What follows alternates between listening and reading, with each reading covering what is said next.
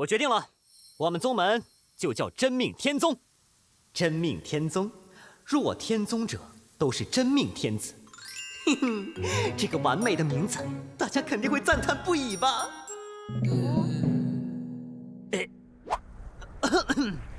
刚才只是随口说说，其实本宗的名字早就定好了。本宗名为玄门天宗，意为玄之又玄，众妙之门，于9天之上，以万世基业。这也不行吗？太好了，以后出去自报家门也有底气了。玄门天宗掌门3弟子，感觉非常不错啊！啊，名字的寓意也非常好呢。玄门天宗太好听了，以后我就是玄门天宗掌门座下的小弟子了。好险好险，大家都挺满意的，不然真不知道叫什么好了。行了，抓紧时间去修炼吧，日后你们还得指导新入门的弟子呢。是，师傅。以后说不定我是最年轻的老师呢。总算把他们送走了。不过都这么久了，宗门还只有1棵树，怎么说也得来个藏书阁、药园，还有炼丹的、炼器的吧？这么一想，我手上才1块大殿的建设令牌，也太磕碜了吧！哦，对了，我还有一次抽奖机会呢。没什么好东西啊。五爪金狮可吞吐雷火，腹下五爪能腾云驾雾，飞行如风。藏书阁建设令牌，我记得上次轮盘转完3周半后又转了4格，也就是说一共转了3周零13格。趁这次摸清楚轮盘系统的规律，从1号开始转，给我出货哦。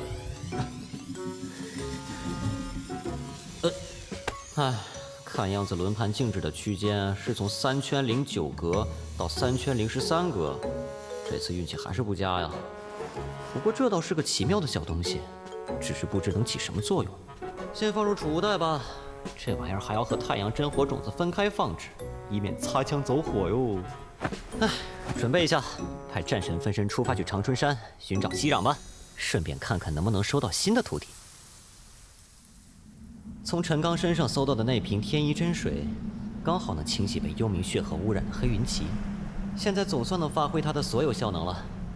虽然用战神分身施展法术没自己本体方便，但肉体力量足以弥补法术上的不足，还能代替我出任务。金丹期的好处也太多了吧！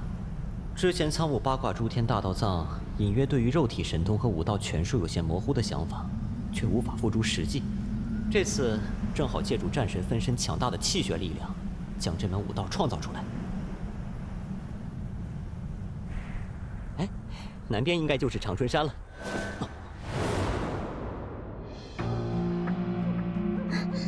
师傅、师叔，你们赶紧突围吧，不要被我们拖累。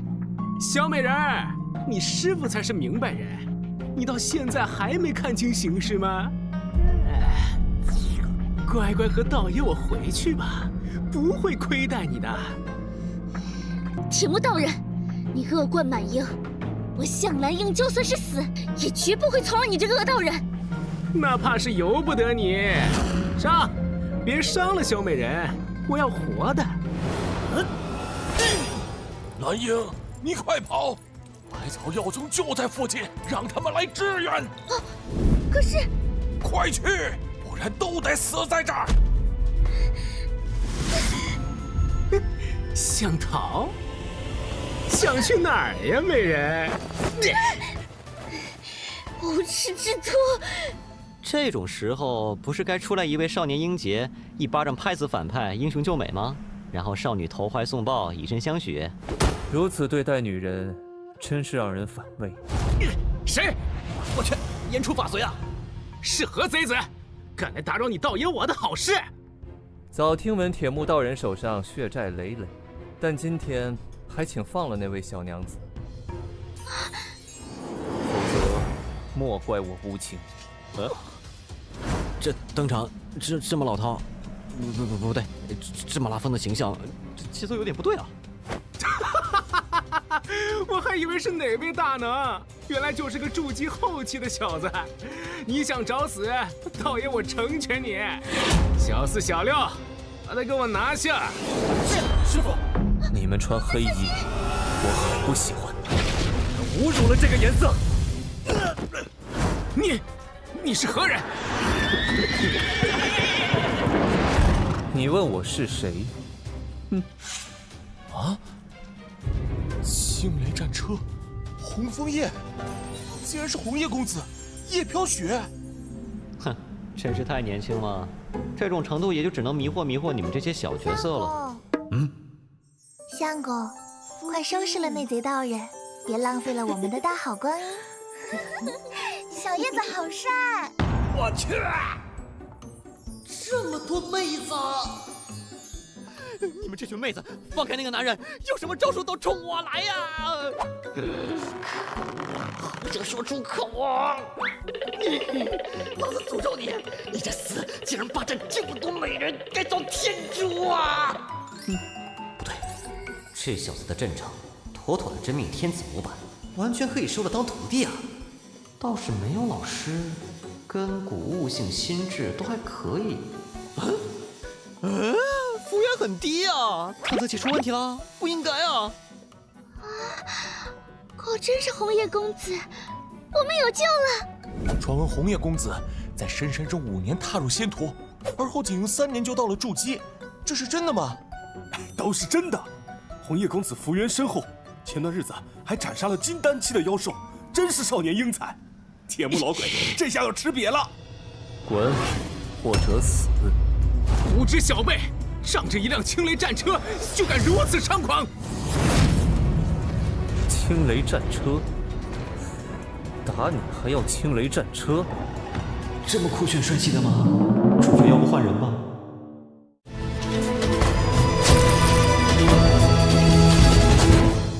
打你何须我全力？步行剑回！想要回你的飞剑？现在我将它赐还给你。快让公子我看看你还有何手段！这人我要受不了了！夫君好棒，小叶子好帅，一个老道还不是手到擒来？贱婢！嘲讽拉满了，不知道为什么我都想给反派加油了。待道爷我杀了那小子，就轮到你们了。什么法宝，竟能压制我的法力？修为被压制到了筑基期。你成功的激怒了我，你犯了2个错误。第一，你不该在我面前一而再再而三的耍剑；第二，你不该骂我的女人。谁骂我的女人，我灭他满门。七煞斩龙剑，剑！此剑好重的力气。今天就让你看看什么是剑。阴风诀，五行合一。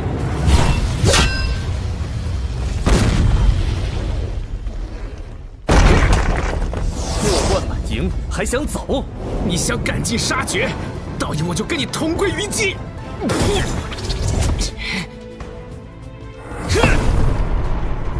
好臭！除了幽冥血河外，没有比这更臭的东西了。公子小心，是绝阴毒蜂！算你小子走运！奸贼，莫跑！公子，别去，小心有诈。姑娘，你怎么样？你怎么这么傻呀？能为公子挡下这一招，是我的荣幸。你没事就好了。姑娘，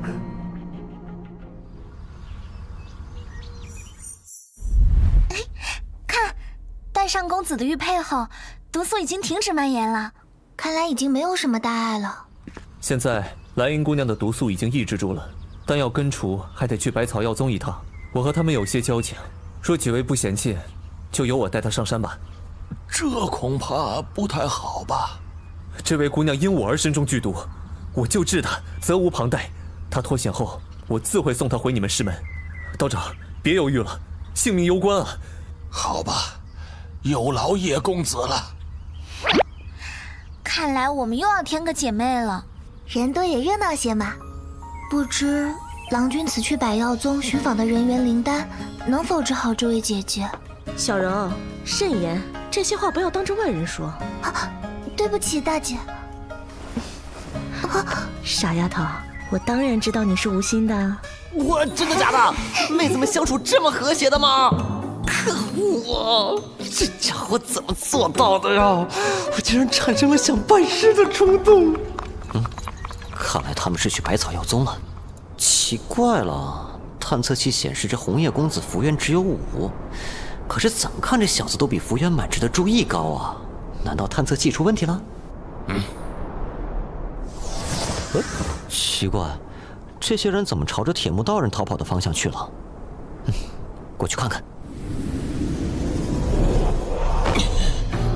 这几人怎么聚在一起了？道长，如何？事情进行的可还顺利？蓝英虽然出众，但那红叶公子身边尽是绝色，要想成功，殊为不易。蓝英已经被他带走，应该没有引起怀疑，事情进展得很顺利。总要尽力而为。我去，这几个根本就是一伙的，合伙演戏坑那个红叶公子仙人跳了。你们下去吧。是。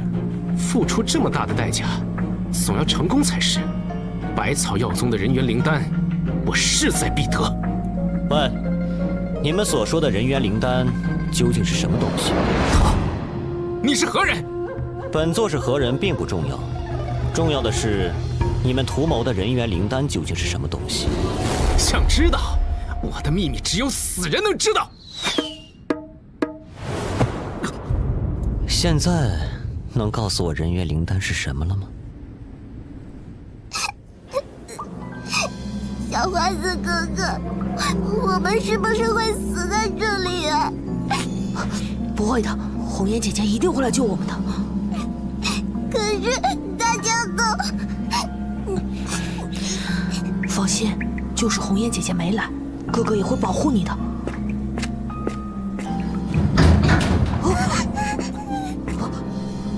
人员灵丹紧缺，轮到你们了。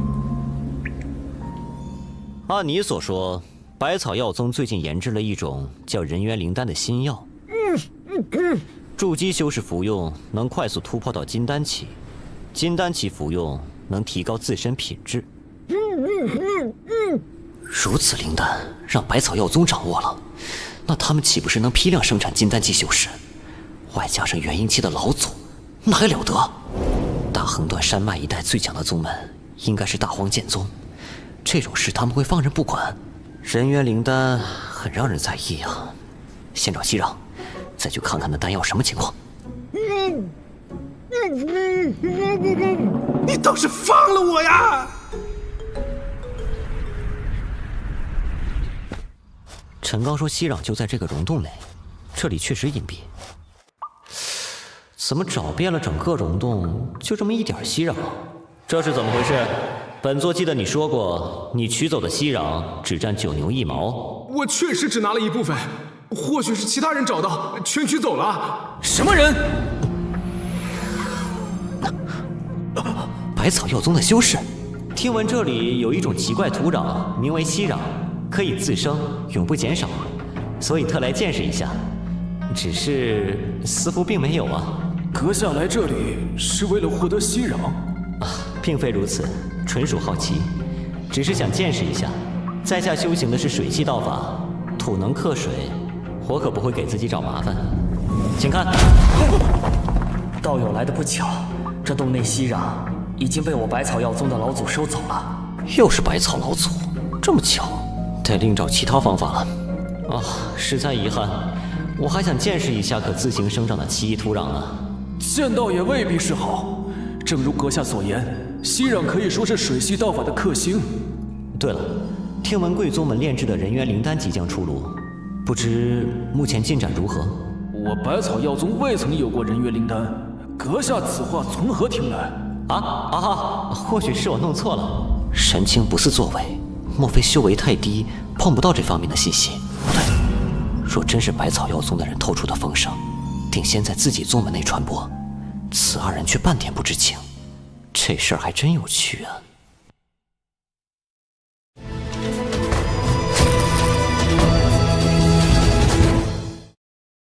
既然此处无熙壤，贫道就此告别了。道友慢走。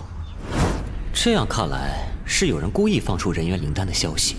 不管真假，这百草药宗肯定要有大难。或许我还有浑水摸鱼的机会。哇，百草药宗不愧是以炼丹制药闻名，单单主峰周围的云雾，就全是山间灵草灵药的药气所化。最好能进去一探究竟。只是这护山大阵该如何闯过去啊？是金丹级剑修，而且这剑光是大荒剑宗。大荒无间典，大荒剑宗的镇门之宝，自荒古传承至今，历史悠久，有其独到之处。今日一见，果然名不虚传。大荒剑宗是大横断山脉南部最大的势力，门中金丹期修士造访百草药宗，性质就跟上级单位下来检查下级部门一样。护山大阵关闭了，倒是我的机会来了。护山大阵关闭了，我们行动。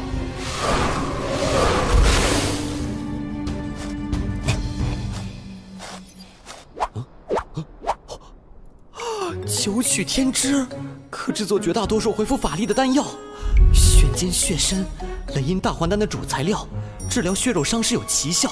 三色幽兰炼成了三阳拓海丹，可拓宽筑基初级修士的气海，提升法力总量。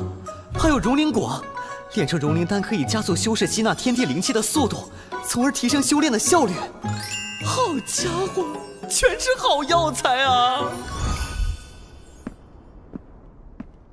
你们先去偏殿等候，我一人前去见百草前辈，莫坏了规矩。是。大荒剑宗肯定是听闻了人猿灵丹之事来问责的，跟着进去太危险了，还是先去周围找找那熙壤藏在哪儿吧。晚辈屈斌，见过百草前辈。屈斌，无需这么客气，我同你师父是近1000年的交情了。看来前辈又要炼出一炉好丹了。你来的正是时候，这炉都是些疗伤丹药，带一半回去给你师父。那倒不必，先说正事吧。我奉家师之命，特来询问人猿灵丹之事。现在外面可传得火热。乾坤竟能找到山神玉，找熙壤应该也没问题吧？就是在这附近。荒地啊，熙壤应该才被取走不久，必然是为了某种用途。该不会是为了人猿灵丹吧？如若真有此丹，而百草药宗弟子又不知道，说明百草老祖是为了隐瞒他们，隐秘炼制。如果我是百草老祖，我会将秘密丹药安置在哪里呢？秘密丹室？本门弟子都不知情的话，说明是寻常人等接触不到的地方。寻常人等接触不到，老祖子能自由进出。这地若在长春峰里挖一个洞窟，不留通道，旁人便接触不到了。而身为元婴期修士，有穿梭空间、无视地形的能力，自己进出这个洞窟极为方便。只要能准确定位，锁定洞窟位置应该不难。我虽然不是元婴修士，但也能进出你老人家的小金库哟。这里被布下了禁制，看来我想的没错。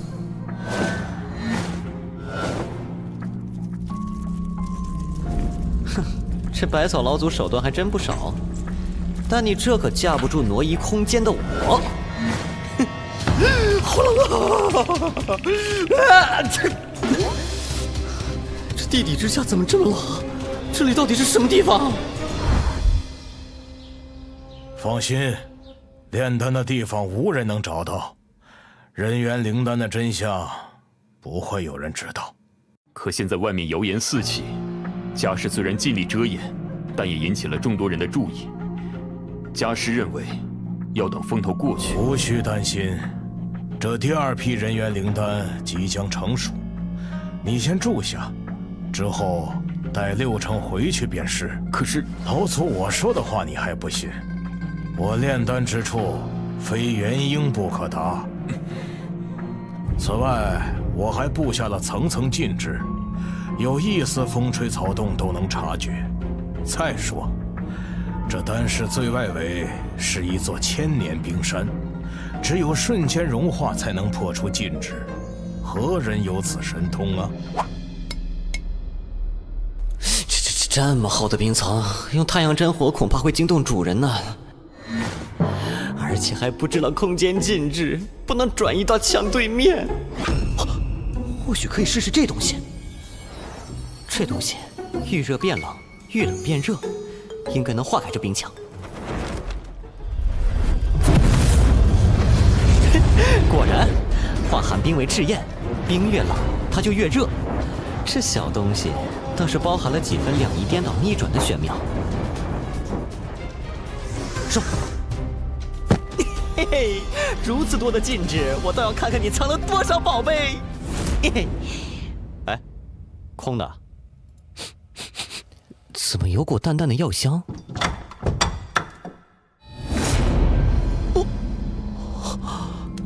每个大缸都有息壤，是熬药吗？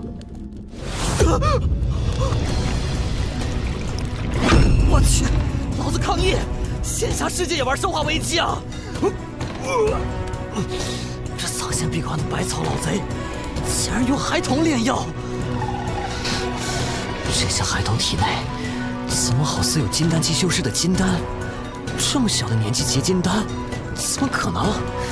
连气海都没有开辟，也没有立灵台，体内灵气虽然无比充裕，但都是外界强行灌进去的，根本连修真者都算不上。可体内却存在一只丹鼎，丹鼎里还有一枚正在凝结中的金丹，当真怪异。我明白了，人元灵丹并非是丹药，而是这个孩子的整体。这个孩子就是那见鬼的人元灵丹，它既是孕育灵丹的炉鼎，也是灵丹本身。这顶多是虚鼎，原理有些像小不点族兄谋夺的至尊灵台。不过这的确能让筑基期修士提高结丹的几率。这里有起码30个孩童体内的虚鼎破碎了，他们会如何处置这些孩子呢？这些大瓮必定同百草老祖的心神紧密相连，不管是救人还是取息壤，都必然会惊动百草老祖。百草老祖，你好样的！现在我是救不走这些孩子，但我也绝不会让你称心如意的。有人靠近！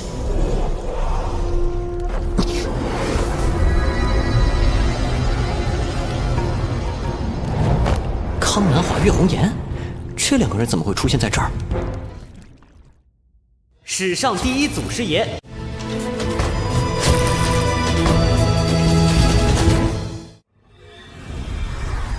他俩这副表情，是裂缝会那边出了什么问题吗？百草妖宗这群狗贼，竟然真的做出这种事情！此前，我们被冰墙阻拦，没敢贸然进入。这次冰墙上出现一个大洞，显然是人为的。百草老祖对此毫无反应。破开冰墙者，手段非常高明，他极有可能还在这里。康先生，小孩子没事。好，看来我们抓的那个长春峰修士没说谎。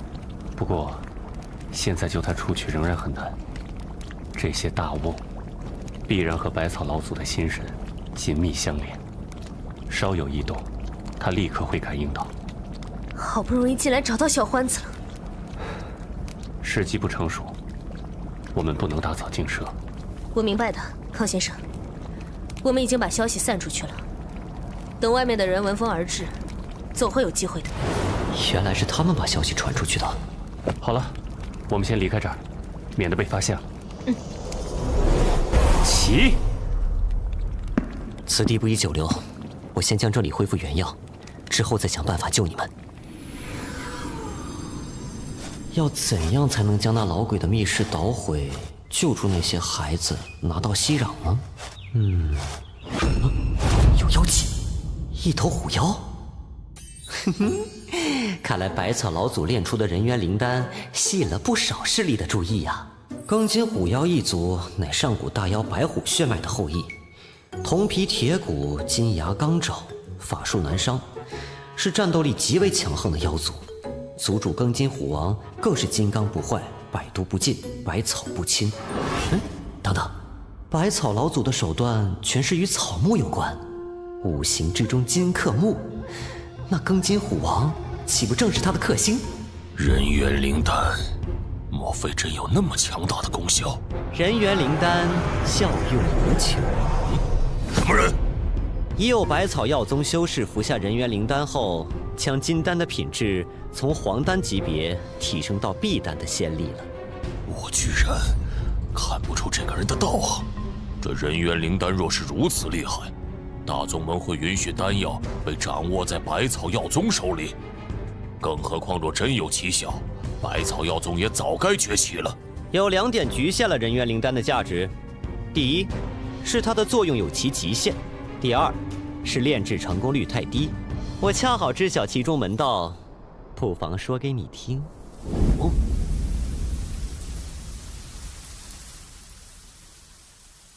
若此人所讲属实，人元灵丹可真是大大的宝物，得快点回去告知虎王才是。哼，你又是什么人？怎么会知道的这么清楚？本座是什么人，你无需知道。这只小猫不会是想抓我回去吧？敢动手的话，我就把你做成虎皮褥子送给小不点儿了。又是这厮，可不要坏了我的事啊！没有丝毫修为，却有勇气直面一头金虎妖帅，哼，不错，你很好啊！你虽无修为在身，但看你身形健壮，天赋异禀，不如跟着我，帮我驾车，我将道法传授于你。你若真有根骨悟性，修成了道法，我自会保你一个前程。小朋友，你爹妈难道没教过你，王霸之气不能乱放吗？郎君，那只大猫好漂亮啊！小蛮喜欢，喜欢的话，我抓给你。就知道你最好了。有什么奖励没有？大坏蛋，这下满意了吧？臭细皮，敢拿老子斗去！找死！小猫咪这么凶，我娘子可不喜欢。这只蠢猫被嘲讽一下就出手了，我还要你回去给虎王报信儿呢。你在百草老祖的地盘暴露妖气，万一引他过来，面对元婴修士，你要怎么跑啊？原来是庚金虎族的妖孽，敢在我百草药宗门前撒野！糟了，是百草老祖！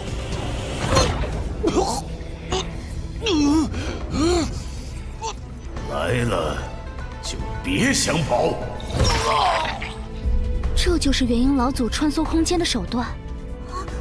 不错，不过也没什么出奇，我只要结丹成功，就有办法修行这门秘法。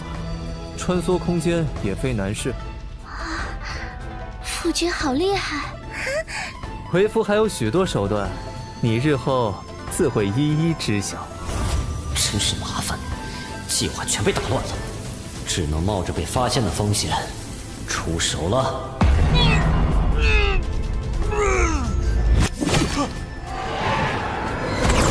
是谁出手救了我？不管了，先离开这儿再说。这附近竟有通往妖界的通道，真是越来越猖狂了。史上第一。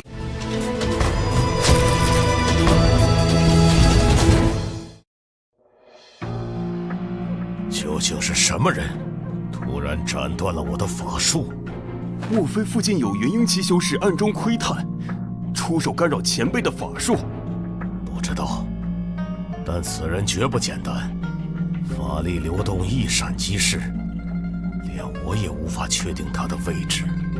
现在关键的是，那虎头妖到底知不知道人元灵丹的事情？若是他回报给庚金虎族那头老妖，可就麻烦了。家师正在闭关，实在无法在短时间内来这边。若是通报给宗门里其他长老，人猿灵丹的消息，便捂不住了。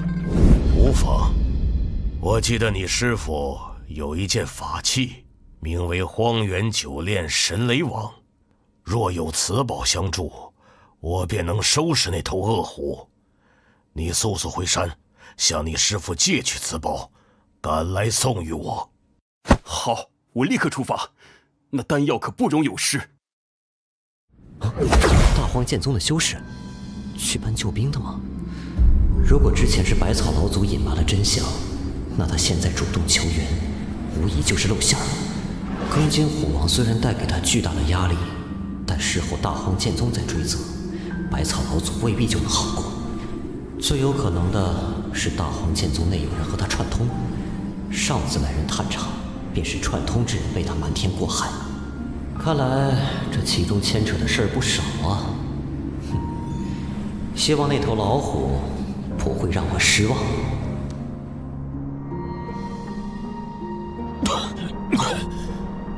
没想到这老鬼又精进了不少，我连逃跑的机会都没有。那紫衣道人还说人猿灵丹功效有限，我看元婴系也受益无穷。不能让人族无限的成长下去了，必须说服虎王躬身。护阵的弟子每人携带5瓶恢复药剂，随时补充法力。内门弟子10人一队，守住中央隘口，其余人分布各院落，随时待命。狐妖不日就要来袭，众同门师弟定要协力抗敌。弟子一起协力护住关门。这么大动静，看来大战真的要来了。那么危险，相公留下来是要他们欠你人情。到时再讨要人猿灵丹，他们就不好拒绝了。相公真聪明。当然。来了。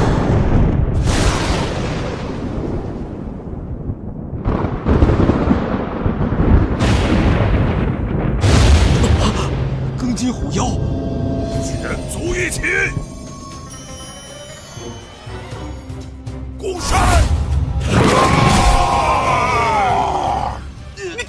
这是狐妖的生活之一，快一起发力抵抗！放肆！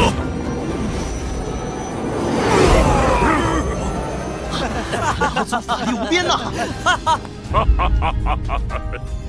百草老儿，你还是这般无用啊！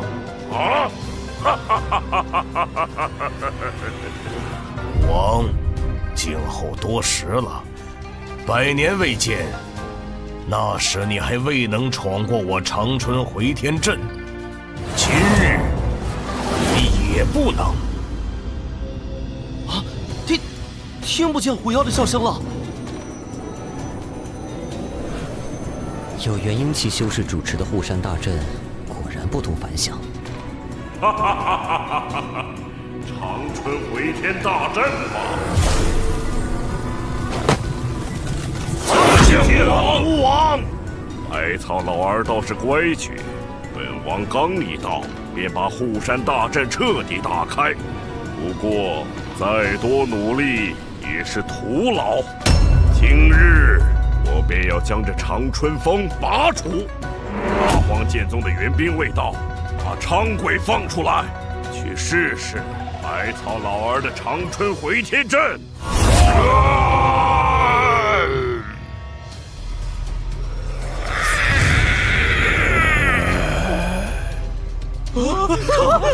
这么多长鬼！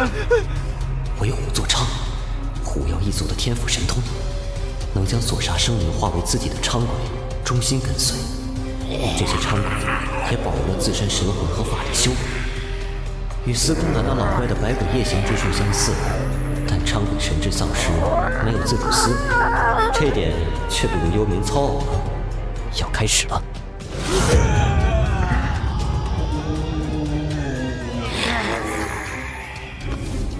大家撑住！千钧法阵术法力，他们冲不过第2个禁制的。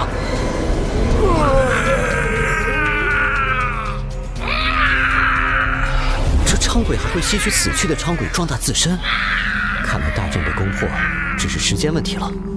百草老祖想要度过此劫，要看大荒剑宗的救兵了。不过，就冲你炼制的那人元灵丹，我会让你称心如意。此处是大荒剑宗必经之路，稳妥起见，本体也需要过来。两界虚空妙术，别想从这儿过去一个元君。啊，来了！可恶，长春回天阵就快被攻破，百草药宗还等着我去营救呢。此人什么道行，我竟察觉不出。我有急事在身，这位道友何故拦我？看阁下的法力气息，荒芜苍凉，悠久绵长，可是大荒剑宗门下？是又如何？不如何。既然你是大荒剑宗门下，那本座有件事情要告诉你。我有急事，救人如救火，阁下有什么话，稍后再说。本座要说的事情也很紧急，同样人命关天。百草药宗炼制人元灵丹，炼制方法丧尽天良，大荒剑宗为何不管？身体居然动不了，那不过是谣言罢了。我大荒剑宗早就得到消息，曾专门派人到百草药宗去探查询问过，不过是子虚乌有。哦，阁下如此肯定，莫非当日来此探寻此事的，便是阁下？不错，长春峰上上下下我都查探过，并无什么人元灵丹存在。可是本座不久之前才在长春峰山腹内发现一个完全封闭的秘密丹室，亲眼在里面见到了所谓的灵丹。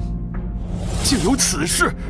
去了长春峰，破开山腹，立刻真相大白。亏我还以为他是被人污蔑，我跟你一起去长春峰。若真有什么人元灵丹，我绝不会置之不理。有此担当，大荒剑宗不愧是大横断山脉第一宗门。如此甚好，我们走吧。你上当了！演技不错，可惜没我好。演技不错，可惜没我好。什么？本座一开始还想着，万一错杀了无辜，未免不美。现在却可以确定，你实有取死之道。竟然可以挪移空间，元婴气，还是说有空间挪移的神通或法器？哼，管你是何境界，看你如何逃过我这招！这是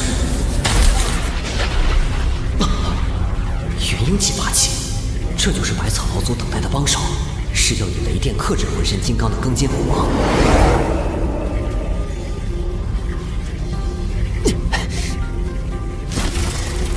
只要被雷网罩住，一时三刻就要被电成焦炭。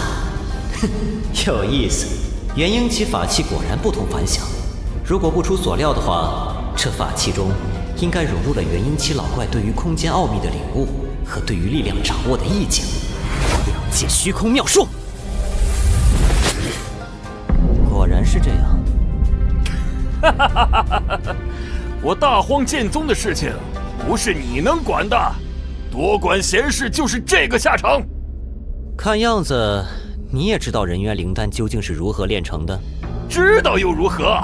和人元灵丹的价值比起来，那点损失不过微乎其微。你可知道一批人元灵丹能发挥多大作用？你无需此刻说给本座听，等一会儿，就算你不想说，本座也会把你脑袋里装的东西全倒出来。准备好受死了吗？别小看人，小子！大荒剑宗岂是你们这些野鸡修士能敌的？大荒无剑典第一式，无风之训，剑化万物。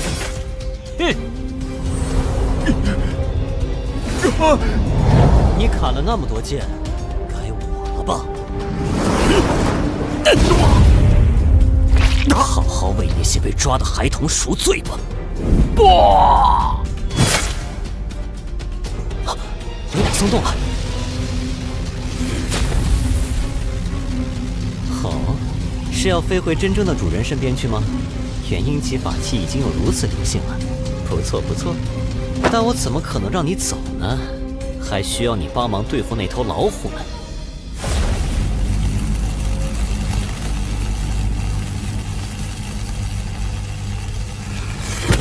居然敢杀老夫弟子，夺老夫法器，你好大的胆子！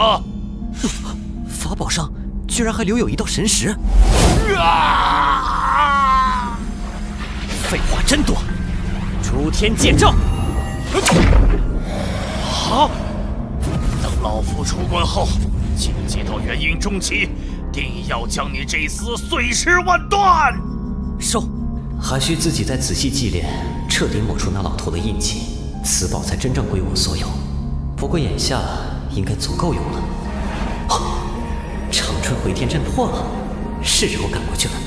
那头憨货已经彻底服帖了，正可以拿来当坐骑。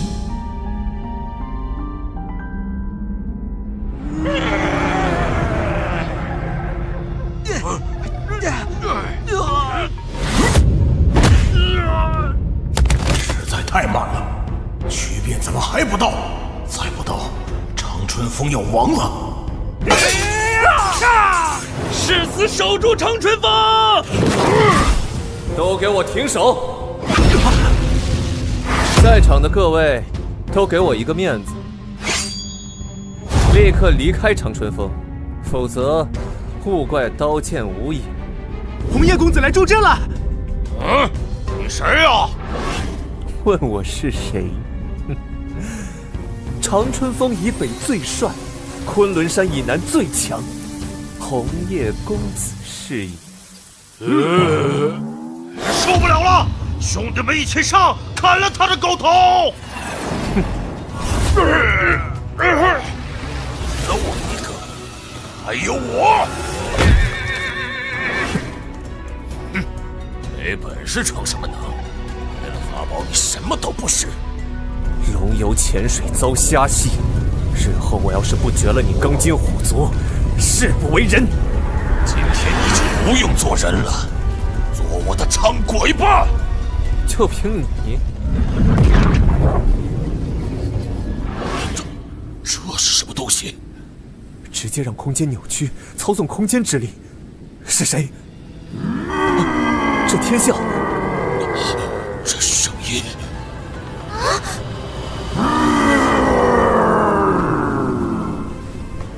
你们看，那龙背上站着个人，这也太拉风了吧！比我的战车还……虽然是血统纯正的炼甲黑龙，但也不过妖帅层次，嚣张什么？给我废了他！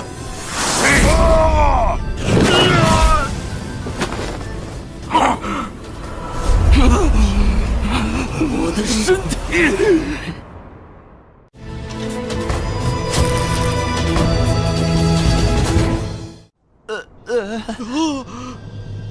这谁啊？好强啊！轻易秒杀妖帅级虎妖，还能御龙而行。该不会是元婴期的老祖吧？实在太强了，杀妖帅跟碾死蚂蚁一样，红叶公子完全没得比啊！怎么比啊？人家杀的妖帅，红叶公子只杀了妖将，让几个妖帅一围，顿时就只能挨打，没有还手之力了。郎君，真是当初你想收为御者的那个人啊！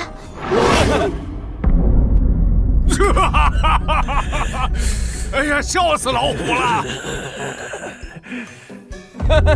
真是脸都不要了，还想收人家当御者？他这脸皮啊，说不定比城墙拐角都厚呢。笑，从来没人能羞辱我。喜欢笑，那就都给我去死！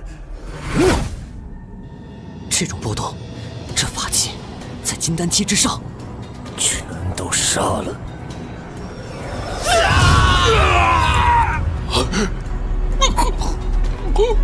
一招就杀了妖帅，不过土鸡瓦犬罢了。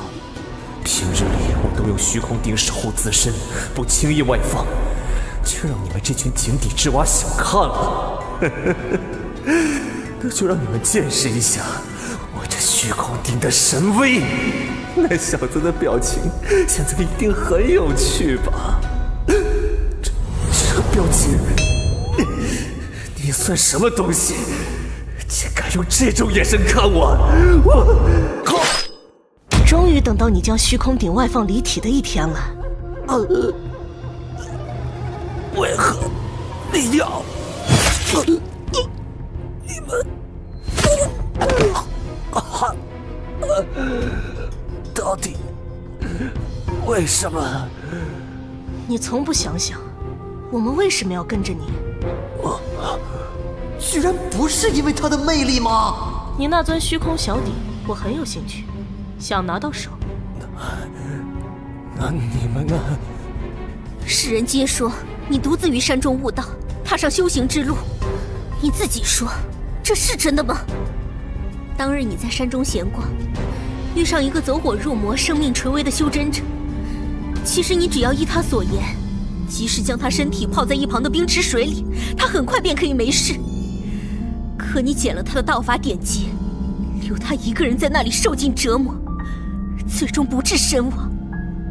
你可知，那人便是我的父亲。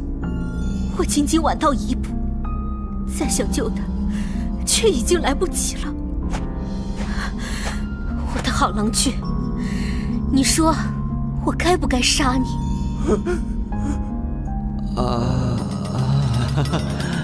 你可真够衰的，闹了半天，原来是来取你性命的。你们也……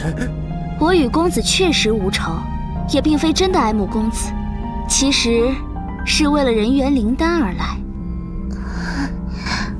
小柔脸嫩，我替她说。小柔在家本有青梅竹马的爱人，却因与你相遇，被你看中后上门提亲。他爹巴结你的权势，他又畏惧你的力量，怕会伤害自己的爱人，这才不得不委身于你。所以你最好别自作多情。至于我，当日有人追杀，我不过是借你避祸罢了。本还想向你道谢，谁知你竟然想强占了我。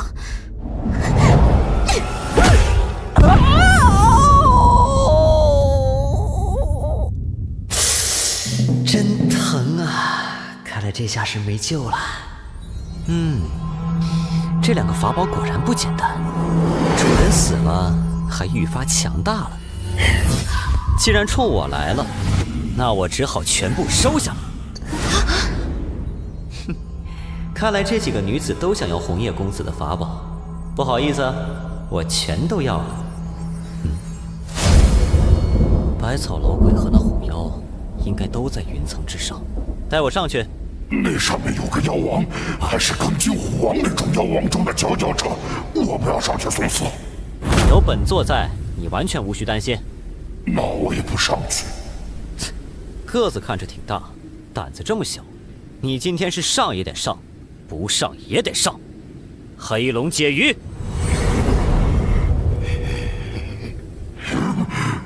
你怎么会知道我的真名？陈刚的神魂早就告诉我了，太虚观用真名御龙诀驱使龙族，普通小龙只要知道真名，再加以秘法，便可轻松驾驭。黑龙解鱼，速速随我上长春峰顶！苟延残喘，好几株小草就想守住你这大阵，休想！长春回天阵最后的禁制，开！可笑至极！这风的凛冽锋利，差不多可以媲美9天无相罡风了。不过，看起来这百草老鬼还没认输。看我断了你这几株小草！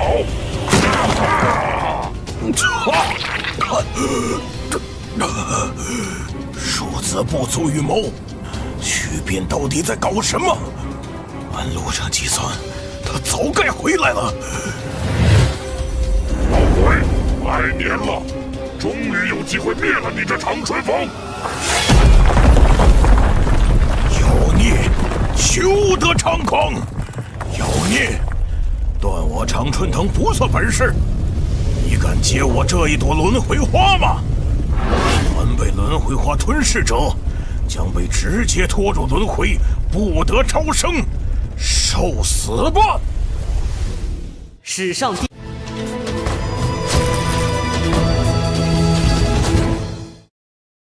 凡被轮回花吞噬者，将被直接拖入轮回，不得超生，受死吧！千百年来还在摆弄花木、金克木的道理，还不明白？放进万元禅！我的轮回花，我培育了100年的轮回花呀！百草，还有什么招式？一块使出来呀！看你的毛样，你不上，那我就先补一补，然后再陪你玩好了。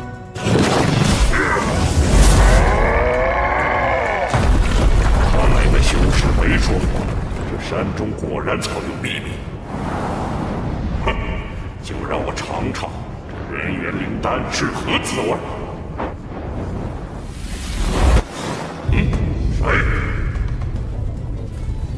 死瓮之中皆是活人，你不能吃。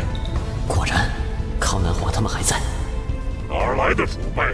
报上名来！我辈无名无姓，只是途经于此，行仗义之事罢了。还请两位放过这些孩子。区区金丹也敢坏我好事，受死！什么？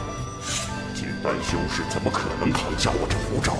康南华绝对是找到完整版的万古恒河流沙咒，要破这恒河流沙阵，怕是2位元婴也要耗上一段时间。可是，终有破阵之时，之后会怎么做？莫言，趁现在快救人！好。小环子，姐姐来救你了。救人？今天你们一个都别想走！这百草老鬼放手一搏了，跑！看看你们能跑多远！待我先收拾了那百草老鬼。那彩色云雾似乎可以隔绝外界的人对其内部的感知，正好遮人耳目，方便我行事。林道友也在这儿，莫非也是为了这人元灵丹而来？确实为人元灵丹而来，不过是为了让他永远都不再出现。道友护送这些孩子下山便是，剩下的事自然由本座处理。准备好受死了！开天国，耗费几百年的修为来杀我，值得吗？能了解你我1000年的恩怨，有何不值？好，百草，可别让我失望！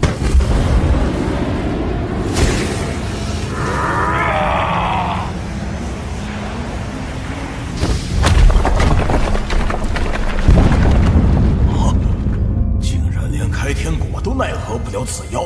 百草，今日你的元婴我收下了。该死，躲不开！百草药宗玉子诀。看来今日之仇，只有日后再报了。道友请留步。道友莫慌，本座来助你一臂之力，降服此妖。你是谁？我是谁不重要，这雷王你认识吧？荒原九炼神雷王，你究竟是？还有，祛斌他人呢？怎么是你一人前来？祛斌他正在下方清理虎妖，其余的问题还是等解决了他再说吧。扔一件法器就想克制本王？哦，是吗？荒原九炼神雷王，散！你的修为还不能完全驱使这法器，你困不住我的。你还不出手？想看这百草药宗1000年基业被毁吗？既然道友相助，那今日我竭力也要斩杀此妖孽。雷网牵制着龙妖，这老东西也放弃逃生了。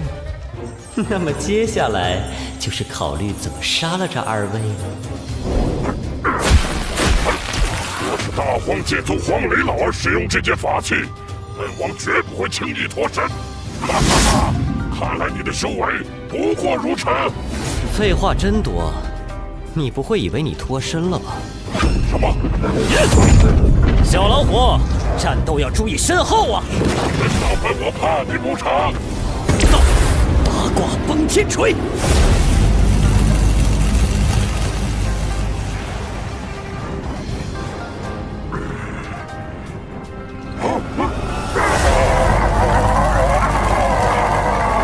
还不出手？好，让我了结了这狐妖！去！杀我！把大家都别活！妖鹰出鞘，他要拼命了！白虎星落！不妙，得躲开这招！道友，借你身体用用，诸天借杖，诸天大擒拿！偷袭！你小子果然不怀好意，滚开！牵制住一会儿也够了，好好承受那虎王的威能吧。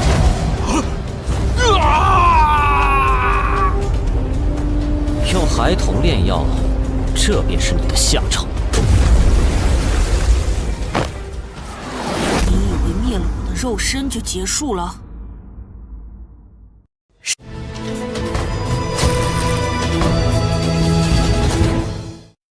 你以为灭了我的肉身就结束了？你到底是何人？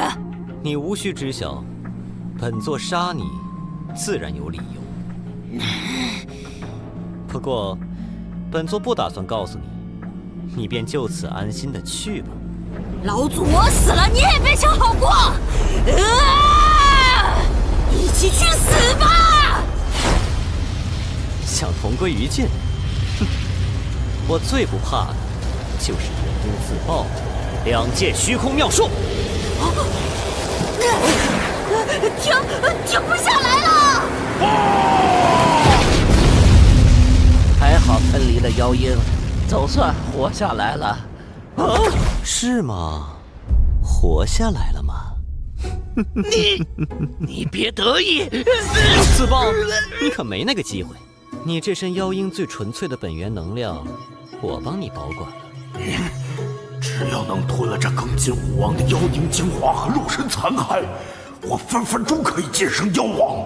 本座记得某人之前说过，他要跟本座讨回公道。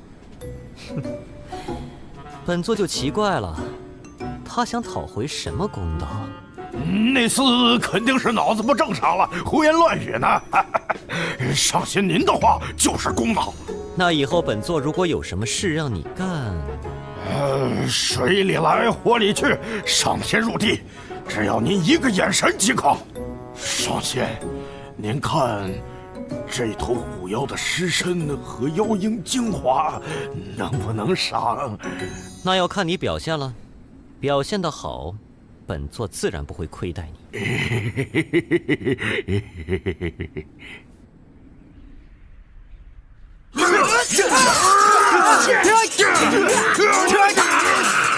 都给本座住手！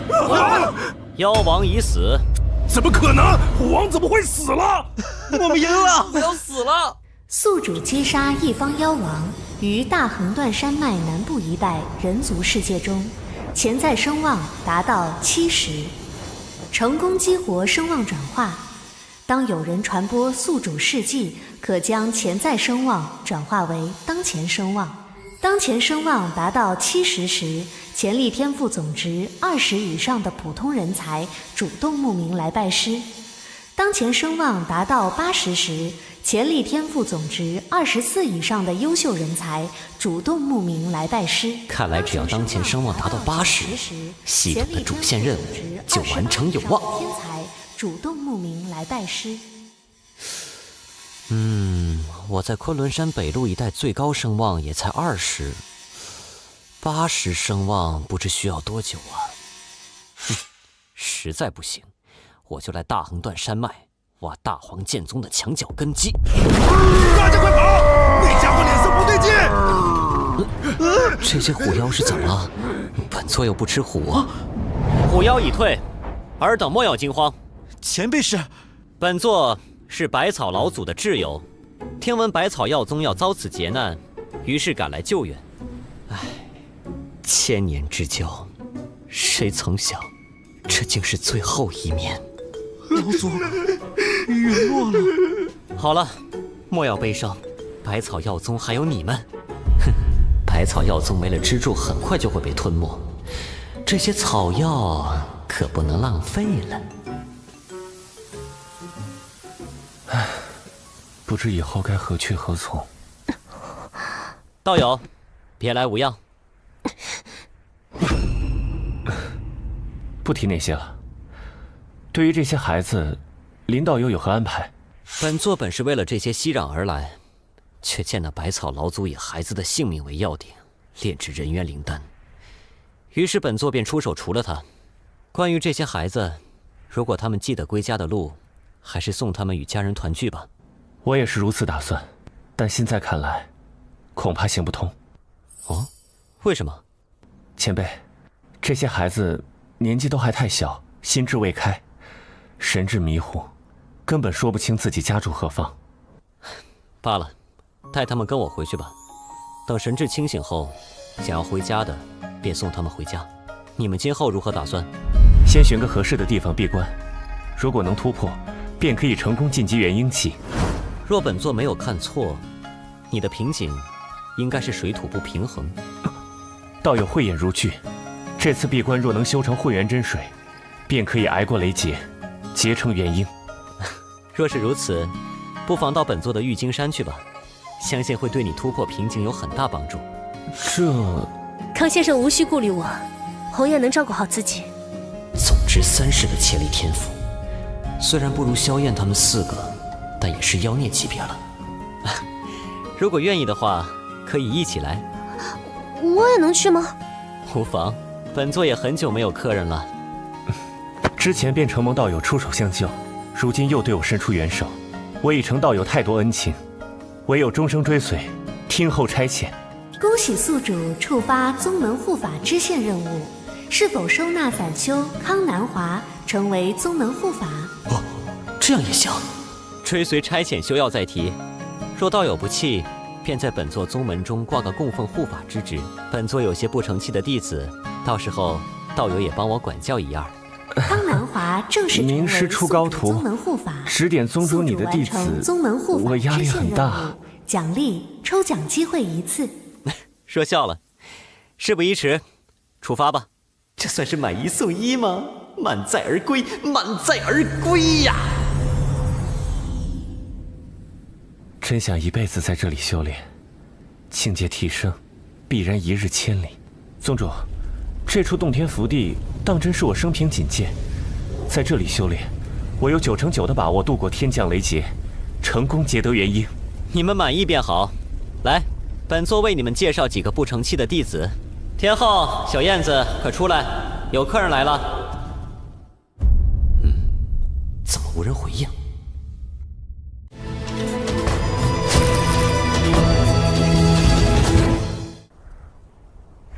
小易，能听到吗？怎么无人回应？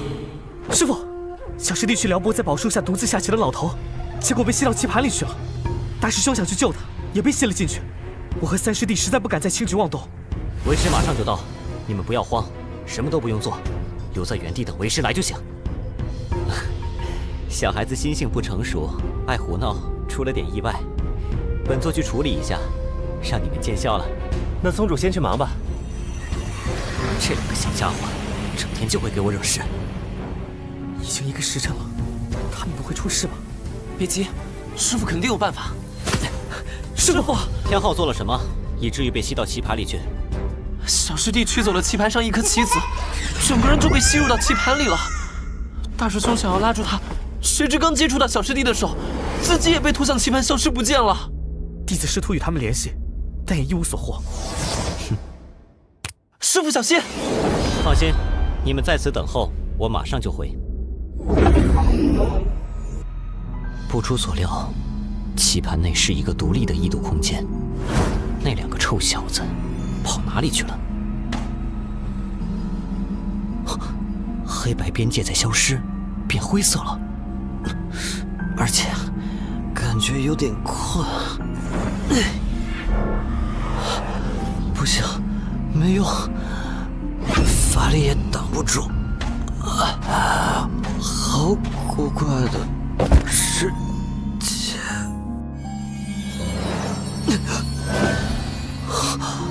还好使用了诸天戒障，只有领悟了空间奥秘的元婴期修士进入这里，不停隔断空间，才能保证自己不被催眠。只怕这还是空间无意识作用下的力量，若是真正起了敌意，这股力量恐怕元婴期修士也抵挡不住。终于找到你们了，你俩变化还真大呀！这小混蛋居然立起了5座灵台，而且还想再立第6座，还有萧燕的丹鼎也异于常人，竟然隐隐有后天进化的可能性。打他！什么东西冒出来了？大师兄，打他！小燕子在你心中就这么个形象啊？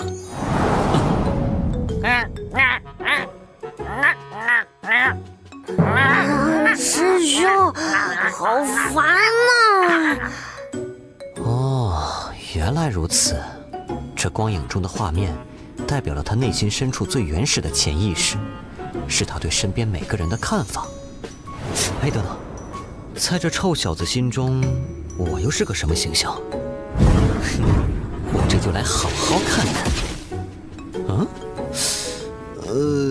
这里除了小不点儿，哪还有第2个活物啊？师父，难道我就是那座山峰？臭小子，让我看看小燕子的。不要乱丢啊！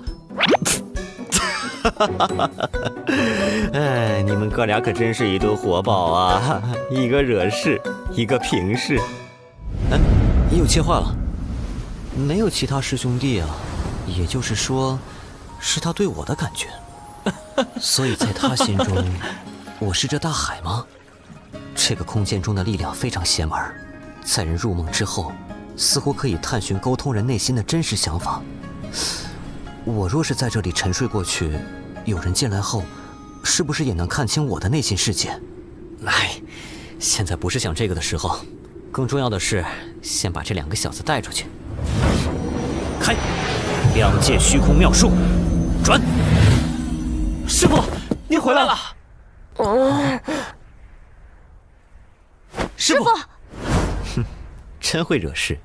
不过来客人了，都给为师精神点。知道了。见客人之前，首先要有一个统一的穿着才是。这是要换新衣服了吗？亏你们换衣服时顺便用神识看了一下，你们都挺能给我惊喜啊！小不点立了6座灵台，小燕子的丹鼎可以吸取7大真火进化。朱毅也已经达到了丹鼎境界，凝练出自己的丹鼎，而且这丹鼎有些与众不同，居然是2族丹鼎，这应该是道法不完整导致的。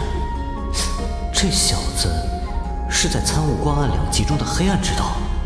光暗2极是最原始也是最玄奥的2极之道，光明黑暗随便挑一个出来，都是顶尖的天地智力，无穷大道包含其中。但眼下只有部分黑暗之道的法力，却缺少光明之道的力量。也就是说，朱毅还需要光明之道的力量才能补全鼎足。荒林现在才练起巅峰，不过你小子日后筑起灵台，凝练丹鼎，是不是也要给我出些幺蛾子？走吧，别让人久等了。天昊，你气海内的灵台准备立几座？自己心里有数吗？啊，师父已经知道了，我感觉会有9座。9座？兑换系统中记得有个东西，名为天华9心莲蓬，乃中天地之灵秀于一体，是普天之下用来融合一种力量效果最好的东西。也不知道对小不点的情况是否有用。都是数字9，不知冥冥之中是否有些关联。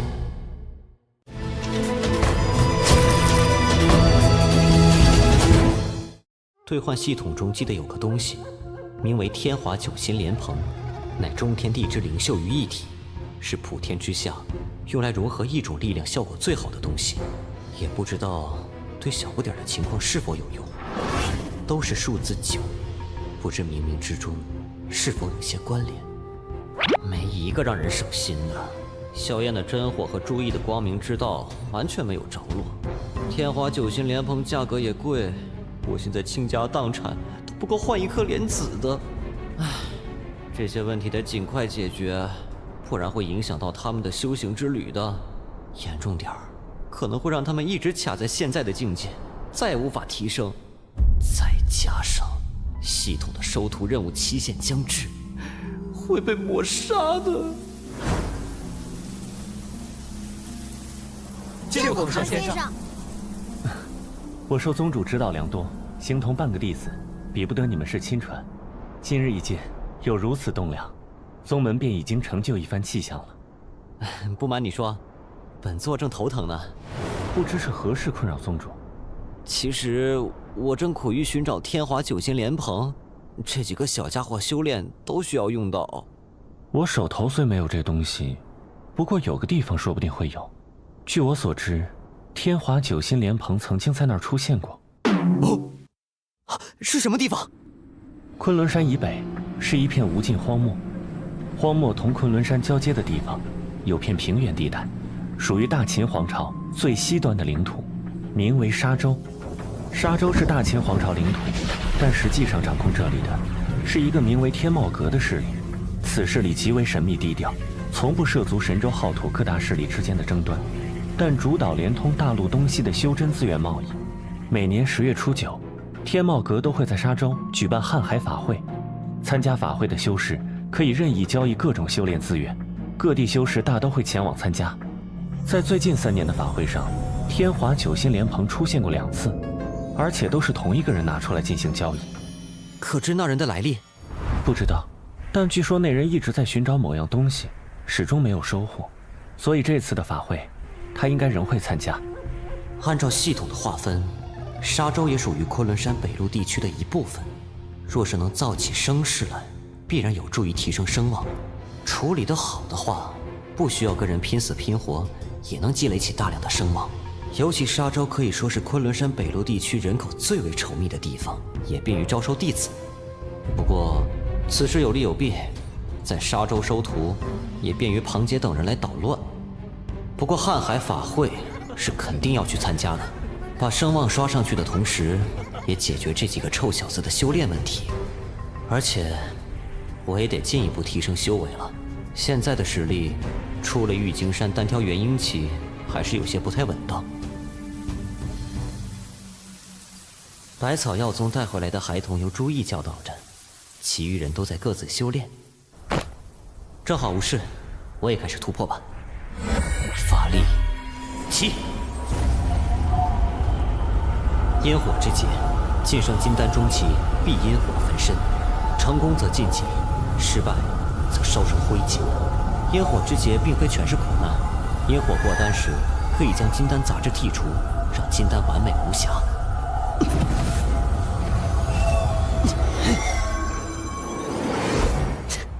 金丹中期，知者通天，成！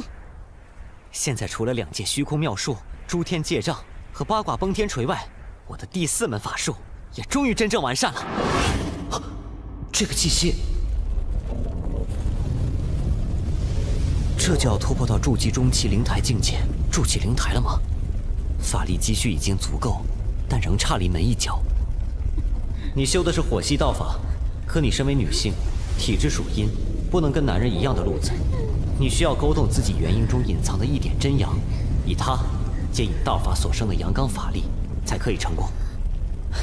罢了，我助你一臂之力，就当是预先投资好了。这是玄天宝树叶，与你冲关有帮助，但能不能成功，还要看你自己。1品9层灵台成了，他这灵台很不凡啊。多谢前辈出手相助。本座不过因势利导罢了，若非自己有此天赋才情，一切皆是枉然。你的眼神里全是仇恨与愤怒，你心中的火焰若不毁灭敌人，就注定会焚烧你自己。你我相遇即是有缘，不妨把心中所想和本座讲一讲。烈风会是雪峰国移民建立的反抗大周皇朝的组织，其中一个创建者是我兄长岳洪峰，他已经牺牲了，而另一个创建者是张烈，他和我兄长是至交好友。我修习的大灭真火法也是张烈所传授，而古于大泽一战时，张烈正在别的地方闭关。出关后的张烈达到了元婴中期，但性格却变得极端扭曲，仿佛走火入魔一般。在得知烈风会退出大周国境后，他非常愤怒。他说：“我们是软弱妥协的懦夫和废物。”说完，他活击了我烈风会所有的同胞。只有他，我一定要亲手杀了他，为烈风会同胞报仇雪恨。他太强大了，连康先生都不是他的对手。我拼命让自己变强，想要亲手斩杀他。可是我不知道能不能做到，我甚至不敢多想。每想一次，就感觉信心又弱了一分。与其说是悲剧，倒不如说是一个可悲的笑话。让前辈见笑了。其实，你不用小看自己，对于你来说，元婴还不是你的终点，你会很快追上他，超越他，质问他，然后为你心中的仇恨画上一个终点。是，前辈。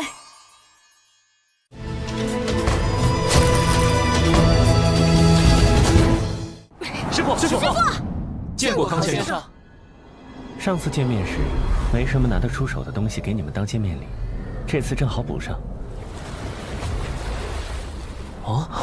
此物名为恒河会元盾，算是我送给4位的见面礼，粗陋得很，让你们见笑了。感觉好坚固。自然坚固，此盾的防御力，连元婴期修士的攻击都可以硬扛一下。有了这4个龟壳，你们几个小家伙遇到强敌打不过，也不用怕了。多谢康先生。康先生，还有什么好东西，也一次都给我们吧。你这厮脸皮忒厚了。做人要知足，实在想要的话也可以，因为为师早给你们准备好了东西。我就知道康先生能如此大方，师傅又怎么可能小气嘛？本座稍后会带他们往瀚海法会一行，离山期间，这里便拜托你了。我正好需要时间温养法力，调和水土。待宗主回山之后，我再度雷剑。师傅，我想留在山上修炼，希望能铸就道基。如此也好，传你的那件宝物，便等你筑基之后为你庆贺。康先生，接下来还请您多关照。琐事交给我便好，你可以安心修炼。你可愿随本座一行？我也可以。你性如烈火，不让须眉，枯坐苦修其实并不适合你，多多入世历练，才有助于你提升道法境界。多谢前辈关照，红叶感激不尽。师傅，宝物呢？我还能少得了你们的？拿了宝物可得随为师一起出趟远门，可得想清楚了。我们都想清楚了，随师傅一起去。您准备了什么宝物啊？别吊我们胃口了。一点耐心也没有的皮猴。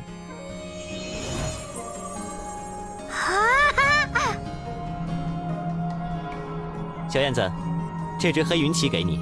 多谢师傅。比起攻击，你现在更需要的是灵动迅捷。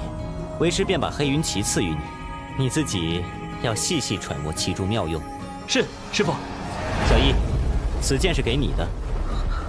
好一柄凶剑。这柄剑杀性戾气极重，单以攻击力算，在金丹期法器里算数1数2的。是否觉得此剑凶煞之气太过，有些不合你的心思？师父明鉴，此剑确实同弟子心目中的剑道不太相符。此剑凶戾，怕是有弑主的可能。没错，此剑戾气杀性实在太重，过于霸道，而王道之气不足。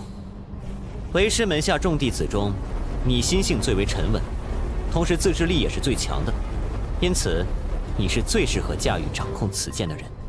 同时，这对你也是一番历练。弟子必不叫师傅失望。不同的人要用不同的方法。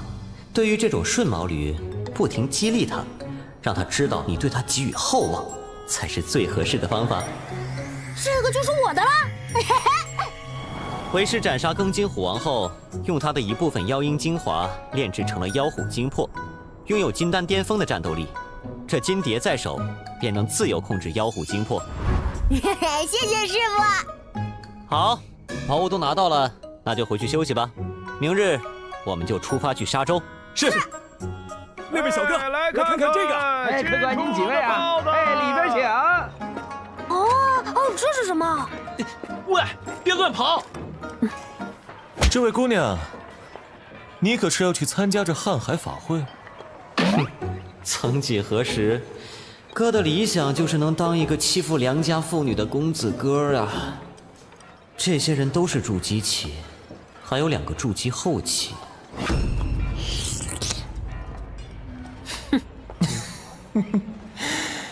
看他天赋不错，待我收入房中，日后生出子嗣，想来爹娘也会满意。姑娘初到此地，人生地不熟，想来很多事情多有不便，不妨由本公子为你引路。我红蓝宗在这沙洲地面上，就算是天茂阁也要卖几分面子。谢谢，我不需要。还是朵带刺儿的玫瑰，我喜欢。快跑啊！这厮又来祸害女子了，老天怎么不收了他呀？人家宗主的妹妹是大秦皇朝4大家族之一余家家主的妾室啊！余家呀，难怪连天茂阁也要卖面子了，造孽呀！余家吗？3人蝼蚁一个，看什么看？滚一边去！啊！我可以动手吗？请便。姑娘，不是本公子说，旁边那个凡人，同你我完全是2个世界的人。你不配！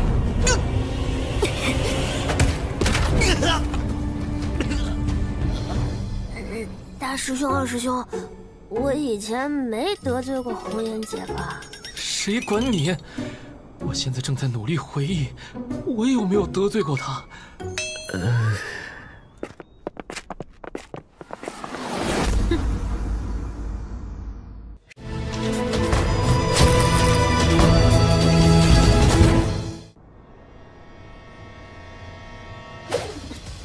好大的胆子！离火神丹，尸骨红尘。这红雾带有一定的侵蚀性，会腐蚀对手的法力与法器，也极为粘稠，身处其中，就仿佛陷入流沙井里一样。那么，现在你会怎么做呢？尸骨红尘居然没用！别急，我们来助你。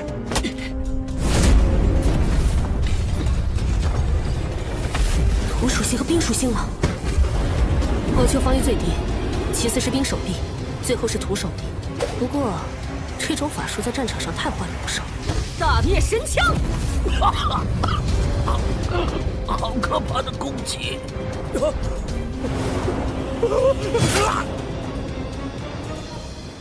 都学到了点东西吧？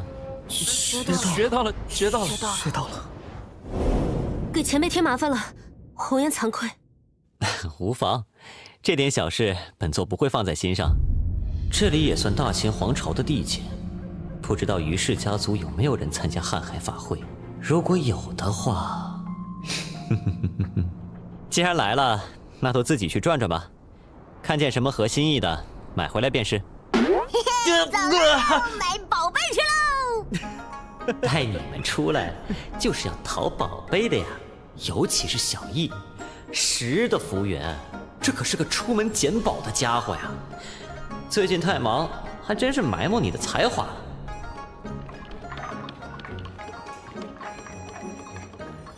欢迎光临。沙漠一族吗？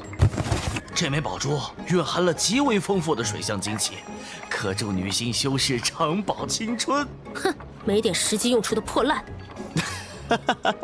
看来只有有利于战斗的东西，在你眼里才是有用的。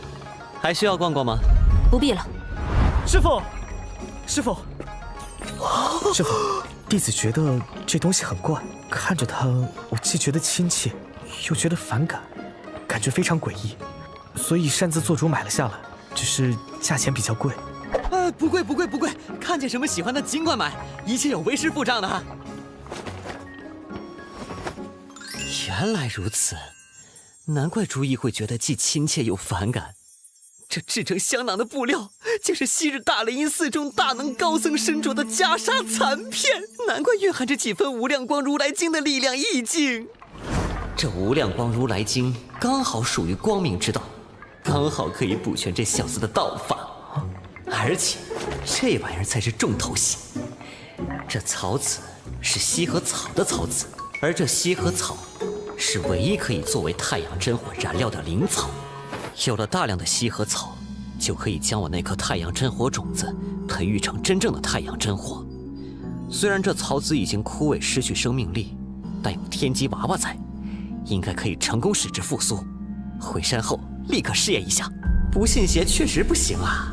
当真是朱毅认证，必属精品呐！师傅，嘿嘿，不错不错，你们收获都不小啊！嘿嘿，给我一个，我也想要。不愧都是8的福源，不过都不是什么立刻就能用上的东西，先放放再说吧。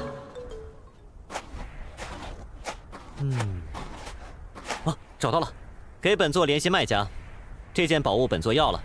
这位客人，在下会立刻帮你传信，但镜花真君行踪飘忽不定，他具体什么时候可以到，在下实在不敢保证，还请您见谅。镜花真君，照人族修真界约定俗成的规矩，金丹期可称真人，元婴期则称真君或老祖。看来是个元婴期修士了。这天华九星莲炮，便是镜花真君、苗世豪苗真君留在本店寄卖的。听起来怎么这么怪异呢？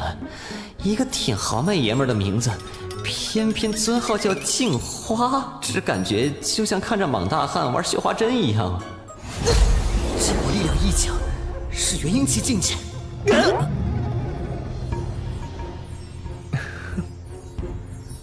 哟，我感觉到有人用法力探查我那天华九星莲蓬的画卷了，于是便赶过来看看是谁看上了我那件宝贝。这人从哪里蹦出来的？苗真君，您来了，便是这位先生看中了您的天华九星莲蓬，我正准备设法通知您呢。师傅，这就是那镜花真君苗世豪。看着还算顺眼。来吧，咱们谈谈。先说好，想要天华九星莲蓬，需要拿我指定的东西来换，否则一律免谈。那么，来我的净室吧，咱们详细的、慢慢的谈。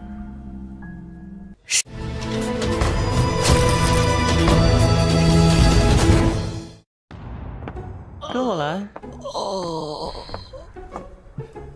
怎么了？不，没事，真君前面带路。怎么了，师傅？臭小子，师傅为了你真是付出了太多呀！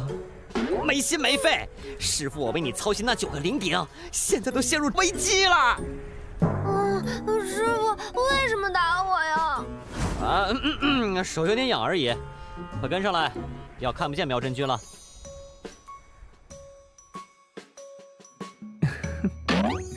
拜托，这是美女专属的动作好不好？我承认你也很美，但你是个大老爷们儿好不好？世豪哥，我想要的东西可不是那么容易找到的哟。道友要找什么东西？世豪哥我呀，想要天地间6大真水之一，不知阁下有吗？不巧得很，本座手头还真有黄泉真水，你可满意？黄泉真水啊，确实是天地间6大真水之一呢。可惜，不行。道友这是在消遣本座。别恼别恼，是我刚才没把话说完整。我确实想要6大真水，但我只要天一真水，或者太阴真水。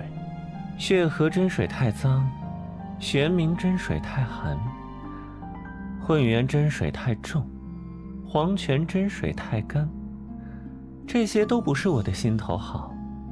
我喜欢清灵、温暖的东西。你这厮这么挑剔，养鱼啊，太阴真水不好说，但就本座所知，天一真水的泉眼就在太虚观的山门。别在我面前提太虚观这3个字，恶心，反胃。若是我现在有足够的能力，要做的头件事就是踹了太虚观的山门。要是豪哥我去找太虚观求天一真水，别说这辈子了，下辈子也休想。天一真水被那群爱在衣服上绣白云的糙货据为己有，太阴真水又始终没有下落消息。若非如此，我也不会这么愁啊。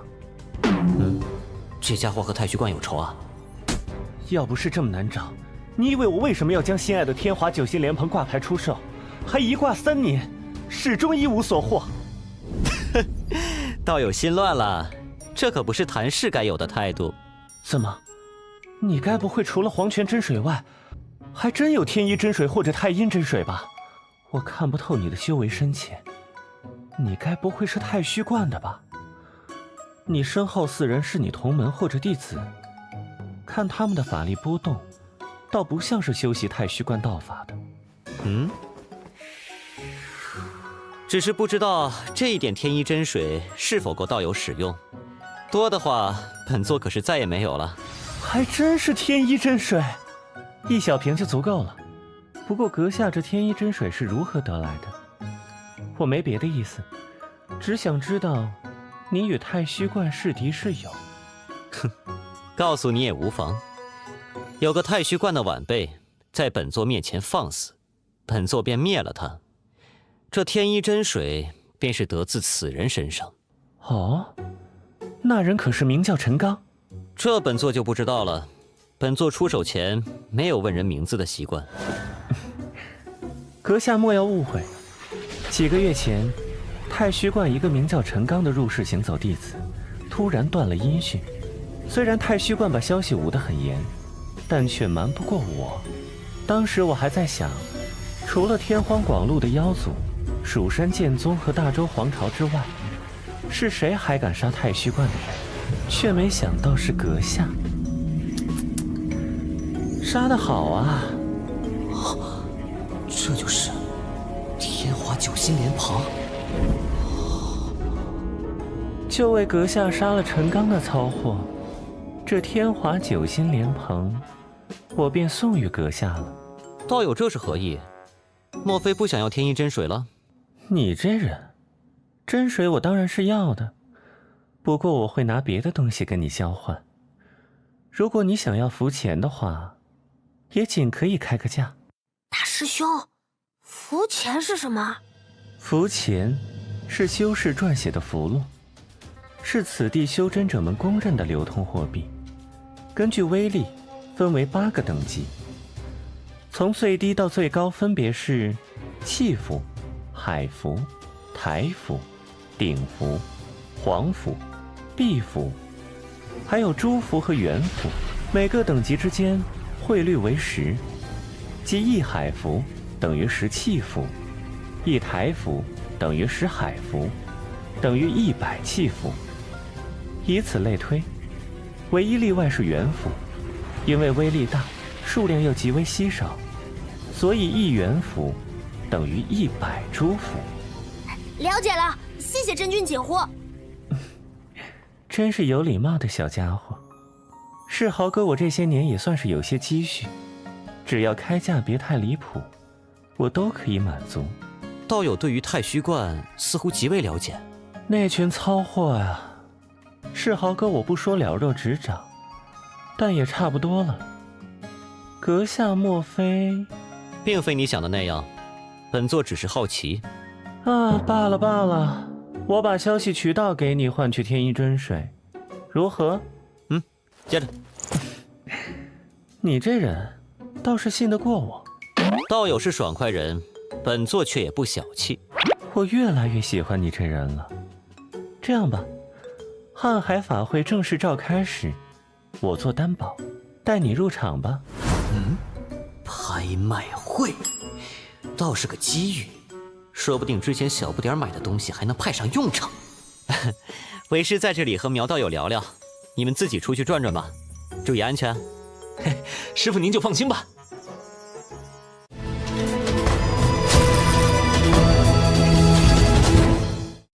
前辈，无妨，他们身上有本座的法力印记，万一真有危险，本座也能随时赶到援救。他们是你的弟子，都很不凡呢。几个不成器的小子，让道友见笑了。世豪哥我呀，可不会恭维别人。阁下这几名弟子，比我昔年筑基期都强。他们日后结丹结阴，想来都应该是同修为境界中的佼佼者。道友过奖了。话说回来，这瀚海法会就只是用于交易宝物的吗？瀚海法会不仅仅是交易宝物，法会正式开始后，会有许多道法和法术流传出来。不过，法会中大家私下交流的，大部分都是一些残片，有价值的东西并不多。真正的好东西，都在天茂阁官方举办的拍卖会上才有。那参加拍卖会需要什么条件？最低金丹期修为，并且还要有一位担保人，而且受邀之人最多带2位同伴。哦，如此说来，确实需要道友为本座做个担保。哎，小事一桩而已。明明刚才还在这儿，说是去哪儿了？阵法？难道刚才那只小猫咪跑进阵法了？这下糟了，小猫咪有危险！这个阵法是攻击型阵法。这种感觉，小不点他钻到别人布置好的法阵里去了。本座一个弟子似乎惹了点小麻烦，本座去看一看。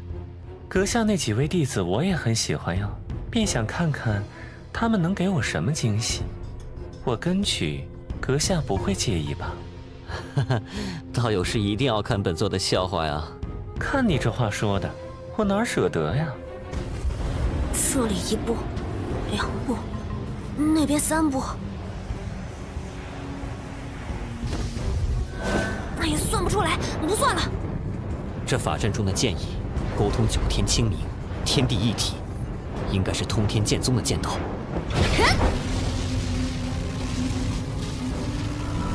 动脑太麻烦了，还是动手好。难怪那么容易冲阵，原来这布阵之人不在阵中啊。嘿嘿，金丹期修饰不成的法阵好强啊！不过还是我更厉害。嘿嘿，出阵喽！这似乎是一个密室。这是什么？9阶通天草，这东西可不常见啊！只在通天剑宗的山门福地通天山才有的灵草。哦，是那通天剑宗秘制灵药通天丹最重要的一味主药啊。哦，看着挺好吃的，带回去给师傅吧。拿回去吧。前辈，天昊他就这么抢了？开膛！哎呦，笑死我了！这小子有意思啊，我喜欢，合适豪哥的胃口。让道友见笑了。9阶通天草被我移植到了密室中，还需要些时日才能彻底成熟。4位前辈，还请在蜗居暂住几日。不必多礼，法会结束，这灵草也该彻底长成了。傅说道友，辛苦你了。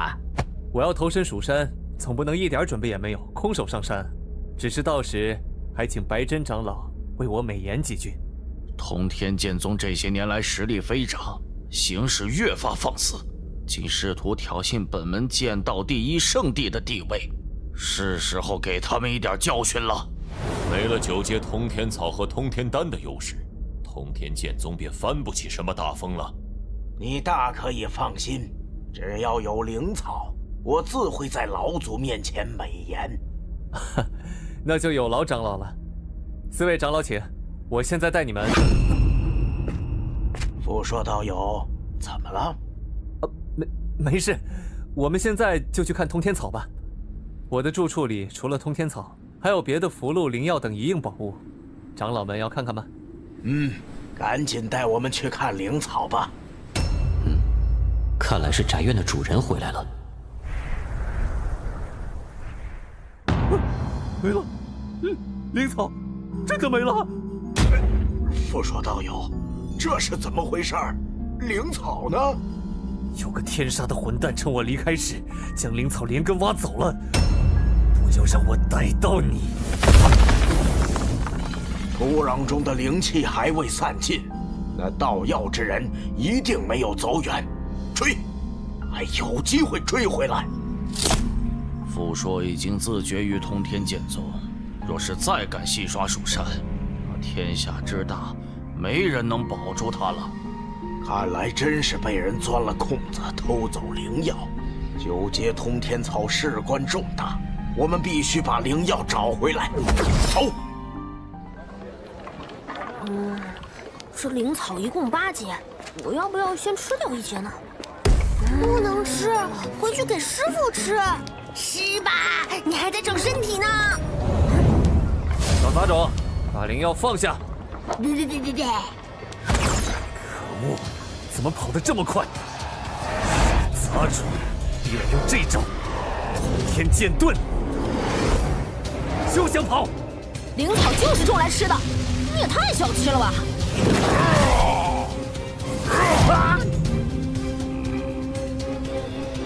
蛮不讲理的人就该受到教训。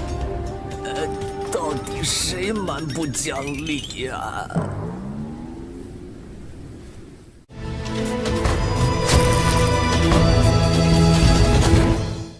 傅说怎么成这样了？是那小娃娃干的。娃娃，可是你偷了9阶通天草？哼，我不知道你在说什么。这人上来就攻击我，我就给了他点教训。好个奸猾的小子！看来要先让你吃点苦头了。攻击碎灭妖骨！剑呢？怎么消失了？拦住！少则剑气，杀伤力不够吗？估计通天剑宗已经发现9阶通天草被盗走了。我们一起出手布下剑阵，速速解决。那就连他们一起废了。布阵，少则剑气，少伤剑气，海阴剑气，少阳剑气。大老虎，还请助我一臂之力。小小年纪就有如此修为，只要你交出9阶通天草，让你拜入我蜀山门下学道，你可愿意？得了吧，有什么招数放马过来！我玄门天宗弟子从没怕过。这好歹的小子，人神共愤。玄门天宗也配在我面前提？谁知道是哪个犄角旮旯里不入流的小门派？我蜀山剑阵，你是何人？本座玄门之主林峰，今后本座与玄门天宗的名字，一定比蜀山剑宗更加让你印象深刻。阁下未免太过大言不惭了，便是太虚观，也没胆子在我蜀山面前夸次海口。有人来了。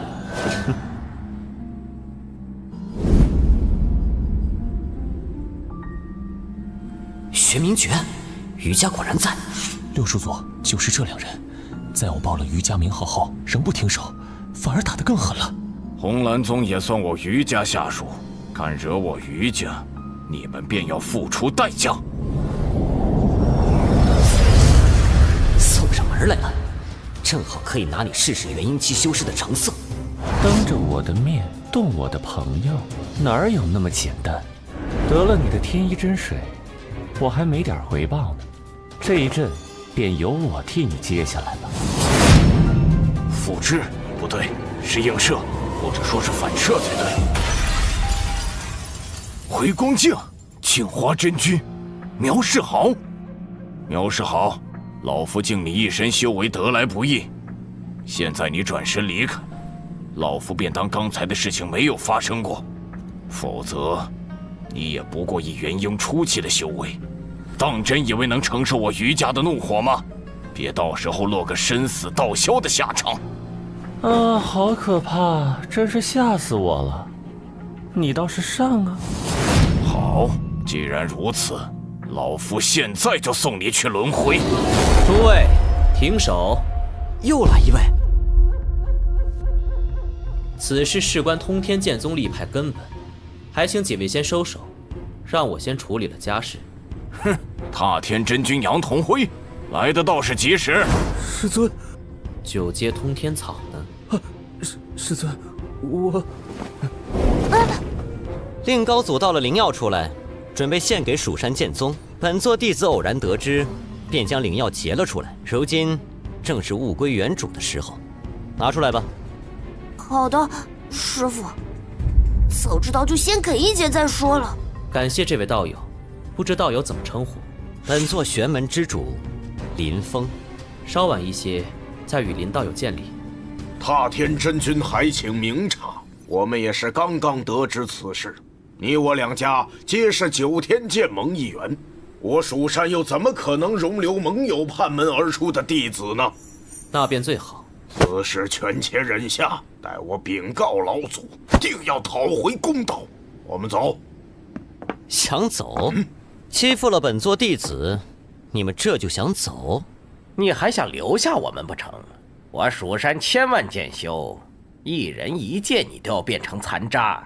哦，是吗？我倒想看看你们如何将我砍成渣。好大的胆子！出手！有点意思，让你们好好玩玩。怎么回事？这是什么鬼地方？自成天地，生化万物，此人究竟是何人？竟然可以施展如此神通！玄门之主，林峰，看来是一个散修大能。之前一直隐世不出，最近静极思动，准备开山立派，留下香火传承。看来诸天小世界要等我晋升金丹中后期，才能创造完善。届时，元神之下都无法逃脱这门法术，全都任我拿捏。怎么回事？我的法力被压制到筑基境界。是你！本座自己出手对付你们，有些以大欺小。那便让你以筑基期和我这弟子斗一场，看是你蜀山剑宗犀利，还是我玄门道法奥妙。你竟敢如此辱我蜀山！海龙花，你的注意力放在哪儿呢？不好，这小子有一头金丹巅峰的妖虎精魄，你让我怎么打呀？放心，我不会动用琥珀金蝶的。你要是还是害怕，我可以让你先出手。同等修为又如何？我蜀山乃天下第一剑道圣地，老夫半生练剑，远远胜过你的旁门左道。你看我的！看我的！有没有搞错？筑基中期居然能制造未及金丹修士的攻击，这也太欺负人了！怎么可能？少商剑气居然如此不堪一击！少商剑气作为蜀山招牌神通六脉剑气之一，以刚猛霸道著称。哪怕是我在同境界遇到此神通，也不得不暂避锋芒。作为那小子的师傅，他该有多强啊！要不是你小子，我们怎么会惹上对方？误会一场，我等就不打扰了。请便。很好，等到了拍卖会，又多了一个演员。这可是你们自己送上门来，哭着喊着也要上我这出大戏的。他差不多也该开口了。林宗主，他们不知轻重冒犯了令高族，理当受到惩罚。不过，我想他们也应该受到教训了，还望手下留情。这7枚通天丹，全当是给令徒压惊之物。就知道你会出来做这个好人，正等着你呢。便是你不开口，我也还舍不得这些好演员呢。也罢，便给道友这个面子。只是这蜀山如此纵容门下弟子，有失九天剑盟盟主的身份。若非我不是你的对手，冲你这句话，我就要杀了你。枝叶繁茂，难免有枯枝败叶存在。我相信他们蜀山自己的前辈，也容不得有人横行无忌，破坏其门风的。既然此事已了结，本座便告辞了。林宗主也是来这里参加瀚海法会？没错。 3日后天茂阁举办的拍卖会，林宗主也会参加。相信经过今天之事，蜀山和余家肯定对我有所不满，应该会在拍卖会上为难我。我何不让杨同辉做我的引荐人，分身随藐视侯进去？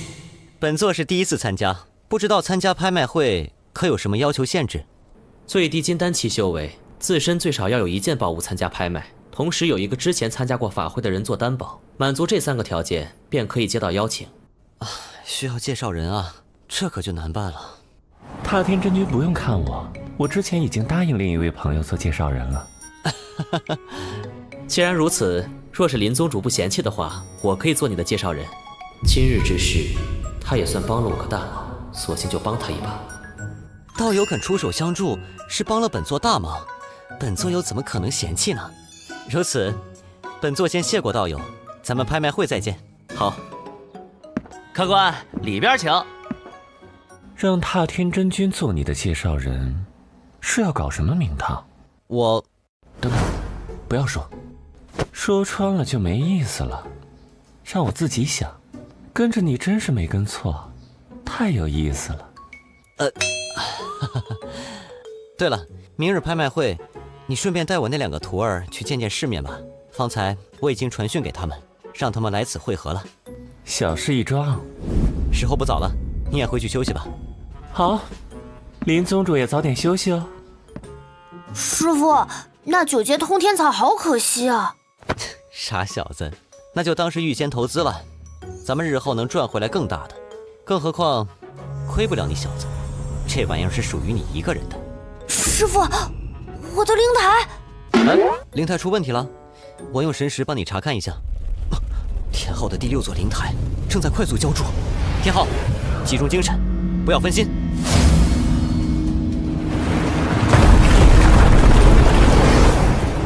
不对，还在变化。这个形状正好是天华9星莲蓬上9颗莲子的排列方式。灵台筑起，要凝练丹鼎了，一次凝练9个丹鼎，让为师助你。至尊丹鼎成了。师傅，我到筑基后期了。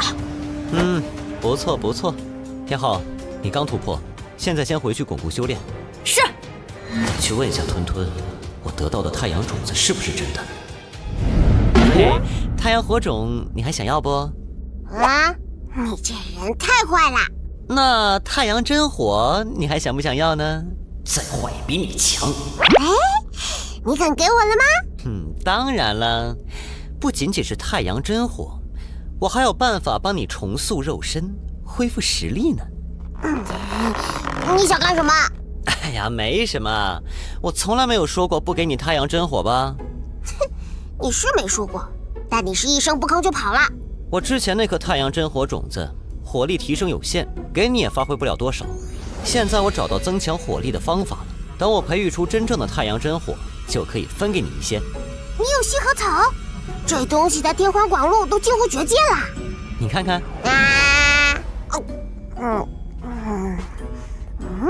还真是西河草的种子。你怎么突然对我这么好啦？我一直都对你很好的呀。看看这是什么？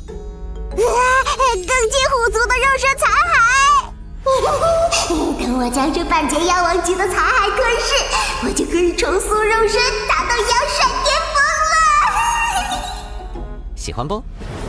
喜欢，喜欢。喜欢就好。你逗我玩呢？东西会给你，不过不是现在，再等等，到时候我会把这死老虎和太阳真火都给你的。可恶，又耍我！史上第一祖师爷。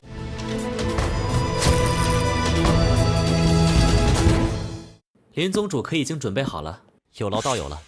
既然人齐了，那我们便出发吧。师傅，等等我！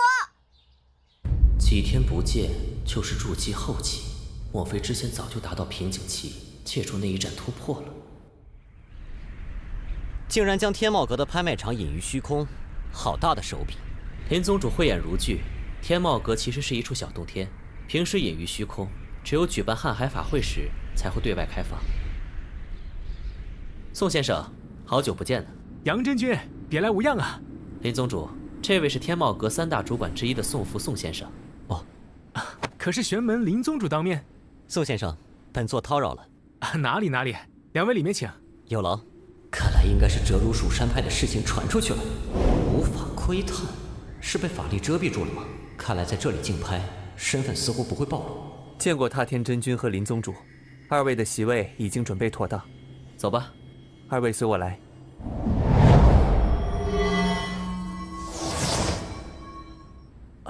环境粗陋，还请林宗主见谅。无妨，本座来此是为了领教瀚海法会的盛况。林宗主，咱们先落座。离正式拍卖会还有段时间，这个时候大家都会进神识空间交流或交易，你可以去看看。神识空间？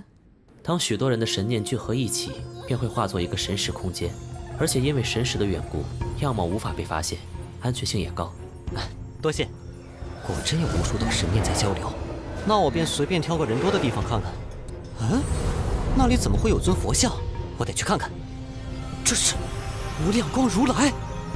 这是昔年大雷音寺中流传出来的佛像，可惜老夫与佛无缘，无法参悟其中奥妙。今日拿出来也不用竞价，就作价80个黄符钱，有看上的便拿走。这佛像确实具有纯正的香火佛性，可没有任何灵力波动，应该不会留有神通道法。这佛像就仅有一点佛性，佛法佛力都没，80个黄符，蒙谁呢？80个黄符不还价，若没人要，老夫继续自己收着便是。80个黄符，按理算便宜了，可我刚刚剑派，囊中羞涩呀。这佛像让我如此心绪不宁，要不出手买下它？没有人想要吗？那我便收起。等等，东西是你的了。为什么我总感觉错过了什么？罢了，还是先联系一下战神分身，算算时间，他们应该也快到了，可以让他们留意一下。留意一下，有没有人离开拍卖会？稍微等一等。你又在打什么鬼主意？现在还不好说能有什么收获，等等看。苗真君怎么还不进去？我在等一位好友，他刚刚传讯说让我等一下他。应该就是他。既然东西拿到了，这个就没用了。师傅，这块岩石中间这个空洞似乎有些古怪。这些纹路看着有些古怪，恐怕真有些蹊跷。我们先去参加拍卖会再说。小易那石的复原不是吹的，出门捡到一颗石头，那石头都必然大有文章。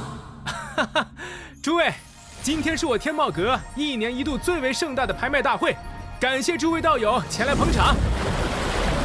赤铜碧海蛟，这是一头达到妖帅巅峰的赤铜碧海蛟，而这妖丹极难获取，其中水系灵气浓郁纯粹，最重要的是品相完整。底价80币符，每次提价要2枚币符。我出90枚，我出92枚。接下来要拍卖的是一件金丹期法器，此塔名为赤眼雷皇塔，蕴含大量的赤眼雷火。众所周知，赤眼雷火是天地间除7大真火以外最强的几种灵火之一，不可多得呀。底价50朱符，每次加价最少1朱符。51朱符，60朱符。我出75张朱符。这小子不按套路来，直接把价格提到那么高。那林峰生怕我们跟他抬价，和杨同辉一起进场来掩人耳目。其实苗世豪身旁的那个席位，应该也是他或者他弟子的。这个席位才是他真正用来参与竞价的。给他个教训，让他知道他那没什么底蕴的三流小宗门，在我蜀山面前是如何的不堪一击。1张紫符。哇，蜀山还真是有钱呐！上来就提到这么高的价格。师傅，随你的心意来。110张朱符，150张朱符。想跟我蜀山拼财力，小子你还差得远呢。哟，蜀山这是要跟那玄门之主斗财力啊？那可不嘛，谁让那玄门之主打了蜀山的脸面？就为了跟人斗气便付出大量财力，这不太合适吧？确实是这么个道理，但无需担心，这赤眼雷皇塔我们确实需要。四师叔祖最近修炼一门自创的雷火飞剑之术陷入瓶颈，正好需要一种高品质的灵火辅助。这赤眼雷火正合四师叔祖的心意。那就好。林峰，你可是相当钟爱这赤眼雷皇塔，若不是的话，别跟蜀山剑宗硬拼。便是我支援你，财力上也不一定是对手。接下来应该还有更好的东西。这赤眼雷皇塔，你估计最高能叫到多少价格？不超过5张子符，再高就纯属斗气了。燕儿，继续。是。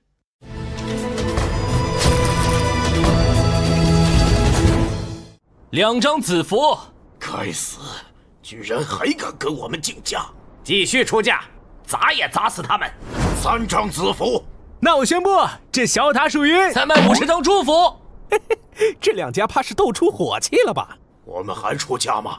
直接拍死他！是，5张子符。还有没有人要报价的？师傅，你说我要是叫价501张朱符，蜀山那边会是什么反应？小赚一笔已经可以了。恭喜蜀山的道友以5张子符的价格拍下赤眼雷皇塔。接下来要拍卖的是一枚传功玉简。仅仅从这玉简流露的气息，便能感受到一股浓厚的大地之感，这殊不简单。这枚玉简内记载着一部土系道法宝典，名为《设计书》，虽有残缺，但品级极高，底价30朱符，每次加价不得少于1朱符。怎么这么多神念交流？难道这书有什么来历不成？我去看一下。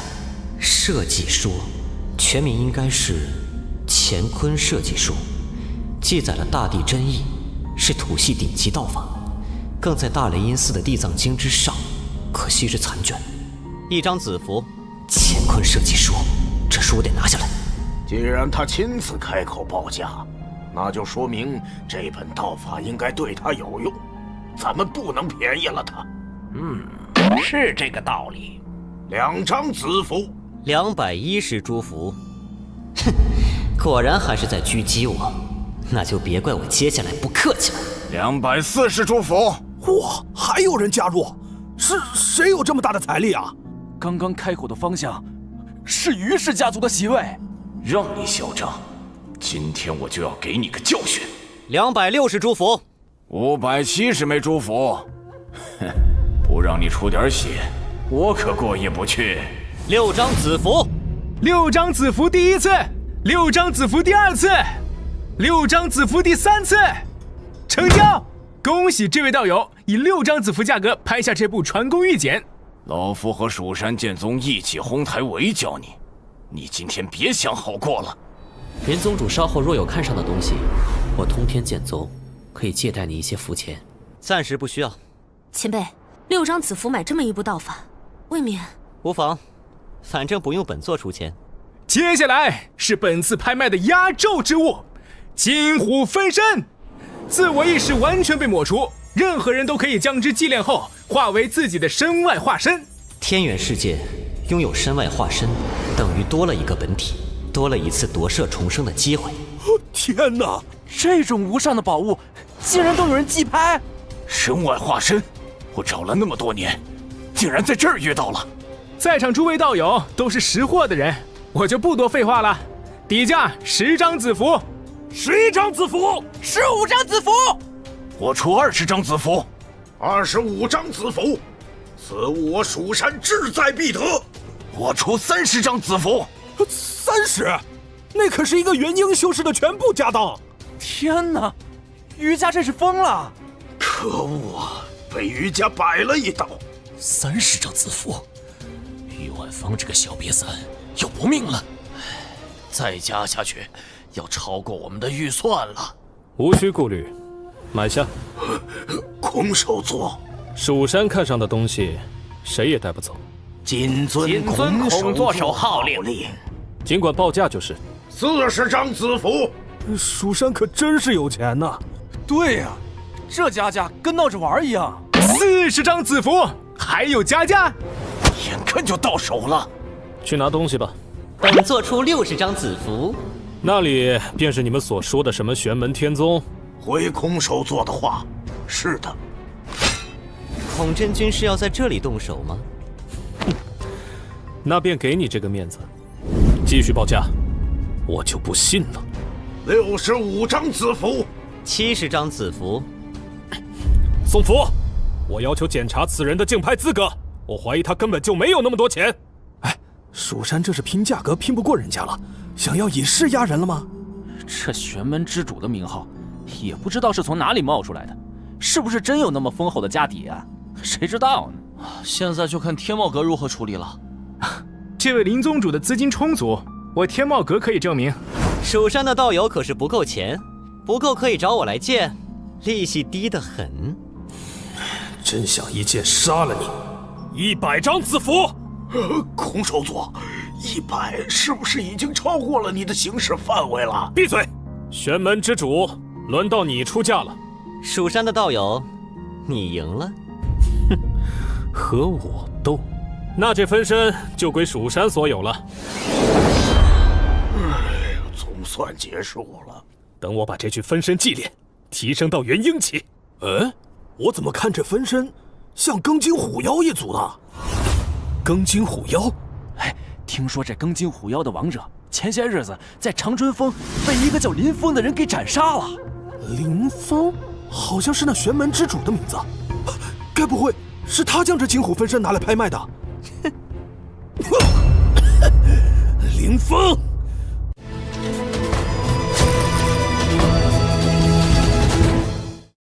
林宗主好手段啊！让宋先生见笑了。这是先生此次拍卖所得，扣去拍卖费用以及本阁佣金，共90张子符。90张？难不成那赤焰雷皇塔也是你卖的？是。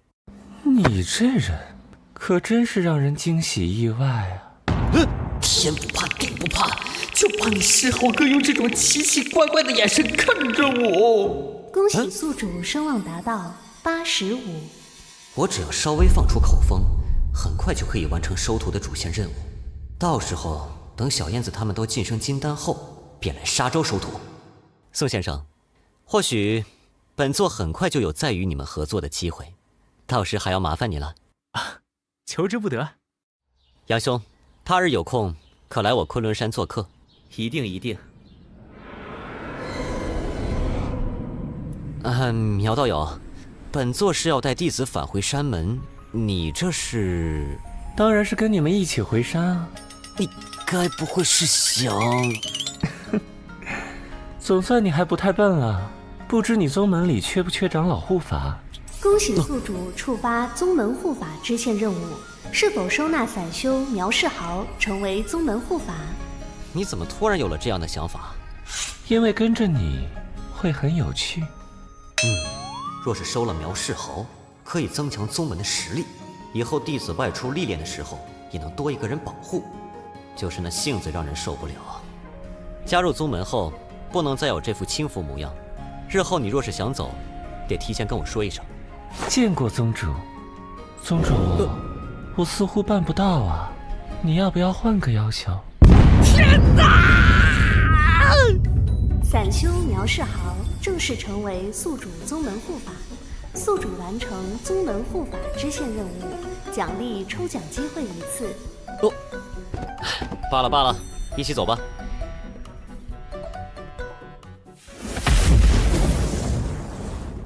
该死，晚了一步。我是要杀了你！是谁？给本座出来！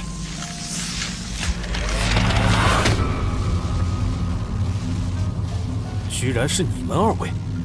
能让青矮老祖亲自到来，你那徒孙还真受你看重。李兄真君说笑了，老夫来此只为探究那玄门之主的来历。要是我流光剑宗的弟子成为他人的女婢，那丢人可就丢大发了。飞火，你可是因为乌州城的事而来？这里吃了那么大的亏，我自然得替他找回。还请天茂阁将那林峰的情况示下，我蜀山必有重谢。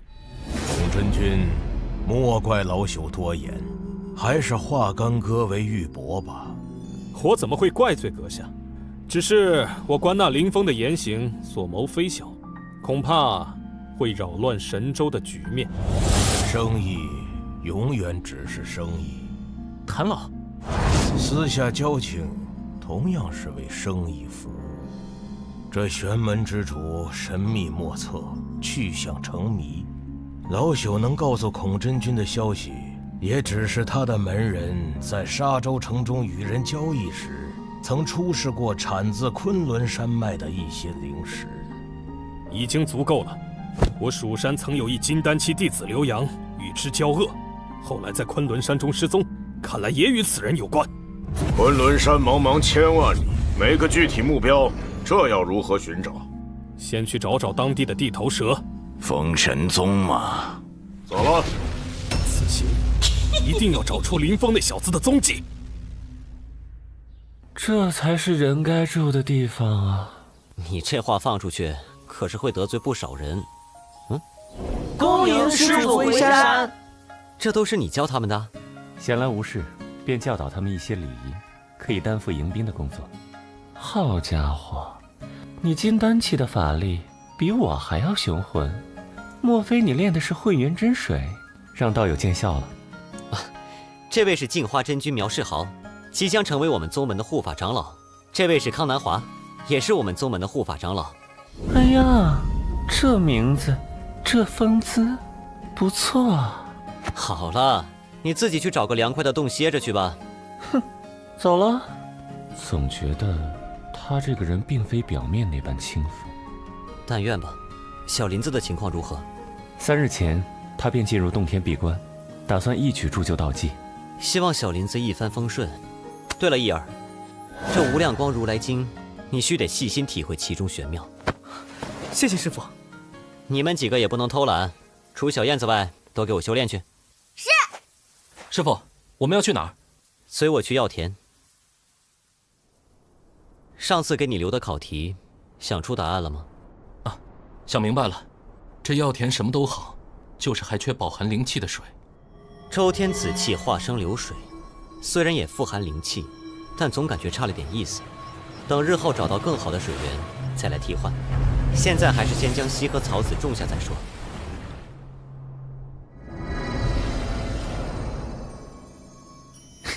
西河草有了，接着是培育出真正的太阳真火了。先割一部分试试效果。希望这西河草真的能够培育出真正的太阳真火。啊，真的有效！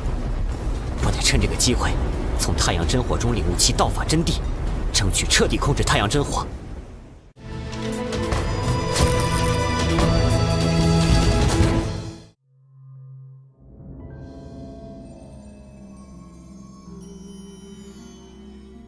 封神宗的神峰山果然名不虚传。张大先生过奖了。飓风真君过谦，不知张某是否有幸能见到贵宗宗主？实在不巧得很，掌门师兄眼下正在闭关，恐怕无法接见张大先生。贵宗宗主闭关，岂不是叫那玄门林峰有机可乘？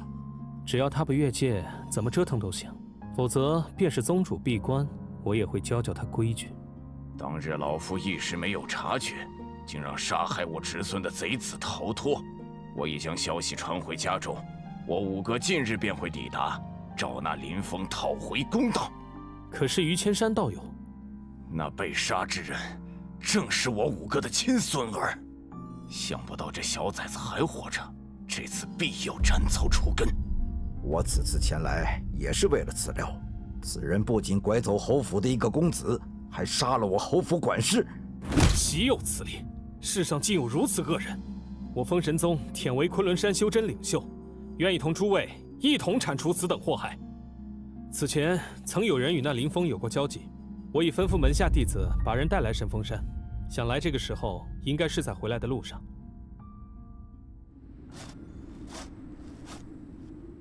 太阳真火果然玄妙，蕴含生与灭两种力量意境，既可灭绝阴邪，又可孕育万物。在太阳真火法之外，再开一门控制太阳真火的道法，可名之曰大日天皇道典。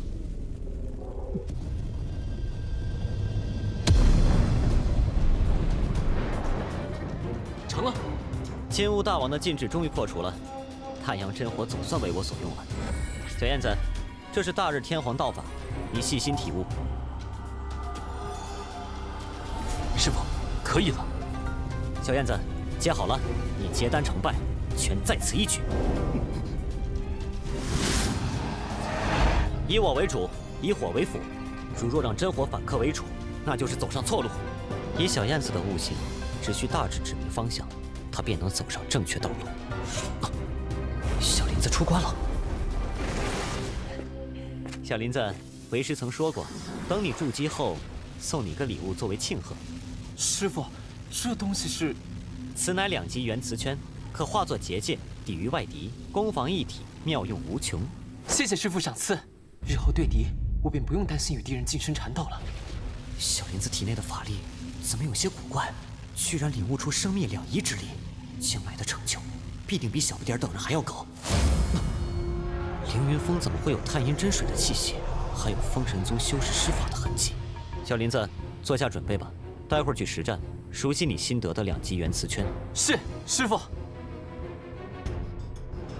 跑！站住！哎，往哪跑？既然逃不了，我就跟你们拼了！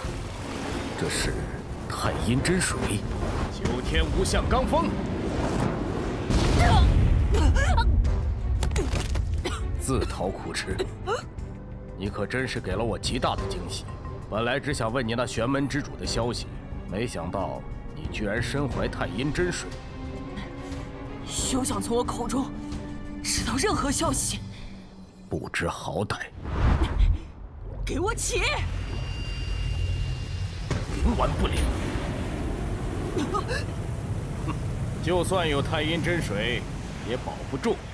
太阴真水保不住他，本座可以。什么人？你们是谁？为什么会有我封神宗的飞廉兽？你抓杨青，不就是想为了知道我的消息？现在我就在你面前，说说吧，你们封神宗想干什么？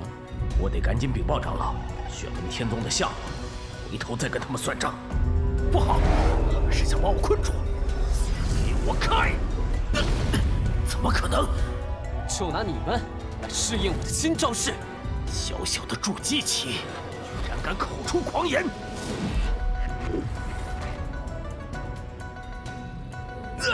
你怎么可能施展出如此惊人的法术？眼下那凌风尚未出手，似乎是想拿我给他徒弟喂招，我得趁此机会将那小子擒下，换条生路。果然，这招面对金丹期修士是不行的。我过来！顶尖的金丹期法器，给我破！怎么样，臭小子？徒弟已经如此凶残，师父又将是怎样可怕的人物？金丹修士果然不是那么好杀的。若是我立即灵台，胜算应该会大一些。但眼下这种情况，除非我冒些险才能办到。这是要拼命！哼，这小子还真是傻，直接将自己暴露出来，待会儿我就可以离开了。怎么还能施展这样的法术？我的法器！我要你碎了！眼下，我直接和这小子生死相搏，那玄门之主定会出手。我得赶紧离开。无胆匪类！小林子在实战方面还是很不错的，能够考虑影响胜负的多方面因素。我跟你拼了！这么快就把对手逼得生死相搏了？来得正好。什么？我可真是聪明，假意生死搏斗，分散那玄门之主的注意，得到机会逃走。怎么回事？这周遭的紫气开始凝结实体。想逃得问过我才行。史上。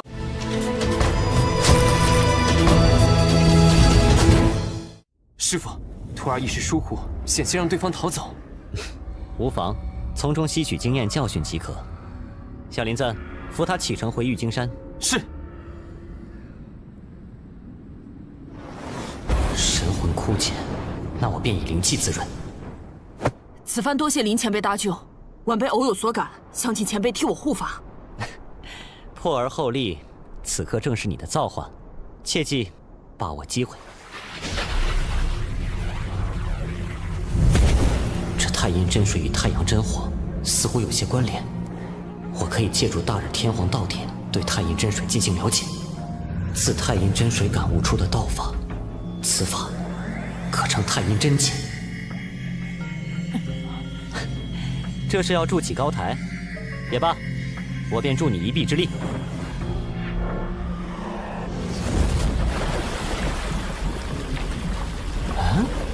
比红焰立灵台还要轻松，它是什么天赋？根骨指数9，悟性指数9，心智指数5，福缘指数8。目标天赋极高，建议收入门下悉心教导，必为宗门栋梁。怎么回事？我居然可以看到杨青的天赋？难道杨青的师门出问题了？杨青师门的问题，只能等他醒来问他了。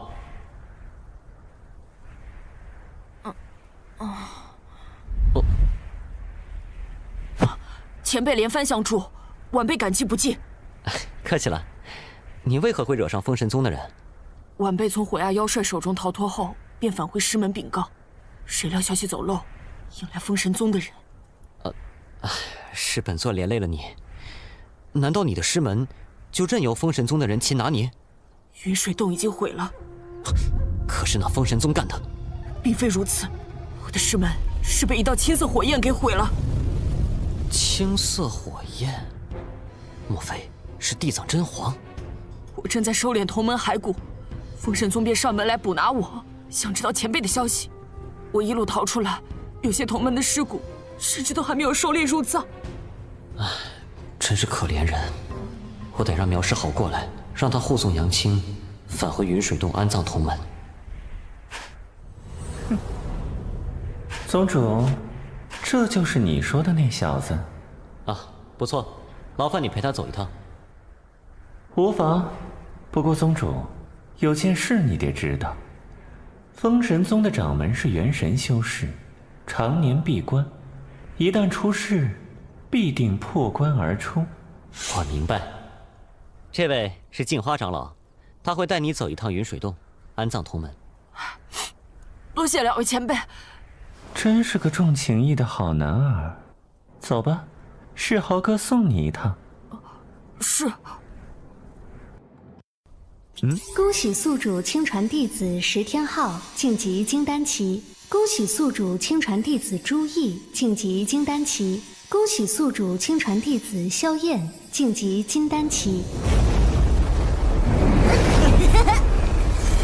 徒儿拜见师父。起来吧。师父，我是第一个结丹的，之前说的奖励是什么啊？你这家伙，不急，让为师先看一下你们的金丹。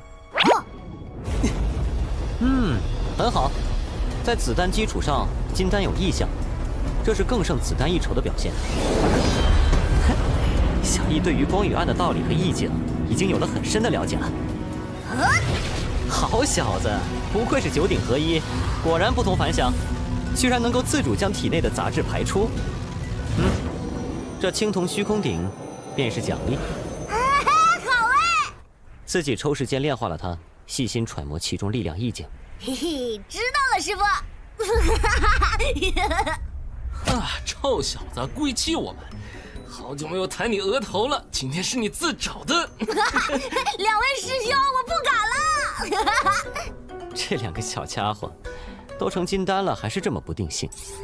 由于宿主半数亲传弟子成功结丹，特给予宿主系统奖励：破魔珠灵、古壁玉甲、玄鸟玉雕。当前道法修为提升一个小境界。阴风劫终于来了。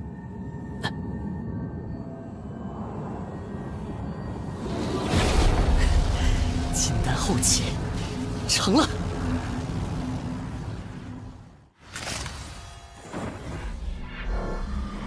林宗主，本座请宋先生传个消息，本座的玄门天宗将于半年后在沙洲城广开山门，招纳门徒。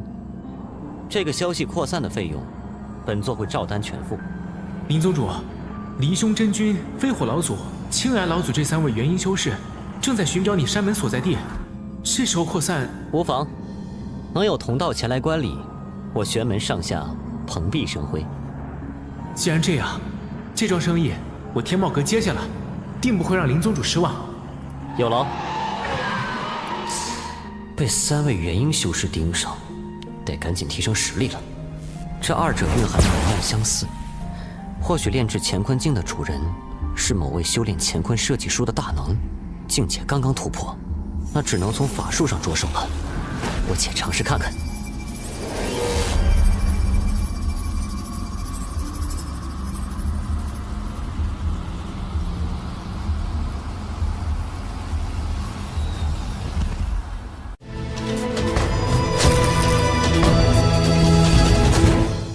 虽然身处虚空，却仿佛与大地相连。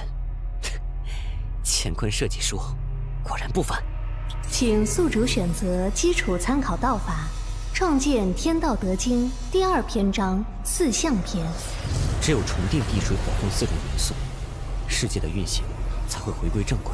那我便以风神无相诀代替风，大日天皇道典代替火，太阴真经代替水，乾坤设计书代替地。基础参考道法的种类数量符合要求，现在开始融合。道法融合开始，道法融合成功，开始创建《天道德经》第2章四象篇。《天道德经》第2章四象开天书创建成功。混沌破碎，这是地水风火线，重定地水风火，开辟天地。清浊分离，这是要开始形成世界。清气上升，化作天空，继而演化星辰日月，浊气下沉，凝实成大地，继而演化山川河流，开天辟地，造就世界。这便是四象开天书的真意吗？这个气息神，康南华这是要突破元婴？这就是康南华的元婴。修真本就逆天而行，与天争命，只有始终保持自我独立，才有可能开创属于自己的天地。天地注视，我也快要渡雷劫了吗？杨青他们回来了，那正好，明日开个会。本门将于今年5月初8，在沙洲城广开山门招贤纳徒。从即日起，你们便随本座一同前往沙洲。这元婴符箓你们收下吧，此符箓相当于元婴初期修士一击的力量，关键时刻就是救命的底牌。前辈，这无妨，尽管收下。这次沙洲之行或许并不太平，多谢前辈赏赐。前辈对我如此恩重，我一定尽全力完成前辈交代我的事情。你们几个听着，这次开山纳徒，绝大多数弟子都是要入你们门下，如何使用符箓，就看你们自己了。是。本座还有些事要处理，就让这具分身随你们前往。我们走吧。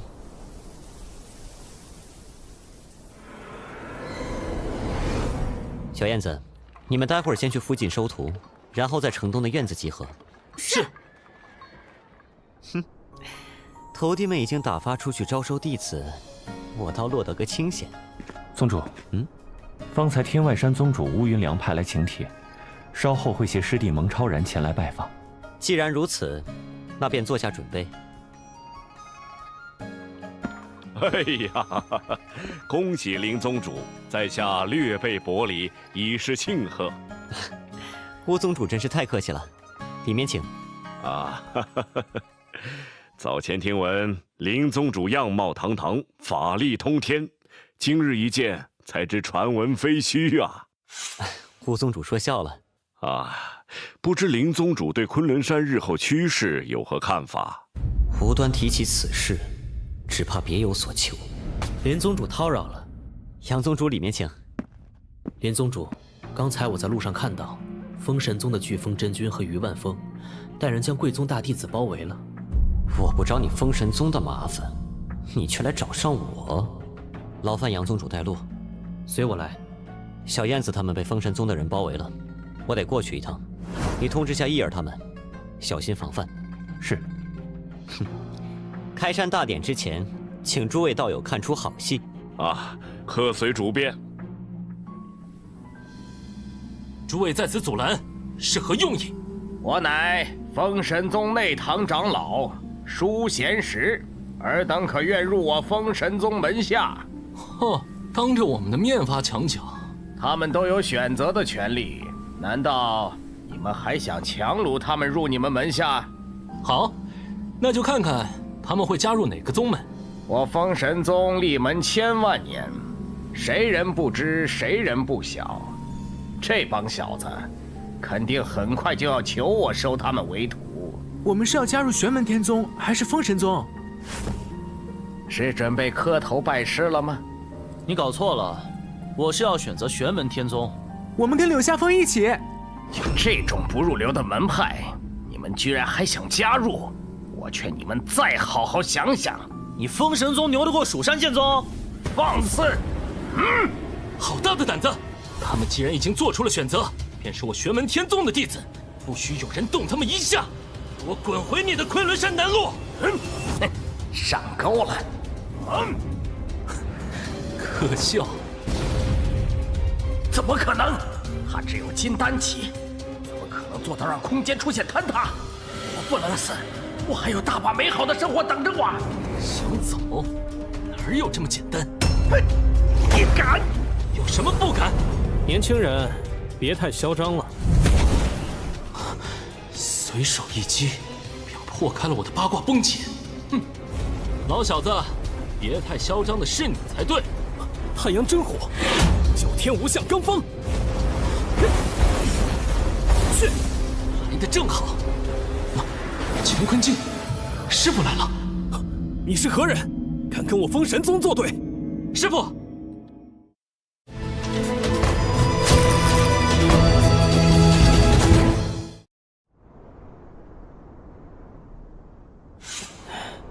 阁下就是玄门之主林峰，去把他们带回城。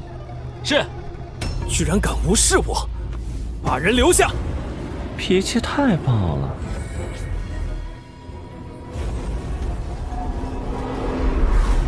姚世豪，你真要同这个三流宗门走到黑不成？这狗屁玄门天宗还真是百无禁忌呀，什么样的东西都往里收，连男不男女不女的镜花真君都照样笑纳。可恶！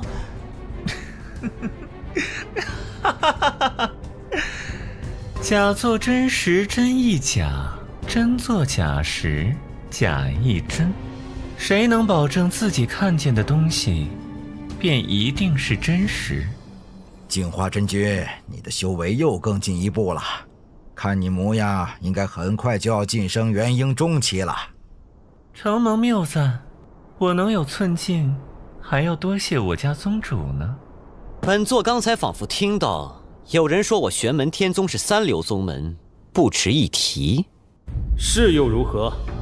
有不服者可以站出来。我玄门天宗的弟子同境界斗法，就是无敌。金丹期修士怎么可能拥有这么强的威压？哼，好大的口气，也不怕风大闪了舌头？我看这玄门天宗最厉害的不是什么道法，而是说大话。那边的几个小子，听见了没有？这玄门宗主如此狂妄，你们还要拜入他们门下？赶快滚过来，别平白丢了性命！哼，堂堂元婴期修士，连我一个金丹期都拿不下，你封神宗趁早解散才是真的，省得继续丢人。放肆！好一个狂妄的小子！今日老夫便来教教你规矩。是周长老，这小子死定了！哼，周长老可是金丹后期，即将突破元婴的强者。师傅，哼，既然师傅同意，那我便同你这老家伙好好玩玩。大言不惭！修炼肉身武道的，最讨厌这种打游击的方式。这件可以挪移空间的法器，比太阳真火更棘手。散！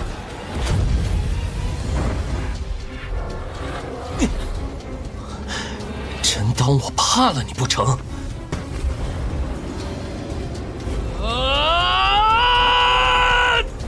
以为有了太阳真火，便可以横行无忌？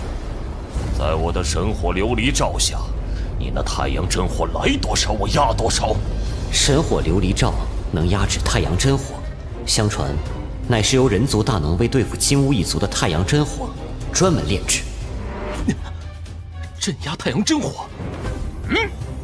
等将这小子擒下，好好审问一番，看看是不是有人勾结金乌一族。天地间7大真火，乃天地造就，有大神通者，自然可以参悟天地治理，领悟其中奥秘。说得轻巧，若真如你所言，你再拿一种真火出来，那我便拿出来给你。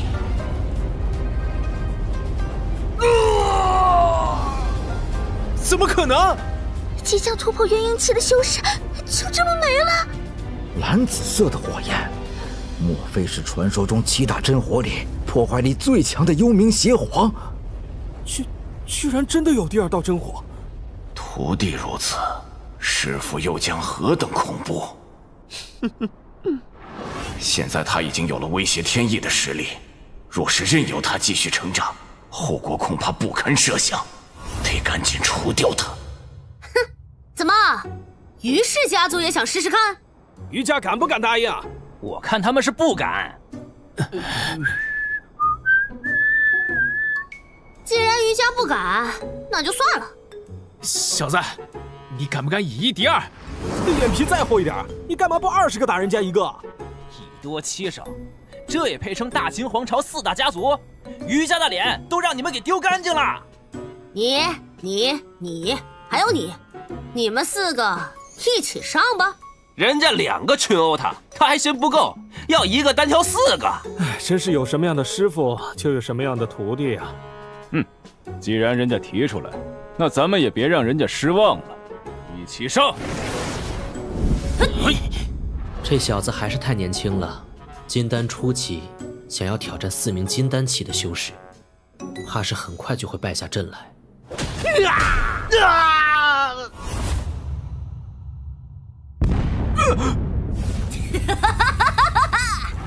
对这小子不能留手！这小帆发出的寒气怎会如此霸道？这是元婴法器，于家的玄冥幡。于家可真不要脸！去！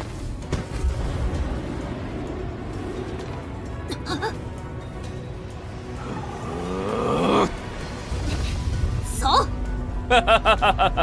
别白费功夫了，我这玄冥幡可以封锁一方空间。你居然拥有元婴法器！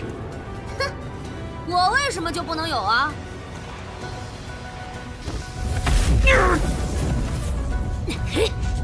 给我下去！同境界下，我玄门天宗弟子就是无敌。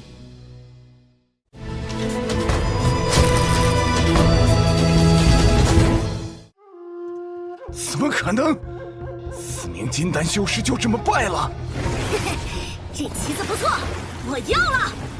小畜生找死！这东西便作为此番斗法的彩头了。嘿嘿，输了是我的，那就是我的。放肆！姓于的，咱们是老相好，该多亲近亲近。不男不女的东西，给老夫滚开！该滚的是你！该死！五哥，4名元婴修士。那麻袍青年便是蜀山的离兄真君孔畅，而那老者是流光剑宗的青矮老祖，辈分也极高。那中年汉子，则是烈火剑宗的飞火老祖。不妙啊！玄门天宗的对头出现的越来越多。听闻你玄门天宗同境界无敌，可敢与本座一战？孔道兄，马上就是玄门天宗开山门的大日子了，你选这个时候挑战，未免太过失礼了。童辉，许久未见，你我不如找个地方叙叙旧如何？你如何？可敢与本座一战？哼！放肆！居然小瞧本座！你是何人？玄门天宗长老康南华。小小的长老也配同本座交手？本座今天便废了你！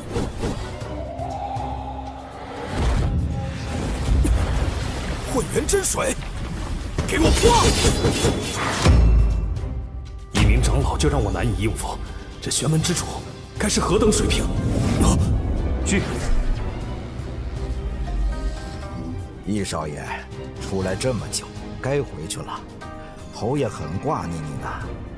当日陶二先生也说过此话，现在我依旧是那个回答。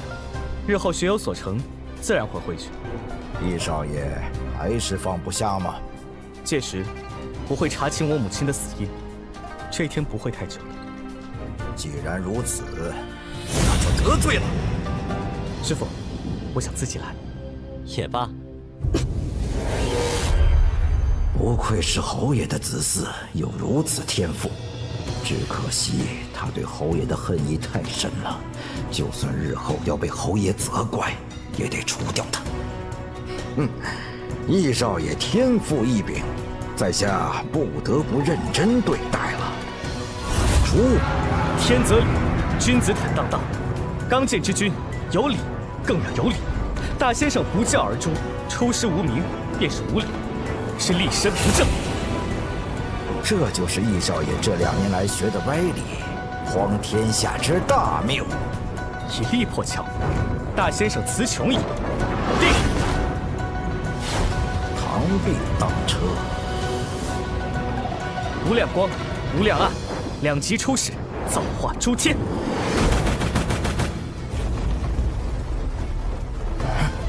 这怎么可能是金丹期施展的法术？玄门天宗的弟子还是人吗？一个个都这么厉害！金丹期硬扛元婴修士，玄门天宗也太逆天了吧！能够加入玄门天宗，真是我最正确的选择。是啊，等我们练成后，也会成为那样厉害的大修士。易少爷必须承认，你让我吃惊了，但这也愈发坚定我的信念，一定要带你回侯府。小易，你便放开手脚，跟你家这位大总管好好过2招。是，师父。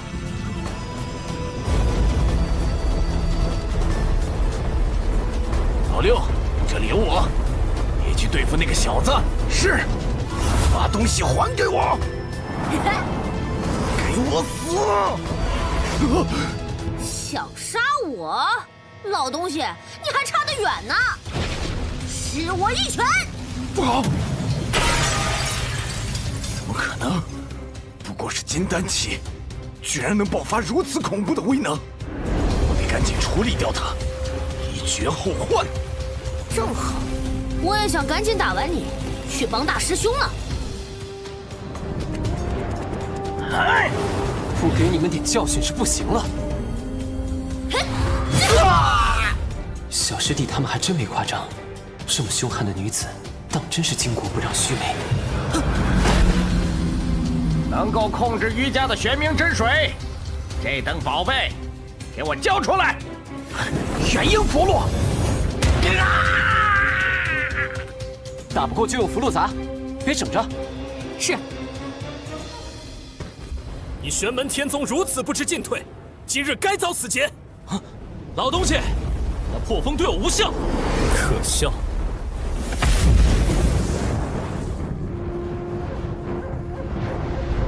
和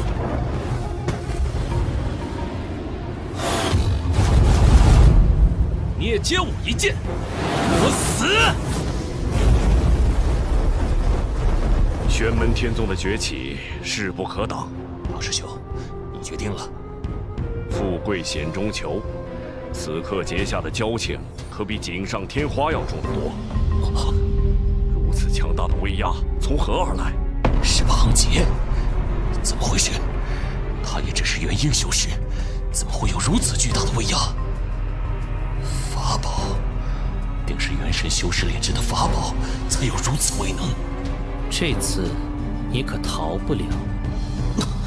居然把他惹来了！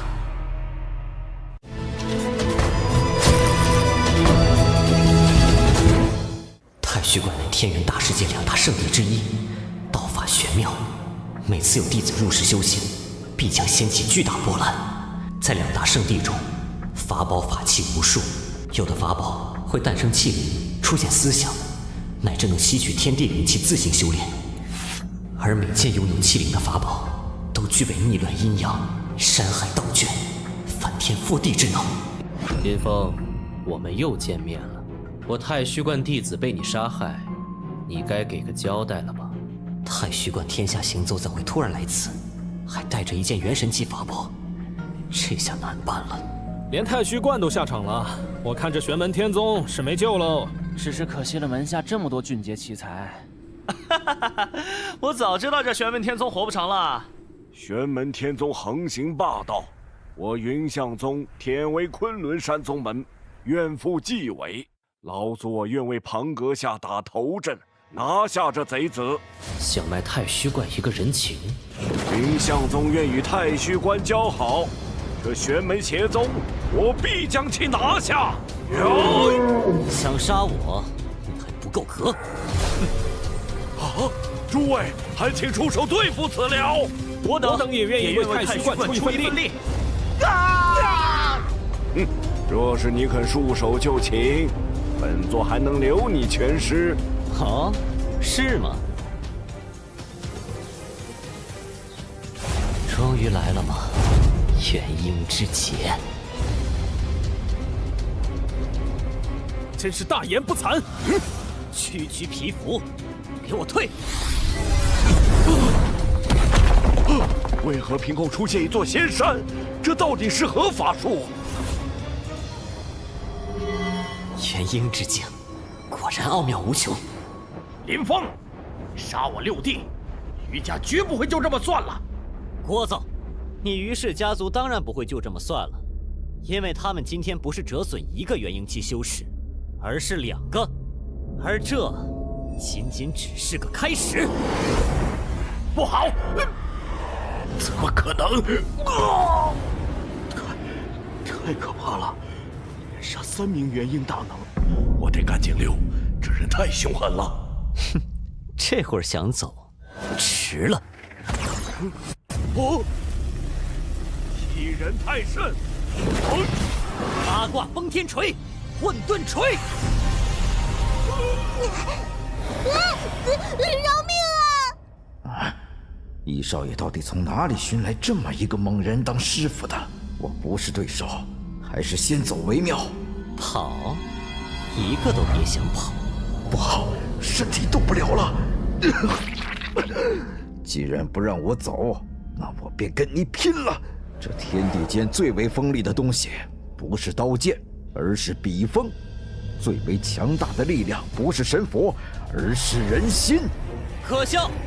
所谓人心，是天下人之心，不是某个人一句话就能代表，一支笔就能写就的。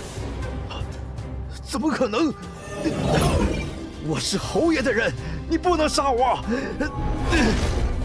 我辈剑秀，射箭之外再无他物，一生向前，宁折不弯。玄门之主，借我这最强一剑！诸天解障，这搞定！居然能破开我的周天子气，这庞姐好生厉害！今日我要让你替我死去的师弟偿命。要我命，那得看你有没有这个本事。本座便让你见识下何谓法术。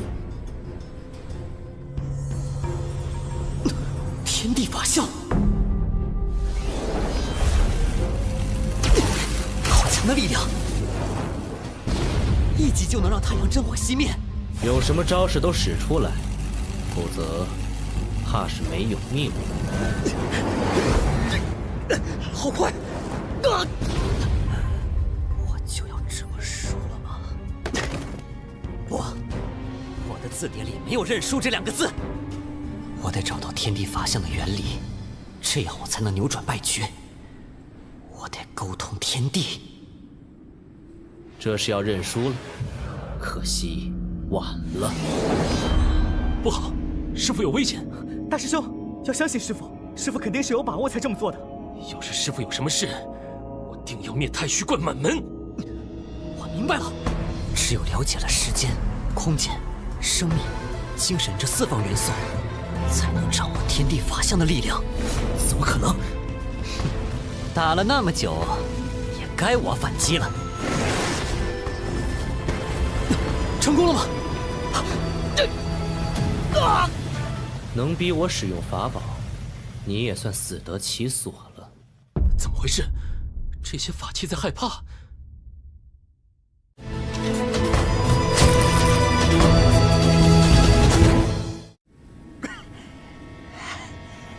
想杀我，那得看你有没有这个本事。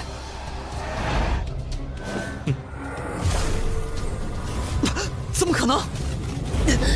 这就是法宝吗？果真厉害。不过我也不是吃素的。这些攻击在我面前不堪一击。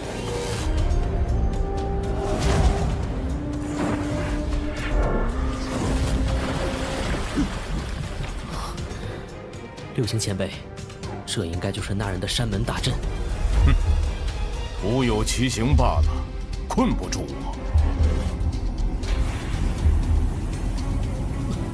化龙飞舟，消灭六道，天地之变，起！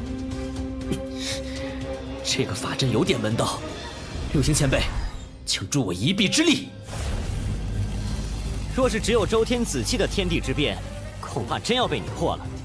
让你见识下天地之变的真正威力！可恶！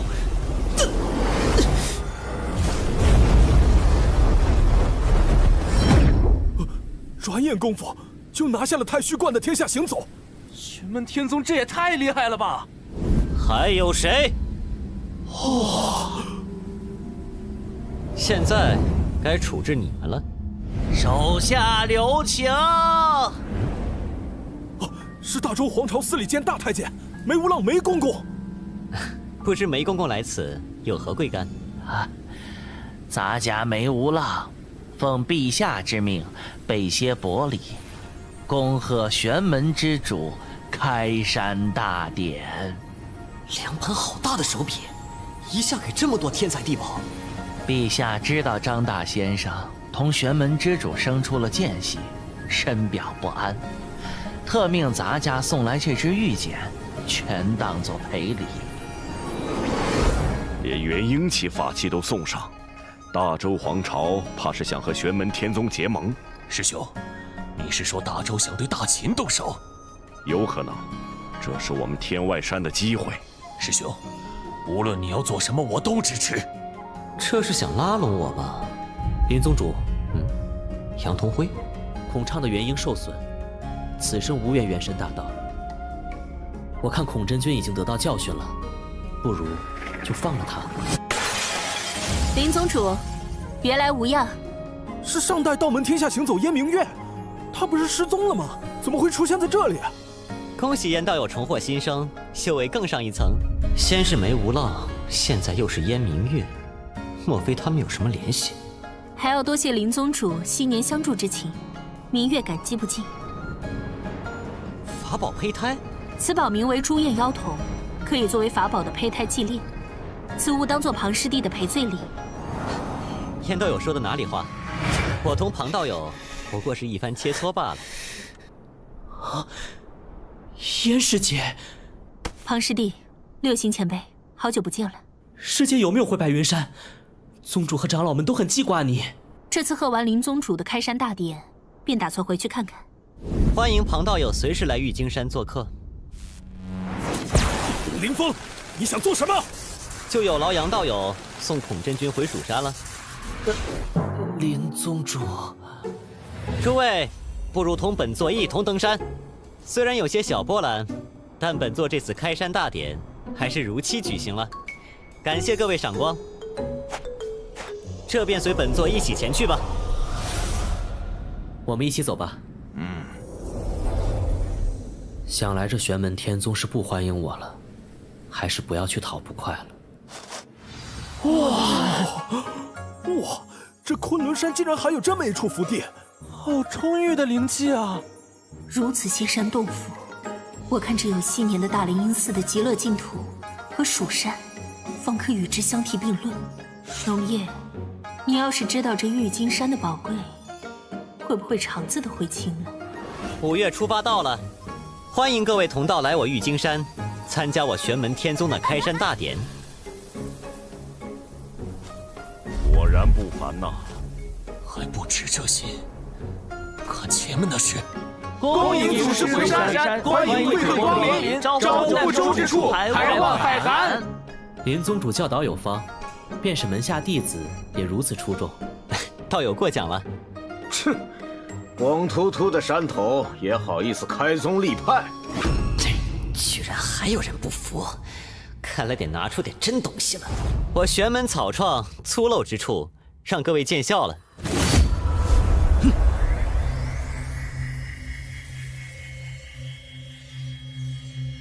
我怎么感觉咱们天外山的正殿和人家这座宫殿比起来，简直就是一间茅草屋啊！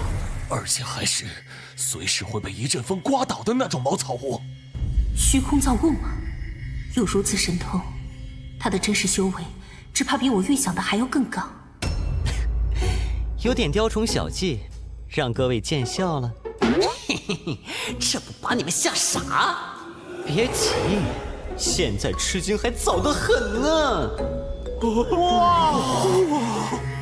这精舍灵气也太高了吧！在这里居住修炼，就是一头猪养在里面，养几年也要成精了。不过丹房还差个好的丹炉。林宗主，这丹炉是？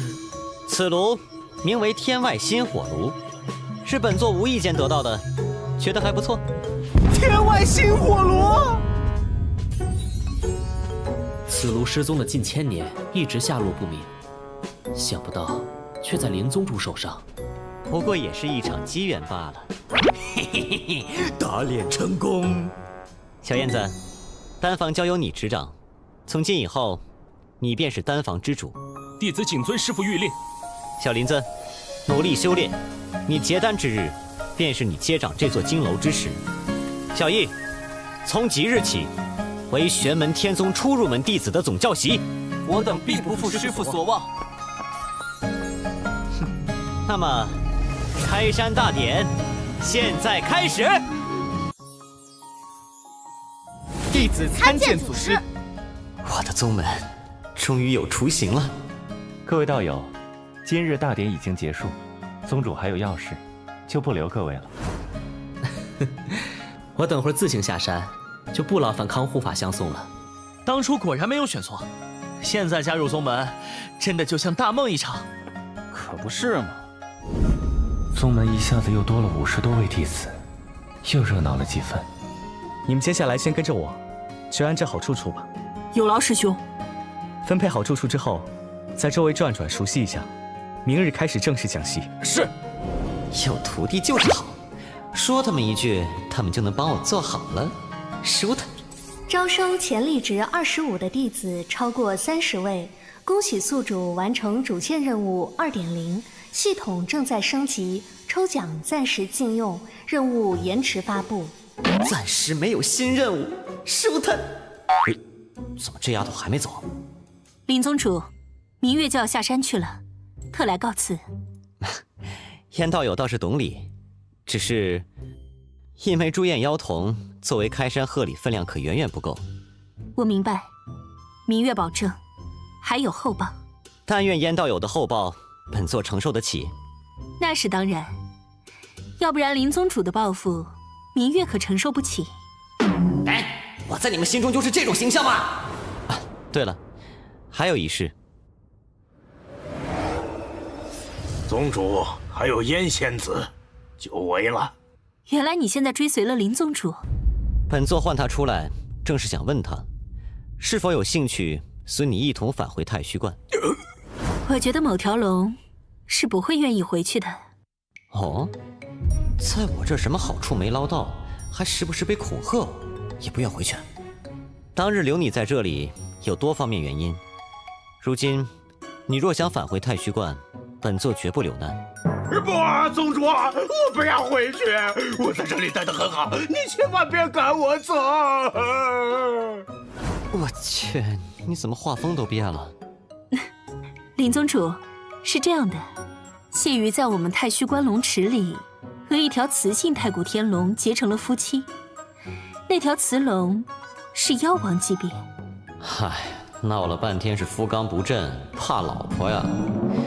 妖族都这个德行，丢男人啊，不对，丢男妖的脸呢。哎，那好吧，你不愿走就算了。我死也要死在玉京山。既然谢瑜愿意留在玉京山，那明月先行告辞。去吧，本座还有要事，就不送了。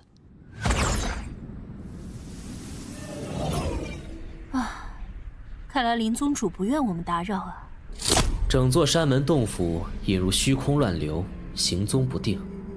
这种情况下，便是想找他的麻烦也难。除非我太虚观中元神大能们倾巢而出，合力搜进虚空，才有可能堵住他。你知道那是不可能的。是，我知道，他不是妖族，更何况还有其他人在一旁觊觎。我太虚观若是倾巢而出，露了破绽，想必很多人乐见其成。对了，庞师弟，你是何时练成了这样一具元婴后期的分身？我看你本人还不是元神境吧？各有各的机缘罢了。燕师姐，你又何尝不是如此？不说了，我要回白云山去了。这次若能有所收获，一半功劳记在玄门之主身上，另一半就要多谢师姐你了。感谢你们联手给我上了一课。燕仙子，你这位师弟不简单呐。若说不简单，这玄门之主更不简单呢。只是不知能不能扛住接下来的挑战。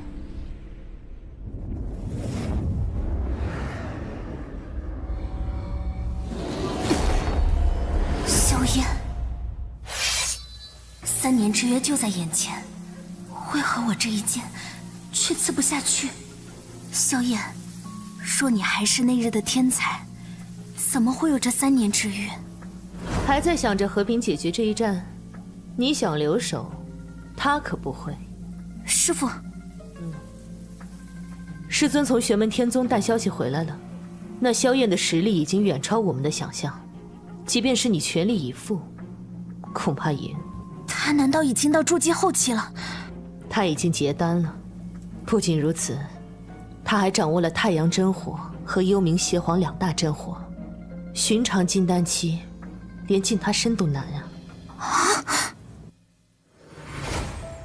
慕容家与我萧家世代交好，今日你们有此婚约，更是好上加好啊！嫣然，嫣然，你要去哪？别追了，让他一个人好好静一静。可是师尊，现在该如何是好？总不能看着嫣然输吧？放心，本座不会让比斗顺利进行的。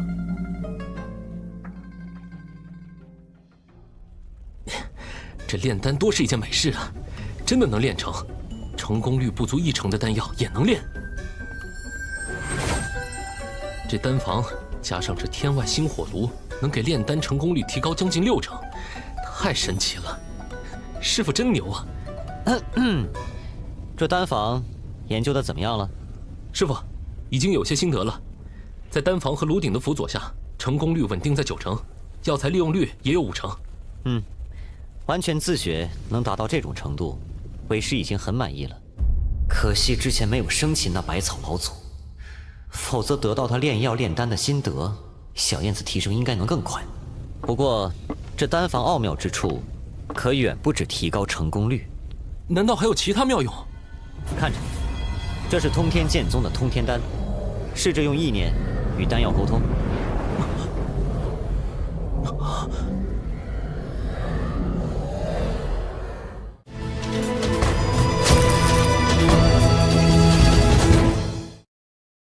师傅，这是通天丹的丹方。师傅，咱们的丹房竟然还可以由现有丹药逆推丹方。没错，正是如此。好在我之前查阅了系统，不然怎么能顺利装成功呢？若是有丹药落到我的手里，凭借回天金阁，便可使那些失传的丹方重现于世。那岂不是无敌？所以为师将这丹方交由你，就是希望你能物尽其用，壮大宗门。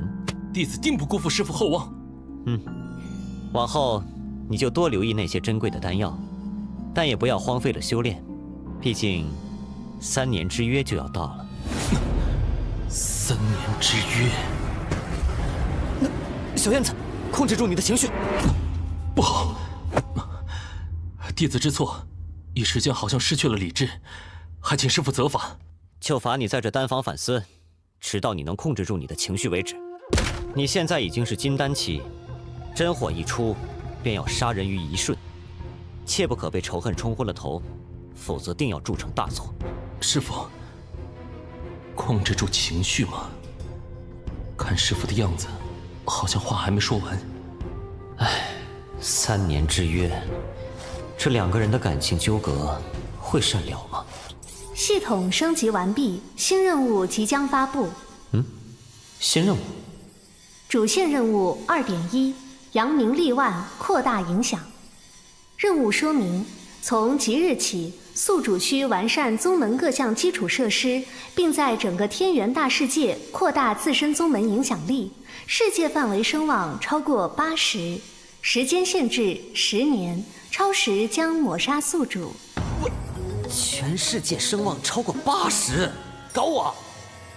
这个世界有大周、大秦2大皇朝，宗门无数，山脉、城镇、河流数不胜数。不使劲坑我吧！2.1的任务比2.0难的不止1点呢。还好我在昆仑山北路声望达到了95，这边应该是不用管了。提醒宿主，个人声望不等于宗门声望。宿主在昆仑山北路的个人声望为95，宗门声望仅为75，请继续加油。升级之后连阴阳怪气都会了是吧？此次系统升级至第3级，宿主每月月初将会自动获得1次抽奖机会，请不要消极怠工，否则我会抹杀宿主啊。原来升级就是变得更加会恶心人了，够行的呀！对付你这玩意儿就得抽奖，把好东西都抽了，亏死你们！对对对，我们亏的都上市了。哼，抽就抽！哇，天灵补缺丹，永久提升服用者的根骨，不错。配合丹房的丹方推导，可以无限续杯。就这个了，给我中！恭喜宿主获得不想要的东西龙金锁1根，此乃天元世界最坚硬的物质之一，可以用于法宝的炼化。你就坑吧！再来一次，换骰子系统。提醒宿主，骰子系统可没有天灵补缺丹哦。这里没有，那我直接兑换8000，行，就是说死也不给我换超前系统。抵押张海的春秋笔，元婴法器我都不要了，看你怎么搞我！抵押成功，抽中红签、长白签的概率提升到70%。开始抽签。恭喜宿主获得长白签，将获得1次随机物品。我就想要个红签指定一个物品，我容易吗？恶心人是吧？恭喜宿主获得天灵补缺丹，额外获赠2000兑换点，惊不惊喜，意不意外？行，你给我记住了，喜欢玩我是吧？是的，今后好好相处哦。啾咪。啊，对了，任务2.0奖励发放，请宿主接收。啊，一个大任务，就发一把破伞，真是死抠。有了这坑爹的系统，宗门声望要在这天元世界达到85，大秦皇朝那边小燕子那一战应该能提升不少，而大周皇朝与之有纠葛的，应该就是小易那边了。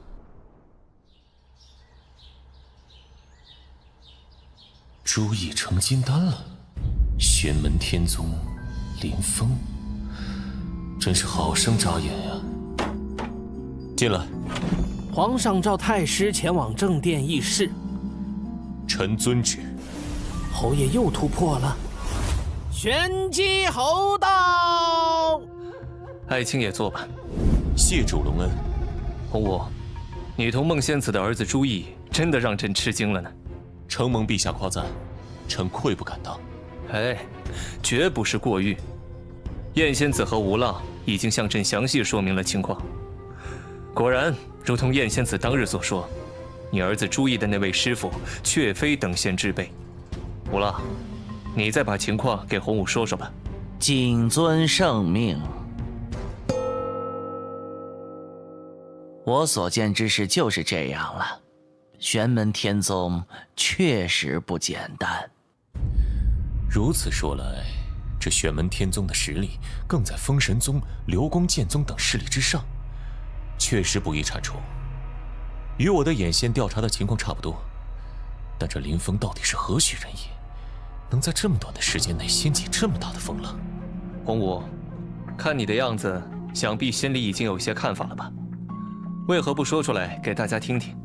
刚才臣听完，也觉得这玄门天宗战力超群，完全不似初见山门的宗门，好似有非常深厚的底蕴。这一点就不用说了，诸位都想听听不一样的。其实，在臣看来，他们虽然有超乎寻常的优势，但也有其致命缺陷。致命缺陷？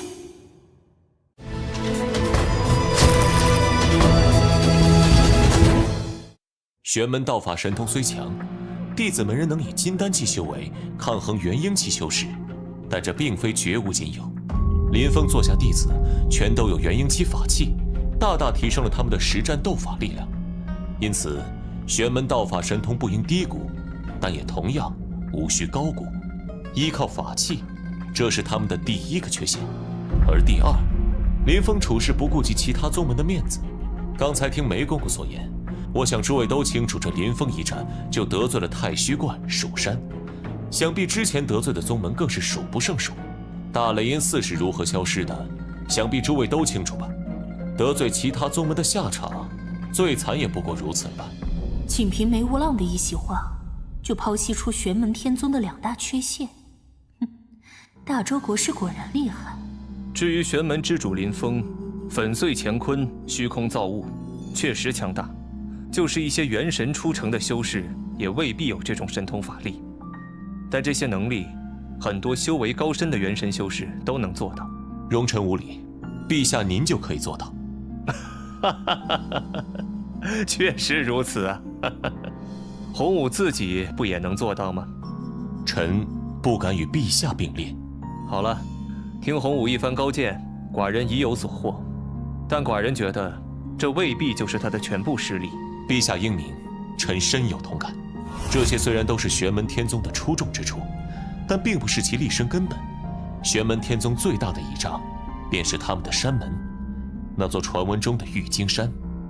此山着实神妙，竟然可以整座洞府遁入虚空乱流中，行踪难定。这才是玄门天宗真正难对付的地方。想要破玄门天宗，除非玄门之主自己驾驭玉京山，主动上门攻打白云山、蜀山，又或者天津城3者中任意一个地方，而且死战不退，这才有几分把握能使之覆灭。但要付出的代价也难以估量。不过此人绝非安于平淡之辈，只要他有所求，要设计也不难。这就要牵扯到玄门天宗的第3个缺陷了。玄门天宗刚建立，根基不稳，玄门中除了玄门之主本人外，再无元神修士。只要玄门之主陨落，玄门天宗必然瓦解。他再强，也是一人。要是遇上3、5个元神修士围攻，他也只能乖乖付诸。甚好，在这个大方针下，玄门天宗的强大，对我大周来说是一件好事。最初的策略先不变，远交近攻，结好玄门天宗，共图蜀山剑宗和大秦皇朝。谨遵陛下之意。林峰，看来你是遇到对手了。这次你会下哪一步棋呢？什么事情比较有利于提升声望呢？要么是做前人从来没有成功过的伟业，平地一声惊雷；要么就是借势站在巨人的肩膀上。对了，我还有那2个小东西。之前你们冒犯本座，所以本座关你们一段时间，略施惩戒。我族少主年幼，还请前辈多多包涵。族主现在只有这么一根独苗，如今骨肉分离，还请前辈见怜。之前是晚辈不懂事，前辈大人有大量，饶晚辈这一回。看来你们已经接受了教训，本座并非嗜杀之人，今日便可以放你们离开。不过，需要你们替本座带个话。前辈可是有事情要跟我父王谈？本座跟他没什么好谈的。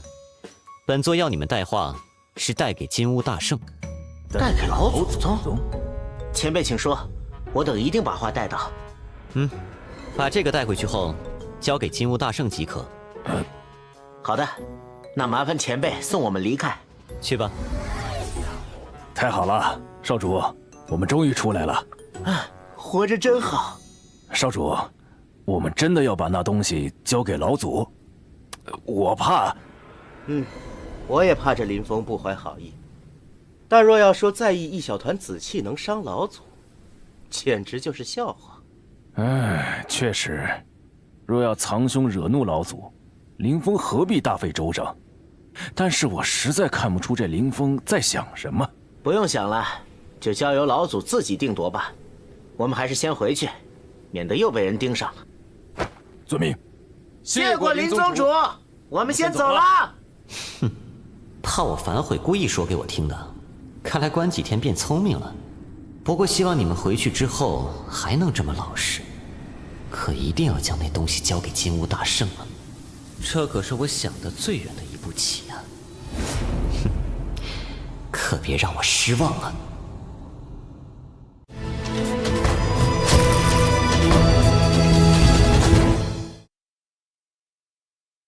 小燕子道心不稳啊，就这样赴3年之约，怕是要出事。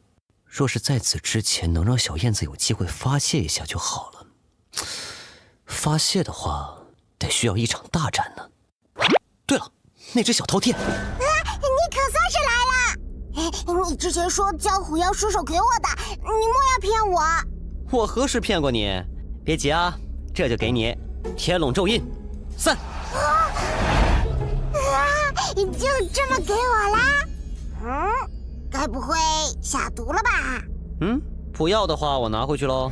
我是饕餮，根本不怕剧毒，想拿回去没门！真是为了吃什么都不过来啊！我终于又有肉身了！把太阳真火交出来！之前你囚禁我的事情就算了，否则，你这憨货，怎么总是好了伤疤忘了疼啊？我能将你放出来，当然也能关起来。你作弊！人家还没准备好，快放我出来！哼，你可真多借口。人家知道错了，饶过人家这一次吧。为什么我觉得还是彻底灭了你比较好，省得某些人总是恩将仇报，给我添乱。切，关了我这么长时间，还不准我抱怨2声。行吧，放你出来。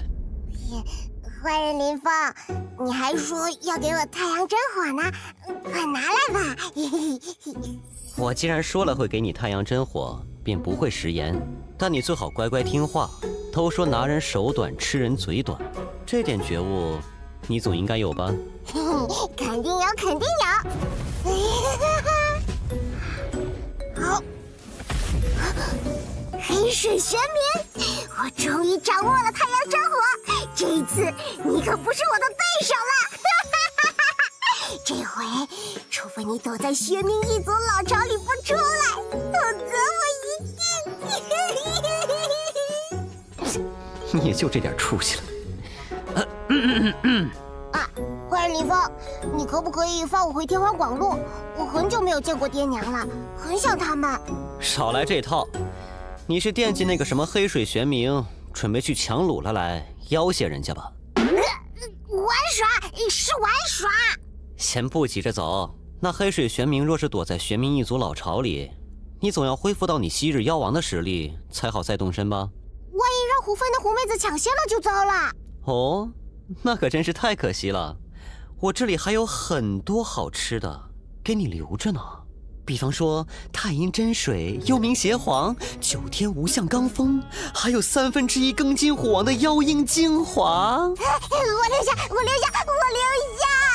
我听话，能放我出去？别慌，黎明的曙光就在眼前。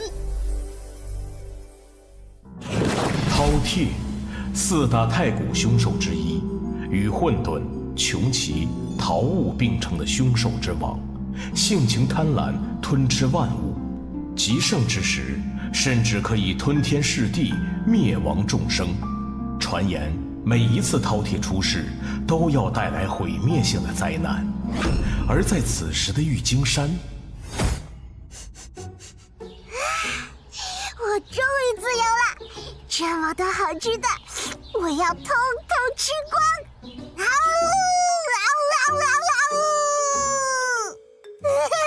天哪，我不是在做梦吧？这么多好吃的，人还是不要吃了，否则那个家伙多半要跟我急眼。其他的我就不客气啦。吃吧，能吃多少算你的本事。不过这不是免费的哦，好好帮我训练一下他们。本座有只灵宠，是一只未成年的饕餮，现在正在山上活动。南华和世豪不要插手，小燕子你们几个负责把它生擒活捉，这算是为师布置给你们的一项作业。啊，是。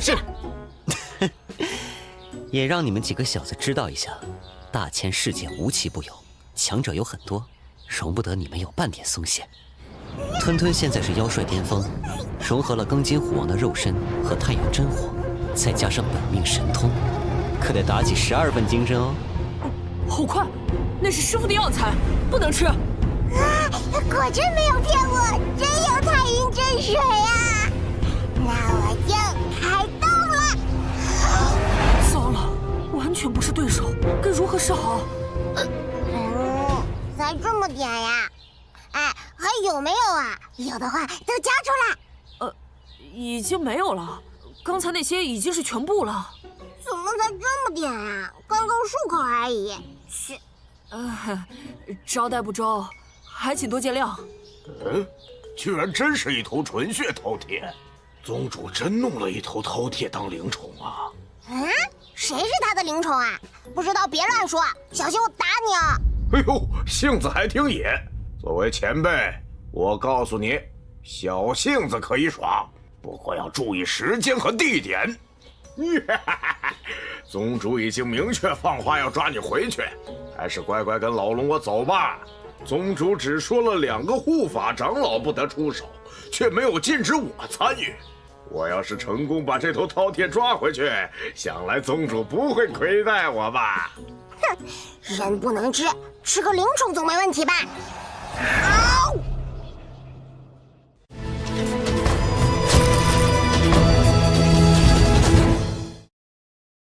别人怕你饕餮，偏我炼甲黑龙一族正好不怕你。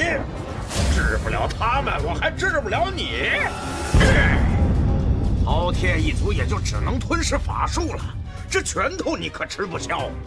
哼，我可不是普通饕餮，庚金虎王的躯体已经重塑了我的肉身。你这软趴趴的拳头，我看只能给我挠痒痒了。生的炼甲黑龙已经吃过了，不知道熟的好不好吃。炼法飞临，开！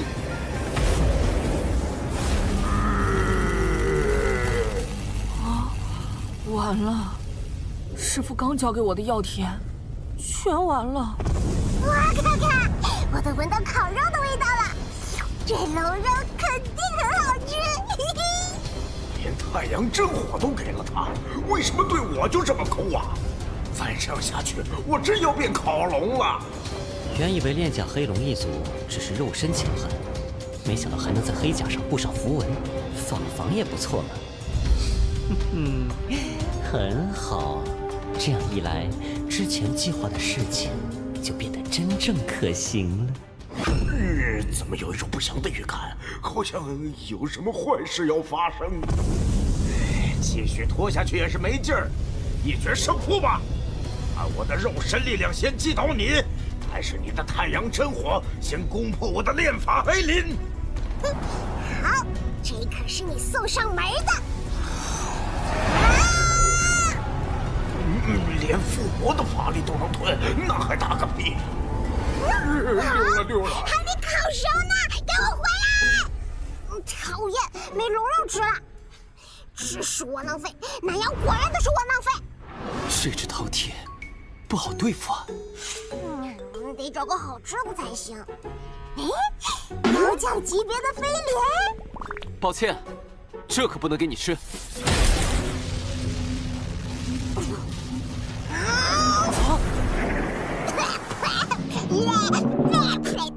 这是什么东西啊？太难吃了，好难受，我的肚子都不舒服了。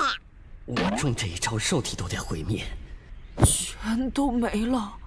师傅，交给我的药草，别人的心血就这样被你糟蹋了，给我赔！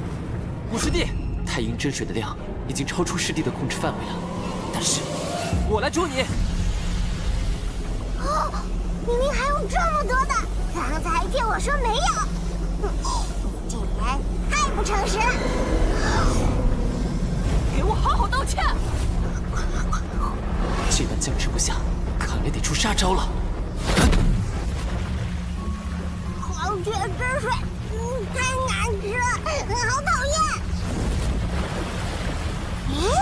这珠子倒是个好东西，就是不知道味道怎么样。骚！黄泉珠被饕餮的神通射住，我竟然收不回来。想吞我师弟的宝物，那我这东西，你想不想要？这珠子我不要了，你这个真货，我今天一定要吃完。黄泉珠差一点就被吃掉了，好险！我不客气啦！味道好重啊！别急呀，我来让你吃个够。对了，可以在他身上试试那招。真火融合。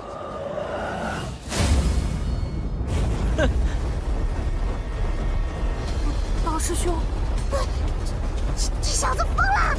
不会错了，火中帝王就是小燕子的天命之路。阉人，吃我这一招！住手！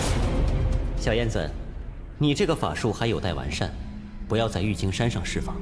师父，我的情绪又失控了。不怪你，为师应该多疏导你的。这个东西，不知道你有没有胆量来一口？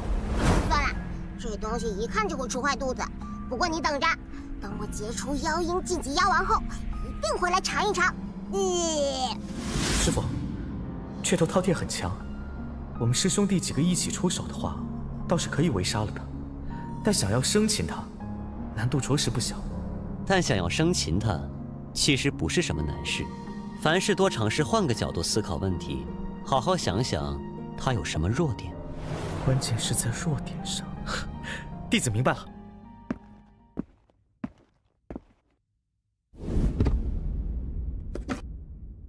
这样应该就行了。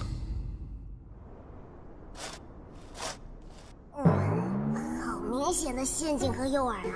是把我墩墩大人当笨蛋吗？我才不会上当呢！但是啊，一眼就看出来的陷阱，那就不一定是陷阱了。感谢大自然的馈赠，那我就不客气啦。好，我又上当了。真是笨蛋，要在一个地方摔倒几次才满意啊？可以和我去复命了吧？怎么越跑越远？不是要把它交给我吗？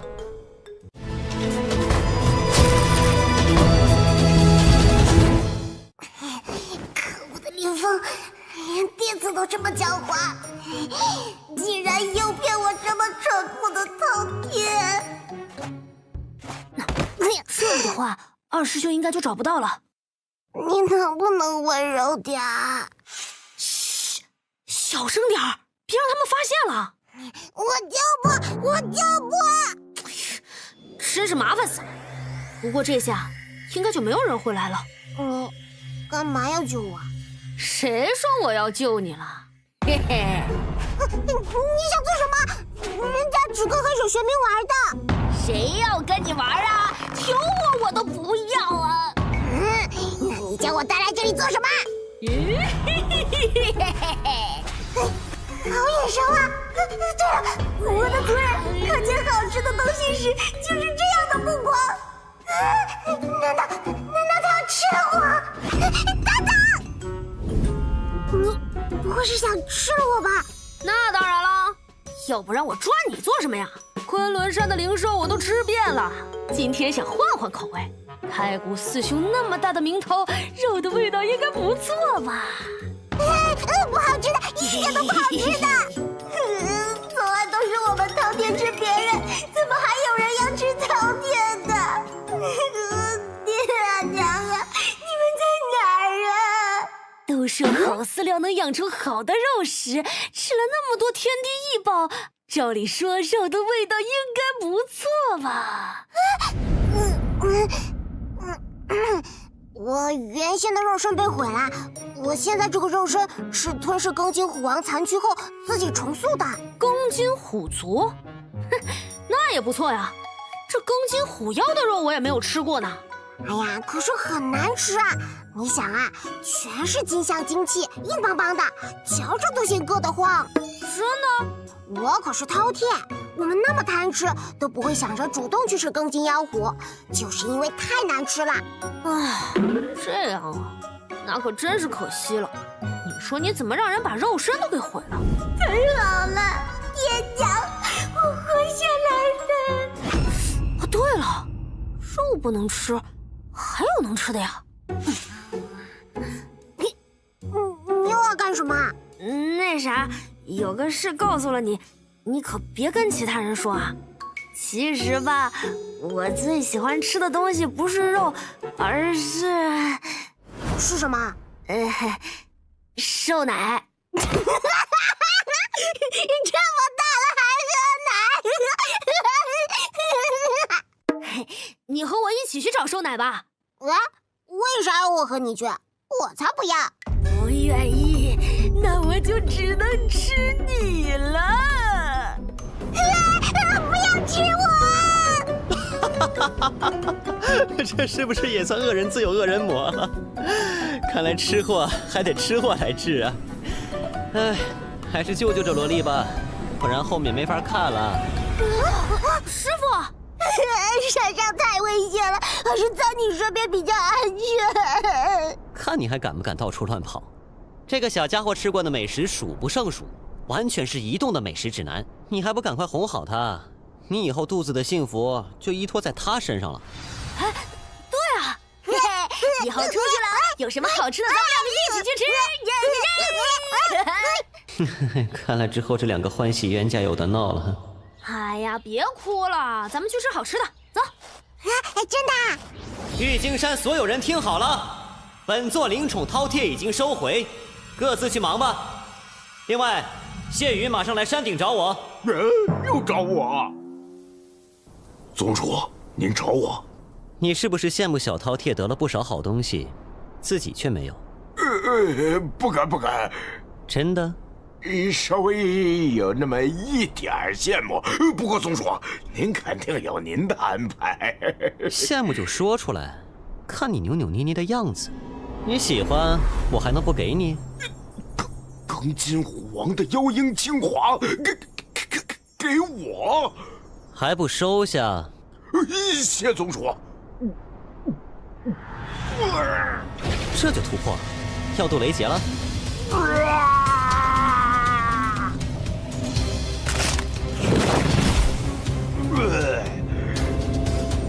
终于晋升到妖王了，全赖宗主成全，谢宇方才能有今天。日后上九天下黄泉，谢宇愿鞍前马后追随宗主。上九天下黄泉倒不必，不过眼下，本座还真有一件事情需要你出力。宗主请吩咐，老龙绝没有二话。你之前同那饕餮交手时，曾经使用了一种防御式的神通。哦，那是我炼甲黑龙一族的天赋神通，名为必咒炼甲，是以妖力凝结成特殊的咒文，灌注到自身鳞片上，能抵挡大多数法术咒术的伤害。如今晋升妖王，防御力就更加强横。饕餮的太阳真火可奈何不了我啦！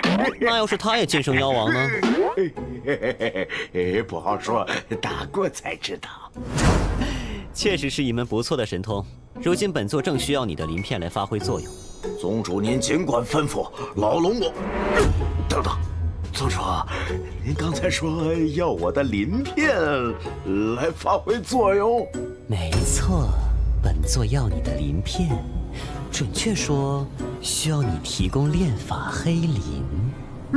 宗主，老龙我，您别。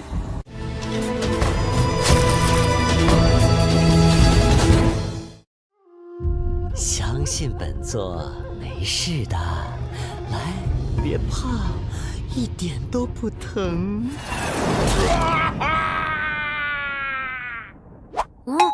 这是谁啊？叫的这么吓人，是被人扔进油锅里了吗？啥人吃可不健康。偏要我自己动手，这是何必呢？让我好好感受一下这必咒炼甲。原来所谓必咒炼甲，甲其实在其次，重点在于这个咒。似乎这咒是龙族某种秘传大道神通的变种。手头这点炼法黑鳞应该够用了吧？不够用也没关系，到时候再重新采集就是了。还要？这就晕过去了。看来你是没法看到这惊世法宝炼成的那一刻了。结阴后第一次祭炼法宝会是什么样子呢？进去！不仅仅是法宝胚胎，品相也相当出众。真正炼制成法宝，威力在法宝中也是佼佼者。可惜现在还没有成就元神。不过，富人有富人的活法，穷人也有穷人的活法。起！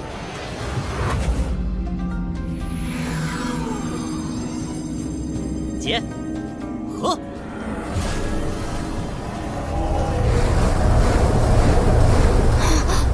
师傅的方向。什么力量，竟然恐怖如斯！宗主，这是在祭炼法宝，能让你我二人产生本能的恐惧，确实是法宝无疑。我怎么晕倒了？那是炎龙一族的大威祥云。难道是叶仙子的朱焰妖瞳被炼制成了法宝？哼，这妖瞳还想抵抗？靠！这法宝看来已经超乎我的预想了，或许过不了多久就要孕育出气灵了。不过现在还不是时候，现在你先沉睡着，待到时机成熟，我会助你成灵的。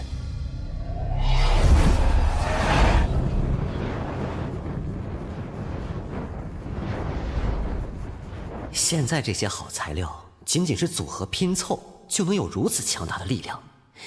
等我真正晋级元神后，将之彻底祭炼，那威力就真的可以说是惊天动地了。恭喜宗主炼制法宝成功。以宗主的习惯，也不知这件法宝最终会便宜哪个小家伙。世豪哥我呀，比较看好小燕子哟。威猛霸气，勇猛精进，是我看好的男儿汉呢。那我赌年二弟子朱毅将最先结印。啊？那理由呢？天昊金丹有些特殊，先天九窍，要使整颗金丹圆满无漏，这个过程反而要比其他人多了许多爱难。萧燕掌控两大真火，实战斗法能力数一数二，但其为人性格过于刚毅，刚极易折，恐怕今后会吃点小亏，影响修炼。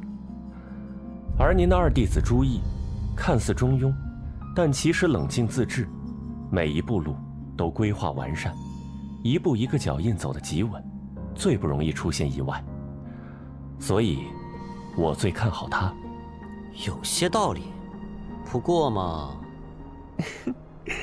宗主别说我们了，您又看好谁呢？你问我看好谁？这个问题现在还不好回答，因为这其中存在一个巨大的变数。这个变数就是小林子。未结丹的亡灵会是最大的变数。如果在小燕子三人还没有晋级金丹后期之前，小林子能成功结丹，那么本座就最看好小林子第一个结婴，而且还有另一个小变数。意识到自己的不足，就更要用心修炼，自怨自艾不足取。我感觉我不管再怎么努力，也追不上大师兄他们。你抱定这种心思，就真的一辈子也追不上了。哎呀，打起精神来！那个毁掉云水洞的仇人，只怕比那饕餮还要凶残。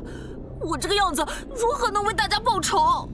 虽然性子柔弱了一些，但也是个知道好歹的人呢。宗主，杨青的性格内向温和，长此以往，恐怕不太好啊。性格虽有缺陷，但杨青的潜力其实还远远没有见底，这便是另一个小变数。说起来，萧真儿的根骨和杨青一样都是9，萧真儿身世不凡，才能有那么高的数据。怎么看杨青都应该更强才对啊。杨青的心性意志要是能更加坚强一些，前途应该不可限量。希望吧。杨青若要提高，必须经受一场惨痛的巨变。希望到时他能承受住压力才好。小林子连在飞莲身上的这点时间都在打坐，难怪宗主这么看好。倒是我们疏忽了。有样东西有劳2位帮我交给小林子，这里面是通天剑宗的7枚通天丹。宗主，这是准备出远门了？小燕子的3年之约就在几日后，我们得动身了。之后宗门还得有劳2位了。宗主放心。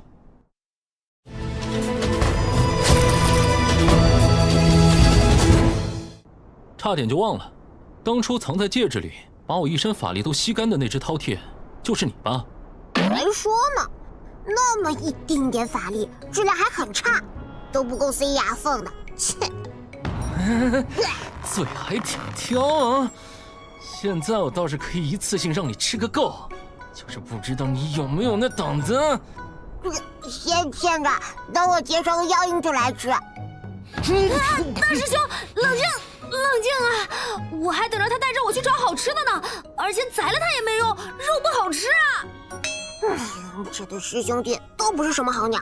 哼，你家伙教的徒弟真是不行。你说什么？什么时候来的？给你机会再说一次，这时候应该说什么？好饕餮不吃眼前亏，对不起，之前是我不好，向你道歉，请你原谅我。还有呢？以后有什么我能做的，你尽管说，我会补偿昔日犯下的错误。哼，免了，你别再来给我添乱子，我就谢天谢地了。别！准备好了吗？启禀师父，弟子准备好了。3年之约就在眼前，嫣然，你如此消沉下去也不是办法。师父，既然结果无法改变，那至少让我一个人静一静，想想怎么接受这结果。如果还有办法呢？师父，什么办法？只是这办法，或许还不如直面来的痛快。你能接受？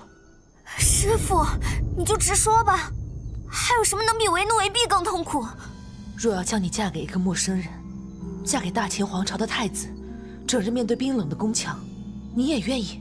大秦皇朝宠云太子近日要纳选侧妃，这是你的一个机会。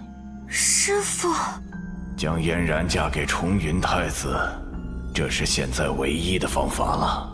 林峰再不识相，也应该明白其中的道理。强掳皇妃为奴是何罪过？想必不用我说了。师尊已经答应了大秦皇朝，你好好准备吧。一切全凭师父做主。你能想通便好。师父，对不起。一路飞去流光剑宗，让这群小家伙们领略一下山川之美，顺便还能提升一下宗门威望，两全其美。你们两个这次可得老实点儿。嘿嘿，吞吞说流光剑宗附近有一种妖蛇，味道很好呢。我就找条蛇而已，不会闹事的，师父。带两个吃货出门，总感觉有些不妥。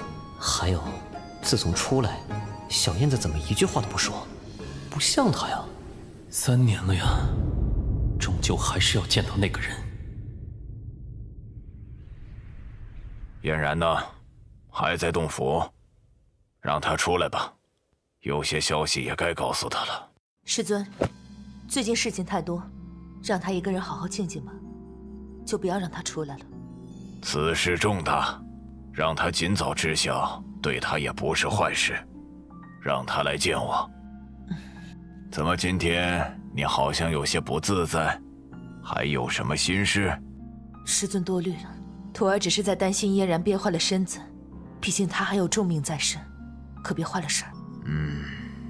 确实，得将他完完整整的交给重云太子，我们才能松一口气呀。师姐，慕容师姐，师尊有请。啊，门怎么没关？师姐，没人。啊，糟了，嫣然师姐。什么？他跑了？去找！一定要把这个孽徒找回来！行云峰就是绝地3尺，各个角落都要找一遍。好啊！就为了一点男女私情，就弃宗门大义而不顾。重云太子已经在来行云峰的路上，我看到底怎么收场。师父，我记得碧云角说就在这里附近啦。师父，你们倒是轻松，想让我去哪儿就去哪儿，把我当成什么了？喂，收起你的气息，否则肯定把碧云角蛇吓跑啦。臭丫头，别让老龙我找到机会，否则非生死了你不可。好汉不吃眼前亏。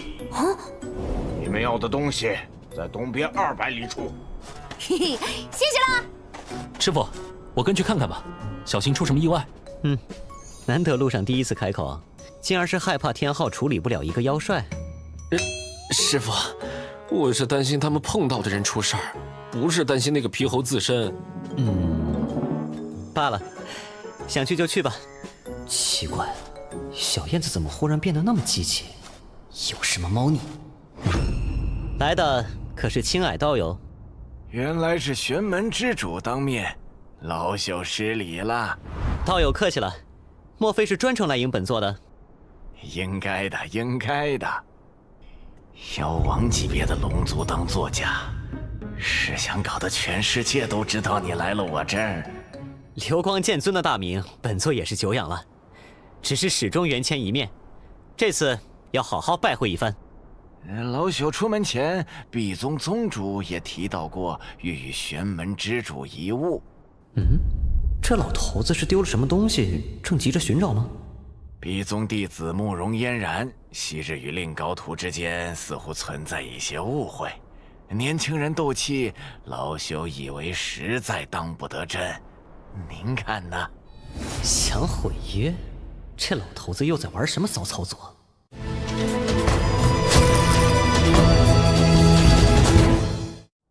当不当真，本座说了不算，要看他们当事人自己的想法。看来那慕容嫣然实力有限，必然不是小燕子的对手了。不过就目前来看，本座的弟子可是一直记着这3年之约的。萧燕是本座掌门大弟子，他欲往行云峰一行，本座自然会支持他。当然，本座肯定是不会介入比试的，本座只是来拜访一下贵宗的。那自然是欢迎。不过怎么不见林宗主的大弟子？他此刻应该正在忙了吧？快看，他来了！这碧云角蛇有3宝，全身上下最美味的地方就在它头上那个独角，它那根角是中空的，在那里存着一些琥珀色的液体，是碧云角蛇一身精华所在，极为美味。它身上第2美味的东西，是它鳞片开合间放出的绿色瘴气，别看是气体，吞服后味道可是1级棒。哼哼，与之相比，蛇肉就只能排到第3位啦。哦，独角里的汁液还好说，气体有什么好吃的？也就只有你们饕餮能吃出这种花样了。是你不懂得品尝。待会儿试试不就知道了。这家伙好像也在捕食啊。那红色云雾好像是某人的宝物，他在炼化。里面好像有个人。嘿，吞吞，看来得出手了。那人如果被消化了，我可吃不下了。哎，先活捉再吃，否则那碧绿云气就浪费了。想吃老子？这是什么妖魔鬼怪？得赶紧炼化这红雾逃跑才行。逃？想的倒是挺美。哼，好妖怪！你这天赋神通，倒与我的八卦崩解有几分相似。我的法力也被瓦解了，怎么办？拖下去，里面的人就危险了。小燕子，不管是你的金丹法力，还是修炼的诸般神通，你的优点都在于爆发力。打持久战并非你所长，平时修炼要尽量弥补短处，但实战跟人动手时，要尽量发挥自己的长处。平时不管遇上什么对手，都要记得扬长避短，死了的敌人才是好敌人。别呀！完了！大师兄，你快收了神通吧，蛇肉都快烧没了。都跟你说了要抓活的呀，这也太浪费了。不下手快一些，被他吞了的那人就要有危险了。人命重要还是吃东西重要？当然是吃东西重要。好了，那条碧云角蛇已经威胁不到你了，可以出来了。谢谢少侠相助，此等救命之恩，小女定。慕容嫣然，你认错人了。哼！哦，大师兄，你们认识啊？不认识。骗谁呢？刚刚大师兄叫你名字了，你就是慕容嫣然，就是你甩了我大师兄。真有个性。以为金丹期的修为就可以随便侵入我，这便是玄门天宗弟子的素质吗？你甩我大师兄的时候，素质又高到哪儿去了？辱人者，人恒辱之。你以为你有什么特权？慕容小姐，你为什么会在这里？难道你忘记了我们之间的赌约？以你现在的修为，连我师兄一招都难以招架吧？我没有忘。今日既然相见了，那我们索性就完成当日的赌约好了。唉，筑基中期，你没法跟大师兄打的。那我也会全力一战。流光剑宗弟子慕容嫣然，请赐教。有情况，小燕子先不忙着动手。切，没好戏看了。此女有可能是从流光剑宗私逃出来的。流光剑宗在搞什么鬼？好像更好玩了。你们就当没有见过此女，先回谢鱼这儿会合。行云峰我们依然要去，到了那里以后，看看流光剑宗在玩什么把戏好了。阁下是？哼，看来他已经完全不记得我了。敢问前辈是？本座乃玄门之主林峰，你便是与本座弟子萧燕定下赌约的流光剑宗弟子慕容嫣然吧？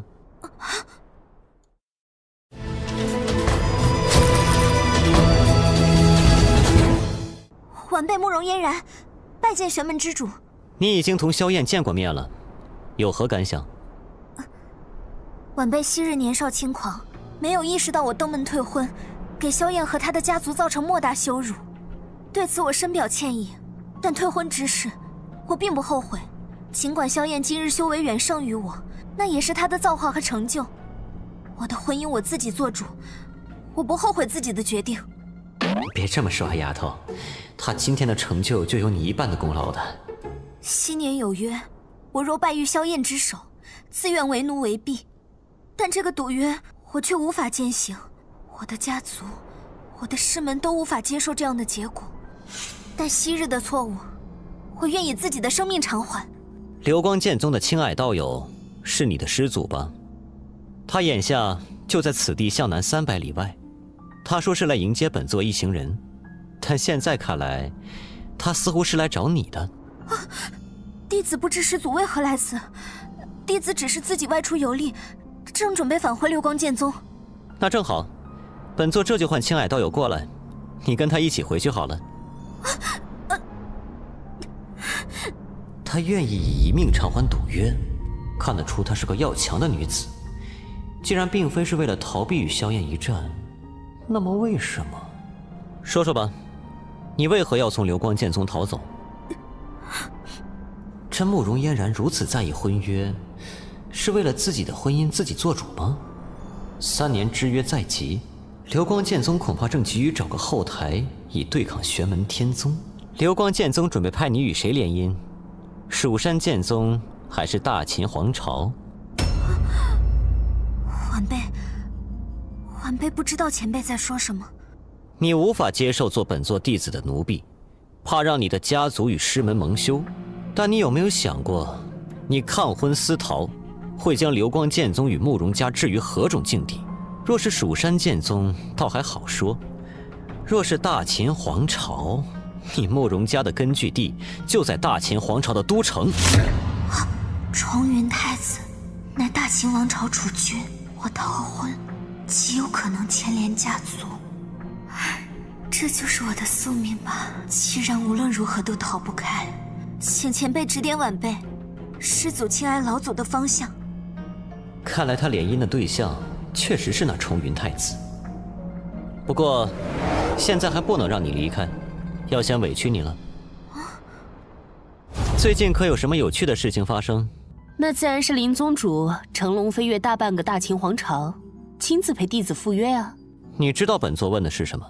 大秦皇朝储君重云太子最近离开了皇朝都城，行踪不明。有消息称，他前往大秦皇朝东南一带疆域。大秦皇朝东南地带，不就是流光剑宗的地盘，行云峰所在的地区吗？他要亲自过来。本座听说，大秦皇朝出了个奇人。林宗主指的是他们的新丞相吧？传闻新丞相没有丝毫道法修为，却折服了大清皇朝朝野上下。不是修真者，却能闹出大动静来，看来此人必有过人之处了。多谢燕道友了。林宗主客气，祝林宗主此次行云峰之行一切顺利。得想个办法让你那师祖自己找到你，不过还得先去那个地方验验我的猜想。先去找小燕子他们会合吧。去行云峰之前，本座打算先顺路去一个地方，青霭道友可愿同行？好，林宗主有此雅兴，老朽自然乐意同行。既然如此，这就上路吧。啊，师父，算起来，你也快3年没有回过乌州了。俗话说得好，富贵不还乡，如同锦衣夜行。如今，正是萧燕衣锦还乡的时候了。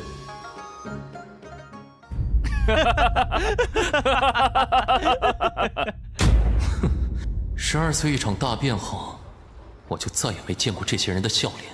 世间没有无缘无故的爱，也没有无缘无故的恨。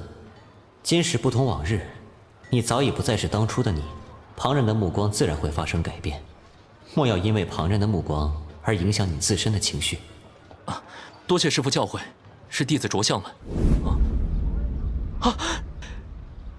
爷爷，我回来了。好孩子，好孩子。爷爷，这是我师父。小老儿拜见玄门之主，感谢玄门之主对燕儿的再造之恩。无需多礼。所谓师父领进门，修行在个人。小燕子若非可造之才，本座也无法让朽木变成璞玉。爷爷，真儿不在吗？哎，你也知道，真儿其实并非我萧家子弟，他真正的家人已接他离开了，这是他留给你的，看得出来他很舍不得你，你莫要怪他。萧族长，你们翻新老宅的材料似乎颇不寻常。这些稀贵材料都是我大秦皇朝储君重云太子所赐，萧家实在不敢推让。这重云太子有点意思。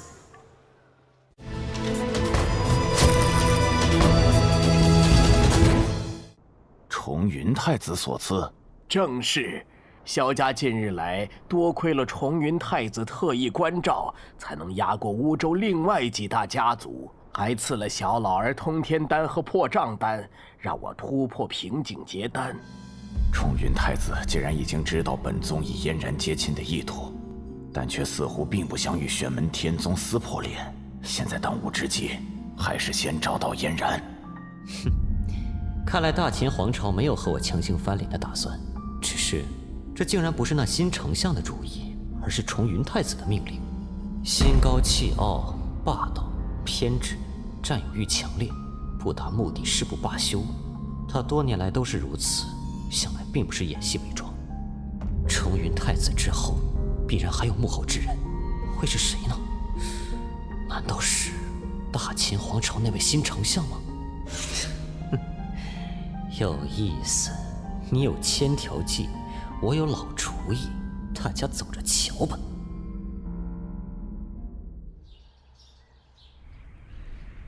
我已与林峰他们前往行云峰的路上，可至今未找到嫣然，这可如何是好啊？啊！这是嫣然！趁着林峰不注意，赶紧将嫣然带走。还不醒来！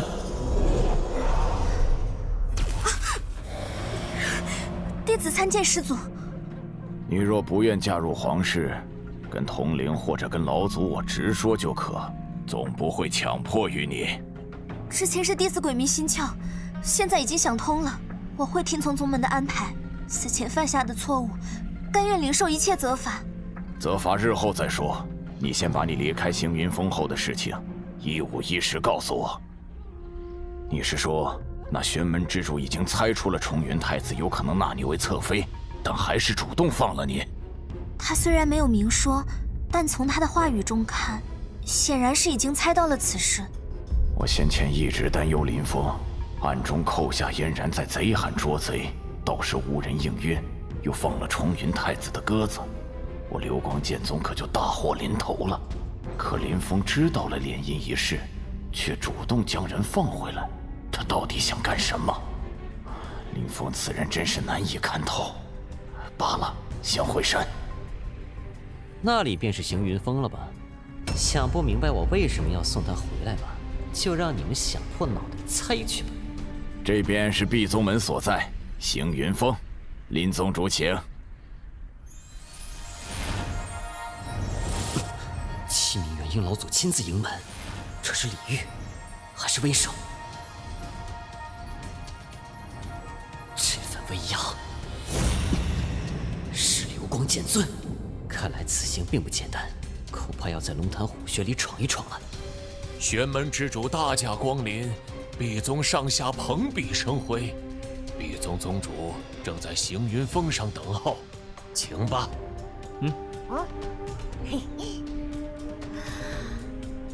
玄门天宗弟子石天浩见过7位前辈，替师尊谢过流光剑宗诸位前辈，并向流光剑尊问安。此子实力果然得天独厚，若有法器辅助，可与元婴期修士一战。不过再怎么天才，你也不过区金丹初期，而那黑龙虽是龙族，却刚成妖婴。诸位，我们也别让人小瞧了。接引9天清气入体，元婴中期修士嘛，比起法力，确实比谢瑜更胜一筹。但实战搏杀，可就未必了。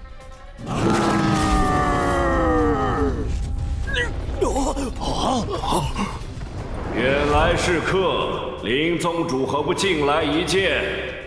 哼，流光宗主客气了。他必然就是流光剑宗当代宗主流光剑尊，他的气息隐隐与天地相合，竟难以捕捉。我竟看不穿他的修为深浅。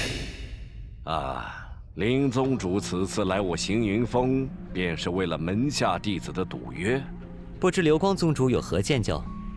见教说不上，只是你我2个弟子因一句戏言而起了恩怨。林宗主真要他们斗得你死我活？戏言？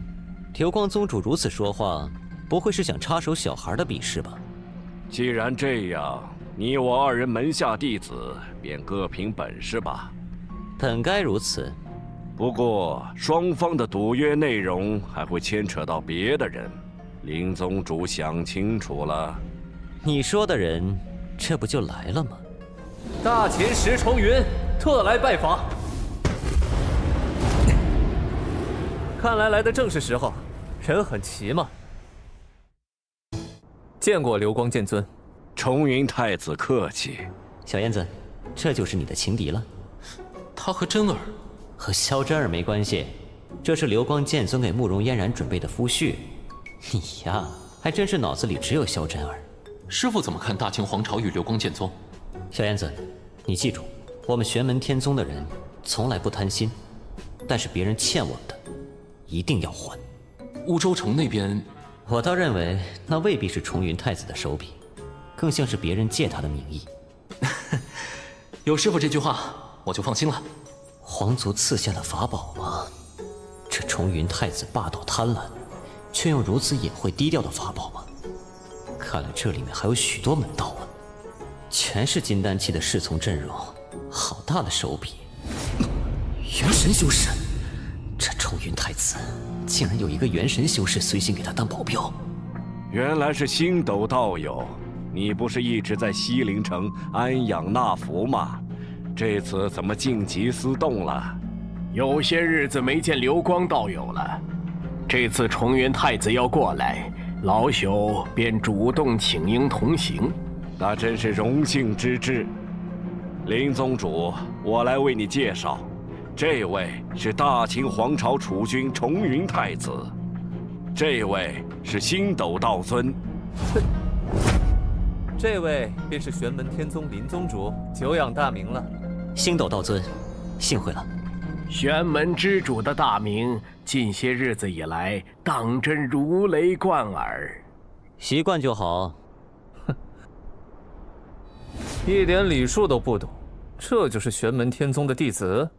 哼，我玄门天宗向来礼数周全，但那只对懂礼数的人，我们才讲礼数；对于无礼之人，自然是不讲的。礼貌没有那么廉价。林宗主，你这个弟子太聒噪了，孤只好杀掉他了。就凭你？原来你就是萧燕呐！太阳真火，幽冥邪皇，同时拥有2大真火，你也算是不凡了。不过仅仅金丹期的修为，差得还远呢。看来乌州城里萧家得到的特殊关照，并非出自此人的命令。不仅如此，他似乎根本就不知情。哼，越来越有意思了。想动手？太子殿下速度太快了，让在下一阵好感呐！晚辈谭英杰见过几位。谭英杰，你来做什么？太子莫急，丞相托我来，只是有礼相赠而已。丞相？又是大秦那位丞相？我来此处是受武相所托，来给流光剑尊送一些东西。哦，武丞相让你带什么东西给我？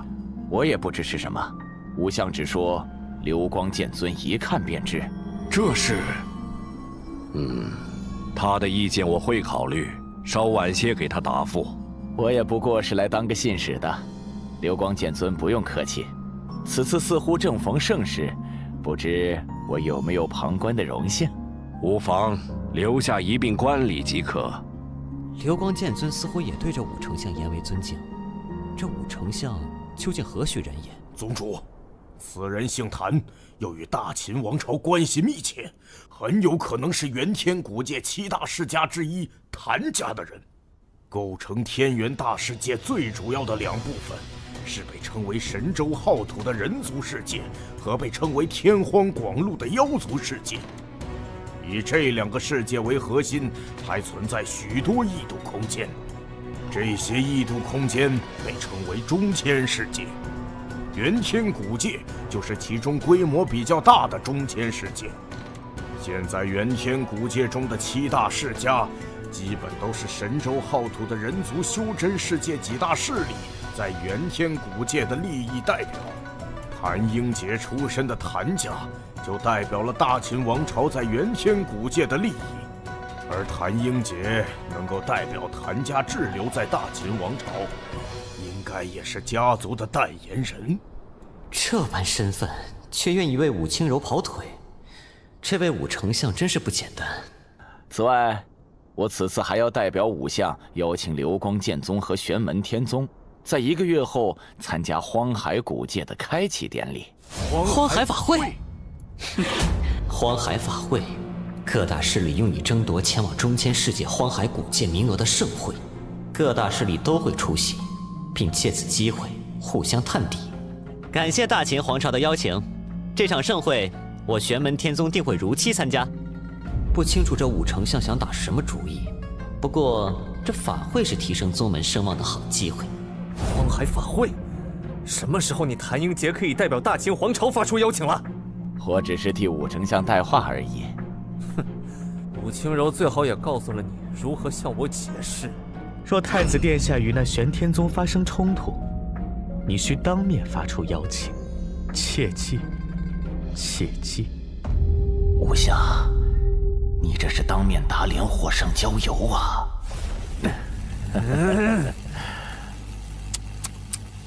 按照以往的消息，石冲云算是很强势、话语权很强的皇太子，但现在武清柔却拿他当摆设，这说明了什么？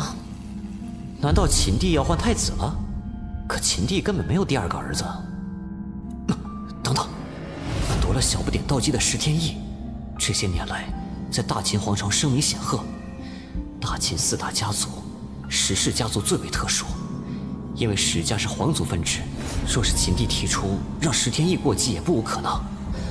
大秦皇朝的局势比我先前想的还要复杂。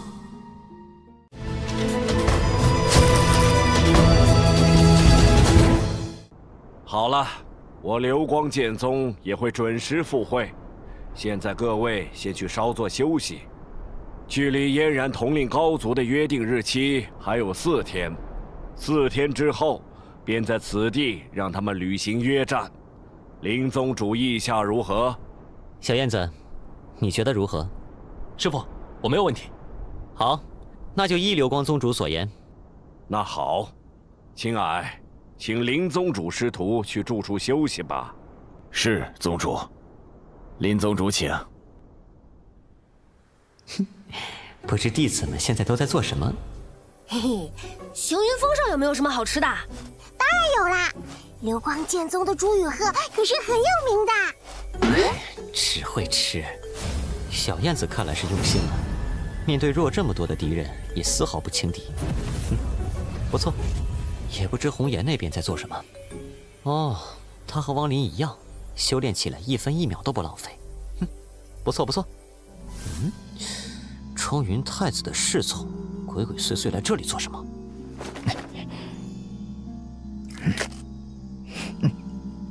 果然是在这里。这是雪梨的叫声。雪梨是我雪峰国特有的真兽，只有我雪峰国人才会模仿它的叫声。红颜，学会了吗？哥哥，为什么我要学小雪梨叫啊？雪梨是我雪峰国特有的，在外面可见不到。以后你出门在外，若是听到雪梨的叫声，说明那一定是我们雪峰国的同胞。哥哥，我记住了。哥哥，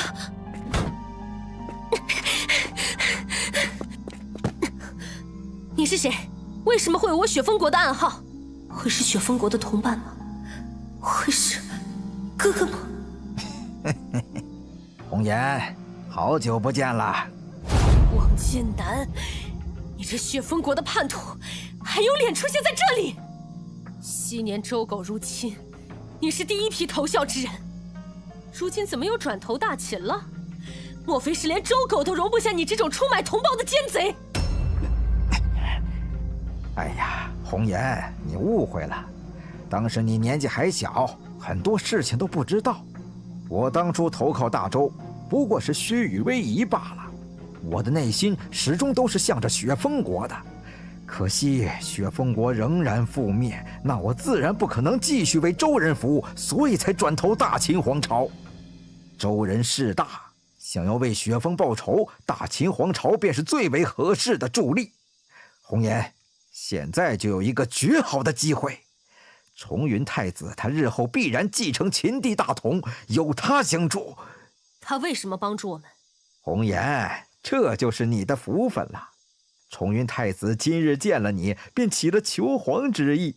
他虽然已经有正妃，但侧妃之位仍然空悬。红颜，你听我说，重云太子他真的……黄剑南，你主子的好意我心领了。不过我岳红颜蒲柳之姿，当不得你们如此看重。你们弄这么一出闹剧，怕还是为了针对我师门玄门天宗和我师父吧？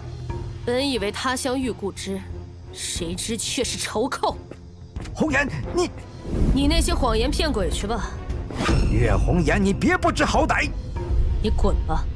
若不是因为这里是行云峰，我不便动手，不然我现在就想送你去向死去的雪封国同胞道歉。你再好好考虑考虑，只是重云太子那边不会等你太久。哼，你喜欢当人家的狗，可我不喜欢。你不要以为我不敢动你。你说动谁？见过林宗主，晚辈告辞。师父，我想杀了他。不用心急，为师很快就会给你这个机会。如何？此事是失望更多一些，还是愤怒更多一些？失望。你攻势凶猛，但对自身保护不足，这骨披玉甲可以为你弥补一二。多谢师父。走，回去休息吧，想必明天会更热闹呢。你不是说有朱雨鹤的吗？怎么一直也见不到啊？我以前是在外面抓住的，现在到了行云峰上，我又不知道他们养在哪里。师父，您先尝尝。哟，今日怎么先想起孝敬为师了？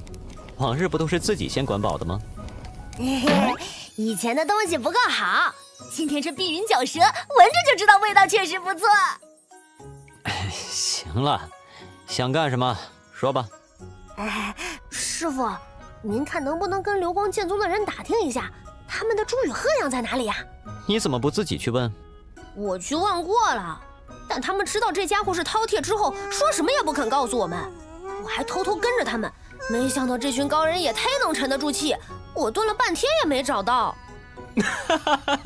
你这个憨货，就是在吃上够执着够精明。你们都露馅了，还让师父去问？师父。无需为师去说，你也无需着急，要不了多久，流光剑宗就会主动送上门来的。你看，这不就来了？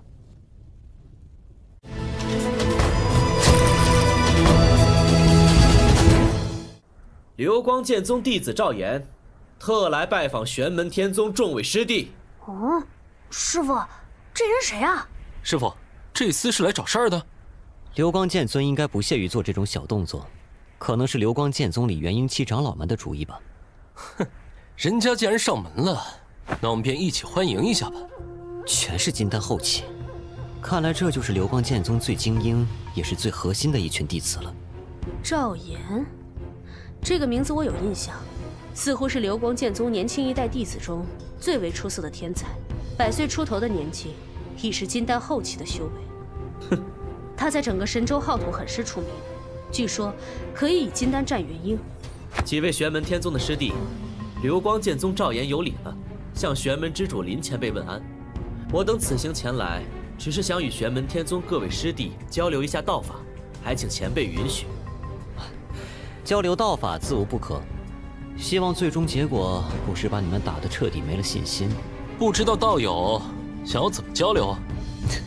早先听闻玄门天宗各位师弟同境界下斗法无敌，也不知是真是假。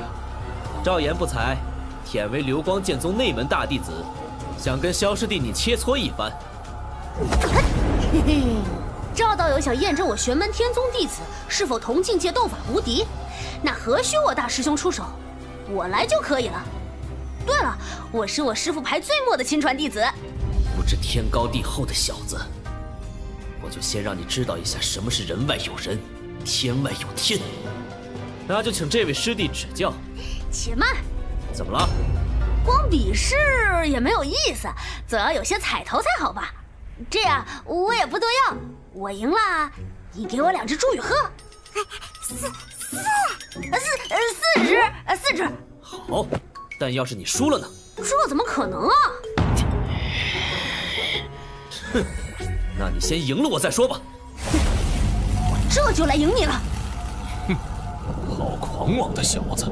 但必须承认，他有这个资本。但这就想胜赵岩，还远得很。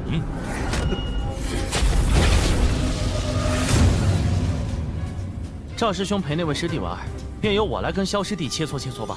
着什么急？马上就要结束了。啊！不陪你玩了。这位师弟是把我当成和你一样的金丹初期了吗？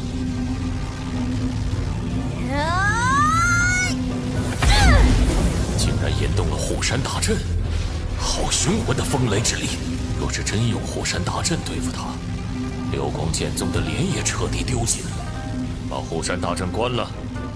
如此雄浑的风雷之力，至少在法力总量上，此子确实有同元婴期修士一战的实力。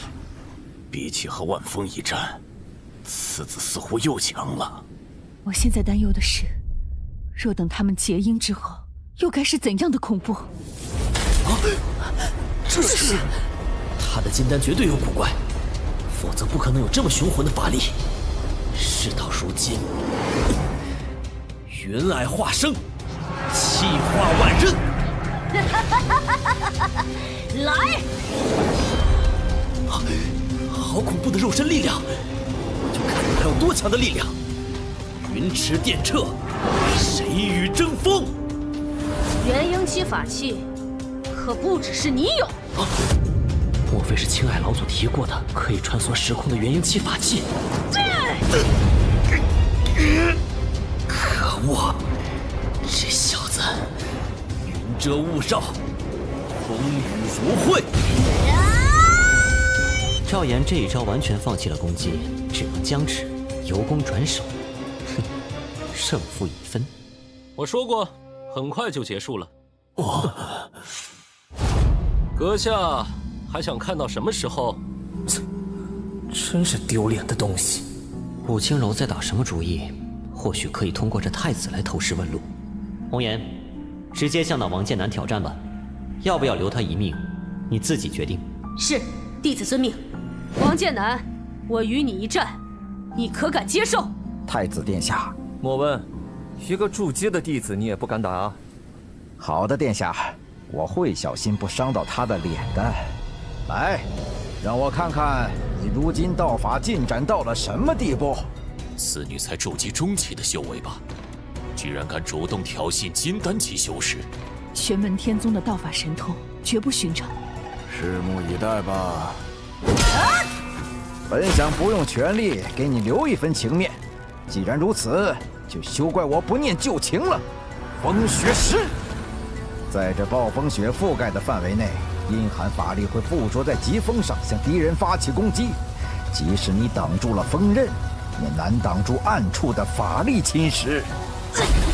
他上当了。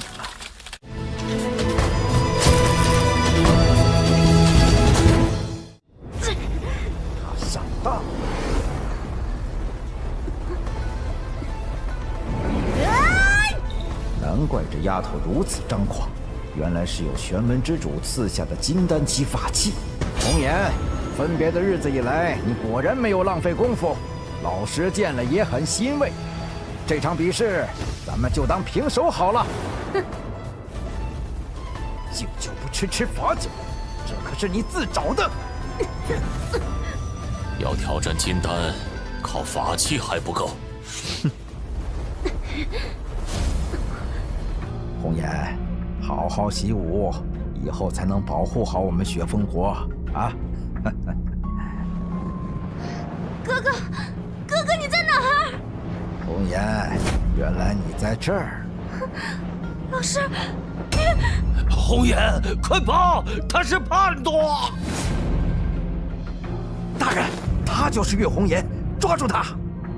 认输吧，红颜，否则老师就不会再留手了。对战金丹修士能做到这一步，他也算是不容易了。这是，应该是大灭神枪。没关系，只要我……等等，不对，不好，这是……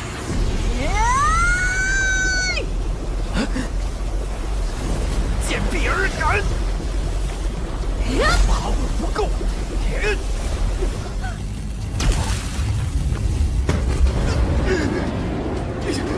剑煞，剑煞救我！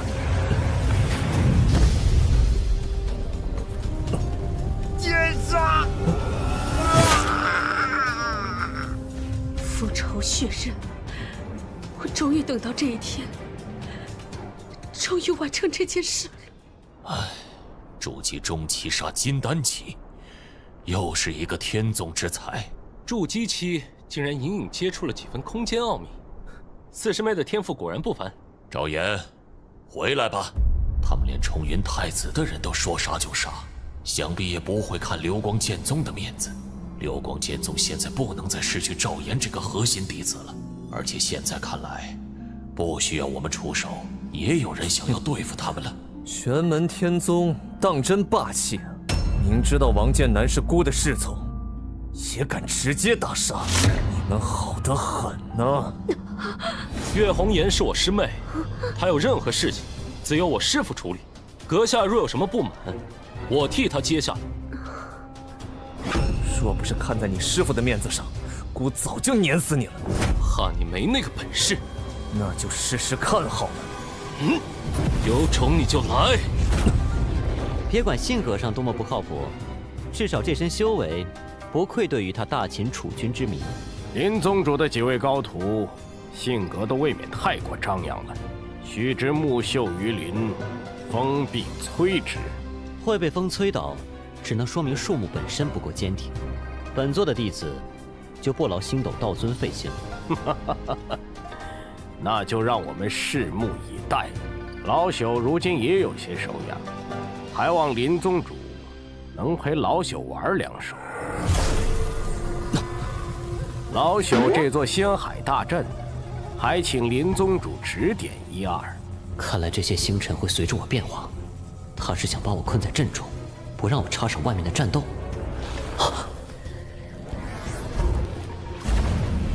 林宗主好霸道的手段。哼，元神修士倒是有些实力。修士成就元神，首先就会以自己的元婴为核心，以天地法相为躯干，炼成独属于自己的元神化身。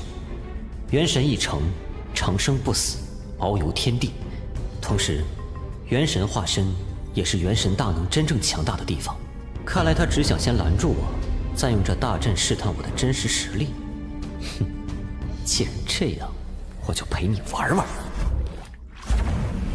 当时完成开山门主线任务的奖励，现在用，正合适。这是何物？罢了，且让我来试试。哼，狂妄！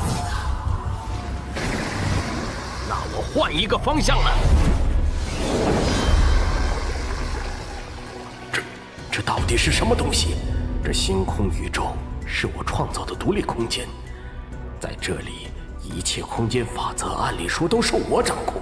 不行，我就不信破不开你这黑伞的防御。去！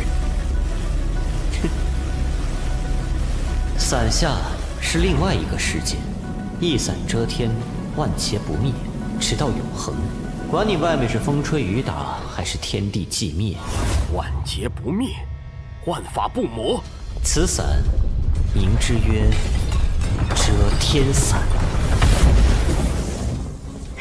师傅，师傅，你没事顶一把伞做什么呀？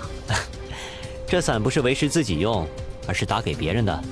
这把伞，就是你回敬给我的考验吗，林宗主？但此刻，并不是死斗的时候。小燕子那边应该也到白热化了。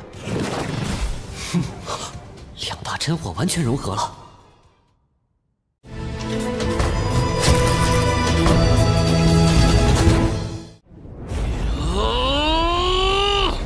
他想把两大真火融合，太疯狂了！这个疯子！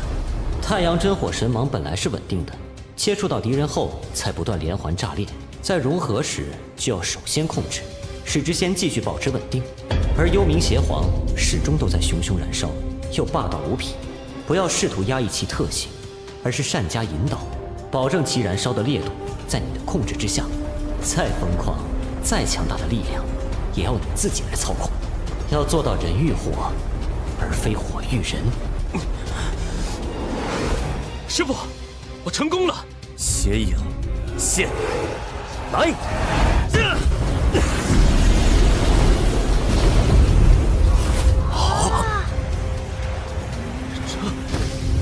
这是什么怪物？这一招，元婴也难逃。金丹初期的修为，弟子如此，师傅若何呀？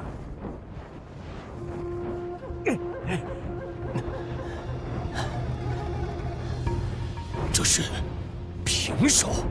冲云太子身上的那件元婴期的法袍彻底毁了。我今天就在这里宰了你！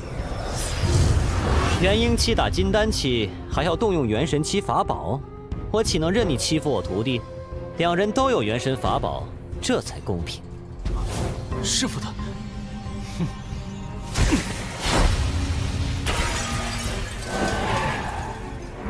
法宝之威果然惊天动地。不过，可不是只有你石重云才有法宝。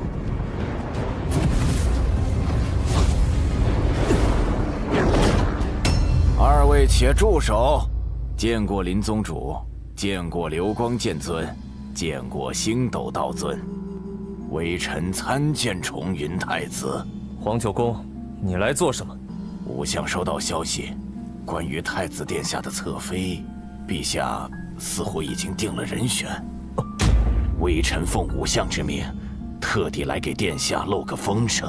哼，不用多说。这个黄九公是丞相武清柔的人，他给这位太子打脸来了。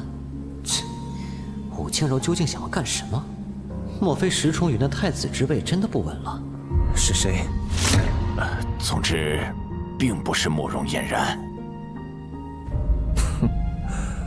武清柔啊，武清柔，萧燕是吧？姑承认你是个人物，但今天的事情只是个开始，姑就要看看。玄门之主是否能护你一辈子？走！我也期待着与你注定的一战。罢了，终将会有一战，迟来早来也不差这几天了。谢宗主宽宏大量，流光剑宗、慕容家、慕容嫣然，请萧师兄指教。师妹这是何必？不如直接认输吧。从内心来说，当年的我，的确是因为你的实力而有所看低你，而今日，事实已经证明，我确实目光短浅。陪一个陌生人过一生，我也同样做不到。我并不认为你退婚有错，只是你的方式错了。唉，不过时至今日，争论谁对谁错，也没有什么意义了。我也不需要你为奴为婢。我原本想让你当众认错服输，其实也不重要了。胜负已分，世人自有评论。3年之约结束了，慕容嫣然。执着通天，操纵天地灵气为己用，金丹中期的修为境界，他晋级了。与重云太子一战，充分压榨自身极限；与慕容嫣然一战，彻底解开心结。哼，法力和心境双双飞跃。从即日起，慕容嫣然为我亲传弟子，由我亲自传授道法剑诀。小燕子，对你来说是结束了，但对某些人来说才刚刚开始啊。嘿嘿，某些人我能赢他一次，就能赢他一辈子。志气可嘉，小辈们的约定已了，行云峰上还有不少名胜，林宗主可要游玩一番。让小辈们去吧，本座更愿意同流光宗主交流一下道法。这边请。4只猪与鹤，别忘了是4只。然后再多加2只。现在要6只了。我们居然输给这样一个吃货！黄九公，你最好是可以给我一个解释。太子殿下，武相会亲自和您解释。武相，这次你可把姑坑得有点苦啊。这只是计划的第一步罢了，殿下无需太过焦虑。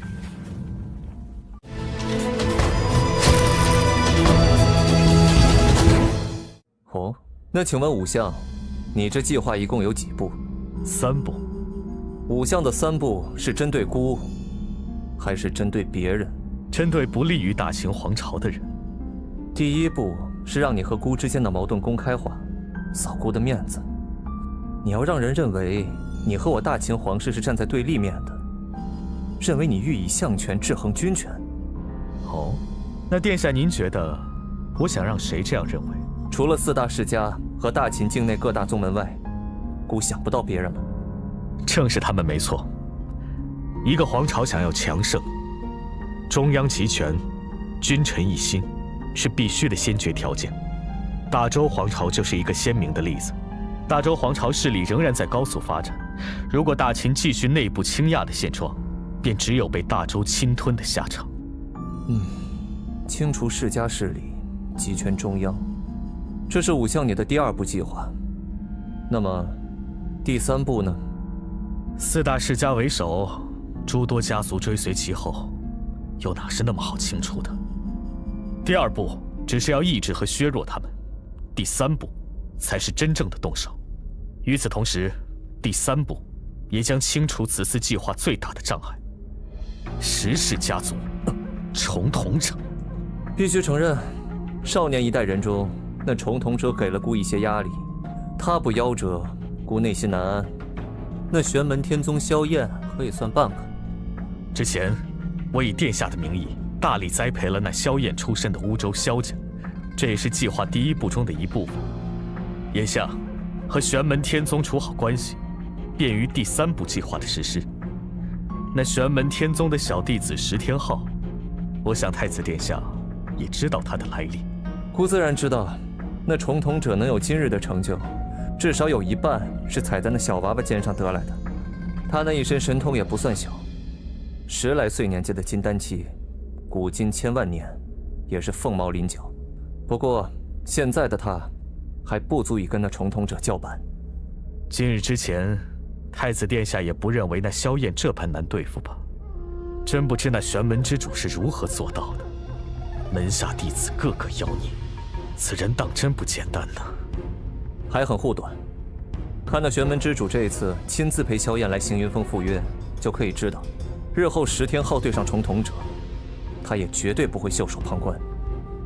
这才是武相你算定的，用来实施第3步计划的棋子吧？也不一定，说不定是4大世家给那玄门天宗一个骨头吃。哦，世家力量和玄门天宗之间，武相打算损强补弱，是这样吗？正是这样，没错。两败俱伤，才是最有利于我大秦皇朝的选择。既然武相已经成竹在胸，那姑便静候佳音了。告辞。武相国的3步，算进去的不仅仅是玄门天宗和世家的力量。星斗道尊客气了。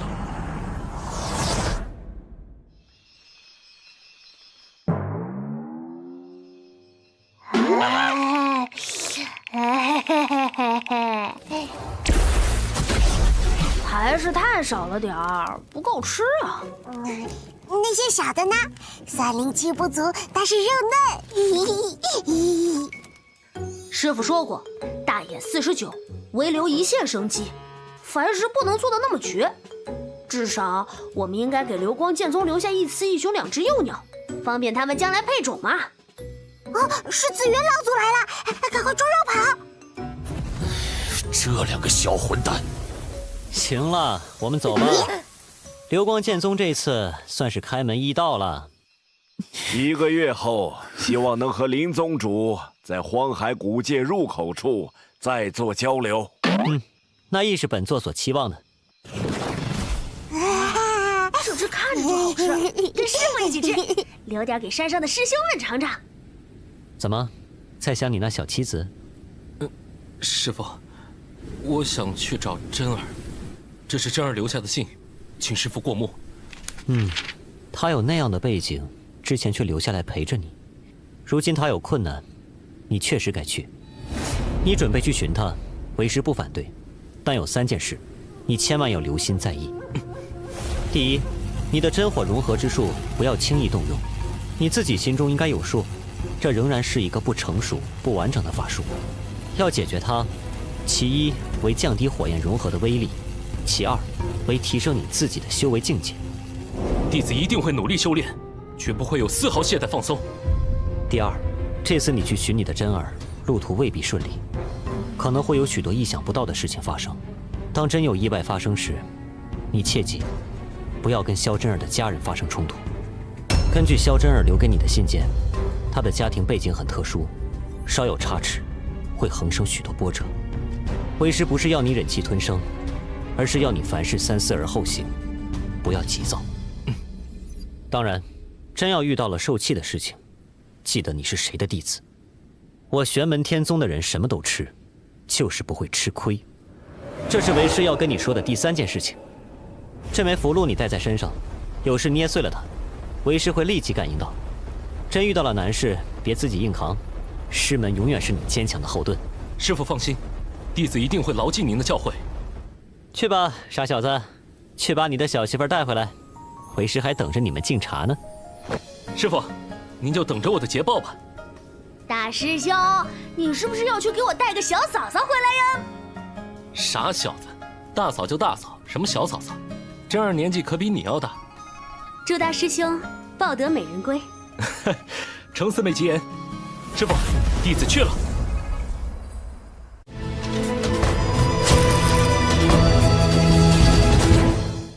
我也想要媳妇儿啊，要好多好多媳妇儿，要好多好多有大把嫁妆的媳妇儿啊。这个小家伙应该还要很久才能去给我骗嫁妆。在哪儿啊？小不点儿已经金丹，而那重瞳石天翼已经在金丹后期巅峰，冲击元婴了。据说算上加速时间的洞天内的时间，石天翼现在也在14、15岁的年纪，却已经要冲击元婴了。他当年挖了小不点的灵台，再加上自身天赋同样出类拔萃，两者合一，他的金丹定然是生出异象的子丹。朱毅虽然很快就要回大周皇朝参加考试，但他跟他那老子玄机侯朱洪武还有的斗呢。眼下最紧迫的，应该就是小不点这边了。小家伙还需要继续加快脚步，加强实力才行啊。谢于停下，你们在这里等为师。九霄之上的罡风层，密布着无坚不摧的9天无相罡风，若能捕获1、2，对小不点定有大用。用周天子气先捏一个小世界，嚯，直接将小世界撕碎，果然厉害啊！先用诸天界掌分割，再用2阶虚空妙术无缝传送入小世界。仅仅有风还不够，捕获劫雷，大招小世界耗损比预想中大了点儿，不过这一切都是值得的。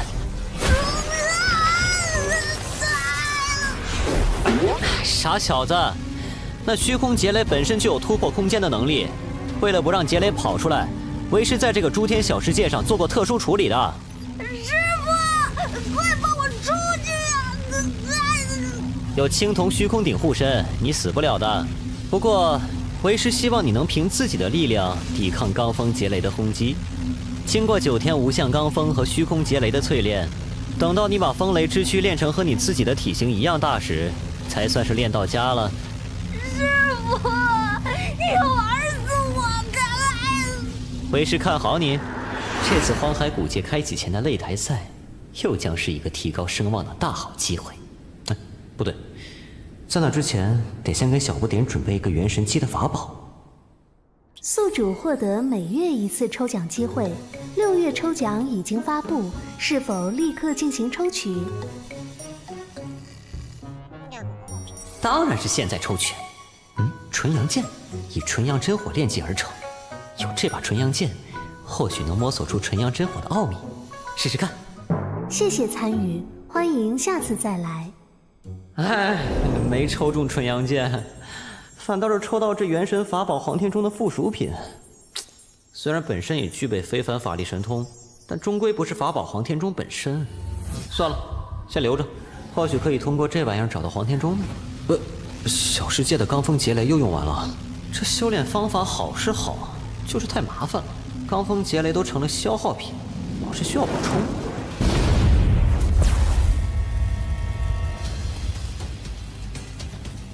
哦，效果还行。之前是3米高的巨人，现在压缩到2米出头了。别装了，有好东西给你，要还是不要？就知道师傅对我最好了。就你小子脸皮厚，就等着我说这句话呢。没有，手感还不错啊。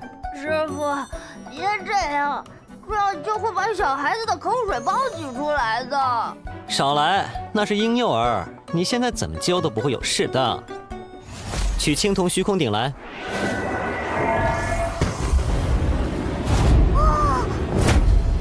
好强大的威力！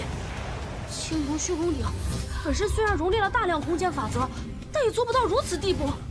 此物本来是元神法宝黄天中的中锤，青铜虚空鼎能有如此威力，正是因为它的激发，两者力量合一的结果。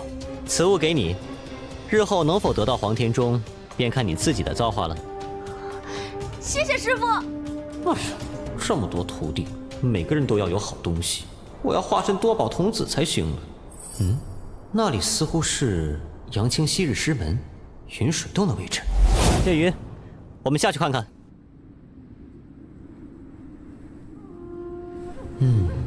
每一块墓碑都是阳清所立，孤单默默安葬整个宗门，光是想想就感到难受。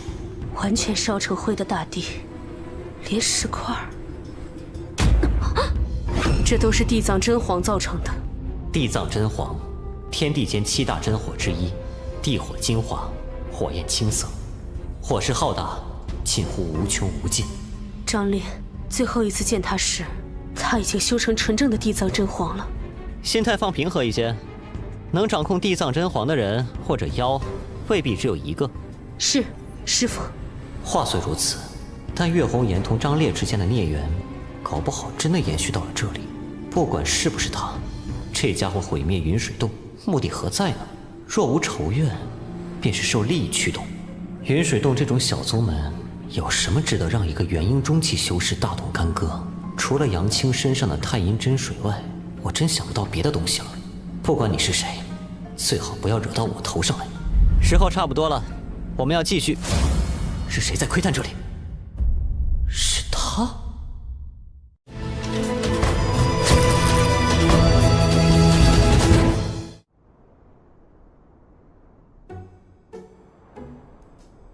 风铃，那人的气息有些熟悉。哦，怎么个熟悉法？我察觉不到他身上有法力波动啊。哦，想起来了，1年多以前也是在这昆仑山里，那无间钢煞。原来是那个家伙，我当时好不容易才逃出升天，都是他害的。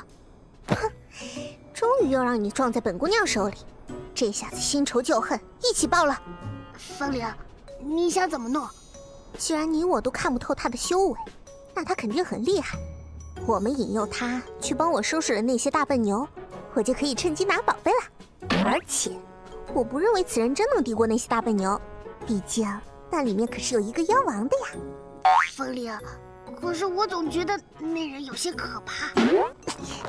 不管怎么说，有仇不报，本姑娘咽不下这口气。赌一把。哈哈，看来这小妮子又想故技重施啊！趁机拿宝贝，也不知道是什么东西，谁是谁的送宝童子还不一定呢。这么庞大的妖族群体，居然没有散发出多少妖气，差点就被瞒过去了。哦，原来如此，似乎是有一股灵气在和这妖气互相中和。这些妖兽是故意这么做的，借此掩盖这道灵气的踪迹，防止其他人发现。这就是那丫头所说的妖王了吧？上钩了！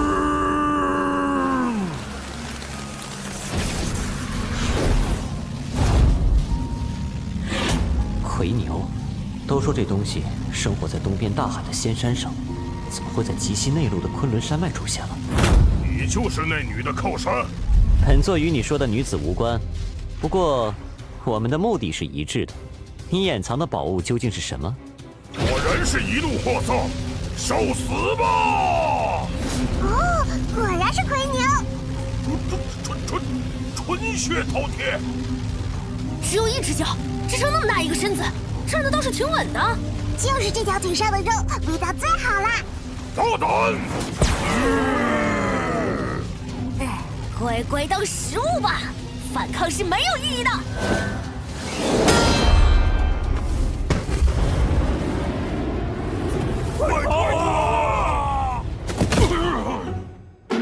那是10几头妖帅级别的魁牛吧？这么轻松就被人生擒活捉了？是啊，太可怕了。法莲，咱们还是走吧。现在肯回答本座的问题了吧？要不是这2个小鬼突然冒出来，我早就把你踩扁了。睁大你的牛眼看清楚了，这是我师傅，你想踩扁谁呀？清炖还是红烧，你自己决定。我喜欢清炖，原汁原味，除了肉以外还有汤喝。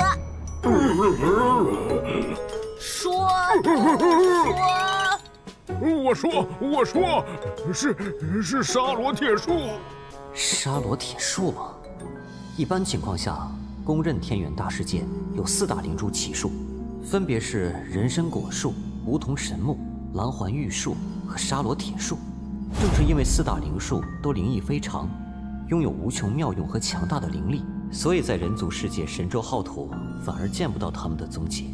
传闻中，沙罗铁树天生金刚不坏，万法不侵，最为坚固。除了少数几种克星，无人可以损伤其分毫。据说，神州浩土最后的一棵沙罗铁树栽种于西年佛门圣地大雷音寺，捍卫着大雷音寺的舍利塔。神宗今天，大周皇朝麾下的神武诛仙阵攻破了大雷音寺护山大阵大日如来阵，却攻不破沙罗铁树。最后，蜀山剑宗动用沙罗铁树的克星，联合神武诛仙阵，这才斩断了沙罗铁树。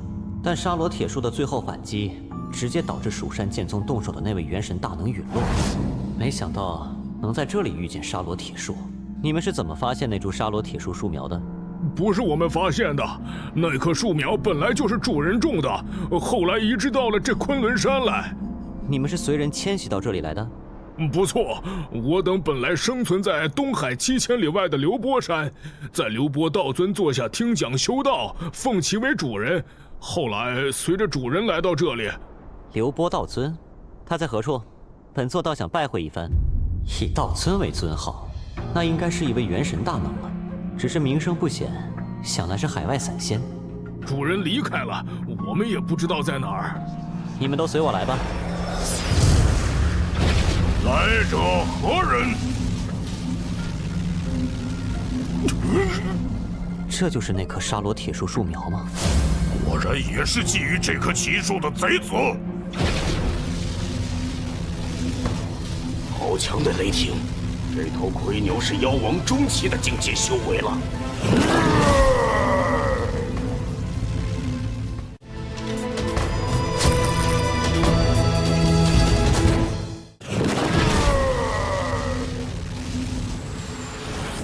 龙族，妖王级别的龙族，阁下是玄门之主。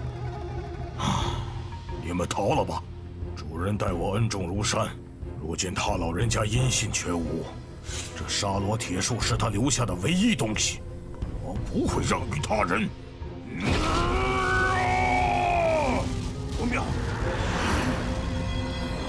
难道都说。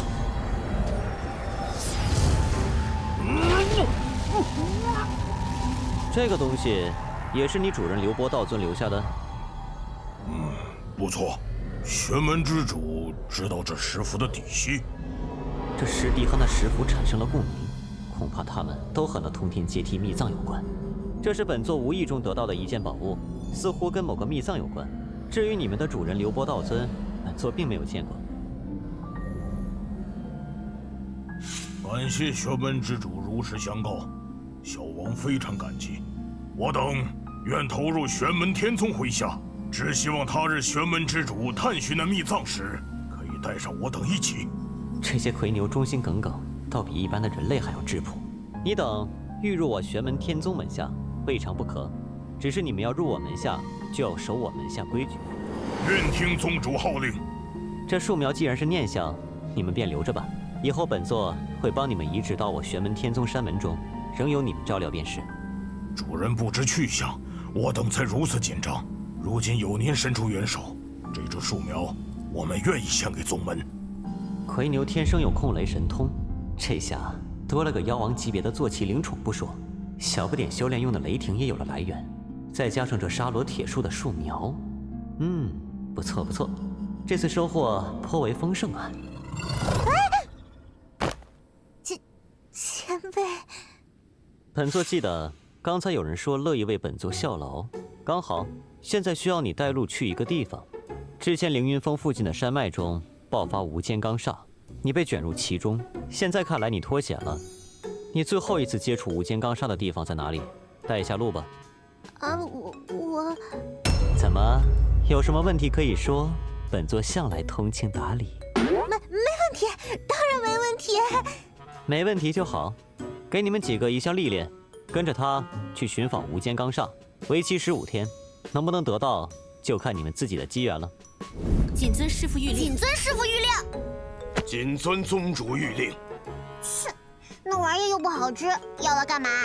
师父，15天后这黄毛丫头要怎么处理啊？还要押回山吗？谁是黄毛丫头啊？你这个黄毛小子，小萝卜头，入血未干的死小孩！风铃，我们当初九死一生才逃过无间罡煞，真要回去啊！人在屋檐下，不得不低头，先忍一忍，等离了这玄门之主，我们就把他们扔到罡风眼里跑路。这小丫头鬼主意还挺多，不过要是觉得小不点好对付，那可就有她受的了。如何处置？15日后你自行决断。是。你就随本座一起回山好了。是。把这个也带上。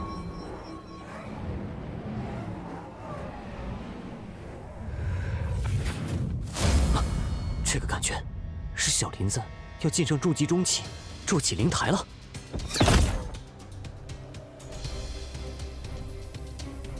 小林子这是对八卦诸天大道藏有了新的领悟，接触到创生的奥妙啊！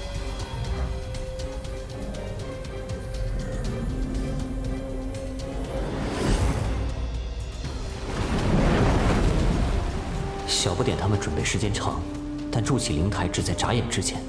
小林子速度太慢了，看样子恐怕灵台品质不高。不行，不见起色，失败的几率偏偏在小林子身上发生了吗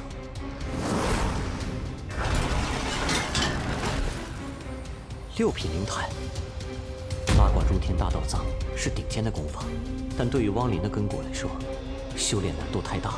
尽管靠悟性修出一条路，灵台品级却有限。大道至简，真正的至高之道，应该是适用于普天之下所有人，不管天赋高低，都能沐浴恩泽。可惜现在的功法不完整，反而难以参悟。让小林子再准备一些时候吧。弟子无能，让师父费心了。不要操之过急，不要感到压力。你的情况，为师已经有所安排，只是现在时机未到而已。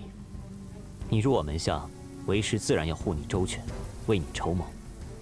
没有外力介入，根骨天赋最高就是5点。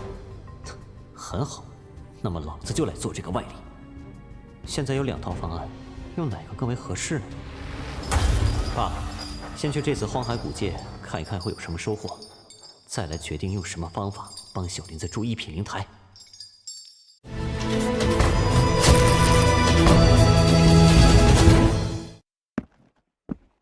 准备参加荒海法会一事，还要和康南华商量一番。这一批弟子天赋不错，不到1个月都已经初窥炼气门径了。那是南华，他的情绪不对劲啊。南华不请本座去你的洞府坐坐？我的荣幸，宗主这边请。本座无意探寻他人隐私，但你给本座的感觉，是你需要一个倾听者。让宗主见笑了。看着那些孩子，想起了一些往事，心境有些浮动不稳。能让元婴修士心境浮动，已然是心魔了。那是很久以前的事情了，到现在，已经是71年3个月零15天。那时候，我修成筑基后期，凝力出2品丹鼎，正是自己最意气风发的时候。虽然凝力出2品丹鼎，但却迟迟无法结丹。金丹大道似乎离我遥遥无期。我外出游历，寻找突破的契机，到了一个小山村，村里的人热情好客，靠贩卖在山岩间采来的灵药为生。那山岩对于村民来说极为险峻，但他们为了这宝贵的经济来源，却每天都在生死间行走。他们对我的触动很大，我开始主动传授他们炼气道法，让他们在山林中多一些生存的资本，而我自己则放弃法力修为不用，跟山民们去攀爬山崖采药。有那么几次，我真的以为自己要死了。村中人大部分没有天资，但有一个7岁大的小女孩叫毛丫，她对道法领悟很快，根骨也不错。那时我们亦师亦友，我传授她道法，她指点我在不用法力的情况下攀爬险峻山崖。我们一直相处了1年时间。看来这个小姑娘就是康南华的心结所在了。后来的一天，我和毛丫采药回来，却见到村中一片狼藉，竟然是有盗匪劫掠，而那盗匪领头人应该是个炼气期的修真者，让村中无偿将药物献给他们，否则便屠村。我听了便要去寻那伙盗匪的巢穴。毛丫当时问我，村子会不会有事？她说她很害怕。我对她说，没事的，你们不会有事的，我一定会保护你们。这就相当于她许下的承诺，大概也是她痛苦的源泉。我找到了那伙盗匪，将他们送去了该去的地方，还仔细确认了没有漏网之鱼，才一身轻松地返回山村。等我回去，村子毁了，所有人都死了，毛丫也死了。我看着她睁大的眼睛，甚至还能从里面看见希望。我知道那希望就是我，但最终我让她失望了。这应该是一场意外。屠村之人同你寻找麻烦的那伙盗匪，压根不是同一路人，双方之间恐怕没有丝毫联系。是，我也这么认为。但不管有没有关系，最终结果都是一样的。毛丫死了，村里的人们都死了，而我甚至连对方是谁都不知道。毛丫遇害和烈风会众人被张烈血祭，这可能是康南华一生中仅有的2次承诺，最终却都没能做到。难怪在百草药宗相见时，他整个人都消沉了许多。若非对张烈的仇恨让康南华有所寄托，恐怕他的修为还要倒退。他有自己的信念、底线、血海深仇，而这2次未能信守的承诺，便是他的心魔。本座不会跟你说什么一切要向前看的废话，眼睛一直盯着过去也没什么不可以，但不要因此固步自封，停下脚步，哪怕是倒退着走路，视线看着过去，脚下也要始终前进，这是为了不让过去的遗憾重演。这个简单的道理，本座相信你明白。哪怕倒退着走路，也要始终向前。我明白，多谢宗主，今日打搅宗主了。啊，今天是怎么了？一个个都出心理问题了？你们组团的吗？他的内心一股焦躁。小易，你的心乱了。师父，你心中的困惑是关于你母亲。弟子是……看来确实只有你的母亲孟冰云了。师父慧眼如炬，弟子确实在想娘亲的事情，脑子很乱，不知该如何是好。果然，很多时候知道的事情多了，未必是福。某些情况下，无知也是一种幸福。既然如此，我便告诉你一些事情，关于你母亲孟冰云孟仙子。她是太虚观上代的道门天下行走，燕明月之前的那一任太虚观圣女。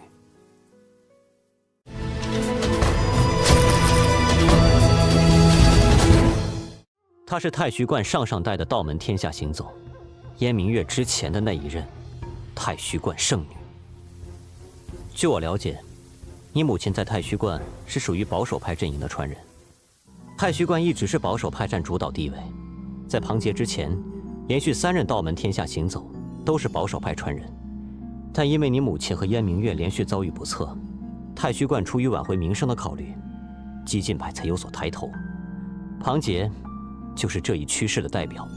太虚观一直以平息人族修真界的纷争，或者说尽量减少纷争为己任。换成激进派后，他们又会如何做？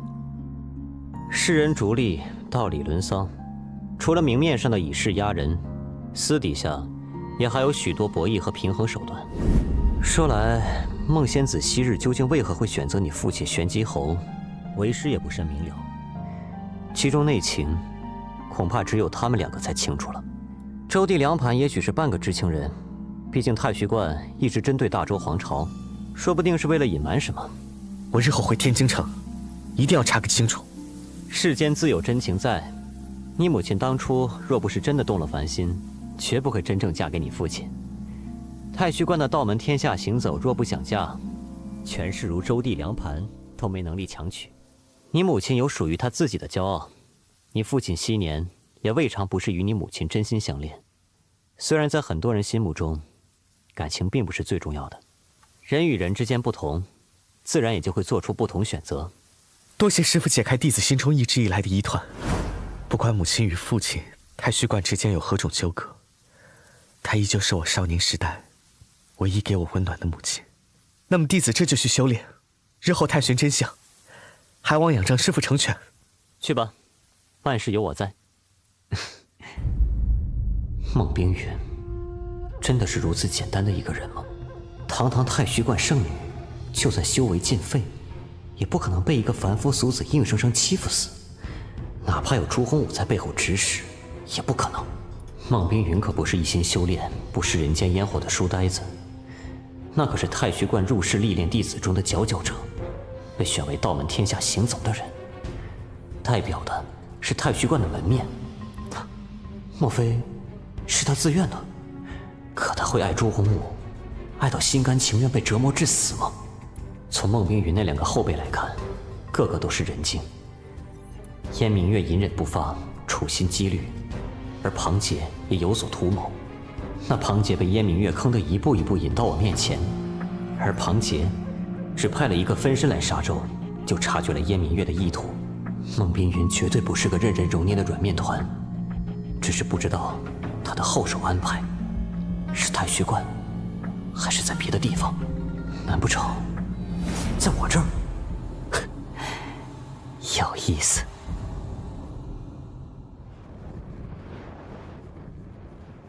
以太阳真火神芒照射，太阴真水滋养根茎，这环境应该能满足你生长了吧？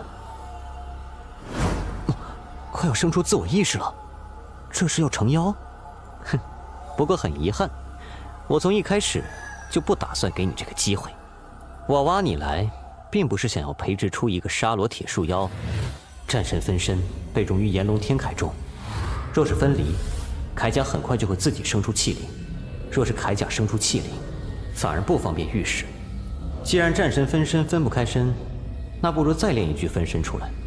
这沙罗铁树树苗就是非常好的选择，根底足够好，潜力足够高，本钱足够厚，就算炼化出来修为不高，也可以很快提升。开始吧。这里就是沙罗铁树神面内部了，靠近点看看。之前接触过狼环玉树的树叶，当时修为低，体会不到。现在回想，狼环玉树似乎蕴含一股千变万化的力量意境，仿佛藏有无限可能。而这沙罗铁树却刚好相反，是一种一以贯之，直到永恒的力量意境。这样看来，四大灵树之间似乎蕴含着某种联系。传闻中，人参果树中天地之灵秀，果实可延年益寿；梧桐神木则是凤凰栖息之所，蕴含了凤凰涅槃重生、无尽生命的奥秘。虽为树木，却是先天灵火之境。也不知何日可以见到这两种奇树啊！现在，就先来解决你吧。好激烈的抵抗！这树也是个驴脾气，那就将自身同化，让他以为我是同类。这是内部演化开始了。人体穴窍与诸天星辰相对应，必须在沙罗铁树上也打开穴窍。要成了！神识融入，再将沙罗铁树的灵力和我的法力相合，分身即成。沙罗铁树一生只开花3次，分别是在生出意识、结果以及枯萎之时。如今，便是这沙罗铁树生命中的第一次盛放。哦，这可以称之为铁树分身吧？哦，小不点他们这就已经回来了。我炼化分身竟已经用了10几天时间。师傅，快来帮我看看，这是什么东西？这东西你从哪里弄来的？我们找到无间钢煞的时候，此物正和无间钢煞僵持不下，正好便宜了我们。我收服它花了好大功夫，无间钢煞给了40解。多亏天昊，弟子才有机会收服无间钢煞。这其实是一头已经修成不灭妖魂境界的妖族大圣所剥下的皮革，你好好参悟其中奥妙，对你大有裨益。你那头绝金鼠呢？在这儿呢。嘿嘿，师傅，他们挺有意思的，让他们留在山上吧。那就交给你处理了。看来此行小不点和他发生了什么趣事啊！嘿嘿嘿嘿。宿主获得每月1次的抽奖机会，新一轮抽奖已经发布，是否立刻进行抽取？这是将玄天咒光洞天内的时间也算进去了。看来系统计算时间是和我自身一体的。哼，抽，现在就抽！等等，这是我看见了什么？我没眼花吧？法宝胚胎，一定要抽中啊！恭喜您获得助命封石。真的抽中了，妥了！这灵石内部能量磅礴，若是能炼化为法宝，不知道该有多强大的力量。这位师兄，你看能不能把小金先还给我？第一，别叫我师兄，我也不是你的师兄。第二，你这头小老鼠挺好玩的，先借我玩几天。这位道兄，小金跟我是血气关系，我们2个心神相连。我知道啊，我又没打算吃了它。这么大点儿，还不够我塞牙缝的呢。不过这小家伙找东西倒是一把好手，先借我玩2天吧。凤鸣，咱们还是留下来吧。喂，你不会是让对方那几块肉石给收买了吧？怎么会？至于为什么，你看那林宗主。虽然有天昊帮忙，不过红颜，你是用什么东西收服的无间钢煞？这是过去的某人送我的。原来是把无间钢煞收进了手镯中，这手镯并非法宝，却可以容纳无间钢煞。四师姐这手镯本来是纯白色的，晶莹剔透，封入无间钢煞之后才变成暗红色。空灵玉的特点在于内部空空如也，有容乃大，可以容纳世间万物，被装入其中的东西都无法自己出来。多半这手镯的材质是空灵玉。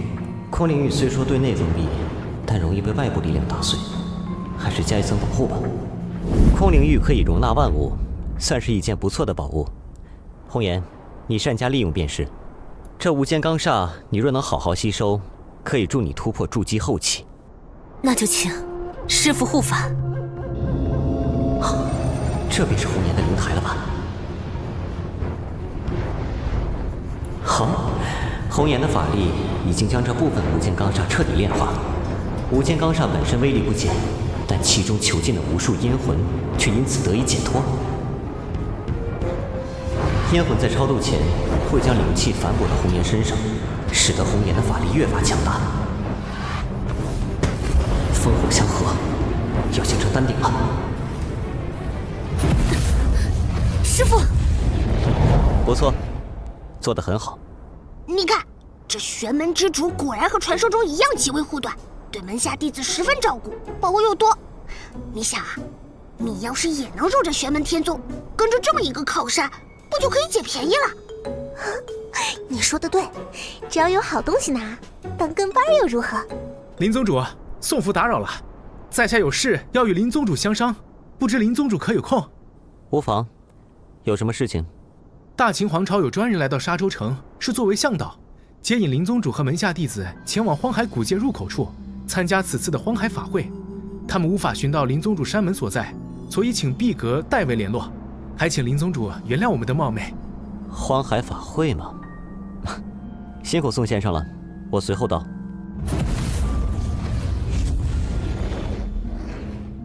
打扰林宗主了。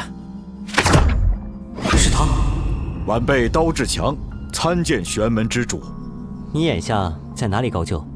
哦，晚辈现在在武丞相府上当差。好，筑基修为能被派来接引玄门天宗，看来他还挺得武清柔信任。你是我玄门天宗的向导？此次荒海法会，贵宗的接待工作便由晚辈担任。贵宗上下有任何事情，都可以吩咐晚辈。林宗主，宋某的使命已经达成，便就此告辞，叨扰了。有劳宋先生。这次还有哪些宗门受邀参加荒海法会？这个，晚辈不太清楚。既然是有一面之缘的故人，又何必欺瞒本座？晚辈所知不多，除了玄门天宗外，只知道4家。首先便是流光剑宗，林宗主应该也已经知道了，我就不多叙述了。其二便是与流光剑宗同为当时有数的剑道宗门，也是9天剑盟的成员之一，日月剑宗。日月剑宗实力强横，门下分为日曜、月华2道，时常互为剑侣。日曜、月华双剑合璧，可以发挥出1+1远大于2的效果。接着是北戎王庭，大周和大秦2大皇朝以北的一大王朝势力，实力与通天剑宗相当，甚至更胜流光剑尊一筹。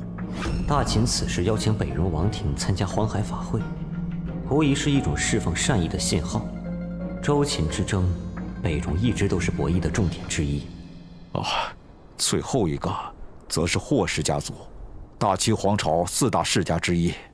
4大世家之中，霍氏家族同大秦皇朝皇族关系最为密切，与同为4大世家的于氏家族更是死仇，连带着与于氏家族有姻亲关系的石氏家族关系也不和睦。从行云峰上的一幕来看，武清柔和石冲云的矛盾几乎公开化了，他应该偏向于世家豪门才对。但从名单上来看，世家豪门并没有占到便宜，如此出尔反尔，首鼠两端，这么愚蠢的行径，可实在不像他的手笔啊！除了霍家，其他3大家族接到邀请了吗？据我所知，没有。 3个可能性：其一，秦地下武清柔施加了压力，毕竟大秦皇朝真正当家做主之人还是秦帝；其二，武清柔在别的地方给予了其他3大家族补偿；其三，我可真不希望是第3种可能。荒海法会具体的召开时间是什么时候？7天之后。你可先在我玉京山上住下，到时间，本座会携门人随你一起出发。多谢林宗主，晚辈先行告退。此次荒海法会还是要带上注意，否则门下只剩下小不点1个金丹期修士，不免有些单薄。可他正担负着教导新入门弟子的重任，还是先把他叫来吧。注意，麻烦来一趟玉京山。好的，师傅。弟子也有兴趣赴那荒海古界一游。至于新入门的弟子，师傅可以不必担心，我会给他们留下一些功课，让他们自己先参悟。有康先生和苗先生看着，也不至于走上岔路。如此也行，但苗世豪还未出关。好，正说他就突破了。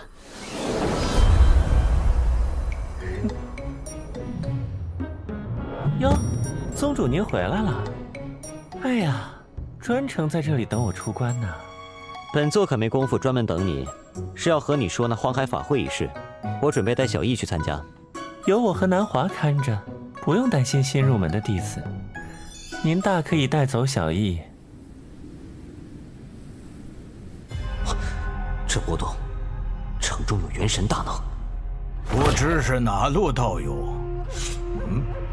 可是玄门天宗的道友当面？正是。你可是霍家的道友？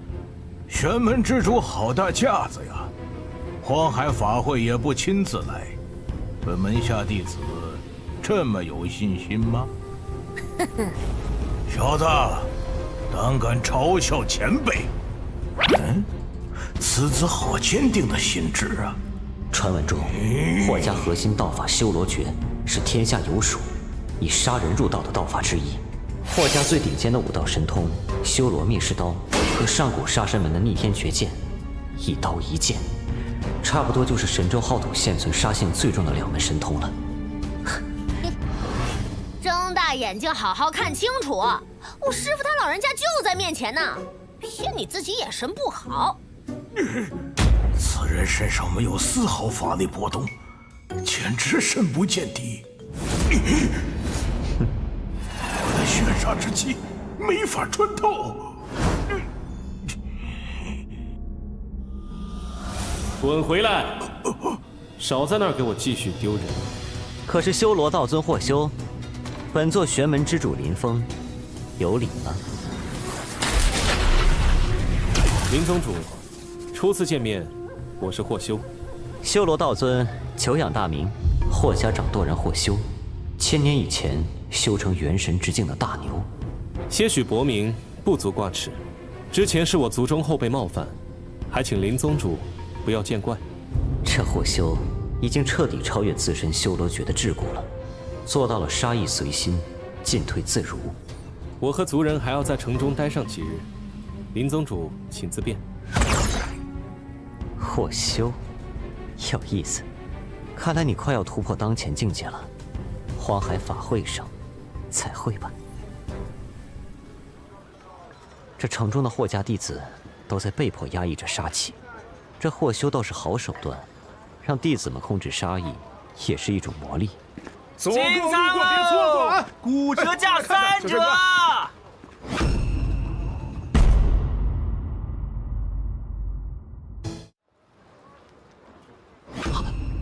汪林，真的是汪林！汪林，那个从小就不起眼的同族兄弟，当年和我一起拜入恒岳派山门，后来因为我天资出众，被恒岳派主动收下，而汪林却连考核都不通过。他靠着跳崖才能进入恒岳派，怎么能够与我等通过考试且和各有天资的弟子为伍？恒岳派被破，我和其他师兄弟一起转投玄道宗，汪林却没有来，而如今被认为是天才的我还在炼气期打转，而当初沦为整个恒岳派内笑话的汪林，如今早已是筑基期修士了。人呢？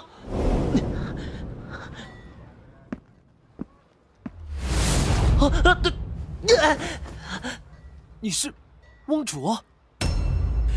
明明是一点修炼资质都没有的废柴，为什么能在短短时间内成为筑基期修士？好久不见了，别来无恙。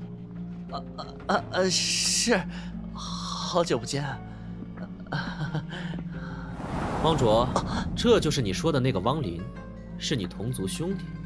是的，17公子，他正是我的族兄汪林。霍家子弟，看来汪卓如今得到了霍家人的赏识。看你的身体状态，恐怕真实年龄已经接近中年了。汪卓说你才离开2年，看来你是进了加速时间的洞天吧？10几年甚至几10年，不过筑基初期罢了。世人都传言，玄门之主座下弟子个个妖孽不凡，看来也不过如此吧。传言终究只是传言。筑基后期，丹鼎等级恐怕也不低。强撑有意义吗？17，怎么回事？二哥，金丹期，而且是后期，只差一步就是元婴。霍家以实力排名，他能排到第2，看来不简单。哦，三师弟，可是故人重逢。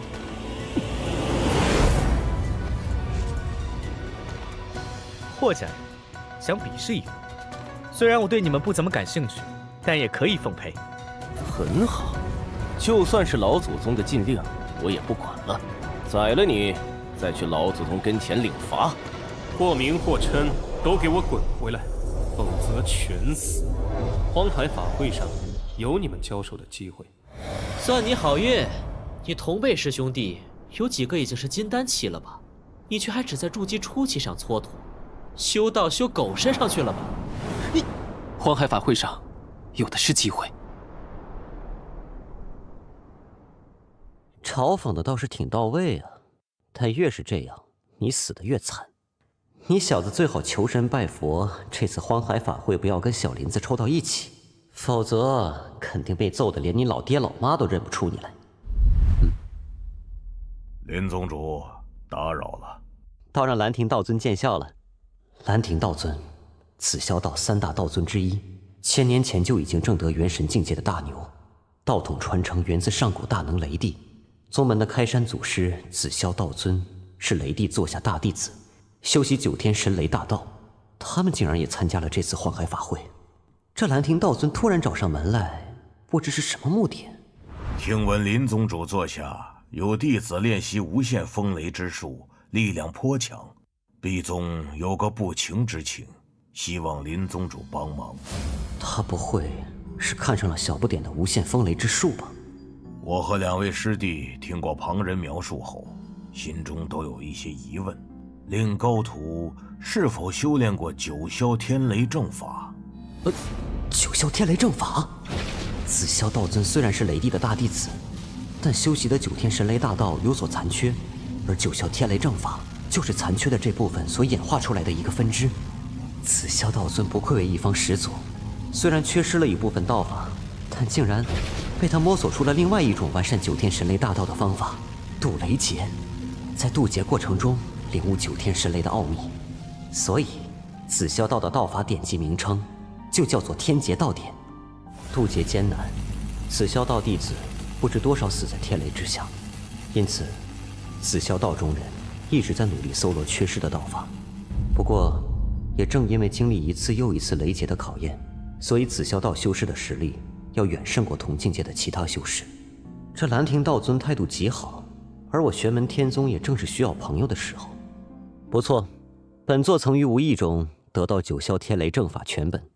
毕宗苦求9霄天雷正法已经1000年了，今日终于找到，还望林宗主成全一二，将这功法借老夫一关，毕宗上下感激不尽。哼，这就是送上门来的朋友了。既然如此，便赠与道尊。这是全本的道诀。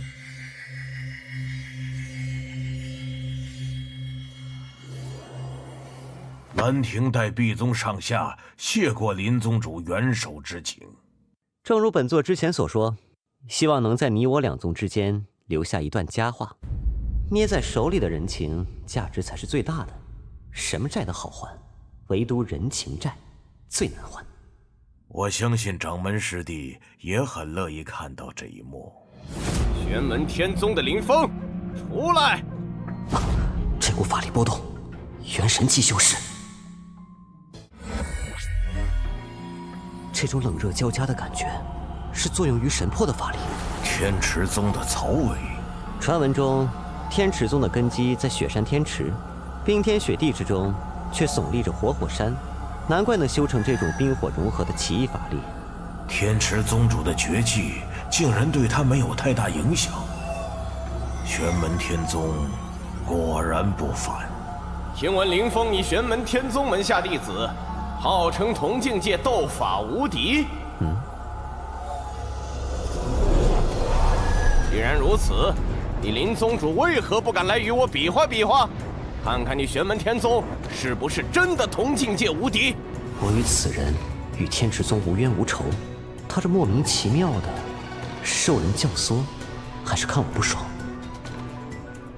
这就是天池宗的招牌神通冰炎吗？林宗主是被吓得不敢出来了。这是，快躲开！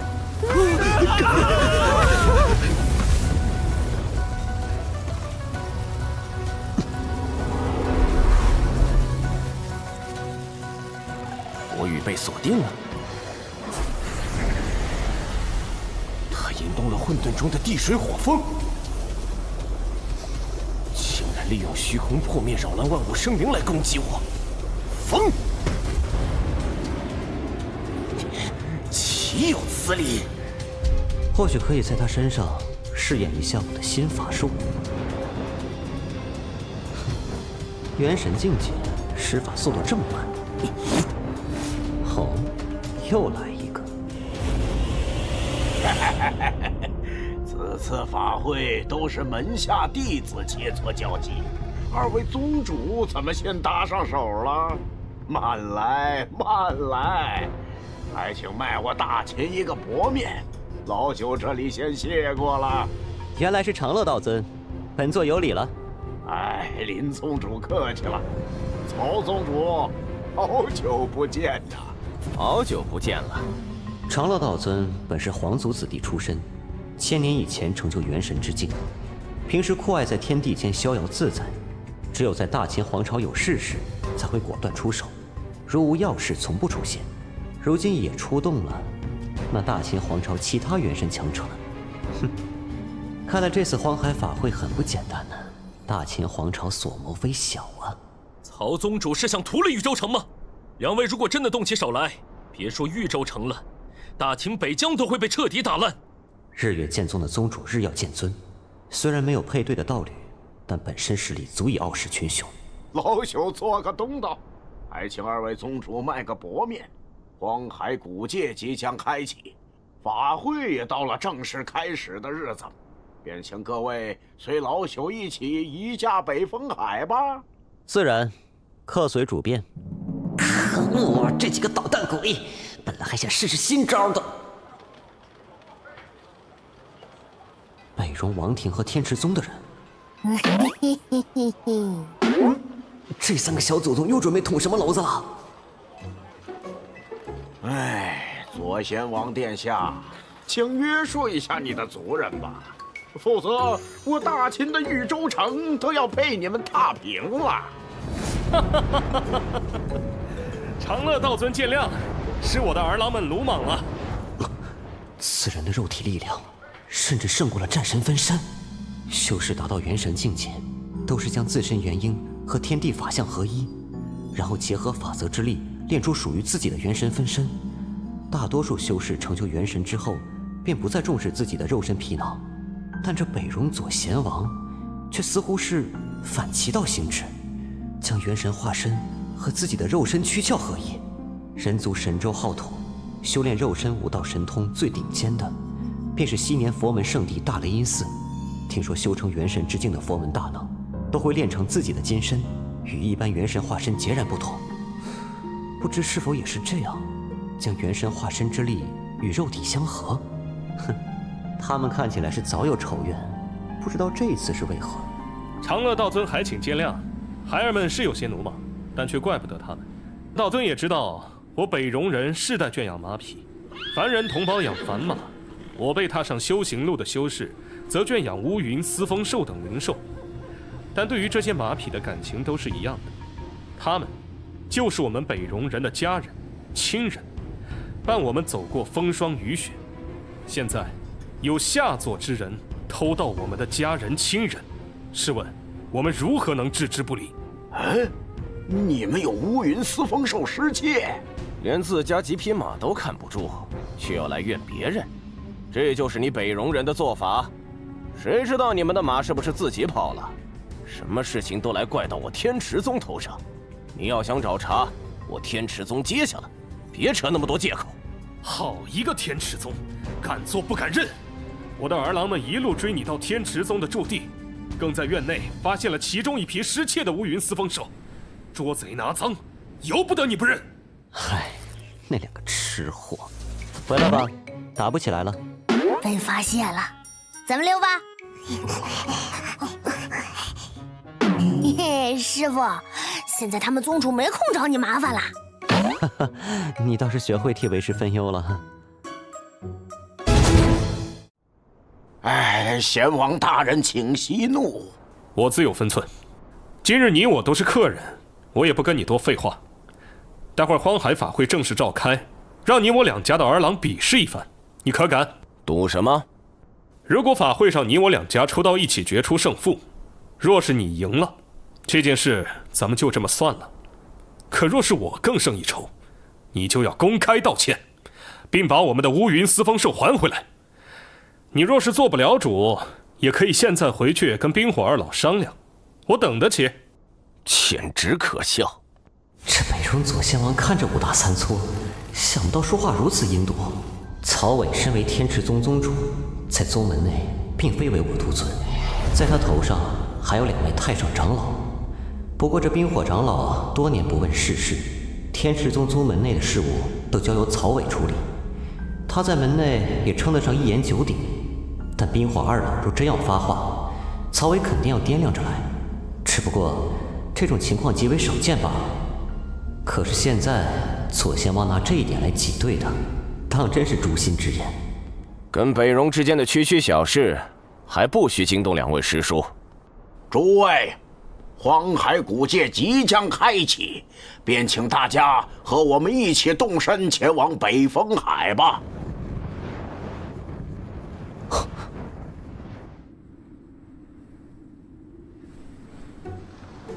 这就是赌道尊诸葛光吗？其人好赌如命，什么东西、什么事情都可以拿来赌，却也在赌中得到将人七情六欲之变化参悟到了极致，更融汇到自身道法之中。此老修为更在其他人之上，已经超越元神第一重，达到化身之境了。我大秦皇朝本次召开荒海法会，感谢各位道友捧场，老夫荣幸之至。安良王客气了。安良王石宗岳，大秦皇朝亲王，而且还是当今秦帝的皇叔，在大秦皇朝位尊权重，辈分极高，是皇族的核心成员之一。后生可畏，林宗主近来好大的身世啊！只是如今的年轻人大都不知道敬老，故意倚老卖老，这是在试探我。我可不吃这一套，敢惹我，照打不误，管你是老是小。有意思，和往届荒海法会一样，此次发挥比试的擂台仍在藏龙湖内，各位可有异议？没有，藏龙湖是大秦皇朝皇室掌握的一件法宝，内藏乾坤，开辟独立洞天，是一个奥妙无穷的小千世界。历届荒海法会都是以藏龙湖作为擂台，各势力门下传人弟子进入藏龙湖中捉对厮杀，斗法较技。湖中有许多独特的法力禁制，若有人在湖中受到致命一击，藏龙湖便会自动祭出一道法力禁制，替受伤害者挡下致命伤害。起！和往年一样，为激励年轻弟子奋发向上，只有在法会上获得一定的名次，才可以进入荒海古界。分金丹期和筑基期2个级别进行比试，每个宗门或家族2个级别各出4人，抽签后2捉对比试。你日月剑宗的弟子，还是按照之前的方法参加比试吧。日月剑宗弟子双剑合璧之下，战力加强。过而往年的荒海法会，日月剑宗弟子都是单独参赛。不过今年，本座以为，今年对于日月剑宗规矩可以改一改。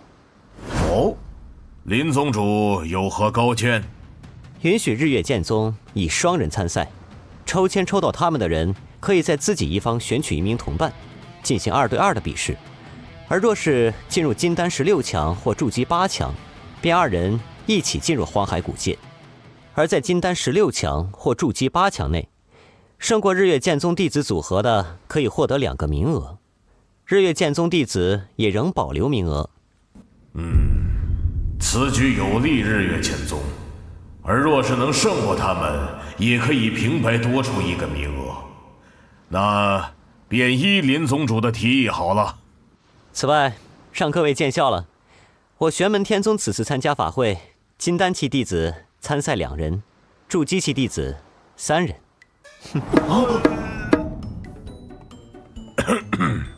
无妨，仍然是抽签决定，轮空的人也靠抽签决定。那各位可以去和门人交流了，稍后便进行抽签。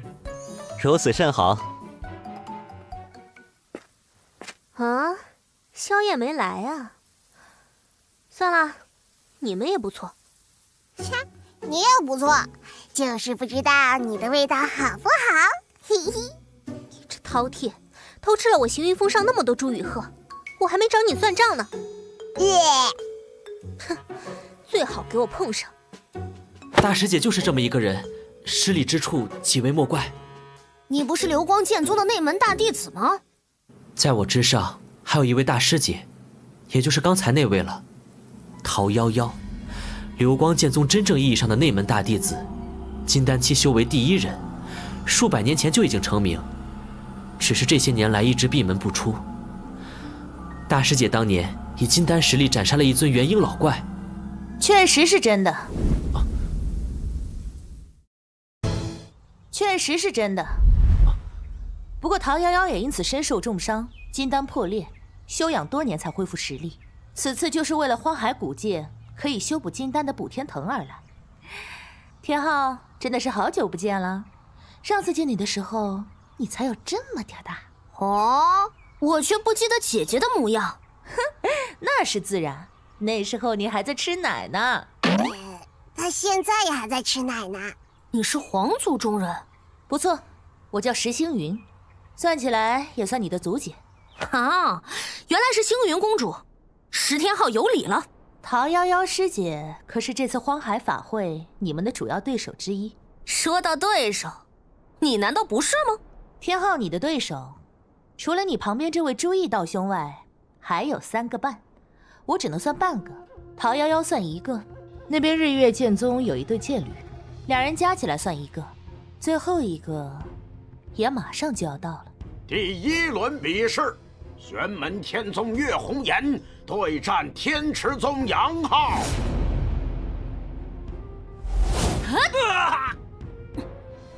玄门天宗岳红颜上。光临和杨青都轮空了，3名筑基期弟子都进入了16强。杨青还是动手太少，不够自信，需要鼓励一下。为师能护你一时，同样能护你一世。但你仔细想想，那真是你想要的生活吗？永远生活在他人羽翼之下，不经历风雨，这固然少了许多危险，但同样也少了许多精彩。弟子明白，弟子一定会竭尽所能，绝不给师门丢脸。是不给你自己丢脸，为师的颜面想丢还没那么容易呢。想想水云洞，想想某个你思念的人。是弟子心想差了，师父放心，我知道该怎么做了。吾的心志，任重而道远呐。不过只要能成功，现在付出再多，都是值得的。这门道法可以算是师门道法的一个分支，能领悟多少，就看你自己了。是，多谢师父。总共3个轮空名额，2个都是玄门天宗，确实是玄门天宗的本事。你最好许愿下一轮你还有这么好的运气。第2轮比试开始，请各位来抽取自己的对手。第2轮，霍家霍琛对战流光剑尊陈明，玄门天宗汪林对战大秦皇朝石毅。心态放平和，别因他人影响自己。我想把他卡在8强之外，彻底破灭他的希望。我家小子，你惨喽！不管是第几轮，你跟他遇上，藏龙湖的防御机制都会发挥功能，但进入荒海古界以后，就不一样了。师傅说的是，弟子现在突然希望他能顺利晋级8强了。先别忙着管别人，你小子先给为师闯进8强再说。师傅放心。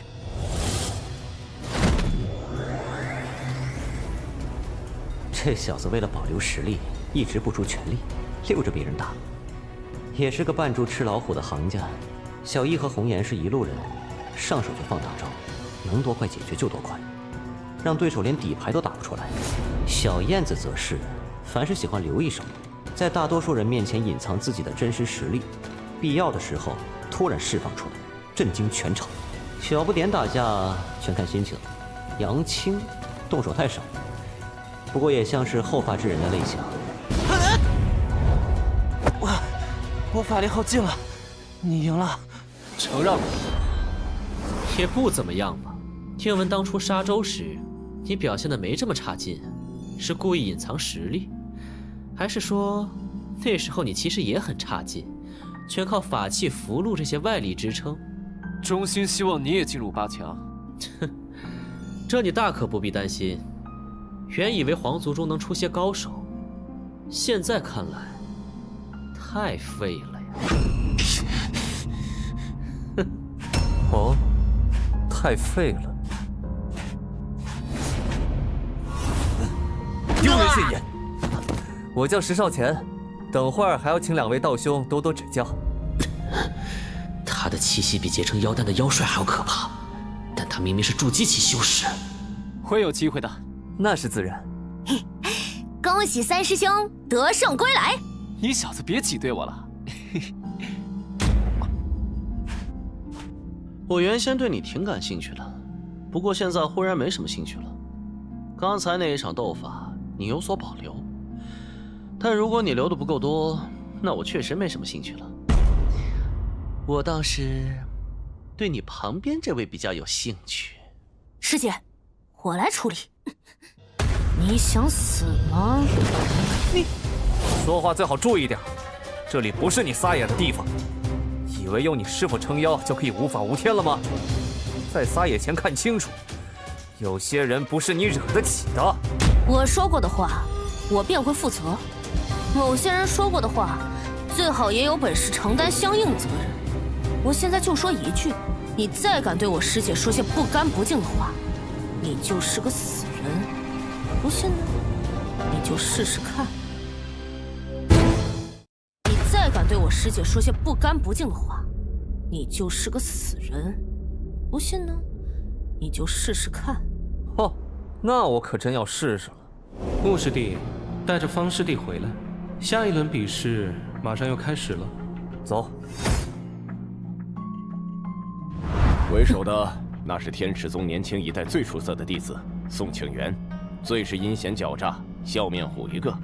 我叫杜坤，来自北荣，天池宗的敌人就是我的朋友。是啊，朋友，我好喜欢你们的乌云司风兽，能送我几头不啊？你倒是有眼力，我族的乌云司风兽堪称神州浩土上最耐远行的灵兽坐骑。是啊，是啊，味道也是极好啊。你这种温室中的花朵，又如何能跟我这种经历过尸山血海的相提并论？下一轮，玄门天宗杨青对阵天池宗方仲。哼，玄门天宗那帮人里，这是最没意思的一个对手了。我就先撵了他，然后再找另外2个慢慢算账。哼，连一场比试都如此紧张，这般心态能有什么实力？哼，现在。这小子有了不能输的理由了。林峰，你可敢跟我打个赌？赌？赌什么？自然是赌你我2家的弟子谁人胜出。有好戏看了。曹伟，枉你也是一宗之主，修成元神的人，还要不要脸了？曹伟这是看准了杨青状态不好，想挑个软柿子捏呀。他可以选择不接我的赌局，若是林峰不敢接下我这赌局，就是摆明了连他这个当师傅的都不看好自己的徒弟。林宗主，你要如何接招？你我以门下弟子赌斗取乐，这和将他们当成斗鸡斗犬有何分别？你我赌局最后赢的赌注，全属于胜出的弟子本人。照你这么说，你似乎是替你的弟子看上本座手里的某件东西了。不错，听闻你手头有一枚异果，名火岭冰石。若是方仲胜出，便要这东西作为彩头，如何？这厮是怎么知道我有一枚火岭冰石的？那是我结丹不久后系统抽奖抽到的呀。之前只在长春峰时，为了进入百草老祖的秘密丹室时使用过一次。火岭冰石使用过后，或许会留下特有的灵力气息残存于原地，但照理说，用不了多长时间就应该消散了。难道当时曹薇也在长春峰？火岭冰石本座确实有，但你要拿出什么作为赌注？林宗主应该听说过我天池宗的风岭冰露，那可换不来这火岭冰石。本座出50，不，100滴。好吧，本座便跟你赌，跟我赌，输到你当裤子。傻小子，别纠结了。为师传你的新道法，又不是要你在这次法会上就一定要施展出来。凭你现在的修为，战胜对手不是难事。记着，你很强，比你想象中更强。是，弟子绝不辱命。这算是重赏之下有勇夫吗？听见有100滴风林冰露的奖励，于是一下子有了斗志。也不对啊，这小子明显是彻底放松下来，不像是激发了斗志的样子。难道玄门之主是告诉他哪怕打输也不要紧？哼，这东西几乎等于是白送给我了。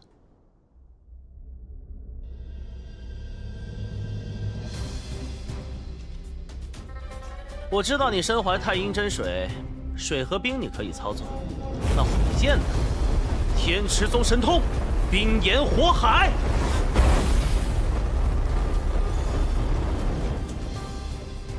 这次法会对我最有威胁的，就是那个10少前玄门天宗的岳红颜，还有眼前这个方仲了。以初级期修士来说，算是相当出色了。恭喜曹宗主门下出此杰出人才呀！哈哈哈哈！长乐道尊过誉了。去！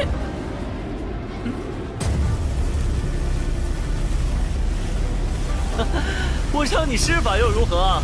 玄门天宗弟子就这点本事吗？同阶无敌，就这？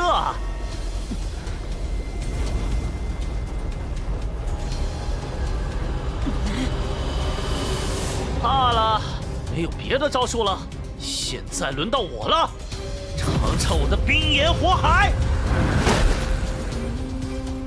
天池宗下一代弟子确实实力不错，林峰这徒弟大概是撑不住了。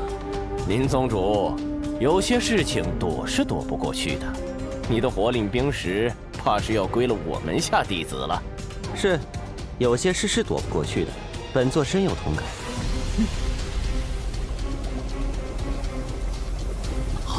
冰炎火海似乎有些不对，不可能，那小子不可能有办法破解。还想垂死挣扎，这招没用，你破不了我的冰炎火海。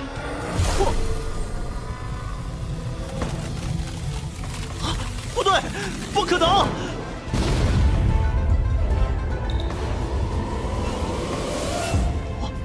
我的火海没了。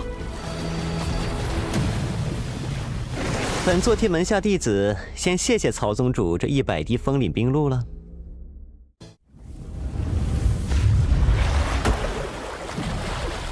此战杨清胜。弟子信不辱命。就像为师之前说的，你要记住，你其实很强，而你需要做的，就是让自己越来越强。弟子一定加倍努力。先休息吧，你这次可还有额外收获呢。林宗主可真是好演技呀！刚才是故意示弱诱我入垢的吧？堂堂一宗之主，还要玩这种手段？本座从始至终都认为自己的弟子必然可以胜出。某些人自己没有眼力，主动提出赌局，现在自取其辱，输了想不认账吗？愿赌服输，既然敢赌，自然就敢认。下一场，玄门天宗岳红颜对战日月剑宗李秉清、邹玉华。师傅，我是同三师兄一起，还是同五师弟一起？都不是，你和他一起。我？师傅，您提议日月剑宗的修士可以双人参赛，就是为了让我们把诸葛风铃带进去。为什么？带上他也没什么用，找宝物还不如带上那只小老鼠。不仅是因为他，还有其他缘故。找宝物，绝金属帮得上忙，但他本人也可以发挥作用。好，那弟子这便去了。就是要物尽其用才行。他这酒的福缘可不能浪费了。此女也是灵宗主的亲传弟子，并非如此。准确来说，此女只能算是本座一个坐下听讲的记名弟子。方才曹宗主和灵宗主打了个赌，惹得我也心痒了。我也想跟灵宗主打个赌，不知灵宗主意下如何？今天大家都和赌道尊学上了呀。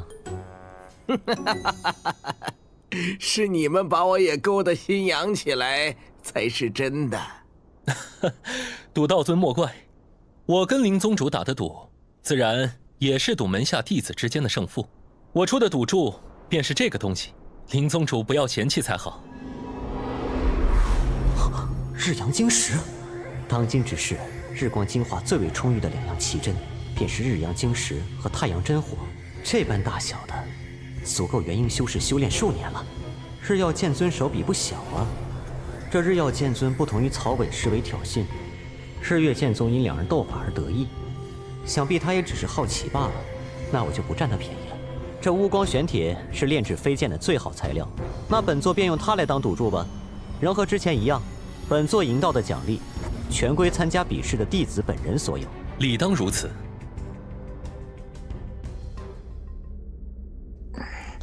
这种情况还是先躲起来好。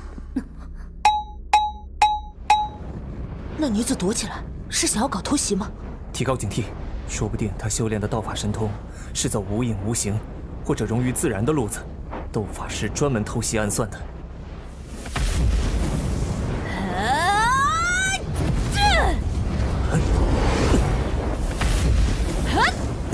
师妹，你提防的另一人偷袭，是不是在那里？看什么呢？不行，若是被他缠住了，便是另一人偷袭的事情。师妹，后撤，警惕后方。好。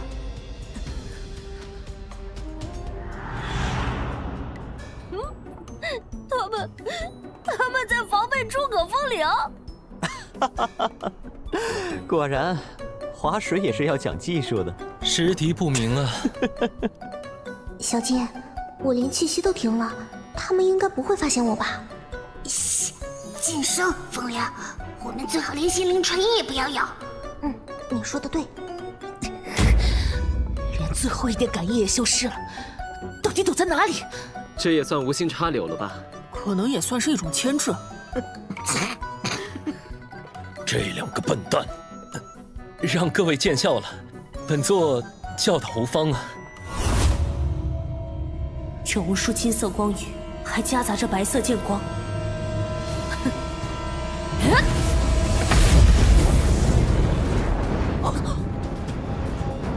无间钢煞，不管了，你不出来，我们就先发挥2打1的优势，把眼前这个汗牛解决掉。不能留力了，否则人家一个人就把我们收拾了。得抢在他出招之前解决他。日月相合，阴阳交泰，日月双剑合璧，果然威力强大。日月剑宗名不虚传呐！看来李师兄和邹师姐这场要拿下了。这双剑合璧的力量，已经超出行云峰上的魔剑南了。不过，现在的岳红颜也远非当初可比。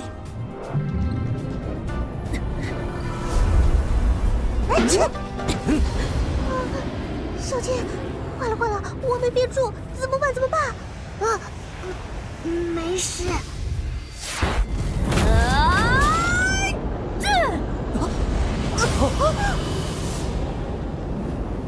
此战玄门天宗岳红颜胜。以1敌2，仍然力克日月双剑，同境界斗法，哪怕1打2也是无敌。师傅做得很好。你干的也不赖，虽然我们大家都知道你不是故意的。全靠红颜姐。虽然诸葛风铃是去打酱油的，但也算神助攻。不过红颜确实给力，有一挑二的能力。林宗主门下高徒果然不同凡响，本座愿赌服输。平心而论，也是本座那徒弟自己的机缘。若没有无间钢煞，胜负还在两可之间。就算如此，也是以一敌二，倒让我日月剑宗有些惭愧了。太阳真火，幽冥邪皇，太阴真水，还有无间钢煞，林宗主门下当真是藏龙卧虎啊！过奖了。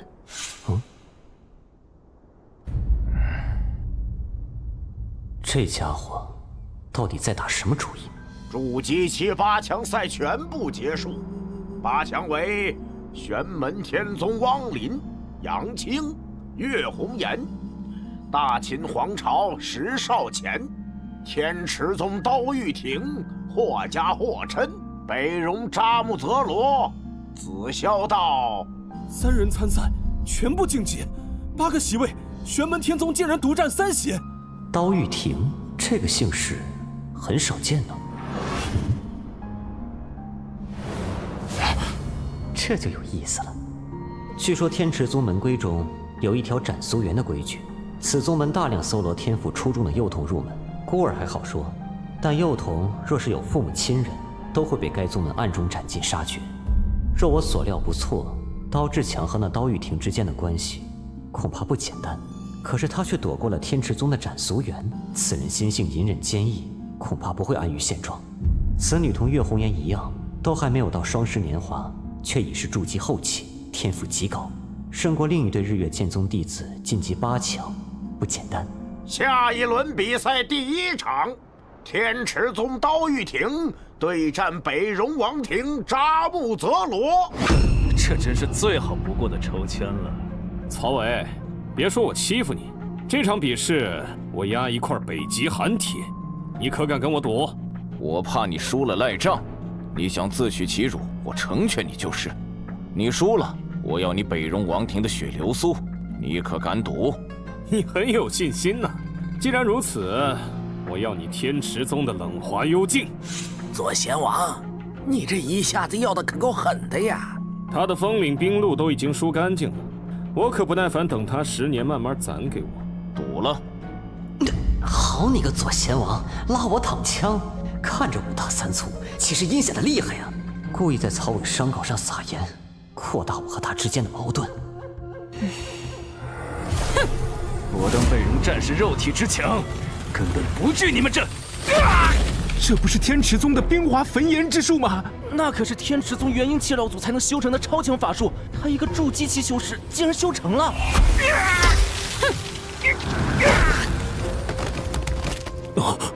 师傅，这冰华焚炎之术到底是怎么一回事？他放出来的那白雾状的寒气，接触到对方的法力后，会转化为火焰燃烧，焚毁对方的法力，以对方法力作为燃料，故而无法扑灭。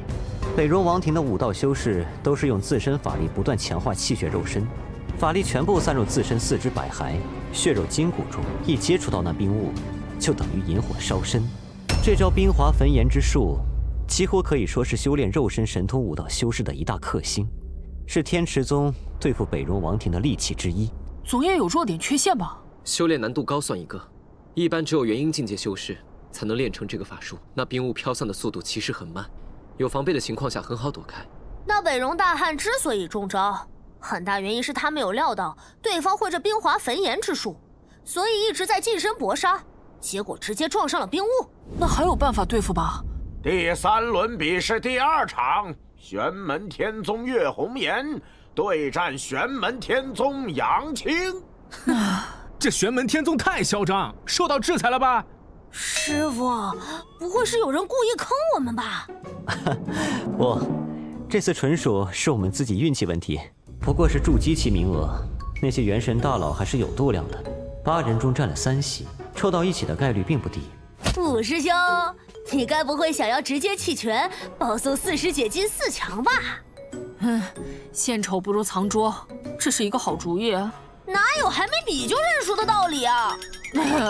又不是真正的敌人，同门之间明知道会输，还比个什么？没有实际比过，谁知道究竟谁胜谁负？哪怕实力不够，也不应该退缩，至少要有一战的勇气。就算失败，也能有所得。师弟子想差了，请师父原谅。师姐，请多指教。请。师姐，请。哼，请。你还有这种爱好啊？哦，折着玩的，折着玩的。我师妹很喜欢我折这个东西给她。是以前我拜师在云水洞门下的时候，那时候因为我斗法不行，所以很多人都笑话我，只有她不会笑话我，反而还会因为我跟其他人争论，回来再耐心指点我。她也……我不知道，云水洞被烧成了一片白地，许多同门的尸首都已经变成了焦炭。我给每个人立碑，只有他，我没有立碑，心里安慰也好，我希望他不要有事。他一定不会有事的。吴师弟，做好准备，我来了。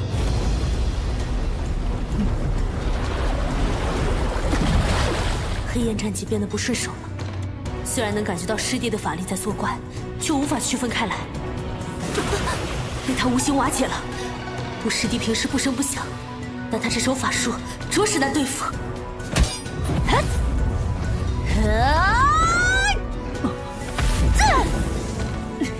师父说的对，失败中果然也是可以学到东西的。现在只能拼一波，硬碰硬。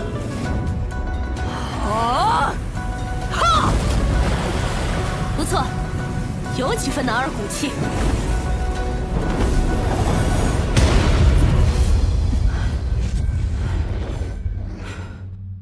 师姐修为高深，小弟认输了。我已经尽了全力，但师姐的实力远远没有见底，再死缠烂打就是不知好歹了。师弟，承让了。此战玄门天宗月红岩上。五师弟可惜了，若他也是筑基后期的修为，至少能把四师妹的虚空破灭神枪逼出来，胜负还未可知。这个鬼钱抄的可真糟糕，不抽上我们自己人的话，五师兄肯定稳进4强的。不见得，那个石少谦不简单。虽然是败了，但这个杨青也不好对付。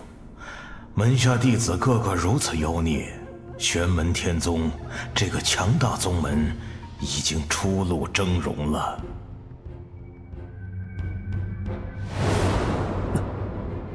此战大秦皇朝石少谦胜。同时掌握了赤龙地术和黄龙地术，大秦皇朝果然也是人才辈出啊8强赛最后一场，霍家霍琛对战玄门天宗汪林。看了之前的比试，我必须承认，你的2个师弟师妹都很强，不过他们20岁不到就有如此修为，你呢？这么多年修炼，你的修为还比不上你的师弟师妹。来吧，让我看看你这些年是不是都活到狗身上去了。听说你来自地狱，寂灭之力，刀气直接被吞噬了。寂灭之力又如何？砍刀！修罗杀法，修罗阴雷，杀杀杀！诸天黄泉指，轮回。啊！我的阴雷被附上了寂灭之力。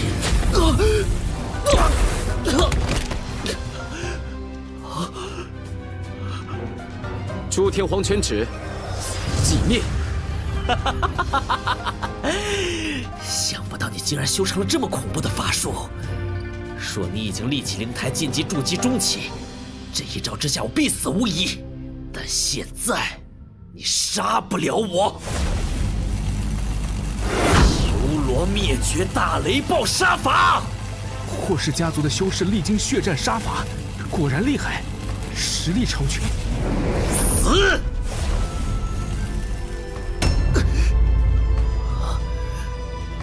法力竟然全部消失了。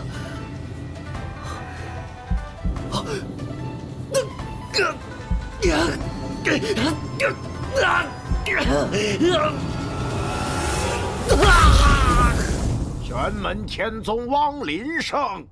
3个弟子虽修习同一道法，但方向完全不同，可见这道法根基可以包罗万象，却又无比精深。创造出这样的法诀，这玄门之主又是怎样的人物？玄门天宗之崛起，果然有其道理，绝非偶然机遇造就。干得不错，还需师傅多多指正。这次战斗，那里似乎有一股独特的气息。来了，未免太晚了。他多半是睡过头了，不过总算还来得及。就是这个习惯不好。之前石星云说，朱毅和小不点还有一位对手，想来就是此人了。大秦皇朝新科状元吗？不错。在下焦俊臣，见过各位前辈和道兄，贪睡过头，以至于来迟，这里向大家道歉。你睡够了？其实还差一点。那边就是玄门天宗的阵营，里面穿紫色长袍的那个年轻人就是朱毅，玄门之主的2弟子，同时也是大周皇朝玄机侯朱洪武和太虚观上任道门天下行走孟冰云孟仙子的儿子。我去打个招呼。去吧，之前我和他们提起你，朱毅还说比不了道术，也要和你交流一下学问。那还要看他肚子里有几点墨水呢。晚辈焦俊臣见过玄门之主。你也是读书人？不错。你还不行呢，我还是跟你比试道术吧，跟你交流学问没多大意思。好家伙，这对朱毅可是赤裸裸的嘲讽啊！你有今日的修为，是潜心苦修得来的，天赋惊人，但学问不行。真正的读书人就是读书、存神、养气，明悟天地大道理，而非术法小道。虽然不修道法，但却和修士一样，通晓天地至理。真正做学问的人，不鸣则已，一鸣惊人。10年寒窗，一朝悟道。上古圣贤从不修道，只是读书做学问。朝闻道，夕有所悟，朝结金丹，暮渡雷劫，一个日夜成就元婴。你是个才华横溢的修士，但不是个做学问的读书人。跟你较量法术我有兴趣，较量学问却是没有。哦，不知阁下做到了哪个地步？焦道兄在去年参加我大秦科考前，没有一点练气修为，但在秋闱结束之后，文运才气冲天，一朝之间达到了金丹后期。吾辈鲁钝，跟上古圣贤是没法比的。原来是上古儒门一道的传人，本座还以为这支道统已经断绝了呢。这可真是文人相轻啊！玄门之主慧眼如炬，晚辈正是儒门传人。上古儒门，古有大儒，3岁开始启蒙读书，平日里没接触过道法，自身也没有任何法力，只有一门心思专心钻研学问。此老寿享百龄，在他103岁时，忽然心有所感，100年文花采气融于一炉，直接连破12重楼，开辟气海。紧接着筑起灵台，凝立丹顶。到了当天深夜，此老直接引动雷劫降临，就此结成元婴。他留下的道统便是上古儒门，这可是修炼难度颇高的法门。不管是从修真者的角度来看，还是从读书人的角度来看，这小子都是个天才。这位焦道兄，似乎不仅以自己为文人正统，更将你上古儒门的道法作为整个修道界的正统了。不按你上古儒门的路子走，便做不得学问，这便是你的道理。你是大秦皇朝去岁的状元郎，我现在一介白丁，我要跟你琢磨交流学问，你就算答应了，心里只怕也不痛快。不过不要紧，我今年就会返回天京城，参加大周皇朝的科举。等我考完了试，我们再好好切磋一下学问，到时候可以看看你我究竟谁的学问道理更明白。哦，那很好啊。学问可以以后再比，这次的法会上，咱们先较量一下道法神通吧。抽签抽不到一起不要紧，只要你愿意，咱俩可以私下切磋一下。文圣人有言：“3人行，必有我师焉。”我们做学问的，知道的越多，不知的就越多。读书人养成唯我独尊的脾性，比毒夫更要不得。哼，我突然希望能跟朱道兄抽到同一组了。与此人一番唇枪舌剑的交锋，倒是让你心境更加通明了。现在你已经站在突破的边缘，距离金丹中期知者通天的境界只差一层膜的距离。师父明鉴。下一轮4强赛比试，玄门天宗岳红岩对战大秦皇朝石少乾，天池宗刀玉婷对战玄门天宗汪林。完了，少乾抽中的不是汪林。怎么了？难道那汪林最弱？不，仅仅因为他是男子。我那堂弟什么都好，就是碰见女子，年轻貌美的女子会。且慢。红颜姑娘，我正式向你提亲，希望可以迎娶你为妻。出了藏龙湖之后，我便去向玄门之主求亲。哎，怎么感觉天空中好像有乌鸦飞过？这可真是够有个性的，不过也算是爽直之人。如果此刻站在他对面的女子是刀玉婷，他也会是相同的举动。哈，我这孙儿人有些单纯质朴，法乎自然，还望林宗主见谅。虽然他有些莽撞孟浪，但心事一便赤诚。老夫便正式为少乾向林宗主提亲，求娶您门下弟子，还请林宗主认真考虑。当我没听见石星云说的话吗？不对，这老头是想联姻大秦皇朝和玄门天宗。哼，这我可不能随便答应，这要看红颜自己的意思。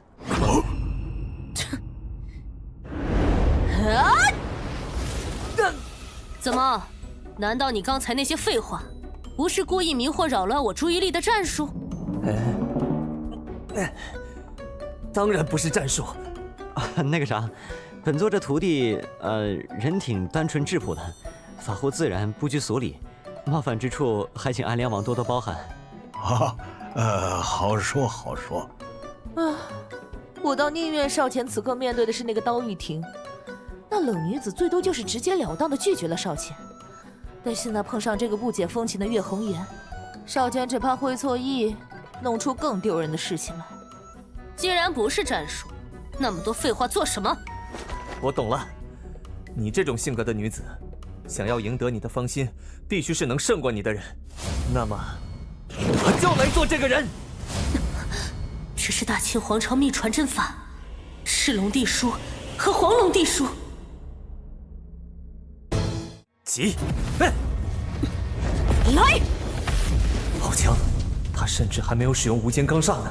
玄门天宗的道法究竟有何神奇之处，竟然如此强大？五行相生，中土生南火。虽然只有2种灵力属性，但已经可以演化出一定的变化，相当出色的。去！不必和他的强剑硬碰硬。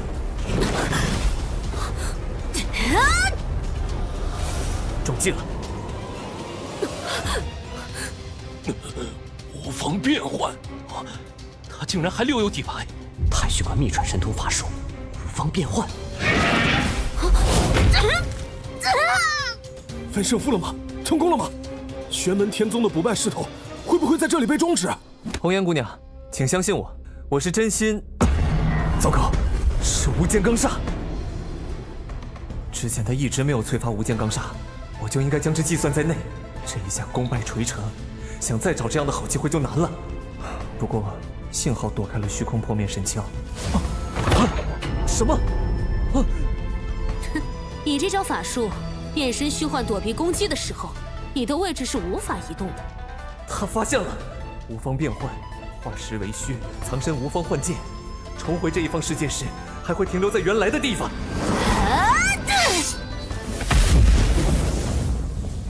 哦，此战是玄门天宗岳红颜胜。本座不久之前亲身接触过无方变幻这个法术，先前我就发现这石少前的法力路子有几分太虚观的味道。果然如此。那石少前到底是怎么回事啊？简直莫名其妙。他其实就是对你有爱慕之心、求凰之意，只不过这个场合挑的实在太糟了。原来是个好色之徒。下一场比试，玄门天宗汪林对战天石宗刀玉婷。曹伟，此人实在是意图古怪。他和左玄王争锋时，显然不像针对我那么无脑。此人并非表面上那么草莽，那么他的种种举动，更可能是在扰乱别人的视线，遮掩真实目的。他真正的意图是什么呢？难道是火领冰石？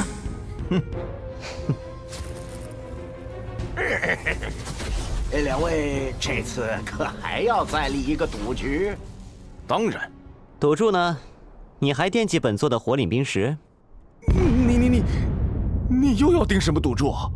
哎呀，久闻雪原天池有火山口，火山内的地火熔岩深处产一种名为地心火莲的奇花，莲花、莲蓬、莲子一整套，本座便用这东西作为彩头。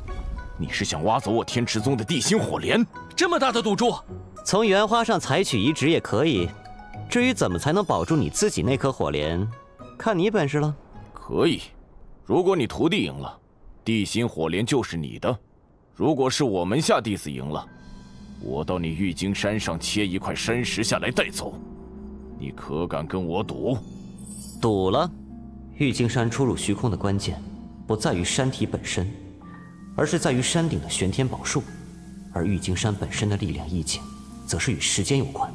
玉京山似乎与火领冰石毫无联系，难道我的猜测错了？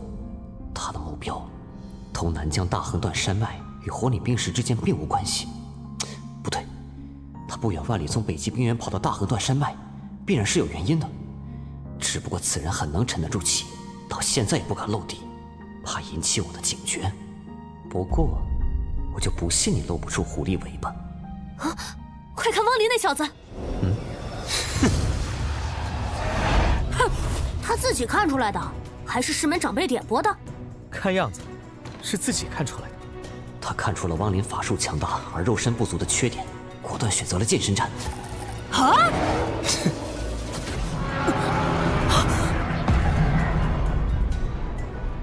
这刀玉婷受黄泉路轮回之力影响很小，他身上恐怕还有别的秘密。此人的记忆碎片太过稀少了，他的记忆似乎残缺不全，古怪。天池宗秘法，冰华焚炎之术。他是白痴吗？明知道这样做只会加强玉婷师妹冰华焚炎之术的威力，成为燃料。好美。本座突然想再多加一份赌注，曹宗主可能接下。本座突然想再多加一份赌注，曹宗主可能接下。你要加注？加什么？常闻雪原之上盛产灵花九转冰兰，若本座徒弟此局胜出，曹宗主再多输本座一株九转冰兰，如何？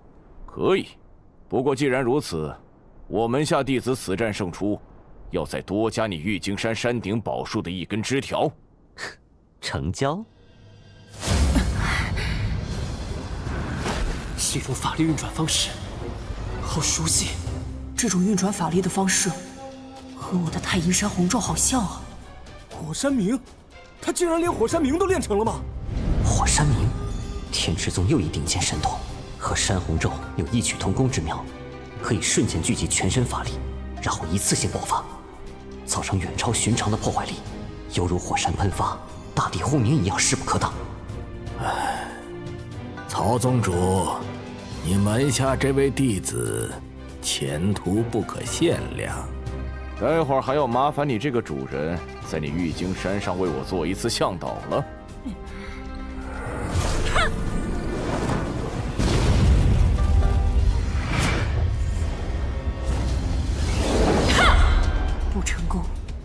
常人，这一刀必杀。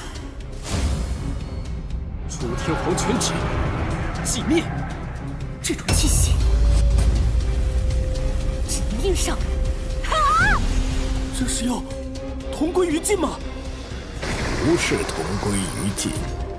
在那汪林寂灭之力摧毁刀玉亭生机之前，刀玉亭的冰刀先一步割断汪林的喉管。如果这是实战分生死，那两人的结局就必然是同归于尽。但现在是藏龙湖中，法宝的禁制会将两人的性命都保下来。可是禁制的发动有先有后，这样一来就分出了胜负。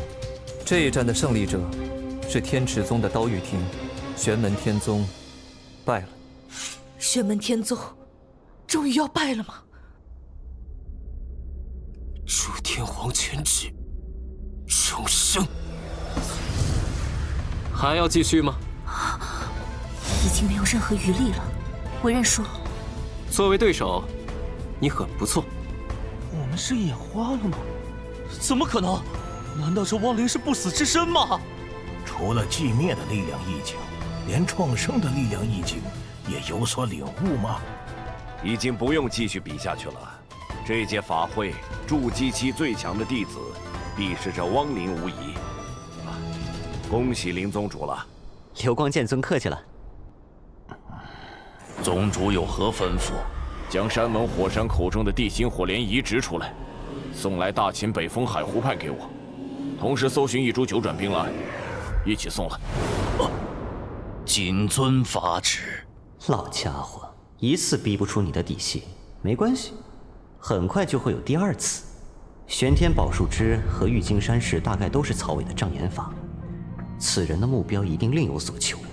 若他想要的是我猜的那样东西，他一定会露出狐狸尾巴。师傅，弟子对于创生和寂灭两种力量意境，又有了一些新的认知，想要闭关仔细参悟。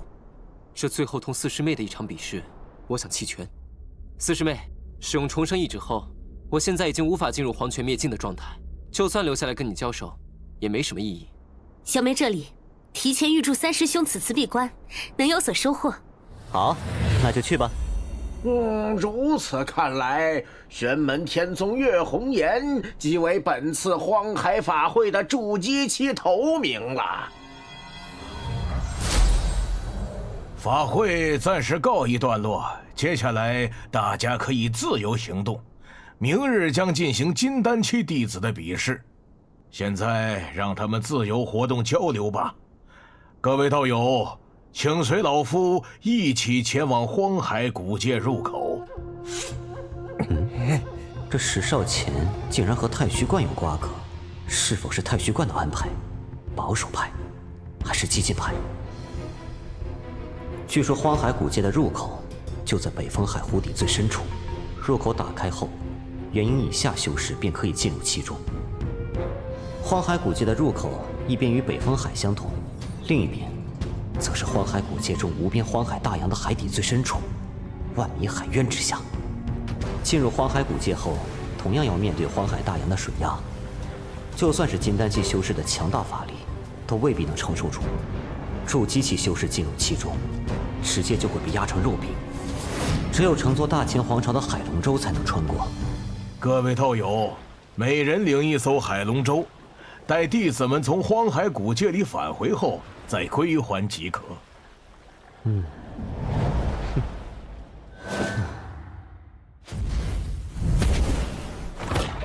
你这法宝哪里值这么多丹药啊？3颗我就换了。哎，爱换不换啊，谢绝砍价。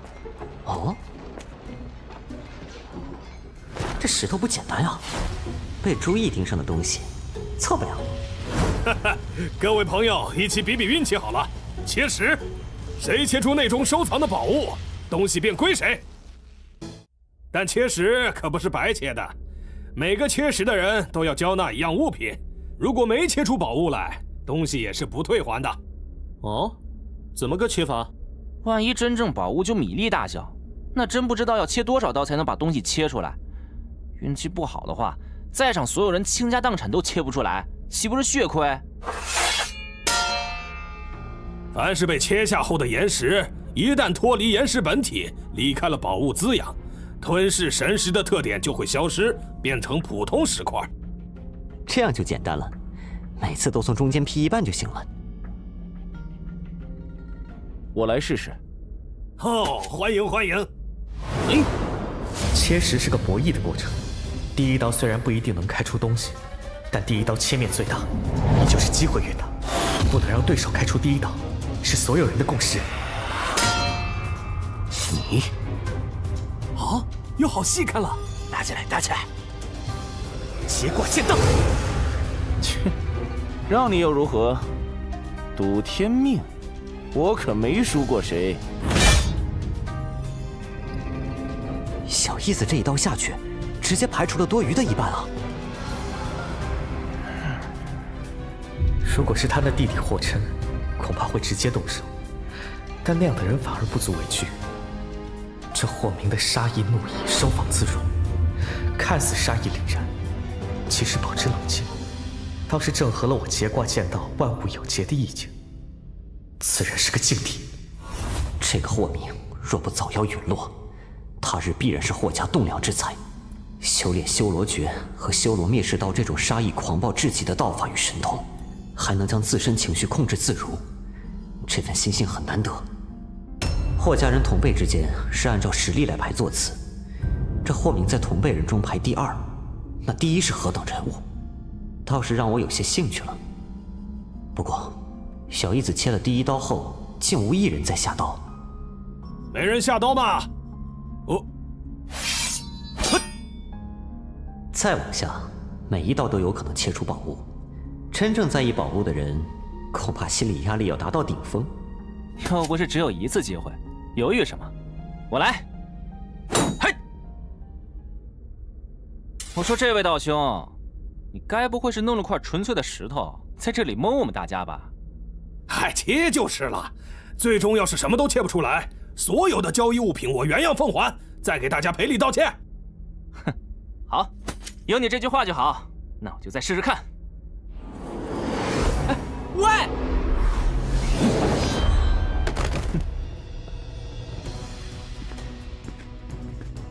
什么嘛，抢着下第一刀就这？是啊，心理素质太差了，一点挫折就退缩，失败就跑，心性也太差了。在我看来，霍明并不是受不起挫折，恰恰相反，他是在刚才这一轮的得失之间的判断中有了心境上的突破，突破了自己道法的瓶颈。此刻离去，是巩固道法境界去了。相较于道法心境上的突破，这里的宝物对他来说也就无所谓了。正是如此。在下朱毅，敢问这位道友怎么称呼？在下紫霄道顾雷。切下了这一刀，顾道友可要出手？好啊，正好我很有兴趣。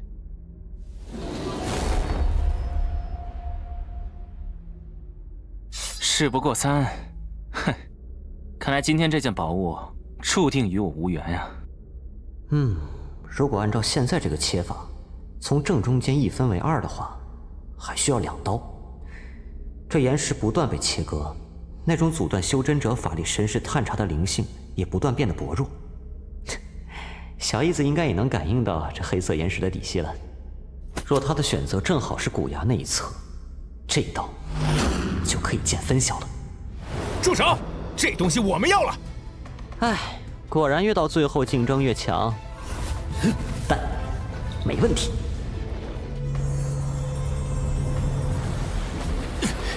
可恶！看招！别当缩头乌龟！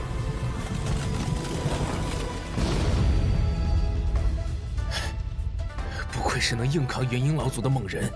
看了之前的比试，以为玄门天宗的筑基期弟子已经够猛的了，现在看来，金丹期弟子更加凶残啊！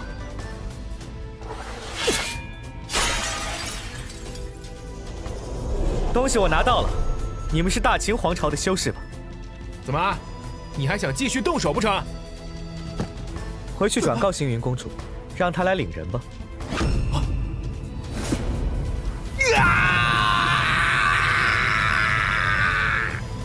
让顾道友久等了，朱道友客气了，如果有空的话随我来，我介绍同门师兄弟给你认识。居然是暗兽冥毒的牙齿，这可真是意外之喜啊！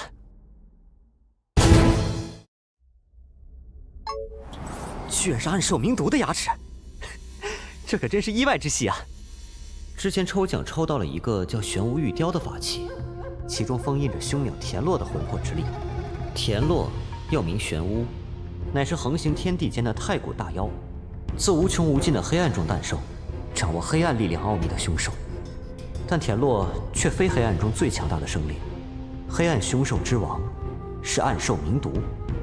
冥毒是力量更在田洛之上的太古大妖，有了这冥毒的牙齿，参悟黑暗力量之道，便有了一条可行之路。光明之道有大雷音寺的无量光如来经，现在如果能再领悟冥毒掌控的黑暗力量本源奥秘，光与暗这两种最顶尖的力量都掌握了，我们师徒也太厉害了吧！二师兄，我来给你介绍，这个姐姐是紫霄道的李葵英，李姐姐。无事献殷勤，你小子又在搞什么鬼？刚刚从这位紫霄道的师姐手里得了一枚雷灵果，味道挺不错的，我想再多捞一些。你喜欢人家的雷灵果，你直接拿东西跟他交易也就是了，用得着这样空手套白狼？哦，对哦，忘了，李师姐，我想再跟你换几枚雷灵果，好不好啊？我可以拿我的宝物跟你换。雷灵果并不是什么珍奇玩意儿，你喜欢尽管吃就是了。奎因，平时怎么不见你对我这么大方？雷灵果你平时都当饭吃了，还用我供应？嘿，顾雷，你又吃瘪了吧？杜坤，你又偏向欠揍了？我还是比较想看杜坤和顾道友再打一场。哼，少来，赢这头大熊一次就够了。我更想和桑罗和你交手，我还是第一次见你们北荣有神魂术士。专门修炼神魂之术，除去太虚观的神游太虚观想法，就只有北荣王庭有了。你紫霄道的雷法最为克制神魂之术，你倒是打得好主意。如果有机会，桑罗河倒是更想和两位玄门天宗的道友切磋一下。法会上抽签抽不到一起，也总有切磋的机会。我也……什么人？天池宗的，记得是叫穆继海。不用理他，不过是个跳梁小丑，活在宋庆元阴影下的可怜虫而已。宋庆元吗？此人天赋也算出众，但是性格上缺陷很大。如无意外，他这辈子确实没有超越宋庆元的机会了。什么中二的动作呀？走着瞧。他们好像在说什么？他怎么好像很怕似的？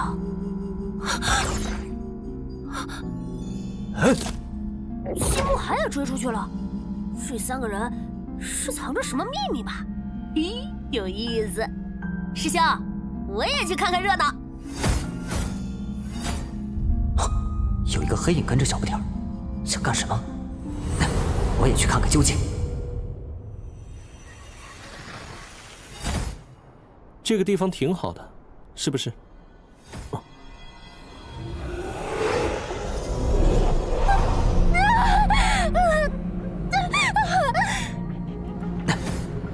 之前没有发现，这刀玉婷的体质似乎有些特殊，原因之中隐藏着那一点真阳，要远比寻常女子旺盛。这样的情况，等她晋升金丹中期时，渡阴火之劫，恐怕会心火大盛，远比寻常女修士渡劫要危险得多呀。不过，她这属于极为罕见的阴阳相济之体，虽然不是完全阴阳调和，但用来修炼天池宗的道法神通，却实在是不可多得的好天赋。难怪他筑基期的修为就可以修成冰华焚炎之术和火山明了。知道大师兄为什么惩罚你吗？首先，自然是因为你跟人比试，结果输了。输了不要紧，但你千不该万不该，不该输给玄门天宗的人。一株地心火莲和一株九转冰兰不算什么，但师傅因为你丢了脸面，你说你该不该受罚？其二，比试结束后，你看那个汪林的目光，很不对呀。大师兄明白，你和他之间没有男女之情。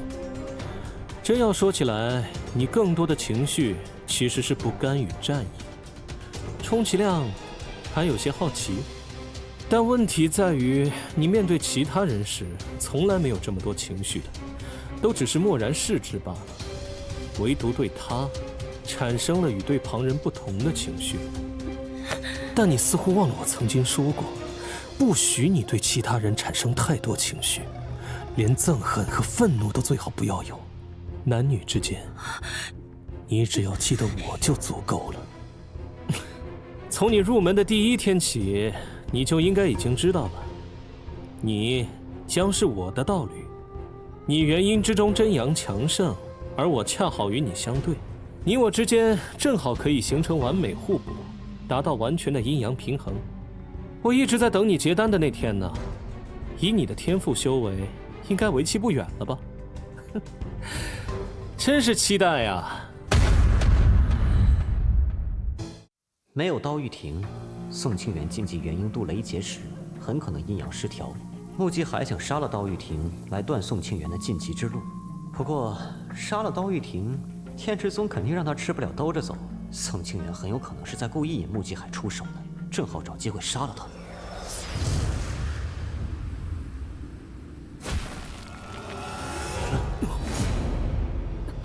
什么人偷袭？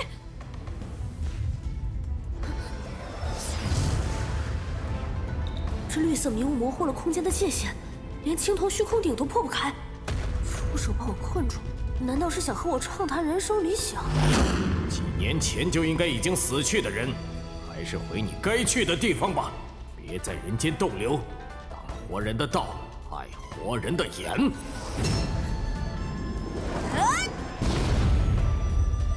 谁是活人，谁才是应该去死的人。现在说，还太早了。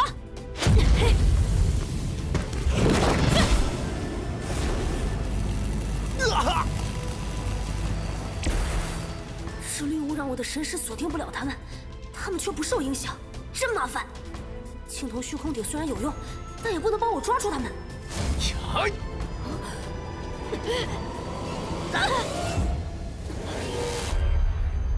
这个法术是师父的诸天戒障。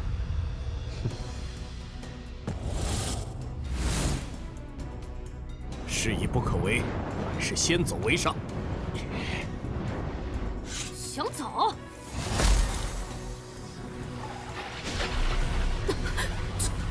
这是……原来这才是杀招。刚才那5人都是给他们打掩护的幌子。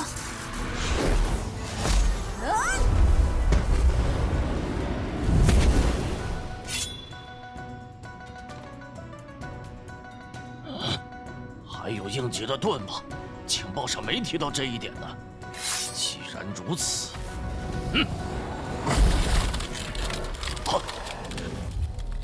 是谁允许你对我弟子动手了？一个人擒拿了所有金丹修士，这是什么神通？你自己进来看看，不就知道是什么神通了？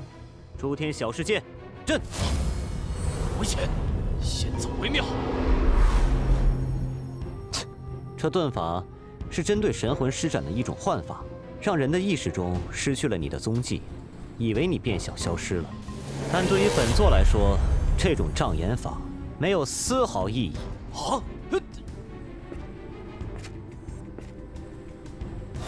是大前皇朝元婴供奉赵鑫，刺杀行为影响太过恶劣，何况此人还是我大前皇朝的供奉，挑什么目标不好，非要挑这位的门下弟子。哎呀，这下事情更加难办了。安良王、长乐道尊、赌道尊，本座要一个交代。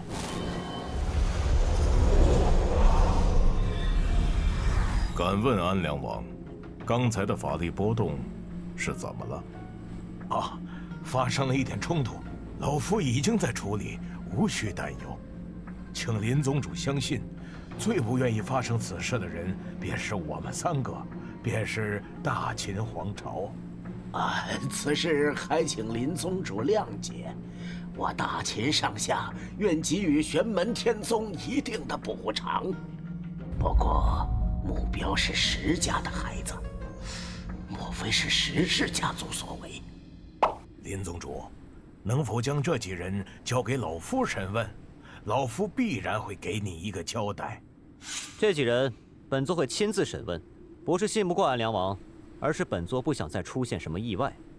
沙洲一战，林宗主手段强硬，挑衅玄门天宗的人都下场凄凉。可若真是石氏家族，即便刺杀成功，也是得不偿失，何必铤而走险？老夫以为此事大周皇朝的嫌疑最大，林宗主以为然否？太过顺理成章，反而更像是栽赃嫁祸。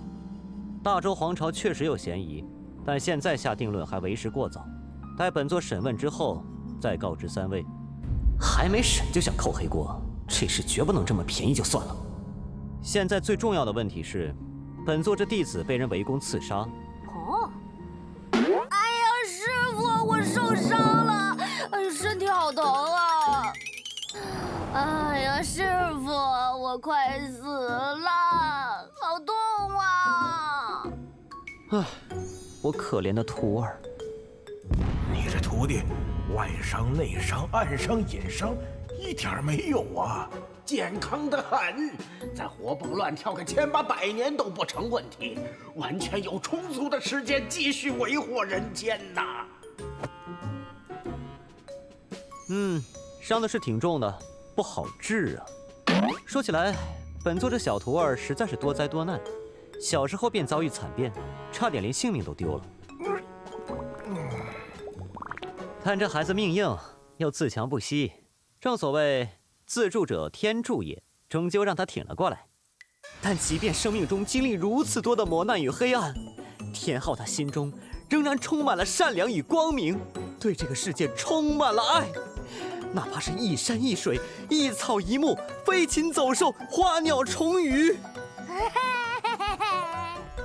可就是这样一个可怜的孩子，竟然还有人不肯放过他。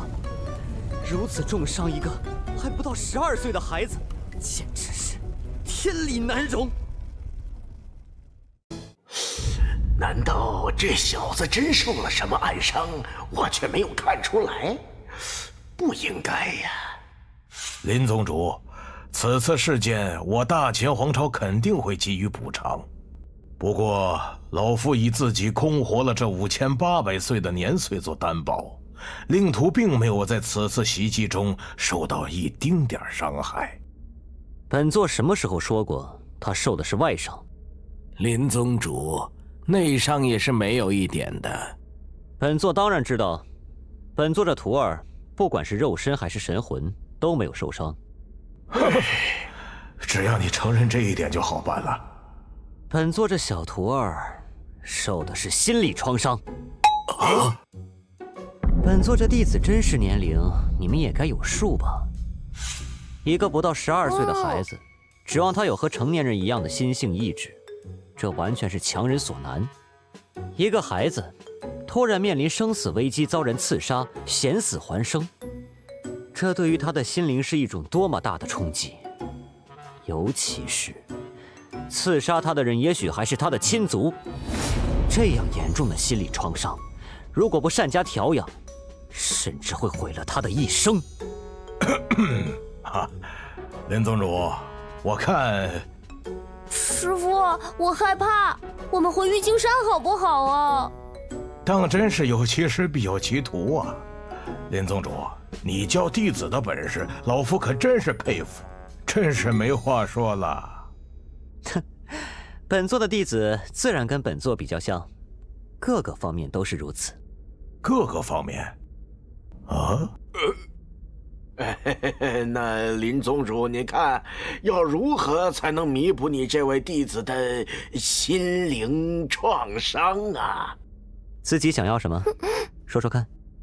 他把索要补偿的权利交给了他徒弟，竟然真的不是为了敲诈。说吧，想要什么？我想要一枚妙风紫金，可不可以呀？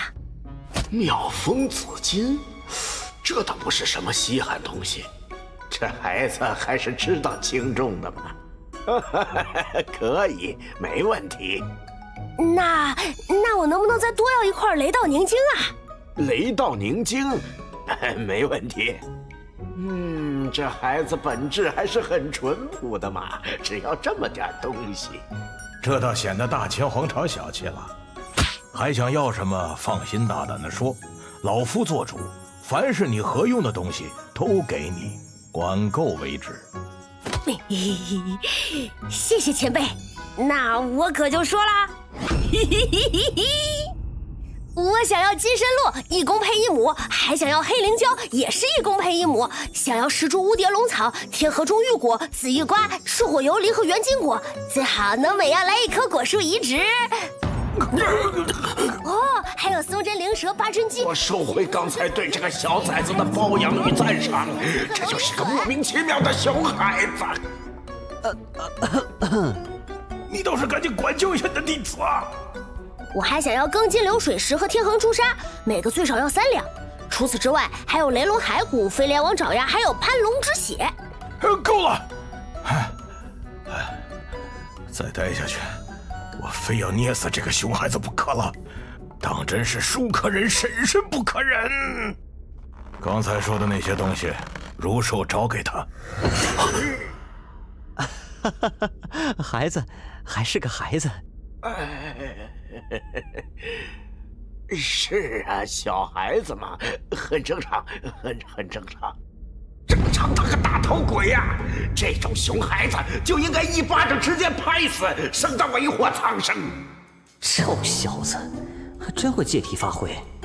之前随口和他提过乌蝶龙草、庚金流水石，这些宝物可以帮他完善金丹、修炼术法，也就罢了。连那些妖兽果子全都是他的口粮了。这个小家伙实在是精了，荤素搭配不说，连饭后水果都准备好了。虽然那2位不能交于2位，但这2位金丹修士可以带回去审问一番。既然如此，这2人我们也会仔细审问。小不点被袭击时，他们3个正好在一旁。他们虽然不了解事情的完整经过，甚至连当事人双方究竟是谁都不是很清楚，但好歹当时也在场。恐怕安良王正在与曹伟协商对此事保密。他似乎更加在意小不点一些。诸位，先前的法力波动是因为误会发生了一些小冲突，现在冲突已经化解，不影响荒海法会的正常进行，请大家期待明日的法会。师傅，昨天你抓住的那些人是什么来历啊？放心，不是你想的那些人。师傅，这件事我们接下来怎么处理？为师心里已经有数，捣鬼的人必然会让他付出代价。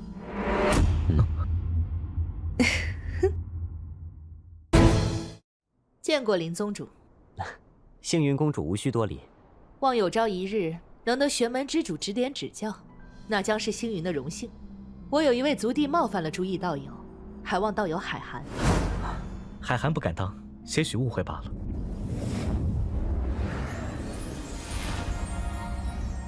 星云皇姐，回西陵城后，自己去宗人府。是，多谢皇姐网开一面。看他那副模样，自己去宗人府领罚，远没有石星云在这里亲手处罚他来的可怕。很快我们就能见识到你这位皇姐真正的手段了。承蒙道友大人大量，既往不咎，星云实在惭愧。这宝物全当是给道友你的补偿。哦，竟然是一块大雷音寺高僧穿过的袈裟残片。朱意道兄好眼力，这块残片蕴含了无量光的真意和相当充裕的光明佛门法力，想来对道兄会有用处。如此厚礼，恐怕道歉是真。但不是为了那个青年吗？大秦皇朝虽然赔偿了东西，但他还是想借此机会修补与玄门天宗的关系。星云公主客气了，在下感激不尽。本次荒海法会金丹期弟子比试开始，金丹期弟子共24人，分成12组。第1轮抽签4位轮空名额，分别为焦俊辰、陶夭夭、霍明、桑罗河。小不点情有可原，可是朱毅，你小子的福缘不是板直的实吗？怎么连个轮空也没捞着？这简直是你人生中的一大污点呐！耻辱，绝对的耻辱！臭小子，这次进荒海古界，你可千万要给力，否则你这耻辱一辈子都洗刷不掉，终将追随你一生。不过，我是说，这种擂台式的比赛，正是你们几个臭小子彰显王霸之气的最佳场合呀！对别人来说是擂台，对你们来说，简直就是舞台啊！哼，也不知道你们两个谁的段位更高一点。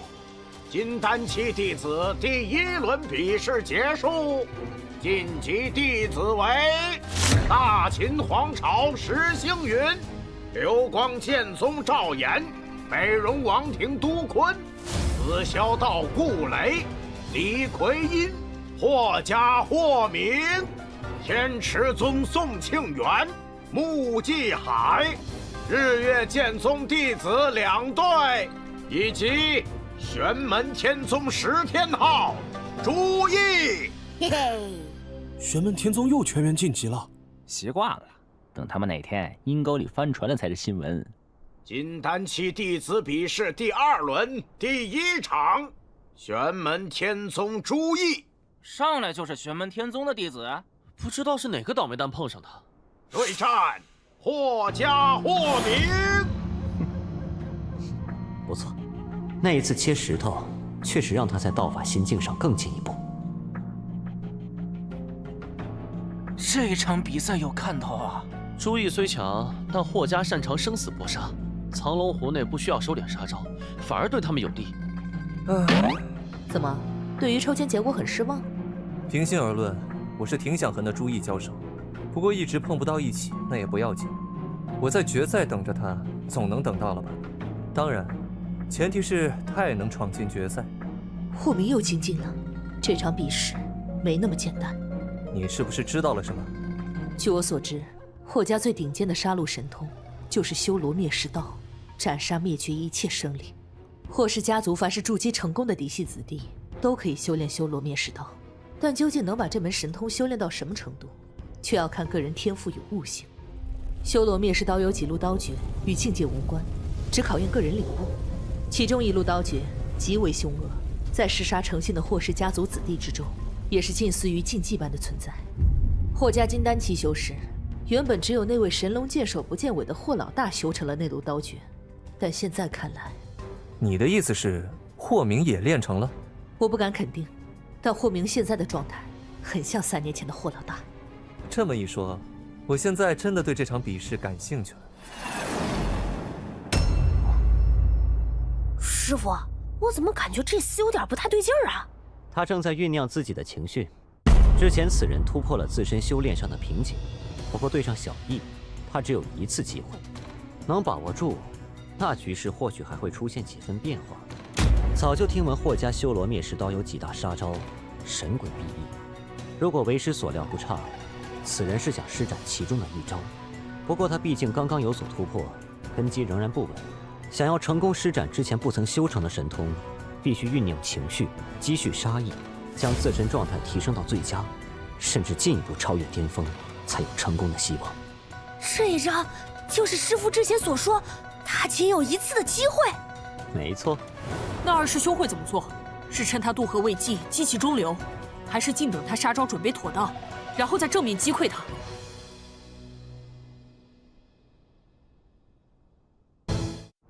？2师兄会怎么做？你2师兄虽然饱读诗书，但却不是把脑子读傻了的迂腐酸儒。退避三舍，以礼相让这样的事情，从来不是他的风格。从玉州城第1次相遇时，你和霍琛挑衅我们师兄弟起，我们便注定有一战了。可惜是在藏龙湖里，否则今日必然砍下你的人头，不亦快哉？少废话！太卦剑道，杀！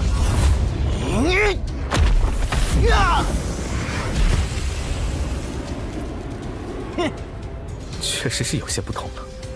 大壮剑道。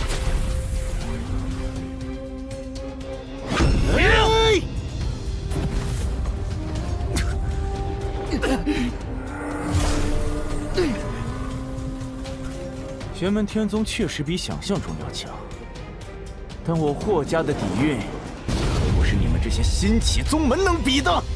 修罗灭世道，名不虚传。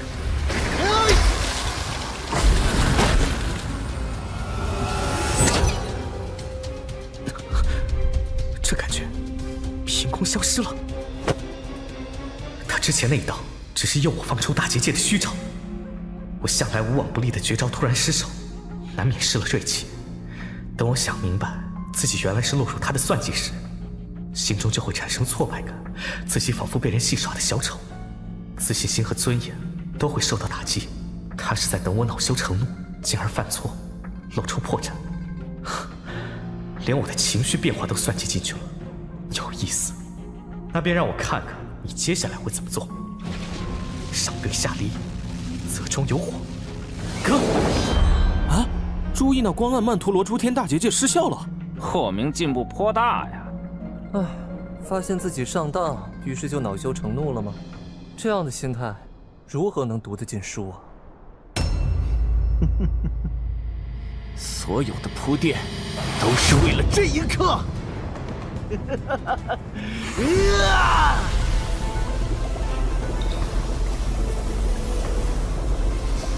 这是修罗灭世刀杀招，修罗场。啊！霍氏家族竟然又一个金丹期修士练成了修罗场。修罗场，好久没有见过了。想不到霍家竟然又有金丹期修士能练成这招。我需要感谢你，是在你的一再帮助下，我才能连续突破瓶颈，最终修成这一式修罗场刀诀。本来我是要准备斩杀你的，让你成为我这一刀的第一个继刀之人，作为我对你的感谢。但是非常可惜，现在是在藏龙湖中，没办法真的杀死你。不过你无需担心，日后一定会有这个机会的。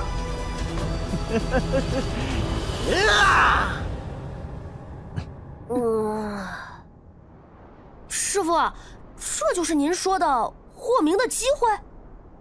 哼，是他唯一的机会没错，但现在看来，你们的二师兄不会给他这个机会了。我也觉得非常可惜，这是在藏龙湖中，日后一定有机会的，前提是今天出了藏龙湖后，你不要见着我就躲。暗极生光，两极反转，二师兄这手玩得漂亮啊！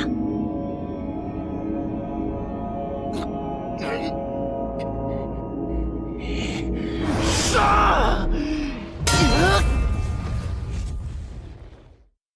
我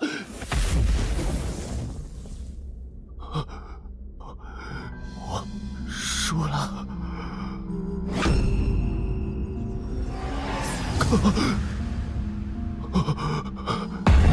回家族以后，自己去找那个你一直不愿见的人。遵命。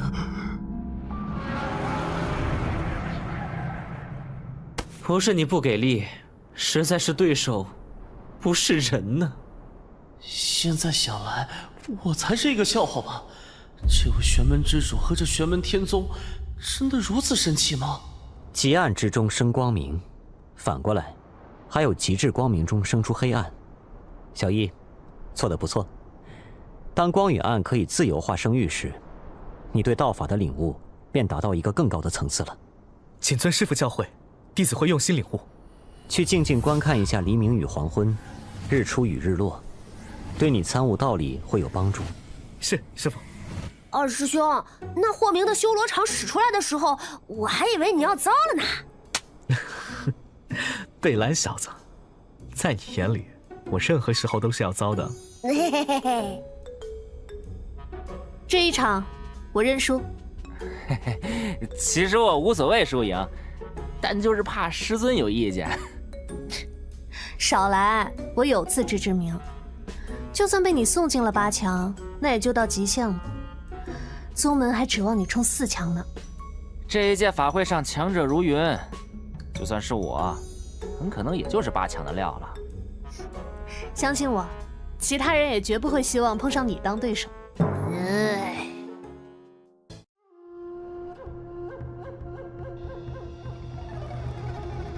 除了北荣的神魂秘术之外，在这丫头身上，应该能看到更多有关五帝真龙秘术的奥妙吧？这姑娘感觉有些不对劲，她的神魂很特殊。看来北荣那个神魂术士，这次有可能要踢到铁板了。师傅，那是桑罗河的神魂，可神魂不该是修为越高越清晰吗？这就是北荣王庭神魂道法的奥妙之处了。留心观察，你们会有更多收获。桑罗河道友的神魂之术，果然已经深得北荣王庭秘传。让星云公主见笑了，还请指教。剥夺六感，而且还能让我动弹不得。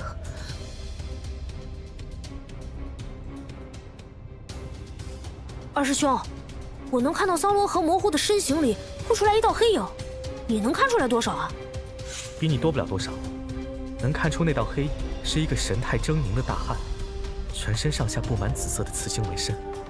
那是北荣王庭秘传神魂道术中的夜眼黑牢之术，可以镇压他人的神魂，隔断目标神魂同肉身之间的联系，将对手的神魂禁锢在自己的法术之中，剥夺对手的六感。近乎于无影无踪，北荣王庭的神魂之术也未免太难防备了。那石星云又会如何处理啊？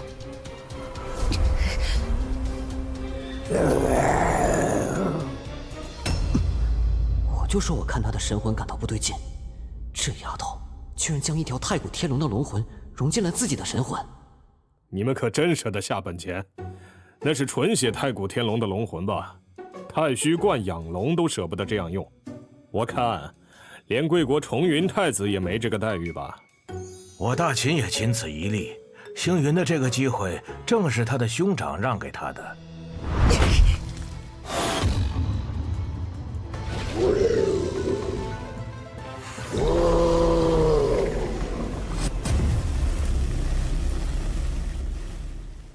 是我输了。如何？卧虎藏龙。其他的先不说，单比神魂强度，此女恐怕是眼下在场的金丹期修士第一人了。竟然是小燕子的通讯，这小子居然还会主动找我通信。师傅，7大真火，除了幽冥邪皇、太阳真火、纯阳真火以外，其他几种都是什么样的？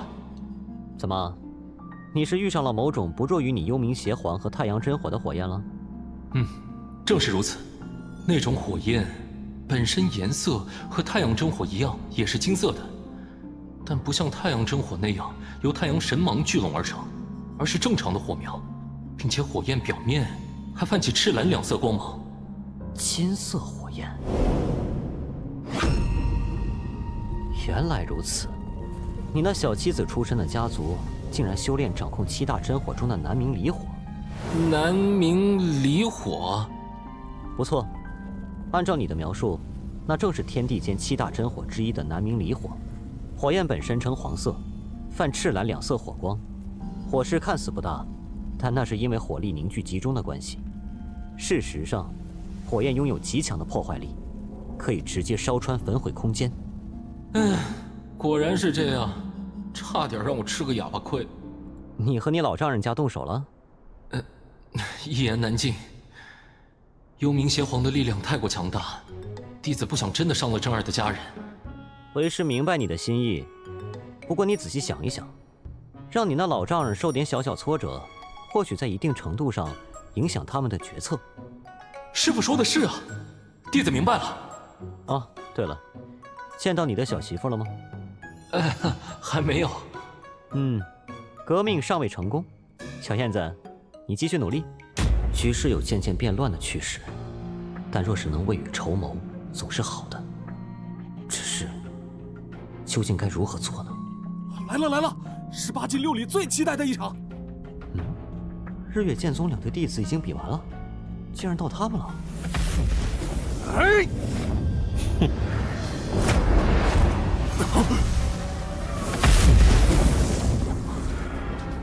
冰火二重身，不错，正是冰火二重身。你北荣修士不是向来自诩肉身强悍吗？那么都坤，来战吧！这个孙清源身上肯定还有别的秘密。肯定的，按照常理来说，宋清源的肉身承受不了这么庞大的冰火力，他肯定还有别的隐藏手段来辅助这个法术，否则他不是被烧成焦炭，就是被冻成冰雕。既然你要以己之短攻我之所长，那我就成全你。哎！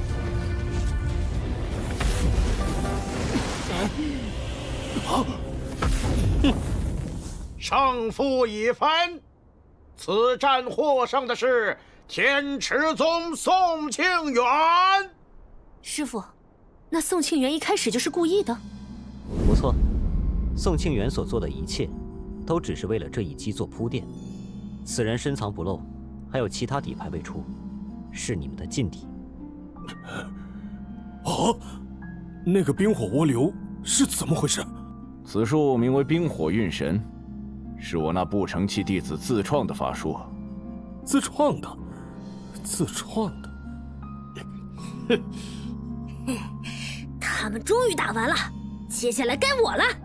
下一场，玄门天宗10天号对战天池宗穆继海。师傅，我去喽。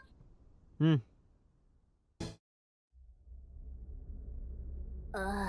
跟你打好没意思呀。要不然咱俩也赌点什么吧，否则也太没劲了。我的赌注呢，就是这个东西，你可敢跟我赌啊？这是能调和水火法力的朱焰冰花，只要是2级相对的力量，炼化了此花，都可以调和。好，那就这么定了，跟你赌喽。门下弟子都有如此闲情逸致，曹宗主，可敢再和本座赌一次？不急，待本座把之前的账清了，再赌下一把。太诡异了，赢的一方容许对方赊账接着赌，输的一方却宁愿付了之前的赌账。要是我肯定赌了，赢了就把账清了呀。无妨，本座随时奉陪。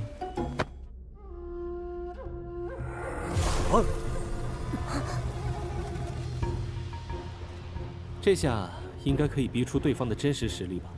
玄门天宗的弟子威风惯了，那是因为他们没有碰到大师兄你呀。现在说还有点早，大秦的10星云很不好对付，还有眼前的10天昊和焦俊辰，我还没有看透他们的深浅。希望接下来的比试可以让我看清楚。此人虽强，但已经交出了底牌，不足为惧。如果我跟他抽在一起，那玄门天宗同境界斗法不败的传说，就注定会在我手里终结。现在让我看看另一个玄门天宗传人的实力吧。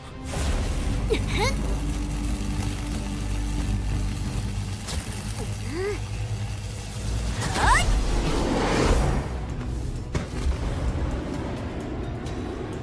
此人一手冰炎神通操纵起来，几乎出神入化，不过难不住我。师傅，小师弟他这是……无需担忧，天昊他自己心里有数。啊，弟子明白了。小师弟他这可真是……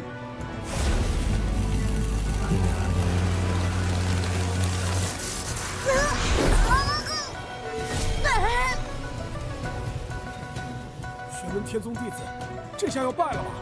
想不到天池宗竟然这么强。现在下结论还为时过早。确实为时尚早，因为穆继海根本就不是打算在这一招上分胜负。啊！嘿嘿！这小家伙危险了！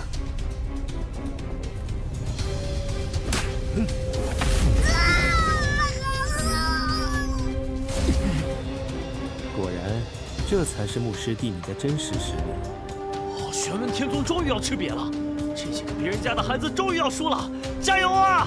大家的希望穆继海。这就是所谓的树大招风吧？我的徒弟们就是你们的噩梦，就是隔壁家每次考试都比你们高20分的小明。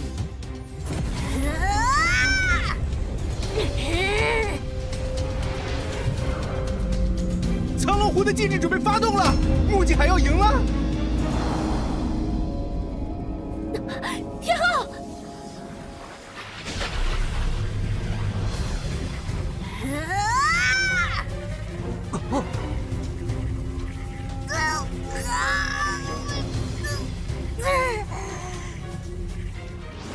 是苍龙湖机制保护。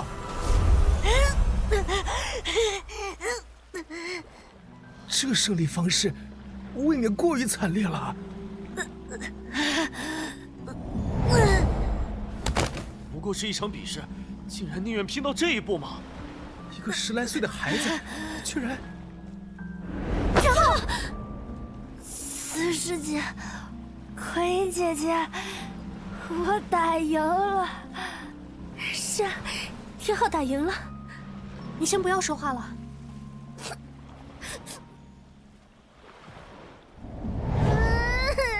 身体好疼，全身上下都好疼。不疼啊！来看，你最喜欢吃的雷灵果，吃一颗就不疼啊。好小子，修为强弱先不说，小小年纪人倒是挺硬气的，不错，真的很不错。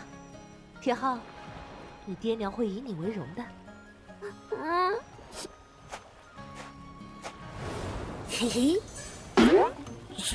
师傅，小易啊，为师今天教你2个名词概念，其中一个叫卖萌，另一个叫恶意卖萌。嘿嘿，师傅，我圆满完成任务。是啊，还顺便捞了点别的好处。意外，完全是意外。纯属意外惊喜，弟子也没有想到那些姐姐们心肠这么好嘛。哼，要是红颜知道了你是在蒙她，你觉得会发生什么事？可是师傅，我伤的真的很严重啊，这可没有作假。愿赌服输，这是你玄门天宗应得的。如此，咱们两清了。没错，两清。下一场，流光剑宗赵岩对战大秦皇朝焦俊臣。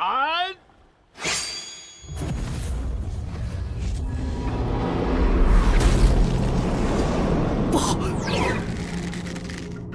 云遮雾绕，风雨如晦。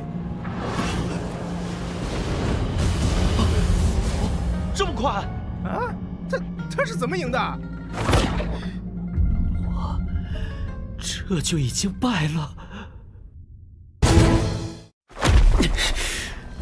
我这就已经败了。那焦俊臣刚才施展的法术，到底是怎么一回事？看不明白，感觉他脚踏流云的模样，倒像是，像是乘坐一辆马车似的。你的感觉没错，他的神通法术领悟自儒学6艺：礼、乐、射、御、书、数。方才他战胜赵岩的法术，便是射和御的结合。正如师父所说，这焦俊臣的法术脱胎于儒学6艺，也可称君子6艺。礼是指礼节，乐即音乐，射是弓箭射术，御是驾驭马车，书即指文学，也指书法，数则是算术和数论知识。此人从6艺中参悟出道理，领悟属于他自己的法术，倒是颇有古风。师父方才说，焦俊臣战胜赵岩的法术是射和御的结合。不错，御有5种：明和鸾、逐水车、过军表、舞交渠和逐琴左。焦俊臣一开始面对赵岩的创光攻击，架起云车轻巧躲避，应该是脱胎于逐水车。逐水车者，随曲岸疾驰而不坠水，最为灵巧。之后沿着赵岩云雾剑气的细微缝隙长驱直入，当是五郊渠，过狭窄通道而驱驰自如。车行伴有鸾鸟之声，压制了赵岩的剑诀变化，为鸣和鸾，为行车时和鸾之声相应。最后他切入赵岩剑势之内，同赵岩擦身而过时，突然捻弓搭箭射击，就是逐禽左，一指行猎时追逐禽兽，从左面将之射落。焦俊臣第一箭为参连，前方1矢，后3矢连续而去，10矢相属，若连珠之相掩。而他最后一箭使用了眼柱，也就是速射，始发之急。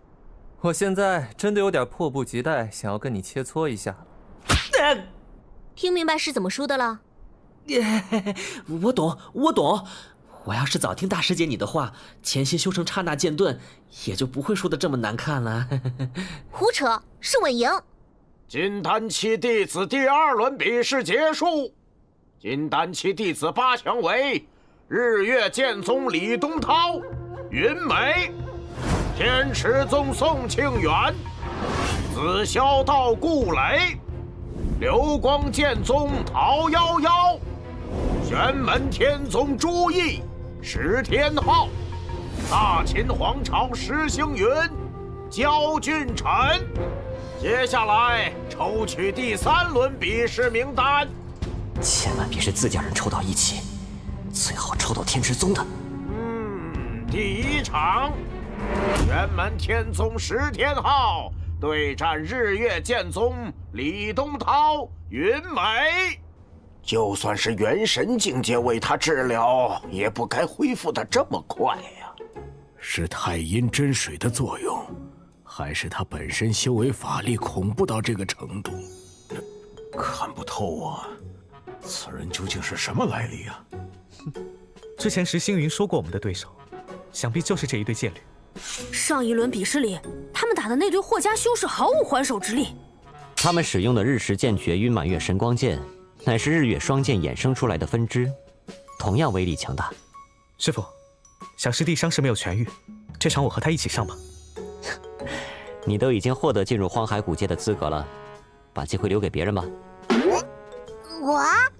当然是你，而且这场主要靠你来打，天昊就是个凑数的。师傅，您这是继续火上浇油啊！去吧，荒海古界里的美食在等着你们。早就听说荒海古界里有不少好吃的东西，这可是个好机会呀！走走走走走！难不成玄门天宗又要1挑2了？林宗主，派一个妖族上来参加法会比试不合适吧？妖族？此妖也是本座门下记名弟子，参加法会并无不可。本座也不用他从第1轮比起，并不会挤占他人名额。韩良王还请通融一下吧。虽是记名弟子，但林宗主你身为一宗之主，身份非同一般，确定要收妖族为徒吗？若本座没有记错，万年以前，流光剑宗第4代宗主座下6大亲传弟子，其中有2个都是妖族吧？但最后也为流光剑宗的发展壮大做出不可磨灭的贡献。本座记得，天池宗历史上出过一位雪月妖王，乃北极妖雄化形。有教无类，古已有之，是很正常的事情。这些本宗弟子都不一定知道的事情，玄门天宗又是从何处得知？还好系统里有大部分宗门的历史资料，只要不是内部隐秘，就都能查到。哼，机会给你们了，你们可要争气啊！师兄，拿出全部本事来，哪怕明知道他们很强，但要是打输了，还是很丢人啊。你伤势未愈，不要勉强比较好。尽力而为，败亦无憾。我将拼尽全力。这场交给你喽，我就坐旁边看着。待会儿我就跟那诸葛风铃一样躲到一边去，看你怎么出城。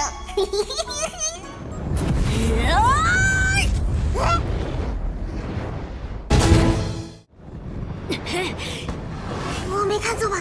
这个小魔王，难道真的要带上跟对方硬拼？之前他说的那番话，难道只是开玩笑？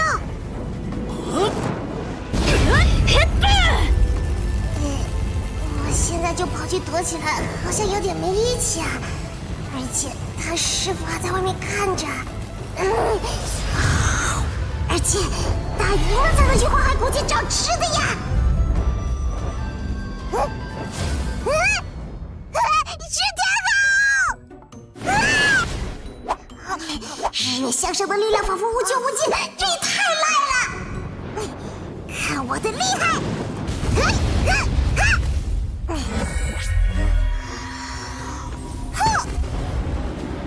饕餮一族的吞天噬地神通，实在是强大。是啊是啊，不过他居然还拥有太阳真火，这着实有些出人意料。玄门天宗当真是人才辈出啊！吃太多，有点想吐。你猜他会怎么做？不好说。如果是我，会先隐藏行踪，寻找他们的破绽。而且那小家伙藏起来，会让对手造成巨大的心理压力，让他们更容易犯错。其实不需要这么麻烦的。石天昊和饕餮联手，正面交手也是胜算居多。也许他的伤势比我们想的要重，或者他有什么别的打算。先脱离敌人的视线，寻找最好的攻击位置。难道这灵花有什么特殊之处？这些东西，难道是可以制毒药？哦，要动手了！占据那种制高点，他想做什么？效仿俗世的弓箭手吗？赶紧出手解决掉他们，本姑娘就宽宏大量，原谅你之前。要动手了，他抬起手了，是什么招数？真好吃。刚才那一箭漂亮啊，团团，你应该往右边躲，然后果断反击才是。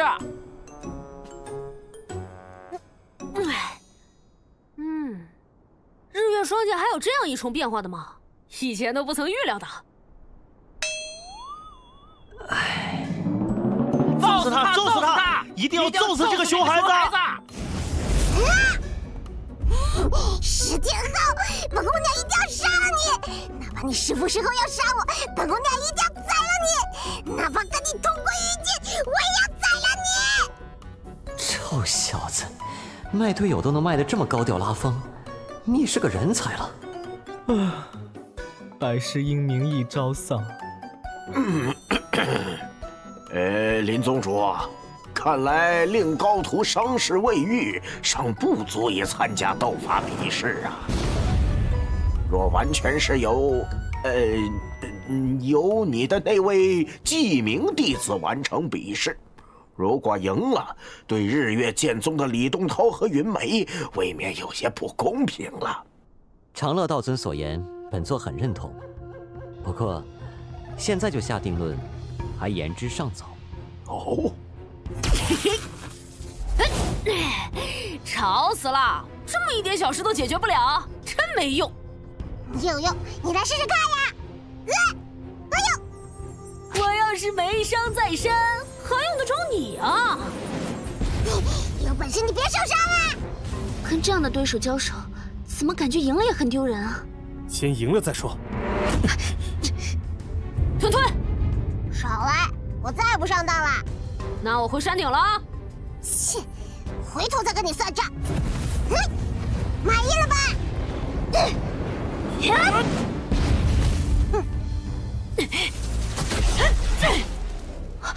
他想做什么？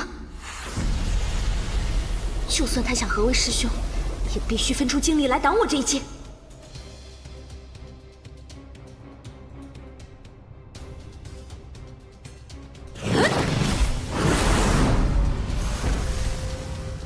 不行，这样我二人的剑道无法互相呼应了。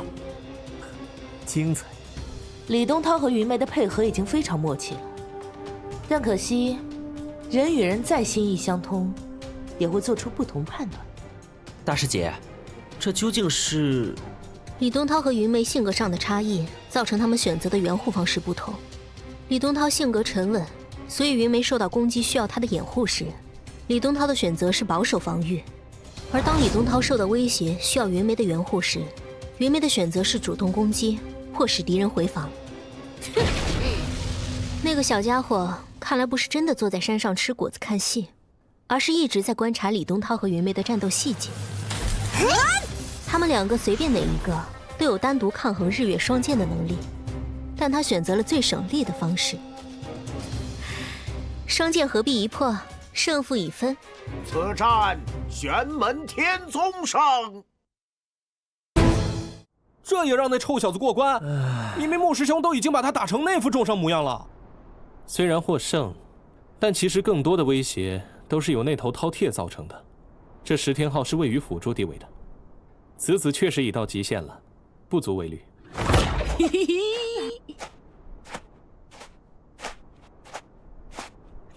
呀你，观察对方破绽就观察好了，非要弄得那么扎眼。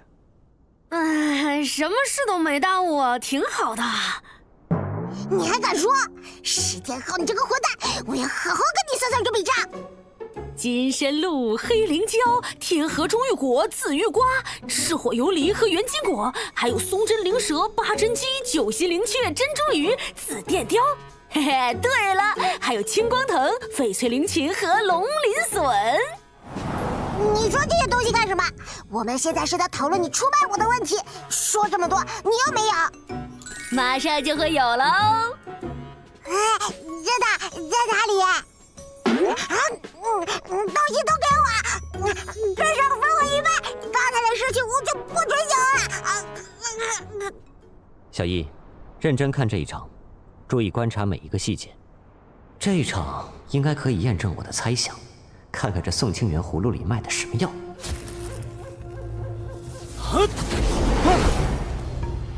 精彩啊！竟然打得如此焦灼。确实，这两人都非常出色，只差一线。让你失望了。哪里？你已经和他战到了最后关头。正是，师兄一手雷法，越发巧妙，下次一定能赢回去的。大师兄赢得漂亮！大师兄连胜2位种子选手，这头名必然也是囊中之物。我之前的猜想是正确的，除非到目前为止，他一直是在故布疑阵挖坑，否则此人确实不足为虑，可以从威胁名单中剔除了。看出来了？如果真是我想的那样，那要胜他，确实容易多了。也要提防他是故布疑阵。师傅说的没错，不过就算他在故布疑阵，布阵的地点也等于已经暴露了，只要小心在意即可。接下来这场战斗，恐怕会比较沉闷了。这2位终于对上了。筑基期没看到岳红颜和刀玉婷对上，实在遗憾。幸好他俩抽中了。哦，出手就是刹那剑盾。哦，5帝真龙秘书。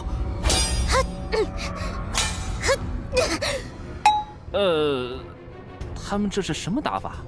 上来就是为了打个平局吗？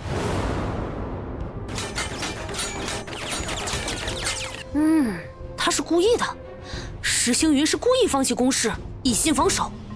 以他的实力，若真要和陶夭夭对攻，未必就会落在下风。是这样没错，但那样一来，2人实力在伯仲之间，胜负难料。对攻的话，谁获胜都很正常，只要稍微有一个破绽被对方抓住，就很难反败为胜。而这种意外性比较大、不够稳妥的战斗方式，显然不是石星云想要的。但这种完全放弃攻击的打法，他是要求一个和局吗？如果是想用这种方法获胜，除非他有别的打算，否则9手之下必有失，攻击方必竟占据主动。难道陶夭夭的金丹？啊，原来石星云是打的这个主意。陶夭夭的金丹曾经受了不可弥补的损伤，时间如果拖得长了，陶夭夭受过损伤的金丹有可能重新破裂。之前陶夭夭的战斗都是在很短的时间内结束，一方面是因为他实力强悍，一方面是因为他知道自己不耐久战。石星云正是知道这一点，所以才抱定全力防守，任凭陶夭夭放手攻击，要硬生生磨死陶夭夭。可是，难道陶夭夭看不出这一点吗？性格使然，陶夭夭可以不进攻，那2人就在藏龙湖里大眼瞪小眼，对号的天荒地老，但对于陶夭夭来说，这无疑是一种示弱的表现，等于是承认攻不破石星云的防御。此女性格高傲好胜，是无法容忍这一点的。退一步来说，陶夭夭看出了石星云的打算，也克制住了自己的脾气不出手。对于石星云来说也没什么损失，大家一起比耐心就是了。石星云早就做好打持久战的准备，现在问题在于陶夭夭已经技穷，她没有办法破开石星云的防守。这局是我输了，散。夭夭姐，承让了。陶夭夭肯定事后会找你再比一场。如果这次进入荒海古界，夭夭姐能得到补天藤修补金丹，那我以后一定躲着她走。该你了，等急了吧？哼，很久没有这样静不下心来的情况了。刚刚写了几笔字，才把心静下来。哦，祝你旗开得胜。借你吉言。师傅，弟子去了。你说这两个小书呆子，谁会赢？哎，他们俩可不是书呆子呀！焦俊臣已经将儒家易经与天地治理融会贯通，养浩然正气，厚积薄发，一招悟道。朱毅虽然修行的是玄门天宗的法门，但头顶也隐约有文华之气显露，处于一个静养积蓄的阶段。朱毅若是此战能战胜焦俊臣，或许就是他将积蓄力量释放出来的时机。问题在于，他能胜吗？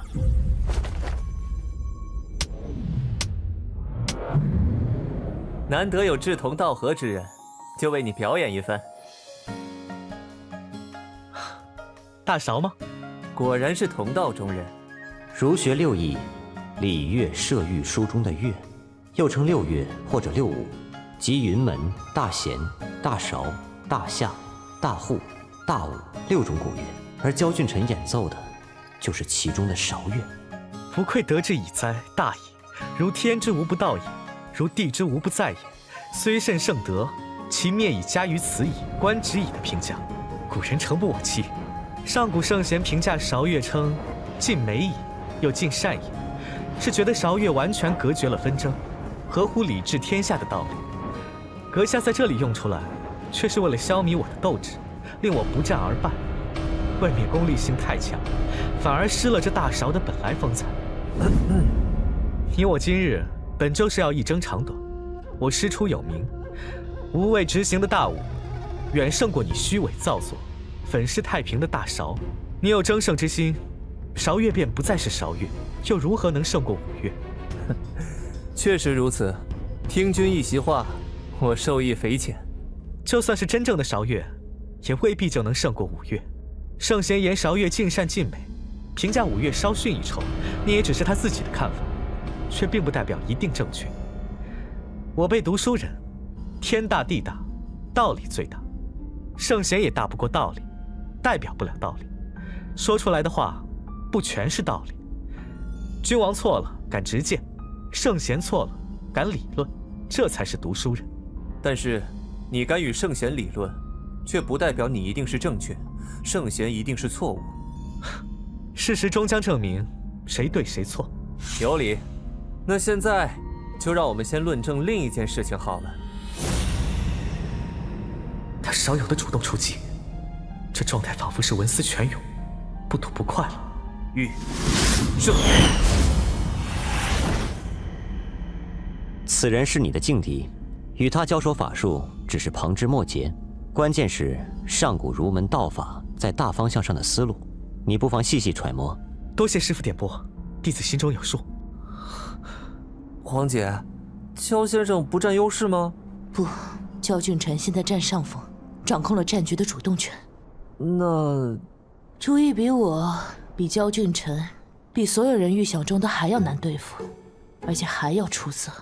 他竟然在同焦俊臣交手的过程中，揣摩焦俊臣的道法与神通。这朱毅揣摩焦俊臣的道法，就是为了完成破茧成蝶的最后一步。借助自焦俊臣道法得来的领悟，捅破那最后一层膜。眼下这一切早在那玄门之主的预料内，甚至有可能就是出自他的授意。这玄门天宗到底是哪里冒出来的？没有一个不叫人吃惊啊！虽然我乐于成人之美，却也不愿意给他人做踏脚石啊。哟，好难缠。他似乎能提前布下陷阱，等我去踩。怎么回事？原来如此，这就是术法。他参悟出了推算对手动向的神通。哦，这便是书，一个文字，便是一道法术。哼，玄机侯大管事张海，也是以文字书法入道，与这书法有异曲同工之处。原来如此，智慧之火在抵挡神魂。鱼跃龙门，人人艳羡，却又有几人注意到，绝大多数鱼越不过那道门槛呢？你要借我力，那我就索性帮你一把。只是不知道，你是鱼是龙？哼，冰，想用冰礼定下宾主关系，让我更加被动。多谢焦道友的盛情。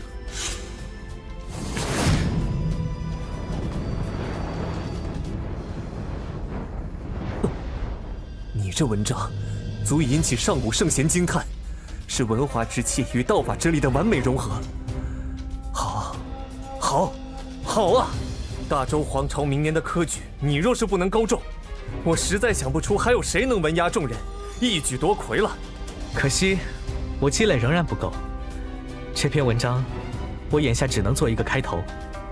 即便如此，你这篇文章也足够不凡了。宾礼不足以应对你这篇文章。祭人鬼，祭先王先祖，地祭先王先祖，春祀秋长，享祭先王先祖，祭祭地旗，祭社稷五岳，祭山林川泽，祭四方百物，祭诸小神，祀天神，天道主宰，祀日月星辰，赐司中司命与师。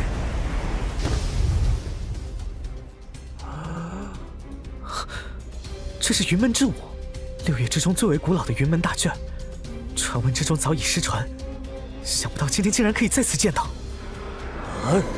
去！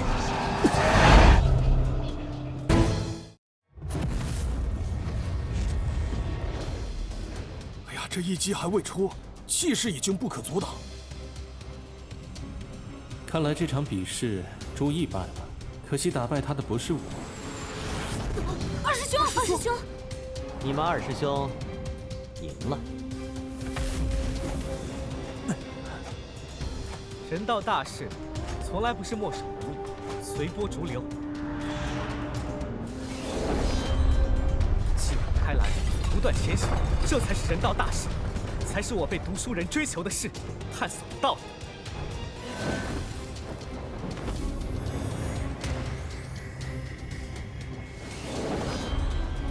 在下受教，朱道友有教化万民之宏愿抱负，就能知行合一。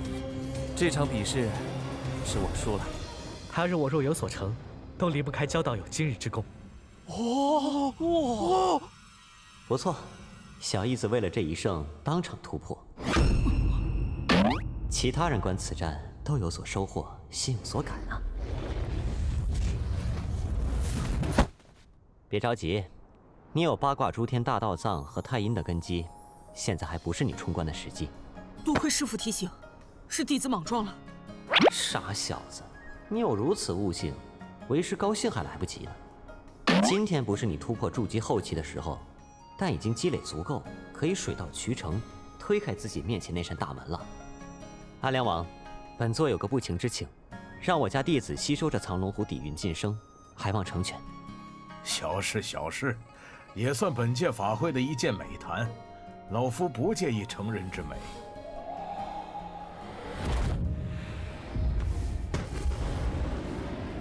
这是阴火之劫，阴火之劫能渡过去，便成就金丹中期；如果渡不过去，那就是阴火焚身。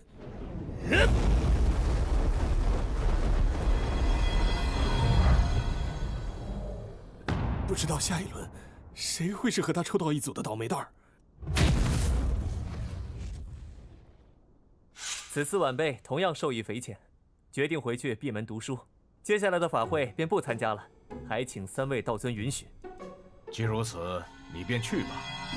期待诸位道友参加大周皇朝科举，状元及第的消息传来。啊，萧先生就这么走了？与朱毅一战，对他影响这么大？别看朱毅现在还只是金丹中期的修为，但他大势已成，接下来将进入飞速发展阶段。如果不出大的意外，已经无人可以阻止此人崛起，成就属于自己的传说了。连焦俊臣都败在他手下，现在谁还能成为他的对手？他晋升之后，想必实力更加惊人。不知道他结营之后会是怎样一番景象？似乎，好像，可能，也许，这个宗门里每一个人都有这样的潜力与实力。哼，很好，这次法会确实没白来。于法会上突破境界，这也算一桩美谈。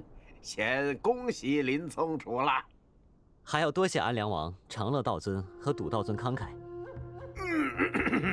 哎呀，林宗主客气了。接下来进行金丹期第4轮比试抽签。求让玄门天宗这2个怪物自己打去吧。黄姐，若是你抽到10天号，是不是胜算大一些？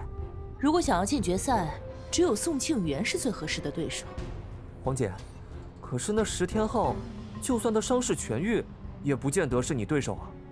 但我心中总有种不踏实的感觉，或许是因为，如果他只有眼前这样的实力，那他和那重统者的差距就太大了。得了本属于他的至尊灵台，再加上石天意自身天生重统之力，石天意的天赋潜能会大到什么程度？天昊自己心中也应该有数才对。可他身上却有着昂扬的信心，这种信心源于他自身。有这种信心，那他的实力不该只有这么简单。可隐藏实力也不必这么极端啊。第1场，玄门天宗10天号对战天池宗宋庆元。先前我低估了朱毅，那么我之前是不是又低估了这个人呢？看来我的杀手锏不能保留了。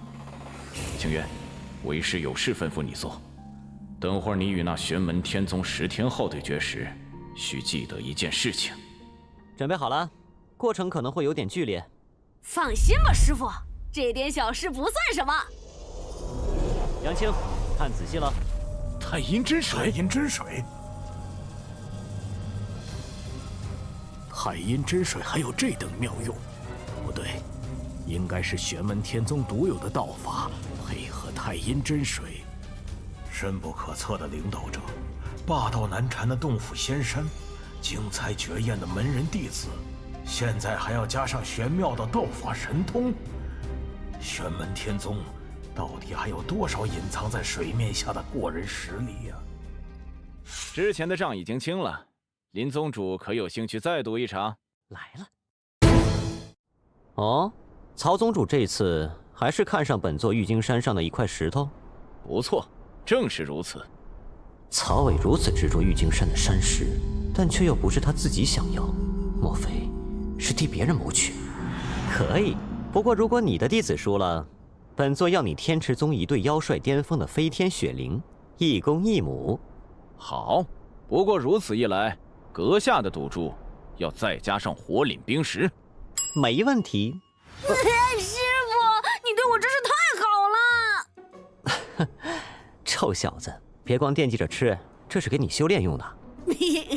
师傅放心，若是那宋庆元也提出要跟你赌斗的话，别管他要什么赌注，只管答应下来便是。那是当然，不管赌什么，最后反正都是我赢。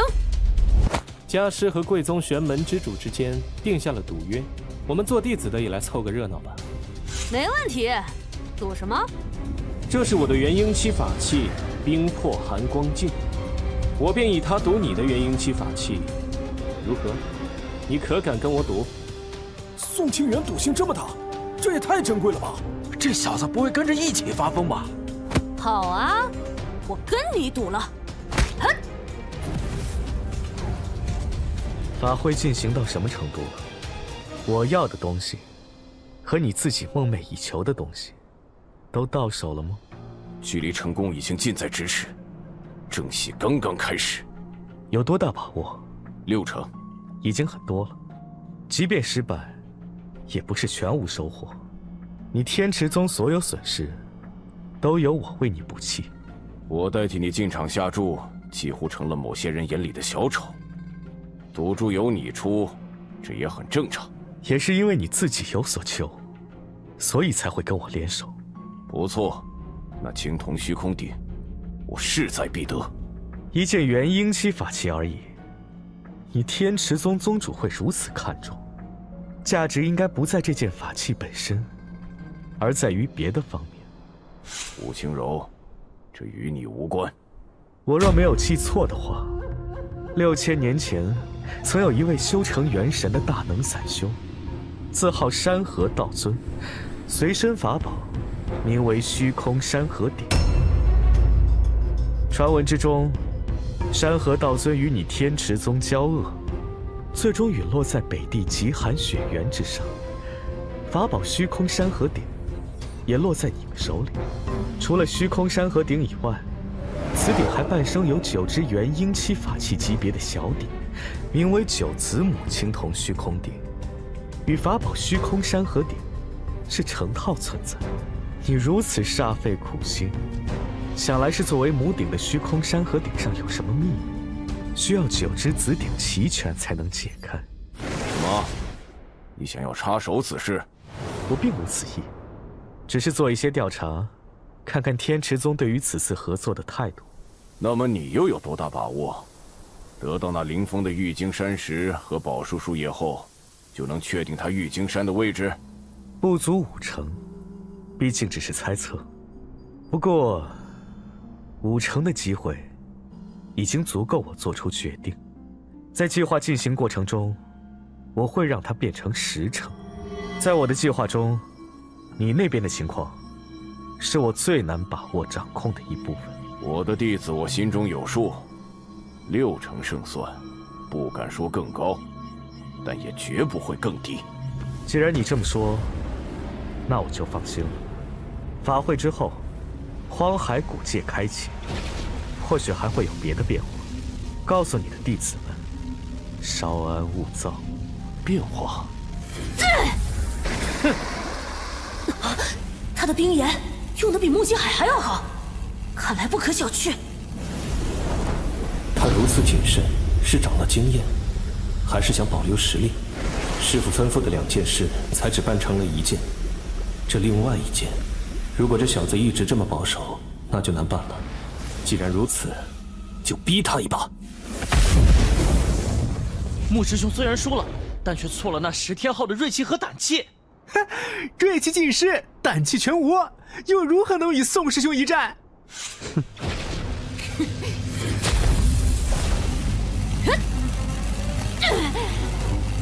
走了。你想玩，我成全你。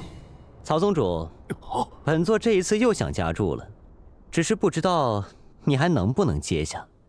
林宗主有兴趣，我当然不介意。他们还要赌？现在看来，宋清源处于下风啊。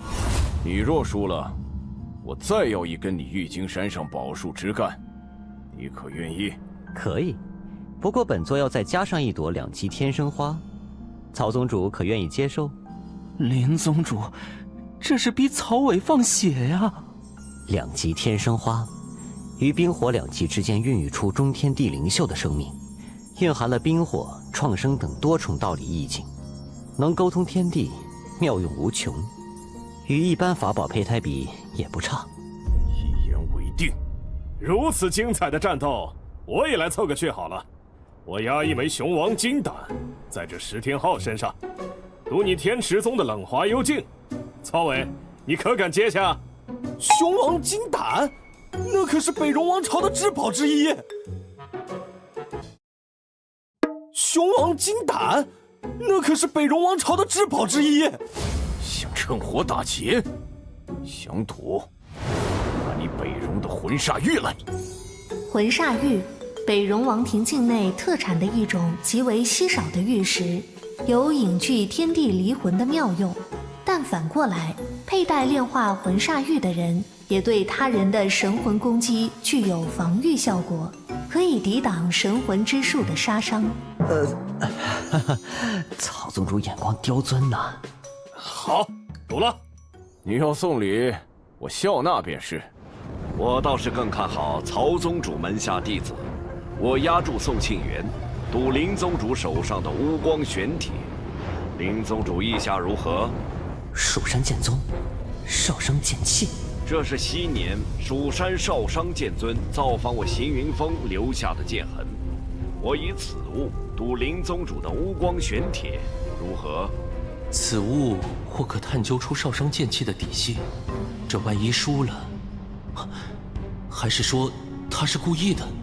既然流光剑宗有此雅兴，本座自然奉陪。如此赌局，怎能没有我的参加？竟然是巴洛血参，这可是能延寿的至宝。我以这株巴洛血参赌林宗主的天外心火炉，不知林宗主意下如何？赌道尊既然有此雅兴，本座又怎么可能拒绝呢？这个赌局，我也参加。哼。这是法宝胚胎。霍家主，你欲以此物作为赌注？不错，这法宝胚胎翡翠骷髅，便是我的赌注。我押玄门天宗10天浩盛，赌曹宗主你的一块北极炎阳石，你是否接受？可以，我接受。时间差不多了，师尊应该已经安排妥当，该动手了。哦，有意思。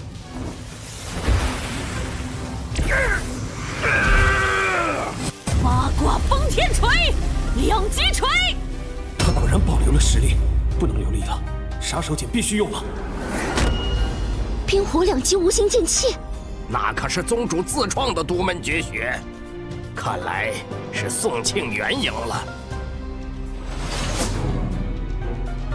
虽然能感觉到强大的力量波动，但却看不见摸不着。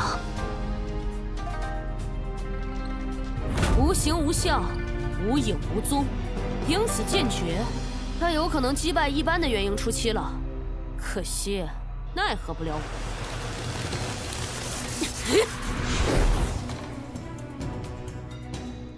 二师兄有震古烁今的宏伟文章，我也有属于我的玄黄四字诀。上下四方曰宇，广阔天地，无穷空间，尽在掌握。冰火两极无形剑气被压制住了。我辈玄门天宗弟子，能与我们竞争的人，永远只有自己的师兄弟，于此皆不足道。那是掌控空间的力量。本座代弟子谢谢曹宗主的慷慨，类似的赌局欢迎您再来，常来。愿赌服输，我天池宗输得起。我的冷怀幽静，你可也不要忘了。心痛。那本座就多谢各位宗主了。嘿嘿嘿，来来，愿赌服输，冰破寒光镜的。给。二师兄，这下我可有2个元婴期的法器喽！这生意很好做的，二师兄你一会儿比试的时候也跟星云公主赌一赌呗。下一场，玄门天宗朱毅对战大秦皇朝石星云。石道友，请。这场比试，我认输。他并非没有一战之力啊，竟然认输，这岂不是保送朱毅进决赛？即便我暴露自己最大的秘密，胜算依然不大，何必勉强一战？这一场比试，我大秦弃权，玄门弟子同境界斗法无敌的传说，当真是无人可以打破。正是这个人，一手打造了如同旭日东升、令人震惊的玄门天宗。他到底是什么人？石青云这一认输，便等同于是将朱毅保送进了决赛，而决赛的另一方正是同样出身玄门天宗的石天昊，同筑基期时一样，玄门天宗提前锁定了冠军名头啊！按照这个势态，应该仍是朱毅获胜吧？到底高了一层境界。师弟，你金丹中期晋升金丹后期本就艰难，不要现在图一时痛快。二师兄的好意我明白，但我坚信自己能走过去。放手去做，其他自有为师安排。林宗主，难道说……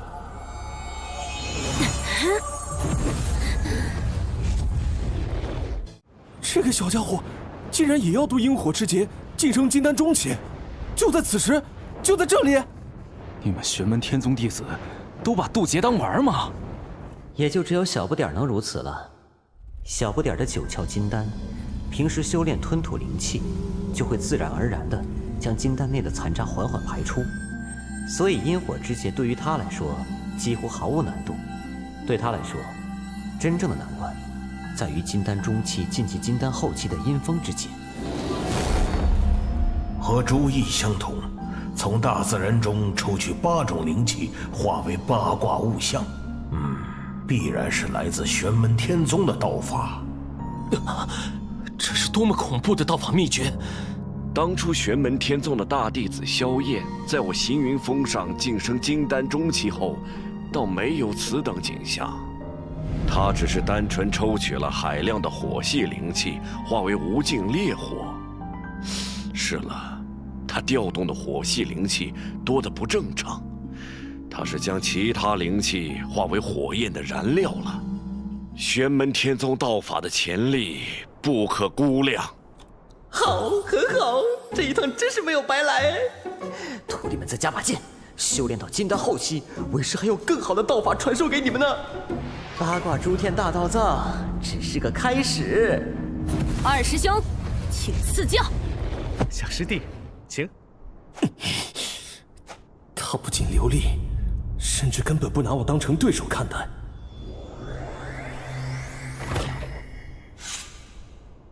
小林子，你出关的时间刚刚好，正可以赶上最后也会是最精彩的一场比试。二师兄和小师弟角逐金丹期头名吗？二师兄老样子，跟你打我肯定要先下手为强的。接招！无量光如来经确实不凡，但却未必比得上本门的八卦诸天大道藏。二师兄，你想要出奇制胜，可是却未免有些舍本逐末了。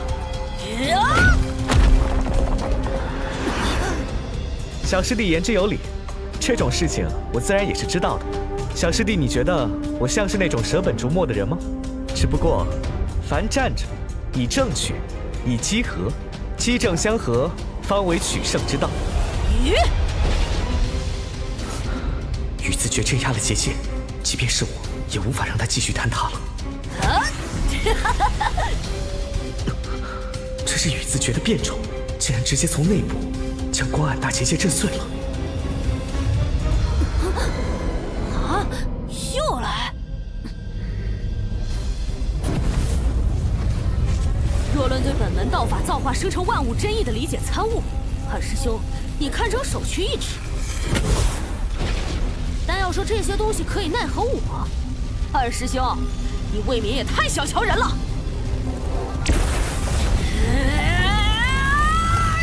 我自然不会小看你。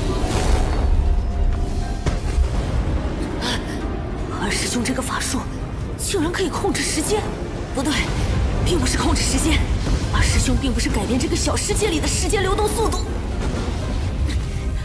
二师兄，你现在可敢开口跟我说一句话呀？果然，你不敢。不错嘛，这么快就发现了。不是控制时间，就是减慢了我的反应能力。玄黄4字诀，既然有羽字诀，那岂不是说……二师兄，还要多谢你。我之前在第2次诀上一直有些琢磨不透的地方，但是今日受你启发，却是豁然开朗。住！小师弟，你的咒字诀果然神妙。你也并不是真的静止了整个世界的时间，你定住了我的法力与神识，使之无法运转。但假以时日，当你修为越来越高，对于时间的奥妙领会越来越深，终会有真正静止一方天地时间的大神通。还要多谢二师兄的启发。二师兄，再接我一招试试。住！被此诀定住，似乎连思考速度都变慢了。上下四方曰宇，古往今来曰宙。小师弟的咒字诀是揣摩时间而发，但咒字诀也只能揣摩过去和现在，对于拥有无限可能、不停变化的未来，却无法掌控。我的道路继往开来，要开辟无限未来可能，而无限与未知的未来，并不是单纯的时间可以决定的。小师弟，你定不住我。是吗？那就来试试看。宇宙！那是藏龙湖的法宝元灵，这击连他都惊动了。二师兄，你秉承人道大事继往开来，确实别开生面，但人终究还是要生活在世界中，生活在宇宙中。玄门天宗出来的怪物，果然还是要交给他自家师门的另一个怪物去对付，才是正道理。黄姐，那十天号的咒字诀法术，真的能定住时间吗？天号的咒字诀是领悟时间奥秘后创造的法术神通，现在它还无法定住整片空间的时间流动，但却可以定住某个人、某件事物的时间。这跟北荣王庭的神魂之术不同，那个神魂之术只是镇压我的神魂，阻隔我神魂与肉身之间的联系，剥夺视、听、闻、语、触这五感。但我自身的神魂是自由的，可以正常思考，而天号的这个法术却可以彻底定住目标人物的神魂，使其时间停滞于原地，连思考都做不到。那朱毅可真是爆了个冷门，居然输得这么干脆。少谦，你要学的东西还有很多呢，不要把你自己脑海里的臆想当作事情真相。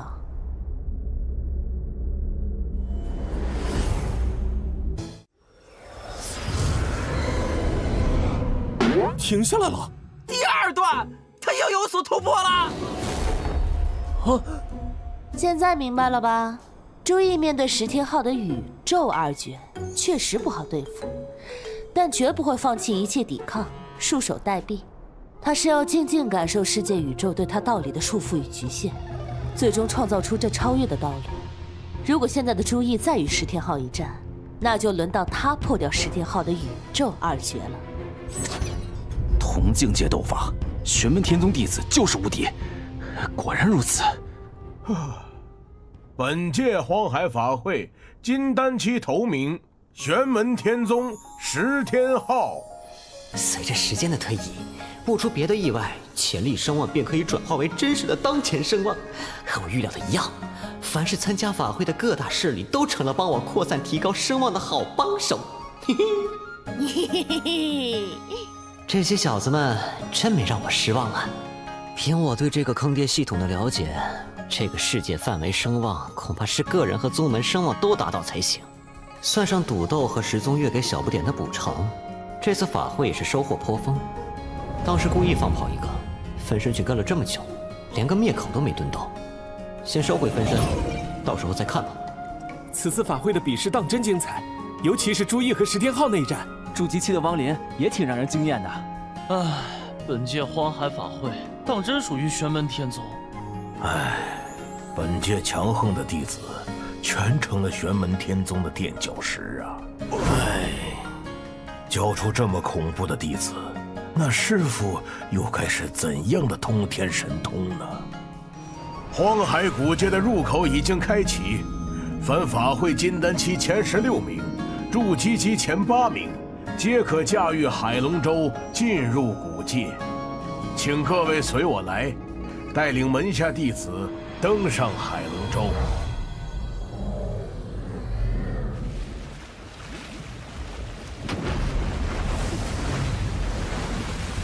这群怪物为师也想下副本呢，这种好事怎么能落下我呢？这荒海古界也太坑了，竟然不许元婴期修士进入。一群真命天子一起下副本，万一他们的王霸之气擦枪走火可怎么好啊？这次下荒海古界，切记要团结，好东西不用着急享用，先拿下再说。好。看过来，看过来，荒海古界这么大，你们聚在一起太浪费。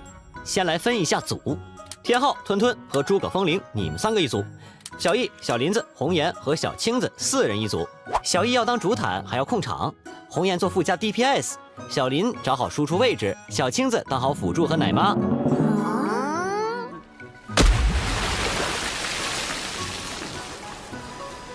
海龙舟进入后，古界似乎不那么稳定了。外来者进入古界，古界会更加紊乱。我等守在这里，也是为了防止意外。原来如此。林宗主，有空的话，不妨赴我雷鸣山脉紫霄峰一行。我紫霄道上下扫踏相迎。本座感激贵宗盛情，他日一定赴紫霄峰一行。师傅，速来！小燕子捏碎了定位符箓，是在一个中前事前。哈，有件突发事情急需本座处理，本座去就回。这里还请诸位多加看护。出了什么事，能让玄门之主如此着急？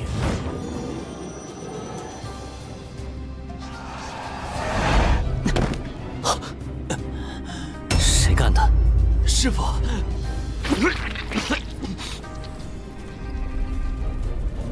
南明离火，很好，很好，很好。不，师傅，不是这儿的家人，是我。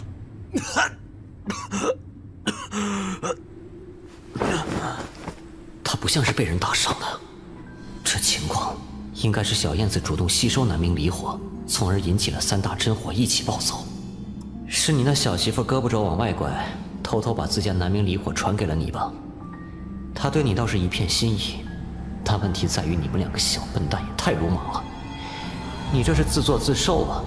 我可从没想到会这么简单得到南明离火，但现在看来，这南明离火是个大麻烦。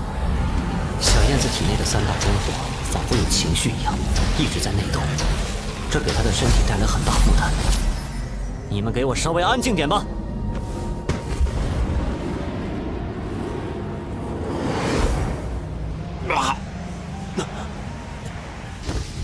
之前还说的慷慨激昂，想不到转眼间就要向师父求救。比被人打成这副德行还要糟糕。被人打伤了，为师还能找人算账去。现在你让为师找谁？要不然，为师索性就揍你一顿。师父息怒啊！弟子也没想到。欲速则不达。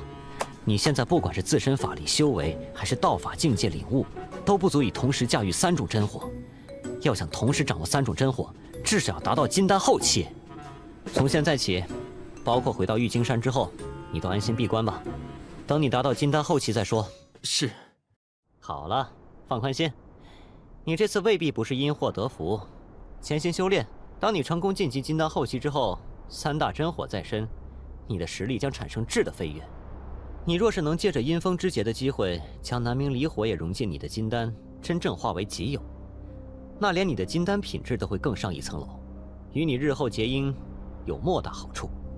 当然，其中风险远高于一般情况下渡阴风之劫，还需要仔细筹谋。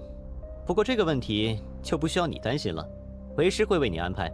你所要做的事情就是安心修炼，平衡3大真火，为冲击金丹后期做准备。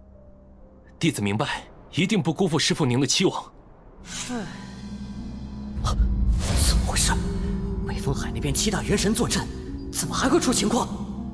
北风海出事了。师父，怎么回事？那是荒海古界的入口。古界很不稳定，随时有崩溃寂灭的危险。不行，荒海古界要是就此破灭，玄门天宗几乎要被连锅端了。亮仪生灭阵，开！生灭六道，天地之变，起！啊！竟然可以不依靠地力来布置如此强大的法阵，着实恐怖啊！稳住了。多亏林宗主回来的及时，只是现在还不是续化的时候。我去！太白、岁星、辰星、荧惑、震星、日曜、月曜、祭都、罗翱，九曜崩天阵。九曜崩天阵，妖族顶级阵法，借助星辰之力，九曜聚顶，有毁天灭地的强大威势。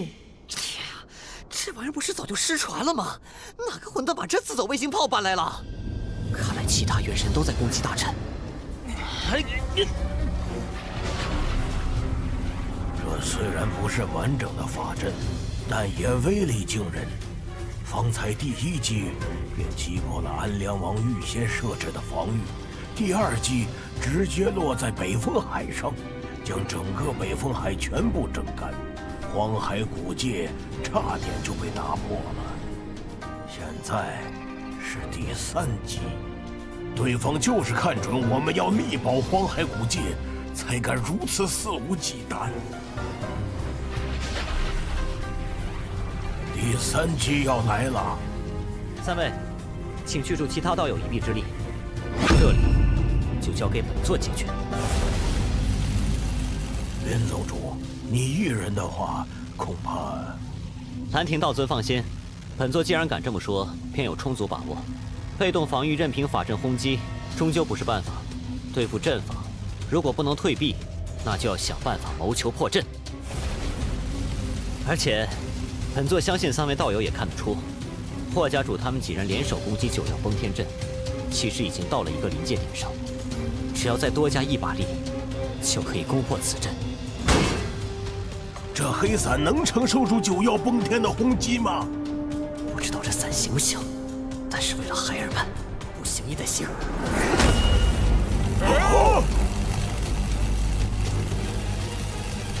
此人一出现就扭转了不利的局面，称得上是神通广大，法力无边。这里交给本座解决，谁去破阵？老夫带着苍龙湖去，长乐，你留下帮助林宗主。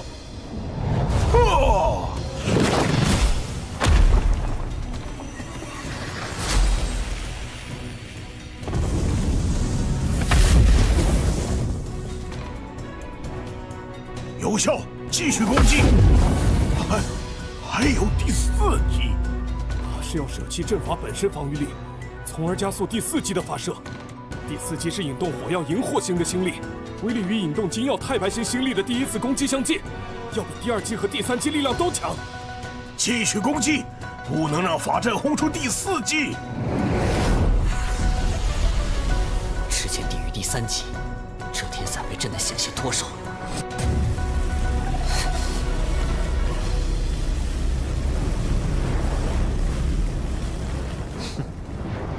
林宗主竟然有如此之强，这一次还要多谢林宗主力挽狂澜。安良王客气了，可将对方擒拿住？说来惭愧，对方因法阵崩溃，行壁虎断尾之计逃脱了。不过观其妖力变化，当为妖族中的穷奇异族，穷凶极恶。这里与妖界世界天荒广阔的空间缝隙相距甚远，这等修为的大妖是如何赶到北风海的？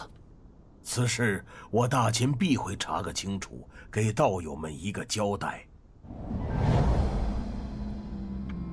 这就是你所谓的别的变化？哦，动手了？用的什么方式？你不知情？我知情，但不知道他们会用什么方法。他们动用了九曜崩天阵。九曜崩天阵，那玄门之主的实力，倒没有出乎我的意料。你要借妖族攻击，测试那林峰的真实实力？只是顺带的，不过收获比较多，让我很满意。连九曜崩天阵的攻击都可以防住，他那柄伞的极限又在哪里呢？这些事情以后再说。我现在想知道的是，谁给那穷奇妖族提供了便利，让他们可以深入神州浩土？你们的实力受到重挫，谁会是最大的受益者？我们实力受挫，最大的受益者。出了这么一件事，嫌疑人无非三方：大周皇朝、大秦世家，还是皇室自己贼喊捉贼呢？问题是，那个武轻柔到底是站在哪一边的？大秦皇室，还是世家豪门？他若是团结世家豪门，那就必然会吃那个重统者，此人会是个极大的阻碍。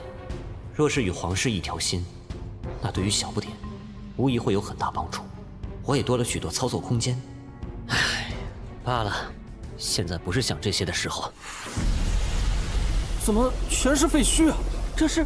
诸位，荒海古界已经不再稳定，恐怕此次古界数日后便会提前结束，还望诸位谅解。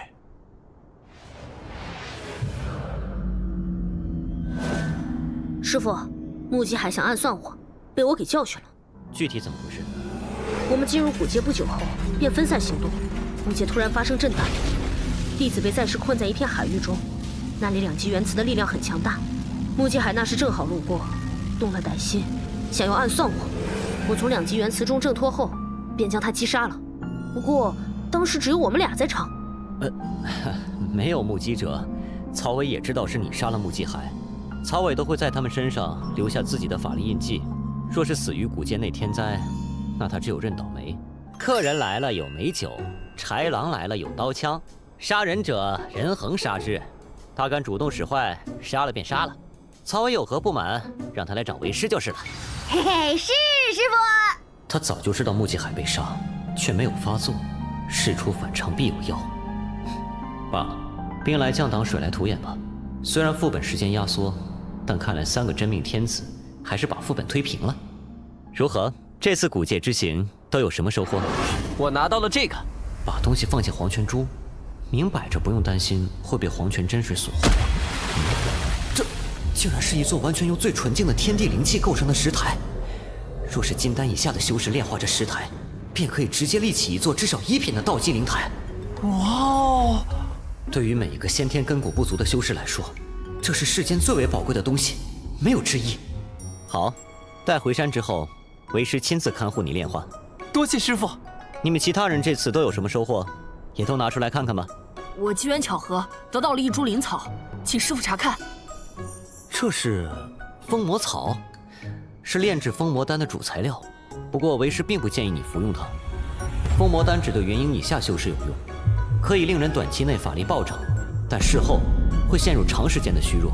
不过，也许其实可以这样处理。师傅，我得到的是这东西。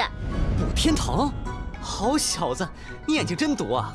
对你晋级金丹后期用处不小的。弟子收获的也是灵草，看样子应该是生灵草，可以辅助修炼。哦，生灵草的功效看似是帮助修士修炼，其实还是炼制天灵补缺丹的主要之一。不错不错，真不错。风铃得了什么东西？没什么，一块兽皮，可以隐藏人的行踪气息。倒是正合你用，好好收着吧。居然不用上交。小姨子得到的又是什么呢？法宝胚胎。果然你才是最逆天的，在下副本捡便宜这方面，你可真是哥所有弟子里面带头大哥呀！这帮小子还真执行3光政策，吃光、拿光、抢光，整个荒海古界好东西全在这里了吧？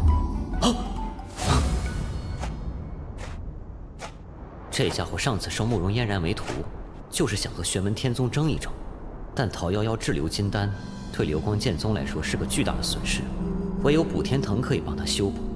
老头是觉得来找我交换太丢脸了吧？林宗主，我有个不情之请，还望林宗主能施以援手。流光剑尊是为补天藤而来。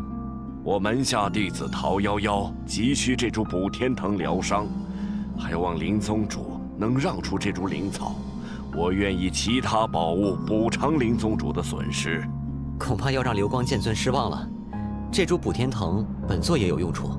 看样子，这补天藤对玄门天宗也有大用，恐怕很难换来了。本座会将这株补天藤种植于碧宗山门内。1年之后，流光剑尊可以潜逃夭夭，自己来我玉京山求药。不知林宗主需要我流光剑宗拿出什么东西做交换？到时候，本座自然会提前通知。如此，便一言为定。古界入口开始合拢了。本次古界之行收获虽大，但是有很多值得琢磨的地方。这次法会，或许仅仅只是一个开端。四师姐，你刚才注意到了吗？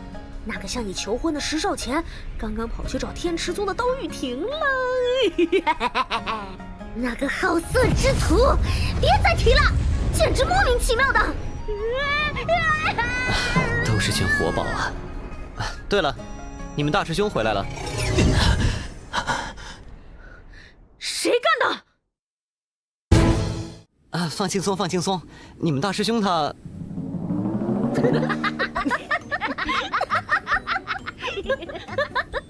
们这群臭小子，我都伤成这样了，你们还幸灾乐祸？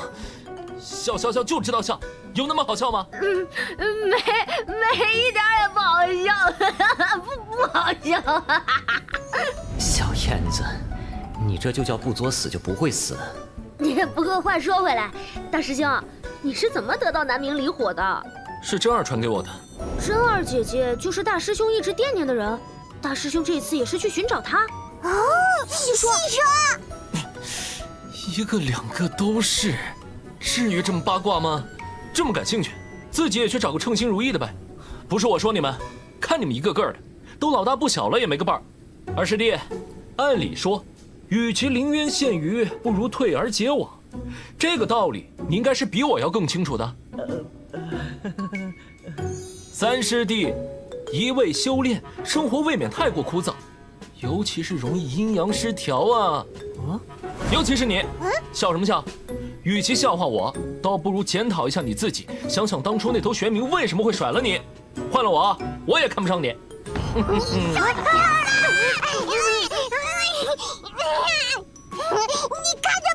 人家一定会成功拿下黑水玄冥的。为师在星海诸天间闲游时，曾见过一个有趣的文明。在那个社会中，单身的人特别看不惯那些有对象的人，而那些已经成双成对的人还要秀恩爱的话，往往会被绑起来烧。你们要干什么？我告诉你们，我最不怕的就是火。呀！好了，别装了，跟为师详细说说，你是如何遇见萧真儿的？弟子跟师父您第一次联络结束后，突然遇到了一个人，是那人带我去见真儿的。哦，你知道那个人是谁吗？不清楚，我只能确定此人修为极高，就仿佛我在他面前完全没有还手之力似的。起码是元神级修士。那人只说带我去见真儿，到了真儿所在的地方后，他便离开了。真儿也没有告诉我此人是谁。大师兄，这人别是你的情敌吧？不会，看他的态度像是真儿亲近的长辈，但是看上去却不是真儿的父亲。往坏处想，此人也可能是想借助萧燕，甚至是我来谋取利益。希望是友非敌吧。恭迎宗主回山。南华，可是有什么事？沙州那边传来消息，说是大周皇朝遣人送来了朱毅复考用的文牒，去取回来吧。弟子领命。除了小易之外，小不点了结同他那族兄之间的恩怨之事，也要提上日程表了。天昊，过来。法会比试上，你和穆继海打赌获胜的那朵朱艳冰花拿来。小青子，将你得自荒海古界的风魔草给为师，你们二人各取所需。朱艳冰花给小青子。天昊，你收好这株风魔草，你那玄黄四字诀的第3字诀，想要将之参悟明白。这株风魔草有大用，但切记，这可不是给你吃的，是让你炼化其中药力后加以揣摩的。知道了，师父。小青子，你练成为师当日传你的道法之后，就可以尝试凝力丹鼎，晋级筑基后期再炼化这朱眼冰花。是，师傅。五师兄，我这次带回来好多植物，打算种在药谷里，你帮我照顾一下好不好啊？只管交给我就是。多谢五师兄。别光惦记着吃，对自己的修炼也多上点心，要不然渡阴风之劫时有你的苦头吃。那师傅放心，弟子一定会认真修炼的。唉，这次搞到了许多宝物，应该没什么问题了。你们都回去修炼吧，小林子随为师来。是。师傅，这东西不是修补金丹的吗？那是因为它太珍贵，没人舍得拿它给筑基期修士用。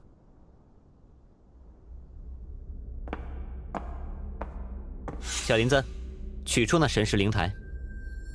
这枚天灵补缺丹可以提升修士先天根骨与灵性，正适合你使用。哦，这一次毕其功于一役，我一定要彻底扭转亡灵之前的颓势。师傅，其他师兄弟们无妨。为师已经推导出这种灵丹的炼制丹方，并且收集到了所需药材。那弟子便放心了。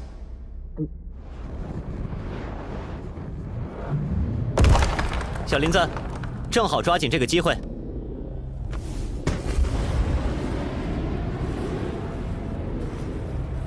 比起上一次小林子筑起的灵台，这次能感觉到这黑雾中隐约出现了一股生机。7层之后，似乎有些震荡不稳。第9层了。去！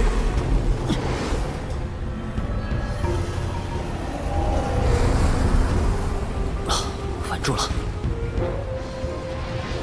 虽然不是传统意义上10层高的至尊灵台，但也有其独到之处。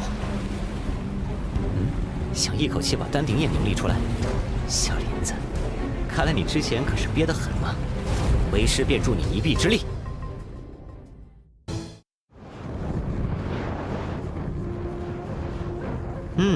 之前的苦功没有白费，除了寂灭力量意境之外，小林子对于创生的力量意境感悟更加深刻了。为师再给你加点料。这2级天生花生来就能沟通天地，想来能让你参悟一些2极相融的意境。3年不明，现在是你一鸣惊人的时候了。哇，多谢师傅。好好温养，以你之前的积蓄，便是一举冲击金丹期也不是难事。弟子正有此意，定不让师傅失望。是小不点和吞吞回来了。哎，这2个捣蛋鬼这次又把什么东西给捡回来了？嘿，这狐狸，1、2、3、4、5、6、7、8条尾巴！傻小子啊！你到底知不知道自己抓回来的是个什么货色呀？修炼到8条尾巴的天狐，便是妖王后期，只差1步就炼成不灭妖魂，成就大圣境界的大妖。看他这模样，是天狐一族中的火狐，也是天狐一族中战斗力最强的种群。血鱼和葵牛王恐怕都不是他的对手。这狐狸似乎吞了一种他无法消化的力量，才让他如此虚弱。这力量好熟悉，感觉同太阳真火、南明离火相似，但却又完全不相同。好家伙，这也是7大真火中的其中一种。这狐狸体内好像有什么东西，这可有点难办了。喂，是你说这东西味道很好，所以我才带回来的。现在怎么办？我一开始也不知道会是这个样子呀。这狐妖现在虎落平阳，反正是你要带回来的，到时候恢复了肯定也是先找你算账。你看我说的对吧？你们2个又乱捡东西了。他应该是吞噬了7大真火中的一种，此刻真火反噬，所以陷入虚弱期。真火种类虽然没我多，但是他吞噬的真火总量却极为巨大，这种状态其实很危险。这狐妖本身的力量此刻正与真火拉锯，不管谁胜谁负，都有后患。真火获胜，不仅会烧死他，更会扩散开来，危及咱们的仙山。而能与如此强大真火力量对抗，此妖原先的实力想来也非同小可。若是被他彻底将真火炼化，在山上闹起来，也是一场麻烦。也只能交给师傅处理了，实在是太可惜了。事情为师已经知道了，不过无需担心，这狐妖便交给你们2人看管。吞吞过来，有话要问你。这头狐妖你认识？说吧，那狐妖什么来历？那是一头8尾妖狐，名叫胡燕燕。它有个尊号叫燕狐王，就算在妖王后期中，也是最为顶尖的存在。她是天狐大圣的嫡亲女儿之一，青丘山里有数的狠角色，龙叶妖王同级别的妖界顶尖天才。她同时也是胡芬这个狐妹子最大的靠山，经常给胡芬撑腰。这次也不知道是什么缘故，竟然吞噬了大量的真火之力，以至于如此的虚弱。我当然要趁此机会有仇报仇，有冤报冤啦！哦，你打算怎么复仇？当然是吃，那也不能便宜了他。我娘亲正好缺一条狐皮围巾。等处理了他体内的真火之力再说吧。行了，你先走吧，找个时间查探一下，看那狐妖体内到底是哪种真火。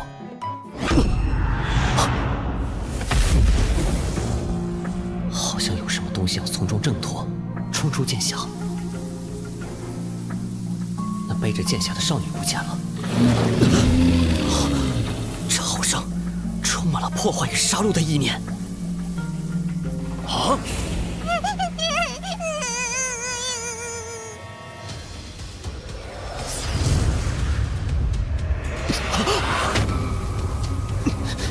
这柄袖剑蕴含的力量，不小于9曜崩天阵，好恐怖的气息！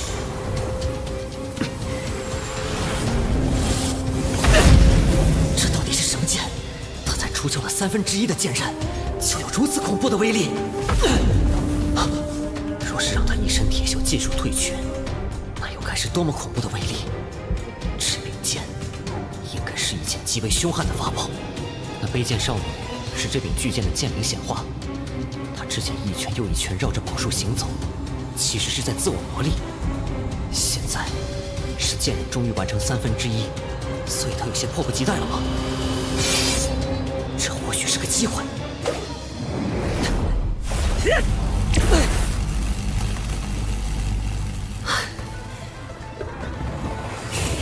赌赢了，我的猜测是正确的。巨剑陷入狂躁，是因为剑尖上的铁锈没能完全清理。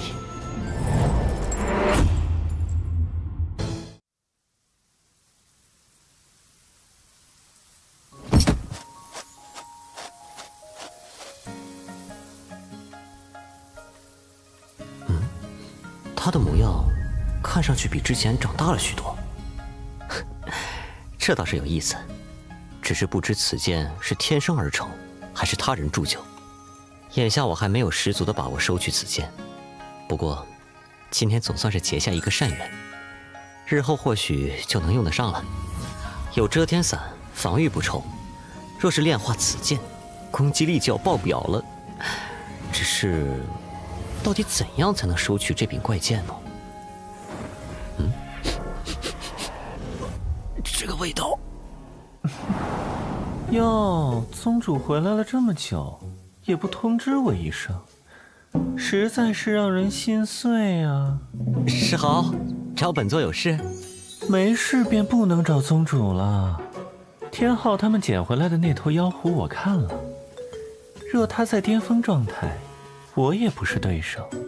我若是能更进一步晋升元婴后期，练成天地法相，当可与他一战。据吞吞所言，此妖名为胡燕燕，在天荒广路颇为有名，尊号燕狐王，是9妖天狐最宠爱的嫡女。原来是她呀！胡燕燕的名号我也有所耳闻，是妖族近千年以来有名的后起之秀，同天妹大圣的弟子龙叶齐名呢。难道……啊，你又搞什么鬼？宗主，你该不会是被那狐狸精给迷住了吧？都什么乱七八糟的？宗主你不知道啊？那没事了，不知道最好，最好永远也别知道。什么不知道？没什么，我来找宗主是想说，太虚观内部消息，庞杰将道门天下行走的职位卸了下来，现在在白云山专心闭关。看他的模样，似乎突破了之前某种瓶颈，要借此机会冲击元神之境。果然如此，继任道门天下行走是谁？不可能是燕明月二进宫，他可以在别的地方得到收获，但不会重新坐回道门天下行走的位置。虽然在世人眼中，她仍是太虚观圣女，但只能是有实无名。宗主料事如神呢。燕明月虽然返回白云山，但并未重新接任道门天下行走之职。太虚观具体对他有什么安排，现在还不清楚。目前只知道，并非在太虚观新一代弟子中诞生，不是燕明月和庞杰的晚辈。哦，那是保守派还是激进派？保守派，这点毫无疑问。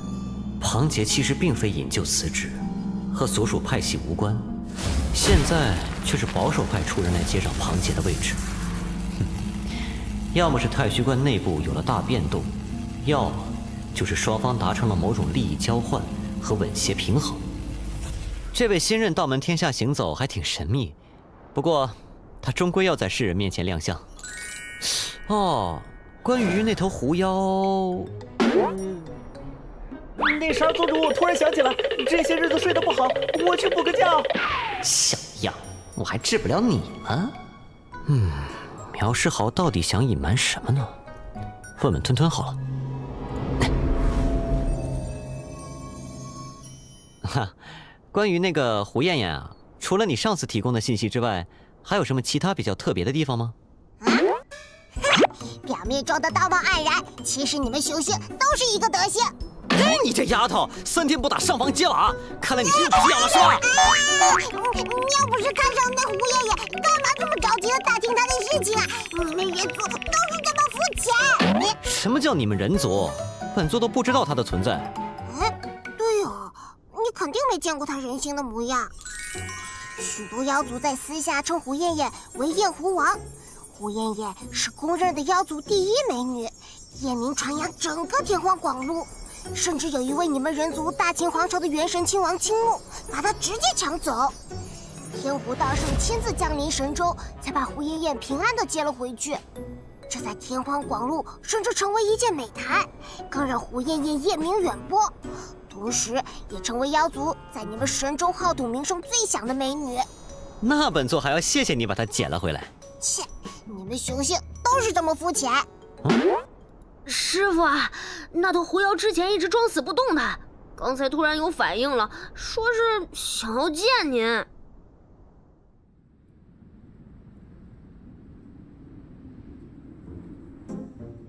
把一个童子鸡和这样一个动人尤物放在一起，确实是挺为难小伙子的。你提出要见本座，这么快就能恢复人形，天赋不错嘛。阁下可是玄门之主，晚辈胡艳艳有礼了。看来你本性确实冷淡，只是出身天狐族，天赋又好，魅惑天成。又是这样，那些龌龊的男人。但他的眼神好像和那些人不一样。前辈明鉴，很多事情确实非晚辈所愿。他的法力在探索我体内的妖力变化。玄天劫焰，果然是七大真火之一的灵火。玄天劫焰，同蓝紫色的幽冥邪皇并称的魔火，每次现世都将带来天地浩劫。玄天劫焰吞噬焚烧万物，壮大自己的火势。据说，冰华焚焰之术，便是一位大王目睹玄天劫焰之后创造出来的。不过，他体内的玄天劫焰，似乎处于一种半休眠的状态。你可是想要同天狐大圣联系？正是如此，还望前辈允许。可以，你自便。艳艳，你现在在哪里？可是吃苦头了。母亲，我现在在玄门天宗内。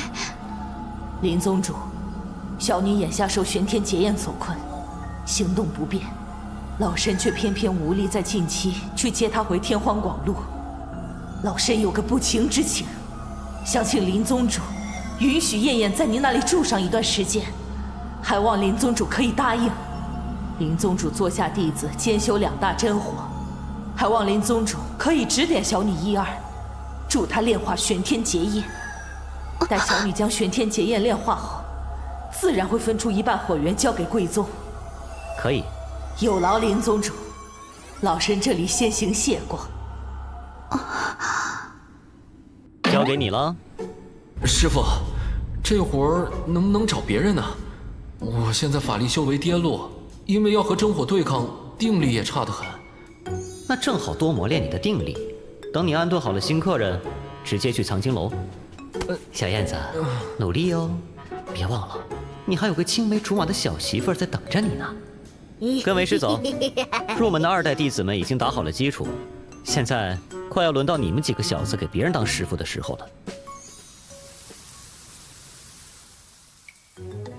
藏经楼的特点，想来你们都已经知道了。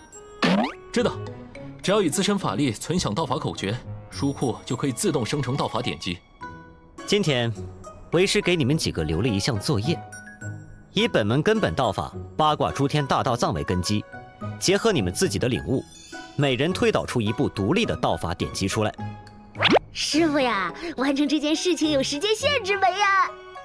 没有时间限制，什么时候道法推导出来了，什么时候离开这间藏经楼。啊！不能出去，那吞吞岂不是把我的家底都吃干净了？放心放心，为师会替你看着的。在你们对自身进行梳理总结之后，为师会安排2代弟子中一部分人入你们门下，成为你们的弟子。不过，究竟谁成为你们的弟子，就看你们和谁有师徒缘分了。好了，你们便留在这里揣摩道法吧。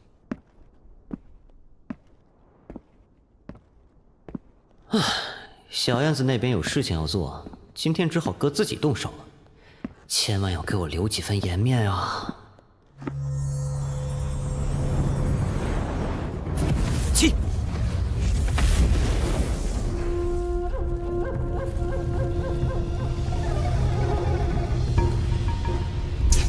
自从好久以前练过一次雷音大还丹后，便一直没有再练过丹。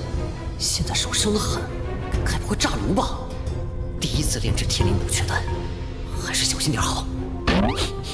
哦，多年不练，哥的技术也还是不错的嘛。这便是最后关头了，是时候加入谢玉贡献出来的炉血了。成了！丹劫，高品质的丹药在炼制过程中有一定几率会产生内魔，必须降服内魔，化解丹劫。问题在于，老子不知道怎么化解丹劫呀！先给天灵补缺丹设一个避障。凭借外部法术是治标不治本，如果要根治，还是需要从炼丹手法上来想办法。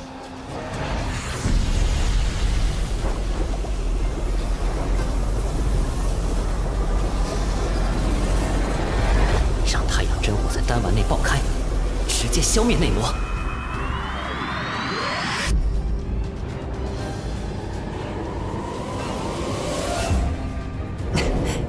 好事多磨，不过总算是结局圆满。玄天咒光洞天里有动静，小林子又成功了吗？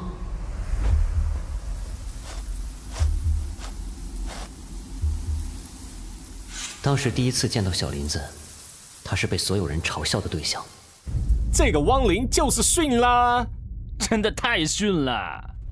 但现在，昔日的废柴即将结成金丹，跨过许多人终其一生也未必能越过的门槛。金丹之后，对于修士修炼境界提升的最大影响因素，将变成悟性和心智。3重修补之后，汪林现在的根骨已经今非昔比了。金丹对小林子来说，只是一个开始，是他突飞猛进的开始。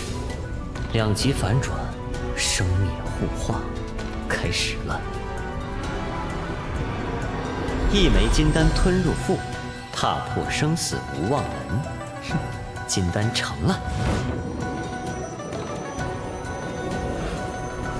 好，很好，不仅结成子丹，更是金丹生异象。厚积薄发，现在小林子才是真正抹去自己身上的泥尘，开始绽放耀眼光辉的时候。小林子初入门，从炼气1层开始追赶小不点他们，等他炼气12层大圆满，小不点3人已经不知道筑基多久了。小林子一直都在追赶，一直都在望着他们的背影。成功了！他终于苦尽甘来了。师傅，日后还请多多督促提点弟子。为师经常说的一句话：当你成功时，多回头看看一路走来付出的辛苦与努力，不要忘记这些，他们会让你更容易获得成功。弟子谨遵师傅教诲。这次应该又有新的收获吧？还要请师傅您指点辅正。不错。晋升金丹之后，黄泉灭境已经相当于你的主场了。这是黄泉真水构成的忘川河。忘川河，生灵世界同死者世界间的交界之处，不仅发挥黄泉真水的威力，更是融入了生死两极交融的意境。其实还有个法术，但只是脑海中隐约有个影子，还需要仔细琢磨一下。哦，那为师很期待。不过眼下为师要给你布置一项作业。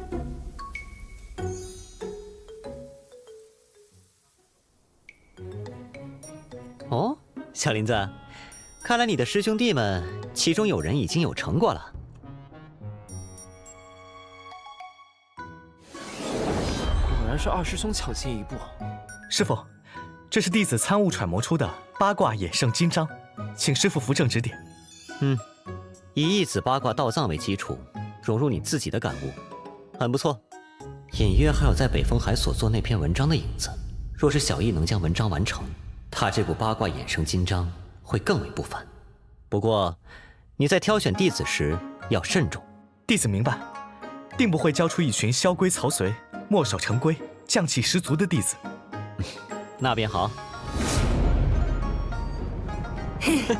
师傅，幸不辱命。不错，都是用了心的。师傅，那弟子也开始了。小林子，你先不忙，等红颜和小青子创建道法完毕之后，为师还有另一件要紧事情需要你们参与。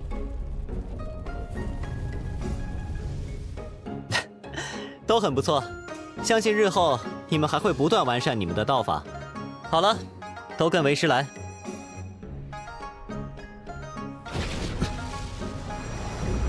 啊，这是玉京山的山岩。如此一来，6块山岩即独立存在，又同玉京山本体紧密相连，浑然一体。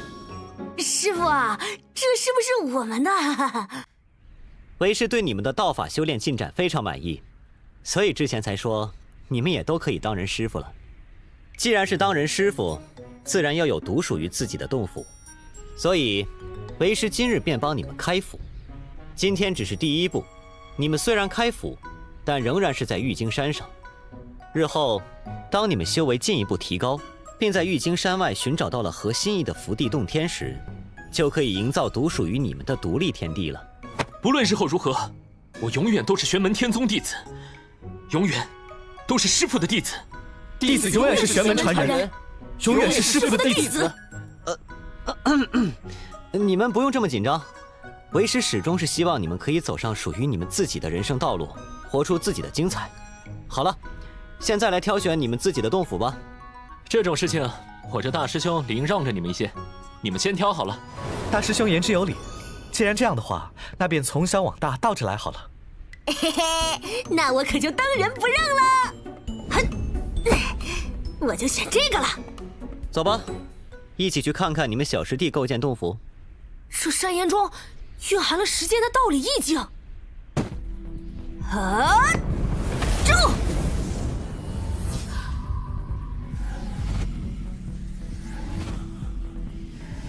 欢迎大家来我荒天谷做客。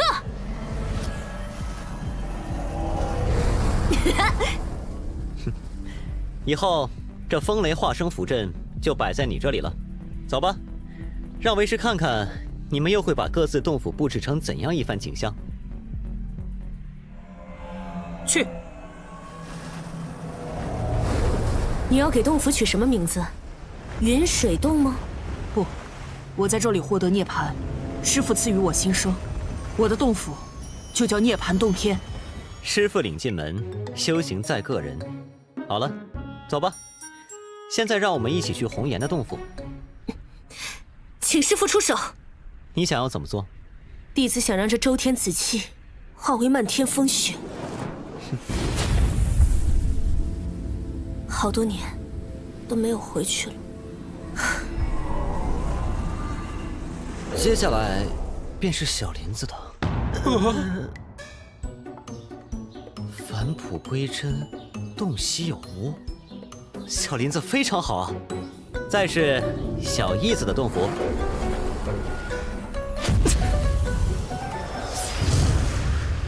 好了，最后一个到我了。师傅，我想在洞窟顶部开7个孔槽。小燕子，你有此雄心，为师又怎么会不助你一臂之力呢？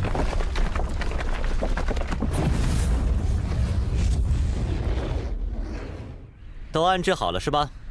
看为师施法吧！起！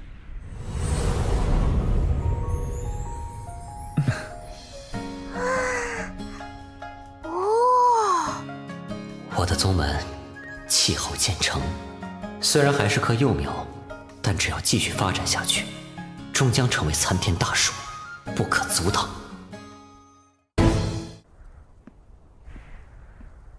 吩咐下去，3日之后为师开坛讲法，所有2代弟子一起参加。你们有兴趣的也都可以来听听。弟子遵命。为师此次开坛讲法之后，便会选拔最杰出的一部分2代弟子，分别拜入你们门下做入室弟子。弟子定会用心准备，请师父放心。好了，都回自己的洞府里好好准备一番，既熟悉洞府，也揣摩自己的道法。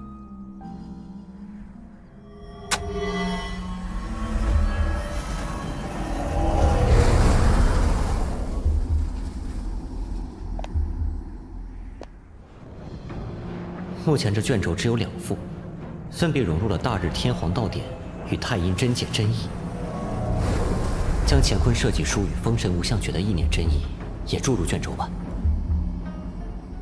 应该正好过去3天了，该去开坛讲法了。峰哥，你看外面的洞府，咱们什么时候能有啊？先好好修炼再说吧，不要好高骛远。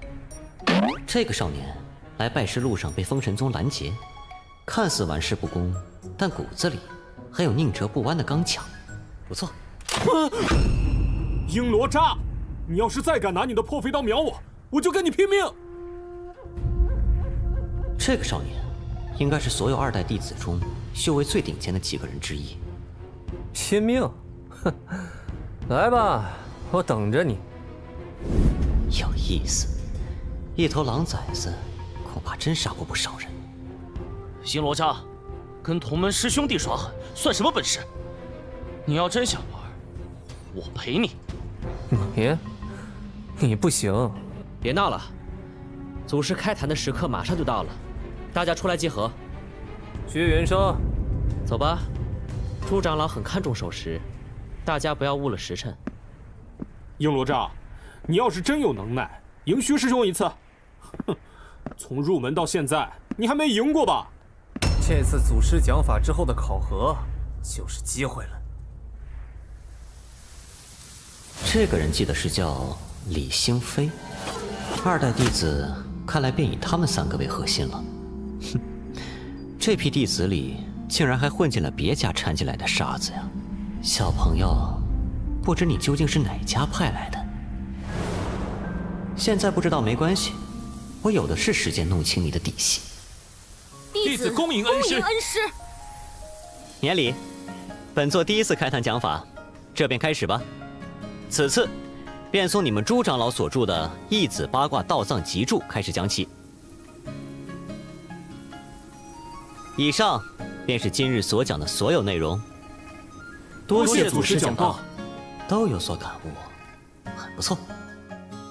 今日除了开坛说法外，本座也要考教你们一番。今日凡能通过祖师考核的弟子，将获得晋升资格，由我等师兄弟6人收为入室弟子，接受我等传法。此外，可获得进入藏经楼的资格，并有其他各种奖励。我有个问题，若是表现优异，能不能成为祖师爷的亲传弟子啊？若是足够优秀，有何不可？哼，好了，考验很简单，摆在你们面前的是座传送门，内部是迷宫，迷宫四通八达，遍地岔路，但是出入口都只有一个。给你们1天时间，能走出迷宫的人，就算通过考核。这迷宫，这些弟子倒霉了。所有人一起进入迷宫。这个迷宫融入了空间之力，无数个空间层面，层层叠叠累积在同一个时空中。每一个进入迷宫的人，都会进入一个单独的空间层面，在这个层面里，只有你一人。原以为只是屏蔽声音视野，竟然是分割空间。给你们一点提示：思维上打破桎梏，灵活变通；意志上坚守本心，破除虚妄。走出这个迷宫，便一点也不难了。走吧，我们拜师学艺，不就是为了这一天吗？我先进去喽。二师兄，他们之前都在你手下学习道法，你说谁会是第一个走出来的人呢？1天之内能走出来的，不超过10人。至于第一个走出迷宫的人，师父，这座迷宫看似简单，其实对于这些弟子们来说，却是全方位的考验，对灵力的感知、心智、悟性。我个人更看好虚云生和璎珞扎。哦，南华和世豪，有没有兴趣也挑选几名弟子传承衣钵？君子不夺所爱，我就不参与了。我现在可没心思教徒弟，不过倒是对谁能够第一个走出来，很感兴趣呢。让我们拭目以待好了。路标之前都没有出过错，却突然改变，这若是我没有及时发现，得注意点才行。靠第一感觉来选择路线，反而会被灵气误导。返回入口再走一次吧。果然不是那么好走的。他们2个倒真不愧是从入门起就开始较劲。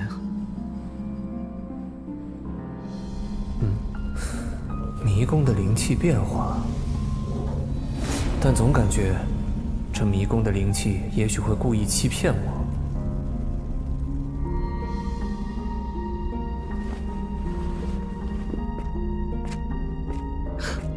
虚云生也用了这丝线定位的办法，有意思。这办法倒是让我想起希腊传说，故事主角也是用这种方法走出迷宫的。罢了，能勾动我的回忆，就不在线上做手脚了，算是给你们一个奖励。不过，以为这样就能走出迷宫，未免太天真了。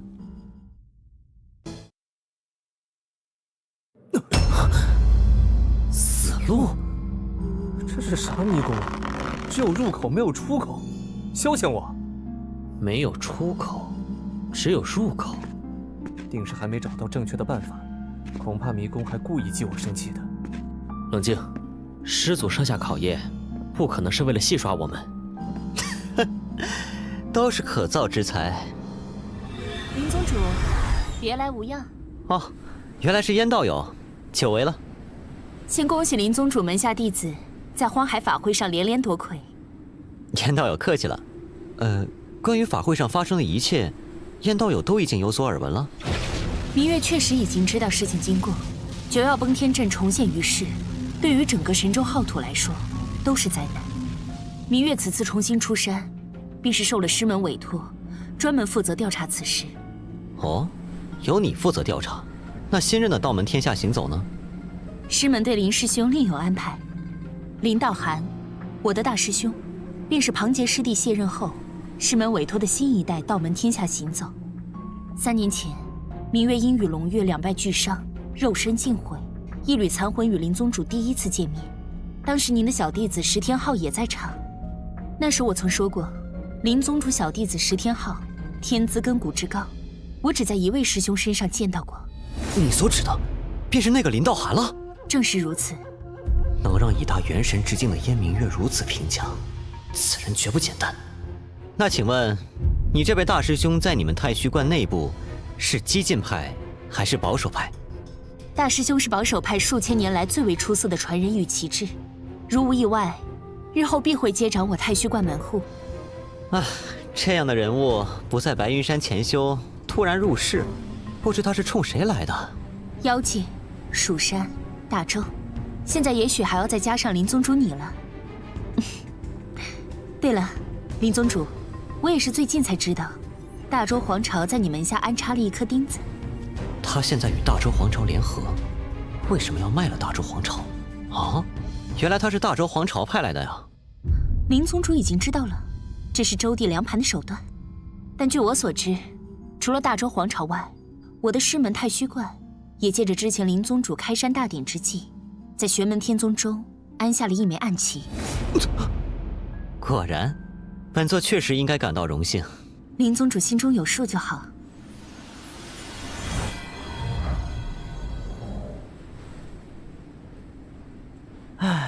要走出师父布下的迷宫，他们还有的走呢。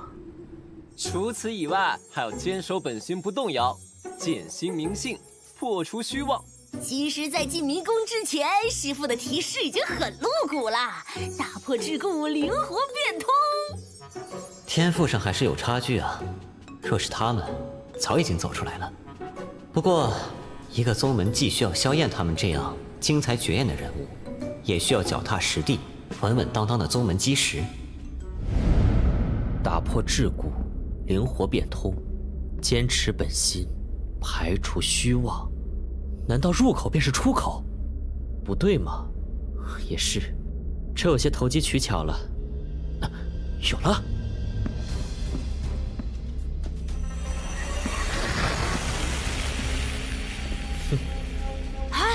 终于有人发现了，我都快急死了。师父这迷宫也不讲规矩，自然不能用讲规矩的方法破。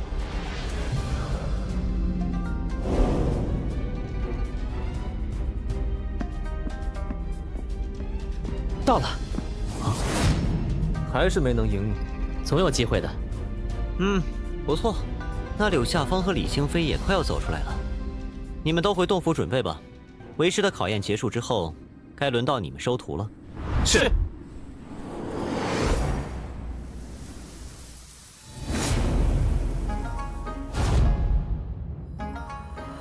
时间到！通过考核之人，按照个人意愿做出选择，自行前往6座洞府拜师。当然，洞府前还有给你们的第2重考验。弟子遵命。果然，小燕子和小易是最受欢迎的。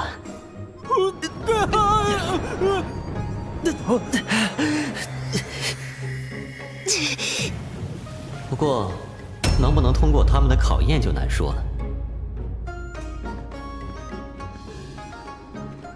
本次有6位弟子拜入长老门下，本次说法和考核到此结束。小林子，每个人都跑不了，该去你藏经阁里走一趟了。师父放心，弟子这些天以来，其实一直都在归纳整理自己的道法，心中已经有了腹稿。差点忘了这件事。每位亲传弟子结丹，按照惯例都要赐一件元婴级法器，小林子的还没给呢。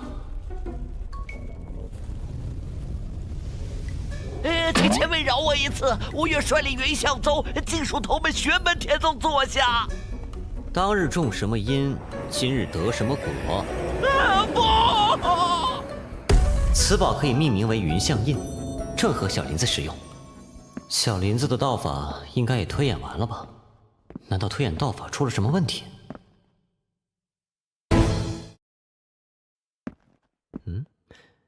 怎么，出什么问题了？师傅，弟子的道法完成了，但我总感觉不够尽善尽美。哦，确实离完美差了一点儿。小林子，现在你进入你那黄泉灭境的状态。好，果然如此。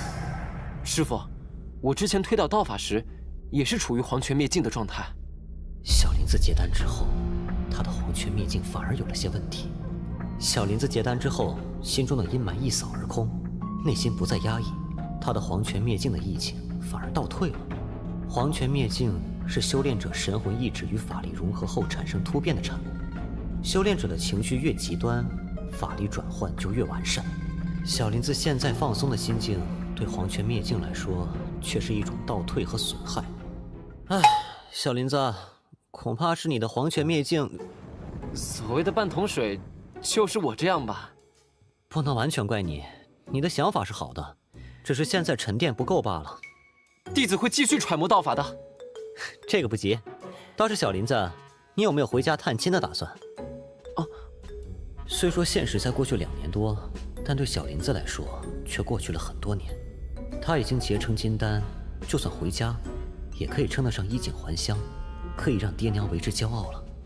不急于一时，弟子先将道法完善，等门下弟子的修炼完全上了正轨之后，再回家也不迟。这个你自己拿主意。孩子哪怕离开的时间再短，他们也是会牵挂怀念的。是，多谢师傅。林宗主，大周皇朝四皇子梁乾将要拜访玄门天宗。可以，本座答应了。大周皇朝，便让小易去接引吧。对了，2代弟子里有颗小沙子的事情，还得告诉他们一下。弟子明白了。师傅，请放心。嘿嘿，看到了吗？这是新发给我们的储物戒指，容量比原先的储物袋大出近10倍。还有什么？还有什么？除此之外，还有大量丹药，甚至还有1枚雷音大还丹和1枚破障丹。有他们俩现身说法，其他弟子修炼的热情恐怕会更加高涨了。师傅，我们回来了。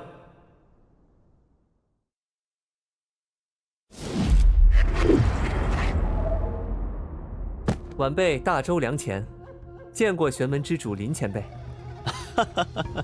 四皇子客气了，本座与令尊神交已久，只是一直无缘得见。今日见到你，也可遥想令尊风范。晚辈如何敢与父皇相比？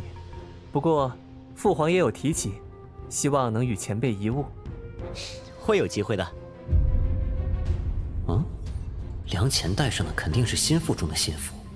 这个少年，楚阳见过林宗主。这个少年似乎透露出一股与年龄不符的沧桑感。小易，这个楚阳，你刚见到他的时候，他也是这般模样吗？师傅，此人在我抽见他的时候，将自己伪装得很好。抽时梁乾要带他一同上山，我还没有留意，只以为是梁乾用的最顺手的仆从长随。但脱离他们自身大部队启程上山，只剩下我们6人时，此人就变成了现在这副模样。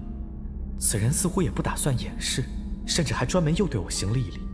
我看得出来，他这一礼只是尊重我的修为与力量，同身份高下再无关系。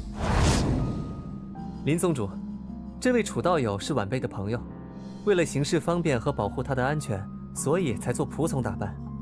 前辈勿怪，晚辈和四皇子也是迫不得已，实在是晚辈的修为太低了，随便来个刺客，晚辈小命就交代了。好，这位小友未免妄自菲薄了。这股真命天子的王霸之气。小易啊，你对这个楚阳的第一感觉是什么？一种不太好形容的感觉，有些别扭，有些惺惺相惜，又有些讨厌。讨厌就对了，同性相斥啊！前辈莫要取笑我了，莫非这玄门之主能看穿我的秘密？此人果然高深莫测。对象符合标准，但以拜他人为师，需解除原师徒关系后，方可成为宿主亲传弟子。这位小友师承何处？莫非只是看出我的师承来历？啊，家师蒙超然，也曾与前辈有一面之缘。哦，原来是天外山的弟子。开山大典时曾经见过，看着楚阳的模样，同他师父感情不错，哥就不惦记了。祝他们师徒也能书写属于自己的传奇吧。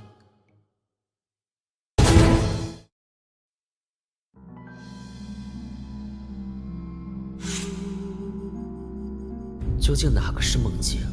我现在身处的是现实，还是那梦境里的才是现实？哎，醒醒！怎么突然晕倒了？那是梦吗？可我仿佛走完了漫长的一生。我看到宗门覆灭，师父战死，我活了下来，拼命调查，却查到天外山是蜀山剑宗和大周皇朝之间争端的牺牲品。大周皇朝四皇子梁乾计划造访蜀山剑宗，却在昆仑山游历时遇刺，内奸直指天外山。为了报仇，我一心修炼，机缘之下去了元天古界。在元天古界，我遇到了我的一生挚爱，最终也永远失去了他。在那个世界里，我壮志未酬身先死。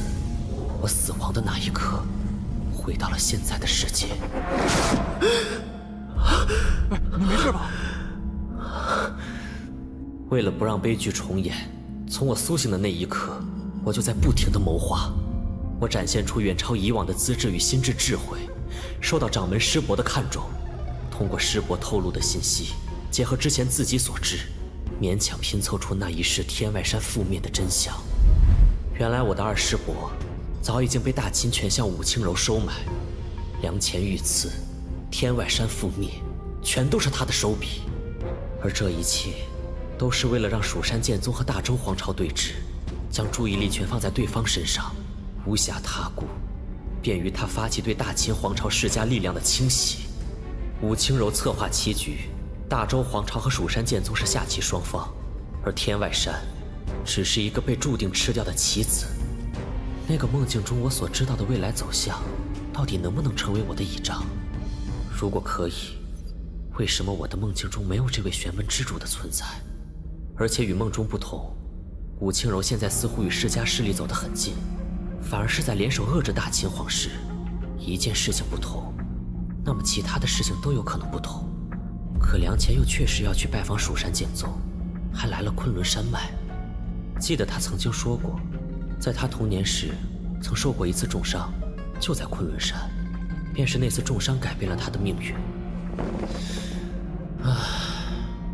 昆仑山，昆仑山，该死的昆仑山，为什么都在这个地方发生？楚道友，怎么了？啊，晚辈目睹大殿恢宏，一时间出了神，以至于失礼，还请前辈恕罪。无妨，四皇子既然有意在昆仑山中一游，本座亦感欣然，替本座向令尊问好。晚辈叨扰了。不管是对梁乾还是对天外山来说，这位玄门之主都是一位破局的最好鼻祖。可是我却实在不想多跟他接触，此人实在太过神秘了。在下便送到这里，几位请。玄机侯西夏子嗣便以这朱意最为出色，玄门之主真不愧一方巨擘。王爷，玄门之主超然物外，恐怕无心理会咱们大周的皇楚之争，倒是不妨结交一番朱意道友。若是能纳入麾下，效果不比玄门之主表态来得差。想法很好，也有实施空间。朱意和玄机侯爷本就父子不和，回大周赶考也主要是为了他母亲的名分。若我们配合他造势，将会更加顺利，更有把握。双方也算各取所需。但我们能想到的事情，玄门之主和朱意也都能想到，所以这种事情贵在真诚、坦诚，否则只会适得其反。王爷做事本就是真诚、坦诚，虽对梁乾有利，但我却本能上抗拒和这位玄门之主接触。另外，按他当初的说法，就是在这段时间受的伤，到底在昆仑山哪里呀？虽然是个真命天子，不过目前看来和我没什么关系。如今当务之急，还是要继续提升我的实力。眼下有3条路子可选：其一，设法收服那柄凶剑，仅仅是1/3的剑刃威力，便在藏龙湖之上了；其二，进一步开发2仪生命阵的威力。生命6道，现在只有天地之变是完整的，能发挥真正威力，其他5种变化都还有待发掘。其三，也是最靠谱的方法，突破自身境界，提升自身实力，不假借外物。元婴已长到3、4岁大小，说明我已在元婴初期的顶点了。虽然我积累足够，但恐怕在心境上还有所欠缺。若能将这种天地交关的感觉稳定下来，自然便可以打通天地大道，兼引无穷9天清气入体，让法力神通都更上一层楼。枯坐并不能解决问题，还是得出去体悟。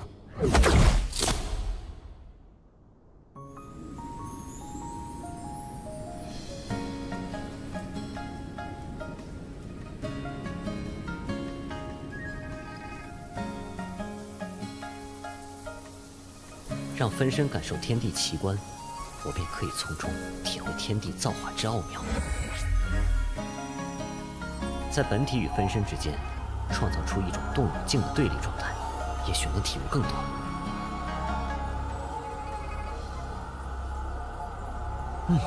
不错，有所收获，可以让分身回来了。我法力波动，似乎是天元古界的人。既然是古界中人，还是去看看吧。金丹期法器，似乎是炼气期修士驾驭的，超出修为这么多的法器，有些浪费了。护身作用还不如金丹期的符箓。若不是他拥有一枚金丹期剑气，恐怕早已落败。同时与君家和洛家2大家族开战，杨家是不想在元天古界立足了吗？只要你带我们去找洛家的小丫头，放过你也不是不可以。都怪我弄丢了传音金石，不然就可以向紫霄道的师叔师伯们求援了。也不知道青武现在怎么样了，他之前被人所伤，不知道伤得重不重。此人什么时候来的？竟没有察觉到，连离渊剑也没有对我示警。我们竟然毫无所觉此人的出现。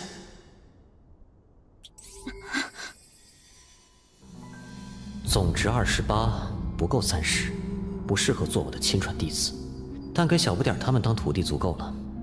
君家、洛家、杨家，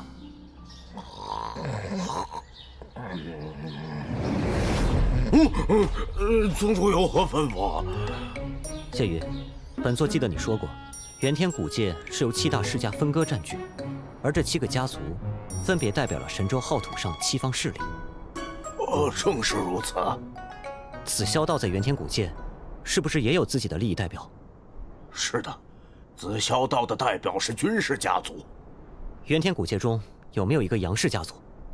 有，杨家背后站的是轮回宗。轮回宗，神州浩土南部的强力宗门，与大周皇朝隔着古域大泽，南部隔着空间缝隙，与妖族世界相连。据我掌握的情况，轮回宗虽然实力强劲，但还是弱于昔日3大圣地以及大周、大秦2大皇朝，原因是内斗太严重。轮回宗基业始于数万年前，在万年以前是可以同3大圣地叫板的超级宗门。在同妖界的大战后，轮回宗分裂为天、修罗、人间、畜生、地狱和恶鬼6道，相互内斗严重。轮回宗历史上因几次内斗而处于分裂的边缘。杨氏家族在元天古界中与同为7大家族之一的洛氏家族是死敌。洛氏家族是大周皇朝在元天古界的利益代表。没听说大周皇朝和轮回宗之间有什么争端啊？宗主说的没错，这仅仅是杨家和洛家之间的争端。原来如此，古界7大家族虽然受到制约，但仍具有自主权，有意思。这人的模样，站在昆仑山里，就像站在自家后院中一样。莫非此人是玄门天宗的弟子？这位可是玄门天宗的师兄？这位师兄，小妹我是紫霄道传人，你我两家向来交好，还请救我一救。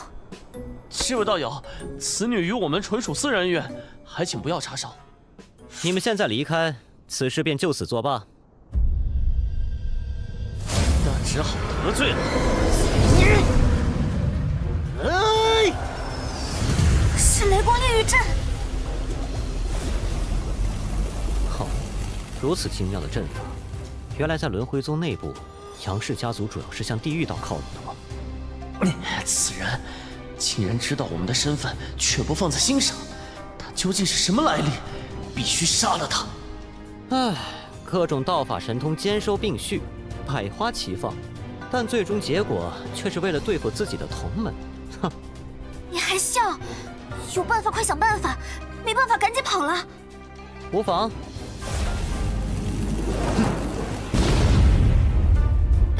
打碎了？不是吧？这么猛？旗子是破他们阵法的关键。别！那阵法中能量极大。大胆狂徒，找死！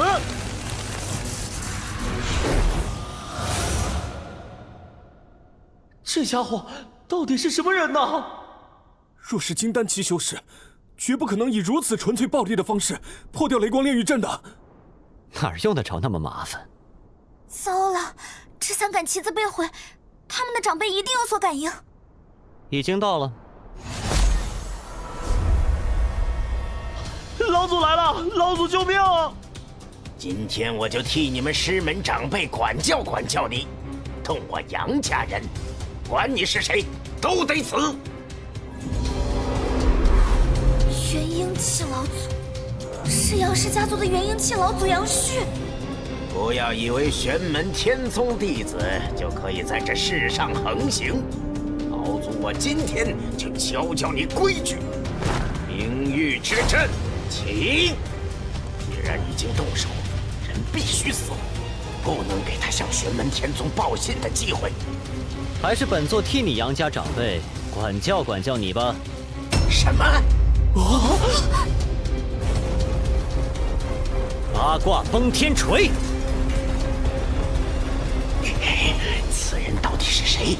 传闻中玄门天宗满门妖孽，金丹初期修士就可以对抗元婴期，看来必须慎重一些了。去除冰域之门，至少可以提升法阵5成威力。寒冰地狱阵，冰域之门开！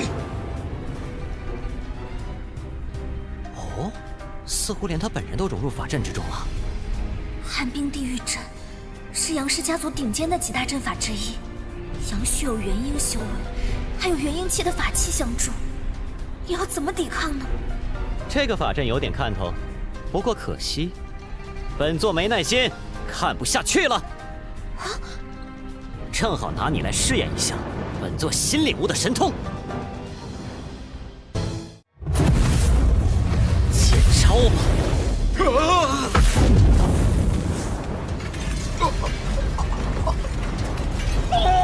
冰域之门！哇！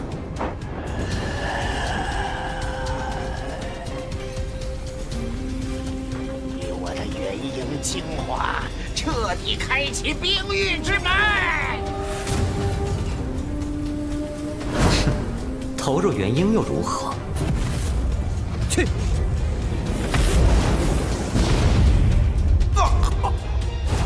此人真是妖孽，不可久留了，走！好强，好恐怖的力量！现在想走，迟了。不仅仅是力量强大，连空间奥妙都领会得如此之深。玄门天宗出来的人全是怪物吗？你现在说这么多，是想拖延时间，等人来支援你吗？杨家此次确实有2位元婴期老祖到了昆仑山，他肯定是在等另一个老祖过来。放心，他等不来了。何必挣扎，都是无用功。你早有准备。你将他带回去吧。你方才说你是紫霄道弟子？这位师兄，不对，这位师叔，晚辈并非紫霄道亲传弟子，但我家族与紫霄道渊源极深，我可以算是半个紫霄道弟子。这位师叔面生得很，荒海法会上不曾见过。哦，你参加过荒海法会？自然参加过，玄门天宗各位师叔的风采，我记忆犹新。当然没有，但是奎因姑姑和我说过不少法会上的细节。我还随李奎因姑姑给玄门天宗各位师叔请过安，便是玄门之主，我也见过。哦，你见过玄门之主？当然见过。糟糕，我刚刚说了什么？是不是吹过头了？方才他的神通似乎融入了太阳真火的力量。据说荒海法会上，玄门之主只有一位徒弟没有露面，难道他是？莫非阁下就是萧燕师叔？参加荒海法会，除我玄门天宗之外，其他各大势力的弟子总数487人。为什么本座不记得有你在其中呢？您是？本座玄门之主林峰。您是玄门之主？还请前辈恕罪。你是元天古界军氏家族的人？是的，晚辈君子宁。不过我确实也可算半个紫霄道弟子，曾经在紫霄道学艺1年。据本座所知，元天古界中，杨氏家族同骆氏家族是死敌，而非你军氏家族。他们为什么要为难你？我与同伴一起来到神州浩土游玩，途中遇到杨氏家族修士袭击，我与同伴失散了。他此前受了重伤，危在旦夕，还请前辈慈悲救他一救。他是骆家的人？是，他名骆清武。虽然有骆家一位元婴老祖护卫，但不敌杨家2人联手，不慎让清武受伤。后来我与他失散，但仍然遭到杨家人的追杀。他们是想从我这里得知我和清武约定的碰面地点。看他言语是拿骆清武当妹妹看待，那骆清武年纪应该比他还小，这么一个小女娃，杨家为什么会这么看重？为了骆清武，杨家出动2个元婴期修士截杀。清武他天赋异禀，自出生起，体内便存在一枚天运阴灵珠。天运阴灵珠属于天生天养，天生诞生于人体之中的灵物。此珠先天聚集其主人周围空间中最纯正的玄阴之气，滋养主人，使得主人修炼阴性道法事半功倍。这样的根骨天赋，可以说得上是极为逆天了，能在元婴期修士手下活命。如今的骆清武多大了？是什么修为？修炼多长时间了？清武今年9岁，修道2年，炼气8层的修为。这样看来，骆清武除了根骨以外，其他天赋也都不低，恐怕还要在君子宁之上。君子宁天赋总值28，骆清武会不会超过30？这个送上门来的绝世天才，绝不能轻易放走。罢了，今日本座与你们有缘，便出手一次好了。多谢前辈。在昆仑山中还愁找不到人，找到了。他们在附近。哎，他们也在附近。哦，这小子似乎在寻找什么。他念念有词说什么呢？千万不要有事，千万不要有事！清武，刚才看见的那红衣布料碎片，是只有元天古界才会有的。那颜色是他最喜欢的，我绝不会记错。你到底在哪里？你千万不要有事啊！他说什么？应该不是指同一个人吧？一定是清武，时间和地点都对得上，我不能再对不起他了。听他这话的意思，他早就知道骆清武今日遭逢此劫。得赶紧救走，可不能让他发现了。本座玄门之主林峰，受君子宁小友的请求来搭救你们。这小子找的也不容易，画个大挪移遁符，让你知道他离开了吧。大挪移遁符，是不是说明他此刻是安全的呢？最终还是擦肩而过吗？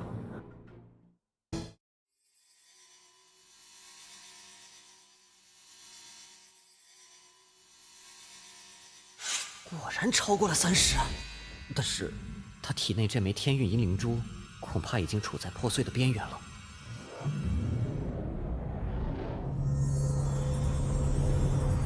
骆氏家族骆迟，感谢玄门之主搭救之恩。天数使然，你我有缘，无需多礼。林宗主，我这侄孙女，她情况如何？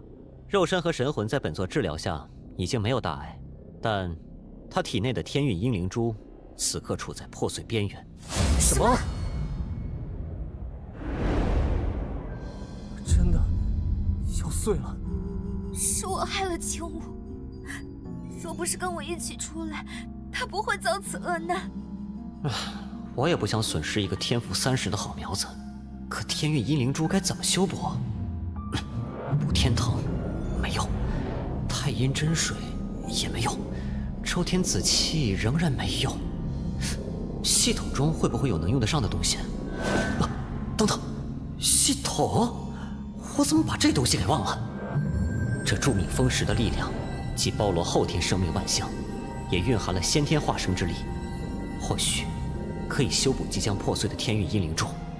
我本意就是炼成这件法宝，将其布置在两仪生灭阵中，做生死之变的2大核心之一。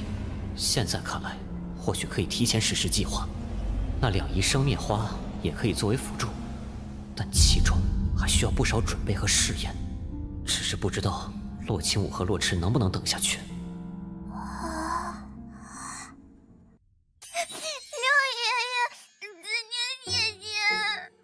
小五啊，这位是玄门天宗林宗主，这次多亏他出手搭救，快向林宗主谢过救命之恩。小五谢过林叔叔救命之恩。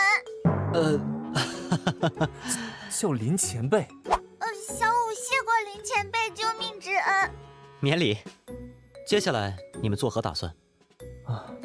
我得带着小五返回原天古界，他现在的情况，还是要家族集合全力想办法解决。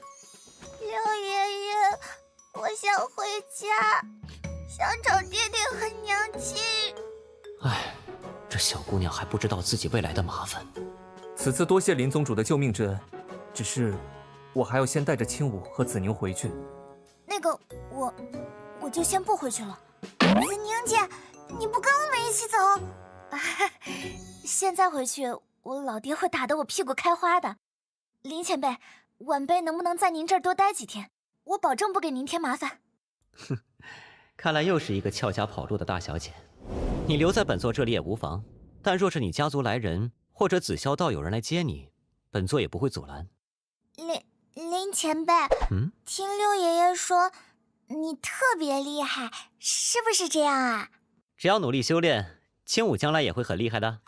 等小五伤势恢复后，一定会努力修炼，变得很厉害。到时候杨家的坏人再来欺负我，我就把他们打跑。小五以后能不能来前辈这里玩啊？小五慎言，不得无礼。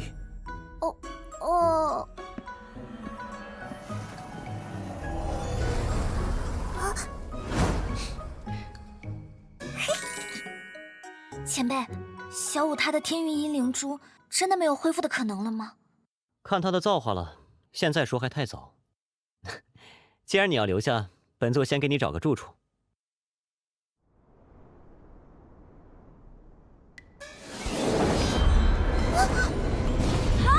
你这行货又偷吃！哪来的黄毛小孩？天后，给你的洞府里添一个新住客，你负责招呼他。好俊俏的少年。啊，又是一个！师傅，你怎么尽把这黄毛丫头往我这儿塞啊？我收回刚才的话。他们几个应该会相处的不错。宗主，地狱道尊传来消息，想要前来拜访。地狱道尊？传闻中轮回宗地狱道现存2位元神大能，一位是地狱道的主心骨明尊，另一个就是这位地狱道尊柳志坤了。想来是原天古界杨家委托轮回宗出手，帮忙要回杨家2人吧。让他来吧，这可是送上门来的肥羊啊！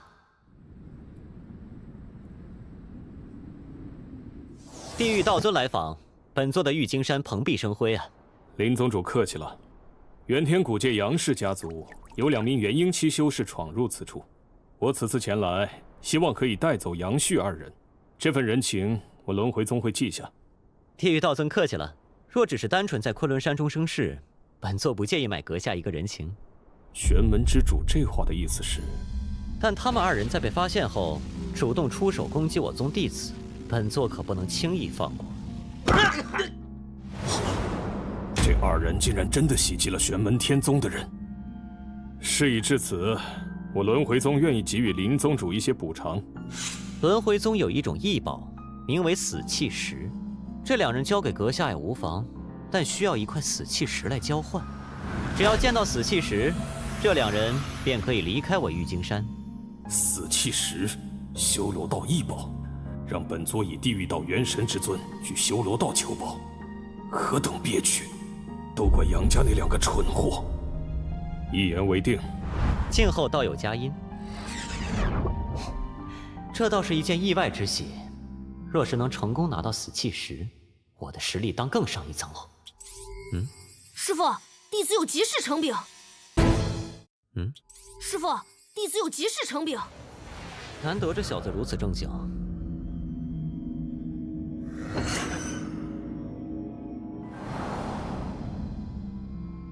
小青子给他治疗了，做得不错。是的，师父，事情很不对劲。启禀师父，我刚刚和吞吞还有风铃在昆仑山中游玩，突然发现了这个少年。当时他身受重伤，我用法力稳住了他的伤势不恶化。他苏醒过来向我们求救，但是当知道我们是玄门天宗弟子时，他情绪突然变得激动，剧烈挣扎，还说打伤他的人就是玄门天宗的人。正是如此。玉京山出入限制极大，弟子们根本不可能自由出入，那就只有一个可能：有人冒充玄门天宗弟子。这期间，我们也问出了一些有用的东西。他本来是昆仑山脉中的山民，得到了一个小散修的道法传承，靠着自己摸索，也有了点练气底子。他仰慕玄门天宗的名望，希望可以拜师修行，学习道法，于是便前往沙洲城。但他在昆仑山中突然遇到了一个人，对方自称玄门天宗弟子，他便决定跟对方回山拜师。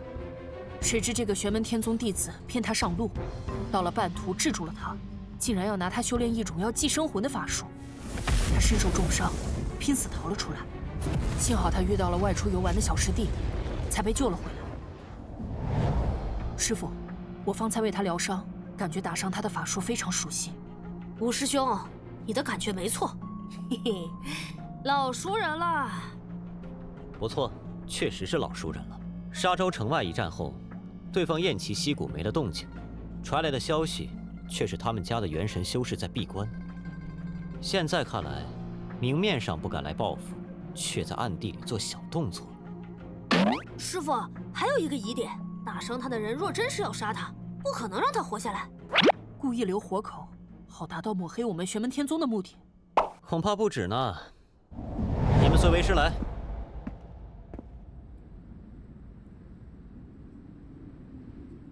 都散开，用灵识寻找，看看那个封神宗的小家伙，是个人临时起意的行为，还是封神宗整体有计划的行动。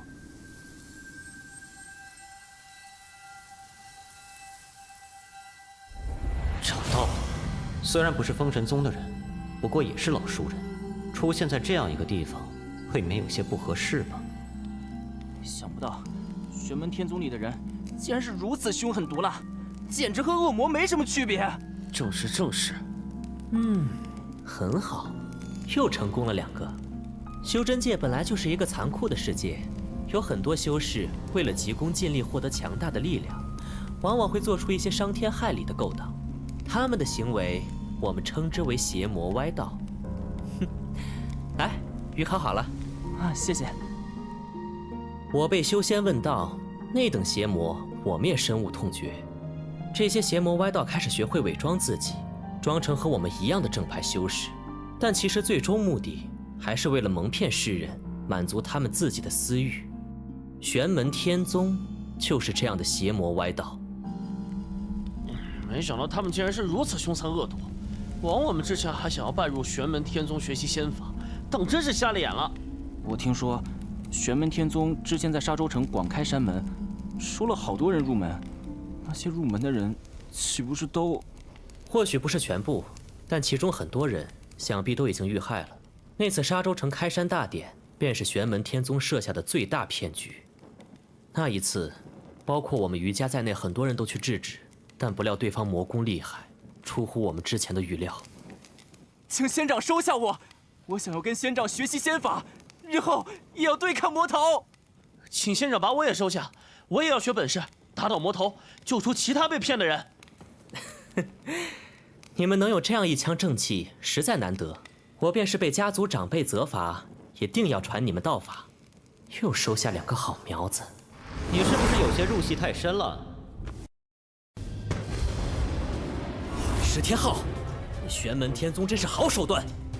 这个时候还有心思演戏，看来并非个人临时起意的行为，而是你们同封神宗串通好了，一起有计划的行动。封神宗的人负责冒充我玄门天宗弟子，抓人伤人，然后你们再假装救人，演绎出漂亮的双簧技。既然如此，封神宗和你们唱双簧，定然不会跑得很远吧？找到了，果然就在附近。根据法力气息，似乎一个是封神宗修士，另一个是余家子弟。你们找不到他，却来怪到我们头上。我们在约定好的路线上等，却始终见不到人，自然要来找你们。你们该不会想自己吞了吧？别怪我没提醒你，你冒充玄门天宗弟子伤了他们，到时候一定露馅。我没那么傻。再说一次，那小子跑去哪里，我也奇怪。如果真如你所说，那事情恐怕发生了超出我们预计之外的变化。你是说，有人救了他？啊，那是什么？你救的那个孩子，看来便是从他们2人手中逃脱。这是……糟糕，我们要露馅了！你们是一伙的！都带回去吧。天浩，你把这2个孩子带去给小青子看看。是。你们自己选，束手就擒，还是死在这里？我们投降。自己说吧，本座不想搜魂。晚辈余成，余氏家族3房嫡系子孙，见过玄门之主。此次与封神宗合作，我们也是听命行事。行动的不只是我们2拨人，其他人都散布在昆仑山脉中，专门拦截准备前往沙洲城拜师且资质较好的少年。我们还会刻意放跑一部分资质较差的，让他们出去败坏玄门天宗的名声。小易，把他押下去，让你的师弟们都过来一趟。小燕子在闭关，就不叫他了。是，师父。余家和封神宗各有一名元婴中期修士进入昆仑山脉中，负责主持此事。劫走的孩子，恐怕都送去了那里。宗主，此事可不能等闲视之啊！世豪放心，本座心中有数。师父，弟子觉着有些不对劲。小叶，你很细心啊。天浩，你现在最强烈的想法是什么？为师是说最强烈、最直接的想法。去寻余家和封神宗那2个元婴老祖，这样就可以一网打尽。那你说，谁去捉拿他们比较合适呢？现在事情已经明了，我们中随便出4个就可以稳赢。弟子是想要会一会那余家老祖的，难道说，陷阱？而且忒歹毒，还是针对小师弟的陷阱。小师弟是主要目标，我们其他人也都在他们算计之内。哼，恐怕是想把我们都坑进去。本门草创，在神州浩土新崛起，引得其他势力针对，这本就是意料之中的事情。封神宗，余家，吞吞，本座需要你联系一下你父亲，饕餮大圣。啊？哦。林宗主，别来无恙。饕餮大圣客气了，本座今日其实是想请饕餮大圣帮忙联系一个人。有意思。好。为师经常跟你们说，我玄门天宗弟子什么都可以吃，就是不能吃亏。客人来了有美酒，豺狼来了有刀枪，敢主动惹我们，那就送他下黄泉去轮回。开山大典前那一战，看来还没有把某些人打疼，那这一次，就让鲜血流得更多一些。金吾大圣，别来无恙。玄门之主联系本座的意思是，时机到了。近在眼前，金吾大圣做好准备吧。等时机一来，本座会准时通知你。就这么说定了。静候阁下佳音。宗主，与妖族联合，若是传出去了，恐怕与本宗名声不利。本座什么时候说过要与妖族联手了？宗主，你是打算……这一战出发点固然是收拾敢于履我玄门虎须的封神宗和于氏家族，但若仅仅如此，那未免太无趣了。说起来，本座要感谢于氏家族和封神宗，平白送了我玄门天宗这样一个大好机会。如今万事俱备，只欠东风。那玄门天宗果真是邪魔歪道。正是，幸好我等还不曾投入玄门天宗门下。我们被救下，也算是运气好。启禀三叔祖，现累计收拢天赋优秀的少年，总计16人。做得好。还有3批人没有返回，想来还会有些收获。每天都要保证一次联系，一旦有弟子失去联系行踪，立刻向老夫汇报。是，三师祖。家主，一切在按照计划进行。等放出去的人把消息传开，玄门天宗自然会来查探。若那玄门之主不现身，一切由你们自行处置。只有一个原则：10天后不能留，谨遵家主吩咐。有人。林宗主，昔日开山大典，我们没能道贺，毕宗上下都深感遗憾。这块死气石算是补增的贺礼，还请不要见笑。好恐怖的杀意死气，果然厉害，这正是我需要的东西。地狱道尊客气了，本座对贵宗盛情深表谢意。既然事情已了，本座就带他们走了。地狱道尊慢走，本座不送了。东西终于到手了。周天紫气正造化万物创生演变，对于死气石中冒出来的黑气极为排斥。慢点，慢点，周天紫气可不是你的对手。你的对手是他呀。很好，不出所料，有了死气石，我连助命封石中的灵力都可以激发出来一部分。2级天生花的花瓣，再给助命封石加一把力，灭烁死气，成功了。东风也有了，现在是真正万事俱备，该算账了。金吾大圣，时机已经成熟。好。要开始了。你们可别比那头老金乌来得慢。放心，只会比他更早。哼，我也该动身了。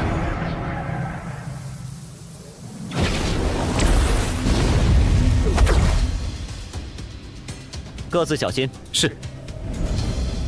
谢宇，我们下去。我们来了！玄冥真水冰盾，竟然挡下了我这一撞！喂，老东西，赶快束手就擒！那我便看看这小辈有多大能耐！哼，我就一块破冰，你除了龟缩还能做什么？哼，光会嘴硬的小孩。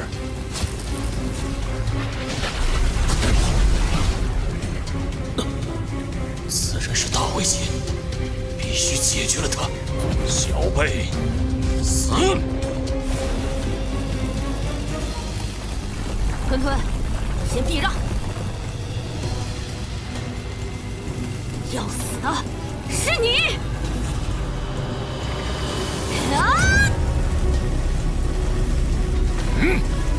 既然防不住你们，那老夫就不再畏缩了。鱼自觉，只能通往亘古玄冥剑的速度，试试看冰魄寒光镜吧。嘿，真不错。我堂堂元婴中期老祖，竟然奈何不了一个金丹修士，恕子而赶。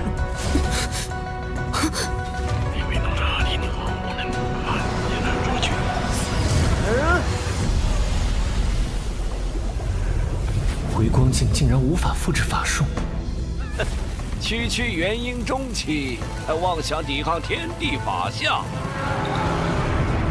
恐怕只有幽昙花可以将这蓝光阻拦一二，但幽昙花极为耗费法力。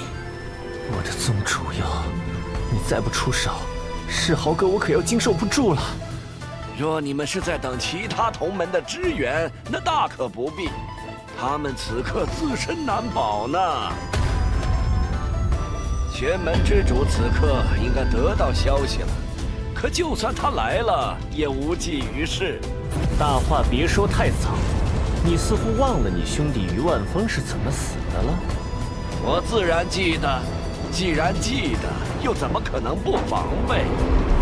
除了妖族的九曜崩天阵，这世间还有别的可以移动的强大法阵？难道说，封神宗把自己家的九天罡风阵搬来了？不错，在玄门之主攻破此阵之前，你们都会变成尸体。把自家护山大阵搬来这里，你们就不怕被别人趁虚而入，串了你们的山门？不怕告诉你们，神峰山那里还有一座九天罡风阵保护。今天你们别想有一个人能生离此地。本座却不这么认为。本座却不这么认为。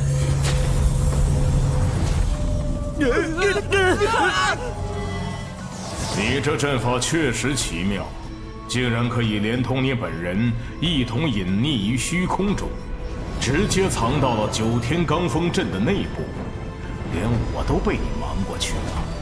不过，你只是一具分身在此，是没有用的。我今天就先杀你的弟子，消灭你的分身。于家家主，玄冥道尊于心涛。林宗主似乎已经料到我在这里，以分身带着法阵潜入进来，是要和外面的本体里应外合吗？我不会给你这个机会。九天罡风阵将全力对外防御，而在这里，由我擒杀你的分身和弟子。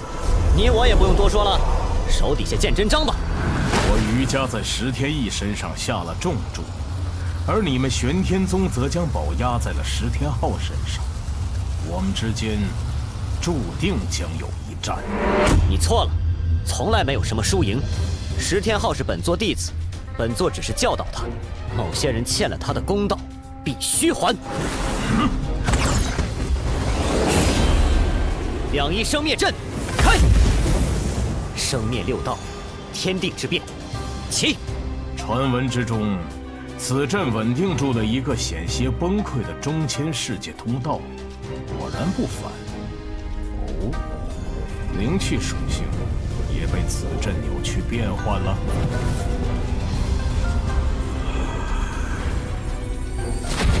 想如同困住庞杰那般困住我，他们终究不是元神境界，你能困住他们，却困不住我。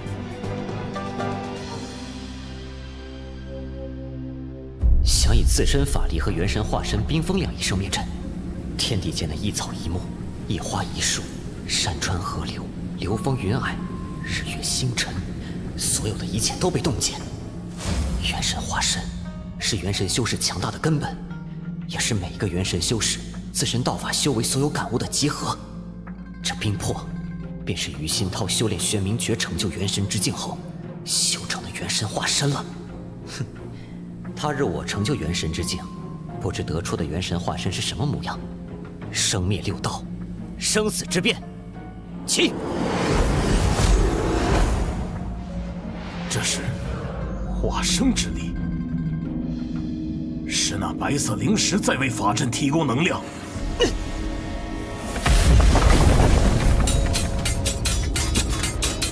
攻不破，人身化身果然不简单。分道完了。不是本体在这里，两仪生灭阵的威力还是达不到目前的巅峰啊！林宗主，你这一尊分身，恐怕奈何不了我。要杀你有些难，不过困住你足够了。这才是此阵真正的威力吗？天地之变与生死之变融合之后，威力更强了。哼，不过我也不是只有这些手段而已。玄冥宝册，于氏家族的传家之宝，果然是好东西啊！若是本体在此，就能跟他长时间对耗下去。真要分胜负，恐怕要耗到天荒地老了。似乎有些不祥的预感，不能再与玄门之主拖延下去了。天风道友，情况不对，我们需要速战速决。我也正有此意。天风道尊，本座也是久仰了，今天还是第一次见面。我也不多废话什么了。卧榻之侧，岂容他人酣睡？更何况你杀我门人，我自然要灭你玄门天宗。这句话对你、对本座，都是相同的道理。所以，我今天要先下手为强了。林宗主，你的分身和阵法，恐怕对付不了2位元神修士吧？是吗？云峰，你竟敢！果然出事了。金乌，幸好我留有一手。竟然真的有2座9天罡风阵，而且看模样，两边的威力在伯仲之间，这就有趣了。封神宗是如何做到的？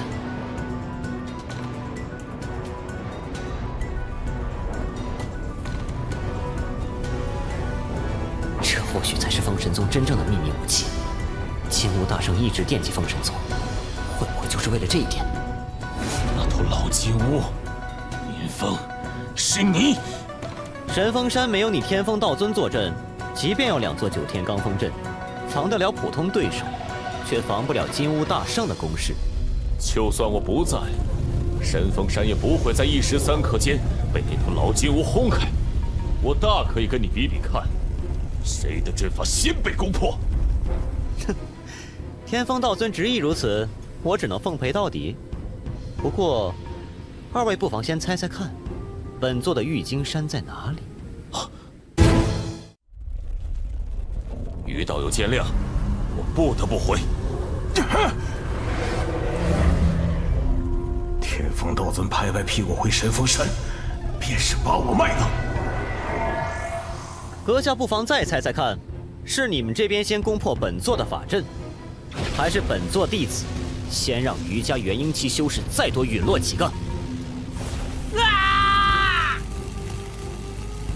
你借用法器和大阵之威，何其不公！不公！我金丹中期打你元婴中期，就是给你最大的公平了。这是什么？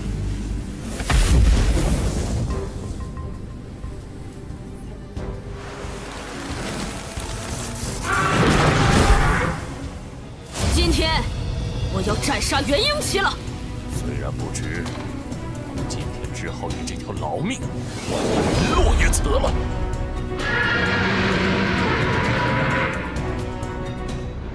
只要赶回去守住神风山一段时间，其他元神修士必然不会坐视不管。玄门之主，你勾结妖族，倒是看你如何交代。我定要你名声扫地！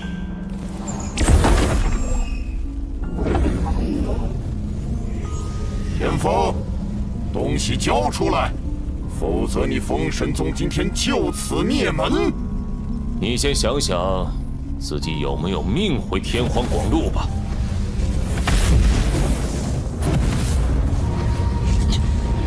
仅仅靠我法力驱动，还是扛不住金乌大圣的攻击。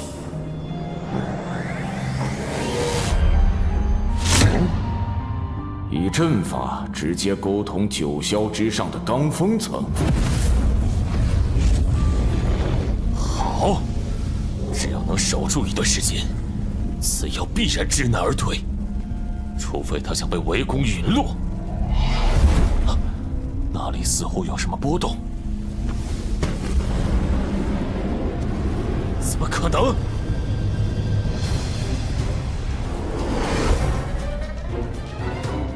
这是玉京山！你在赌我？玉京山在这里，说是我刚刚不走。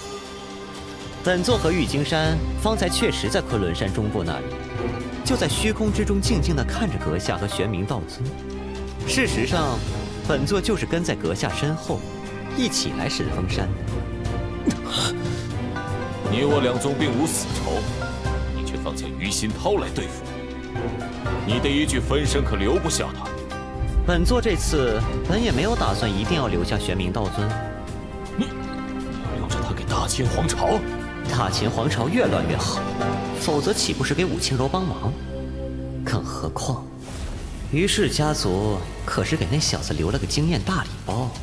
这种完美的踏脚石，应该让小不点自己按照难度打上去，最终走到 SS 级的 BOSS 领地去才对。而干掉他，好处可就太多了。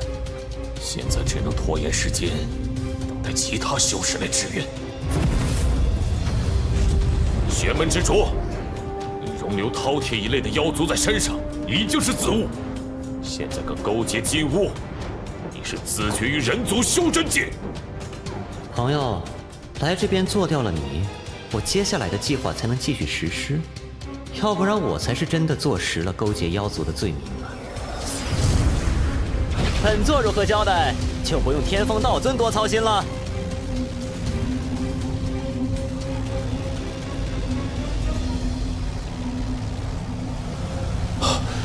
这光球中，仿佛蕴含了一方完整的造化世界的力量意志。玉京山实力深不可测，必须小心。一招不慎，说不定会被这玄门之主连同封神宗一起留在这里。不过幸好，玉京山的力量似乎会受到大千世界本身力量的制约，若是攻击其修士，恐怕不够灵动。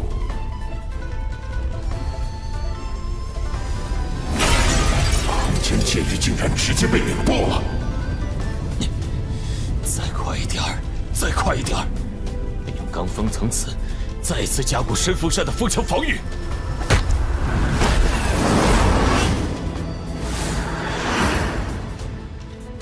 哦，天风道尊的法宝天风宝扇，这防御力着实强劲。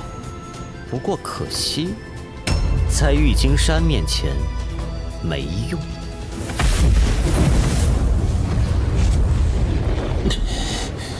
差点就没能扛住，幸好。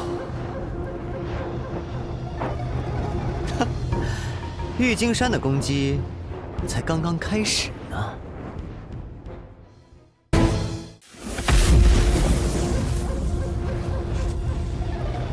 让他去和神风山较劲，我且不忙动手，待神风山彻底破了之后再说。此事过后，一定要设法给予这凌风打击。此人实在不好对付，将我和他的联络公布，应该可以挑起人族对他的不满。若我能晋级元婴后期，练成天地法相，驾驭玉京山，就可以一次性撞开9天罡风阵。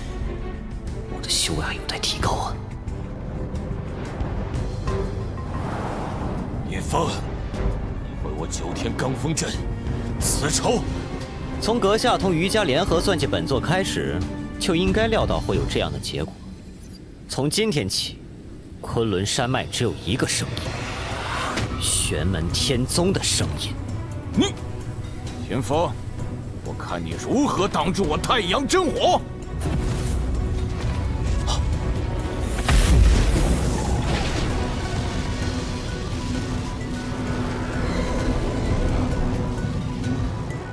全完了！宗门基业一毁，若再不走，连我也走不了了。现在想跑，来不及了。那妖兽是封神宗豢养的飞莲兽王，这可是品系极高的风系灵兽，和葵牛王合作，肯定可以将风雷化生符阵的力量发挥到极致，可不能给烧死了。时间间不多了，对付金乌的人族元神修士，应该就快要到达了。天风，你该知道我所求何物，东西交出来，我不为难你。金乌恐怕也对玄门之主有所忌惮，所以只想拿到东西就走。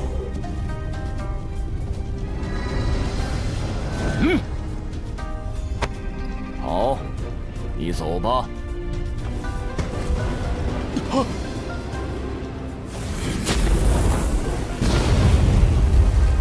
云峰，你，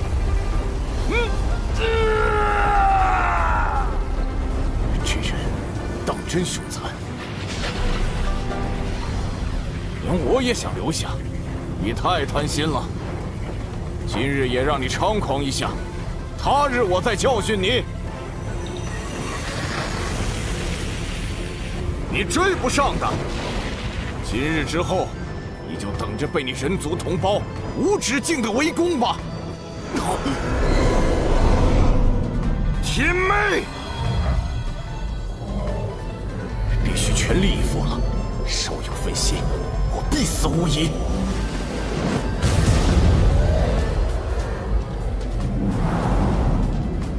什么？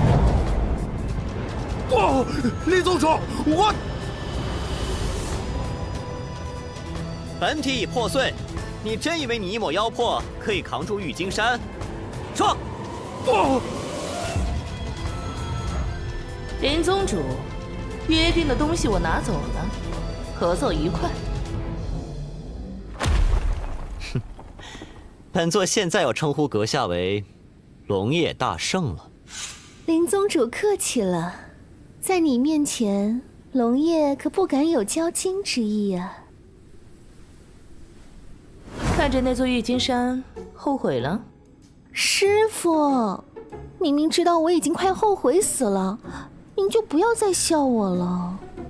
不过，我越发期待这位玄门之主能在神州浩土掀起怎样一番风浪了。这就是金乌心心念念的宝物了，这到底是何物啊？感觉原先大部分乳白色的雾气，此刻正在一点一点变成金色。哼，回去之后再仔细研究吧。现在有新的客人要到了。此位可是玄门之主？不错，正是本座。金乌大圣已经重伤，残魂被本座镇压，各位大可一探。放我出去！我等赶到时，神风山已毁。敢问玄门之主，天风道尊现在何处？天风道尊暗算我玄门天宗，本座便与天风道尊算账，如今已被我击杀。事情就是这么简单。你要做什么？说我要亲自镇压金乌，太过浪费时间，而那古剑正好缺一块魔剑石。那个剑匣，好古怪的气息！林峰，你胆敢！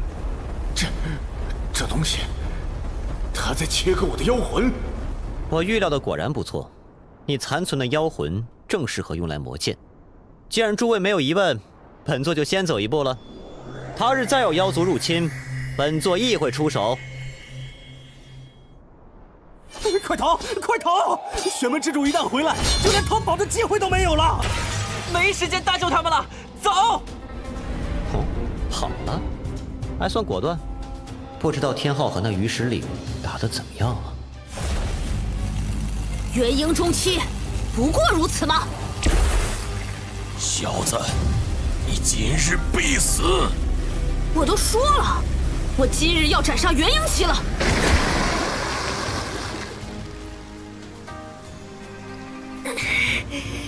是我赢了。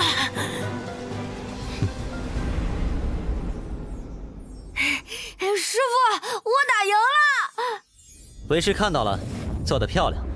你先去小青子的洞府里休养吧。是，师傅。这天圣星珠很有可能具有镜像、仿制或者复制的功能。等到宝珠内的雾气全部变为金色，应该就可以重新使用了。只是不知它的复制有没有什么限制。先把眼前的事情解决了吧，拖得已经够久了。哼，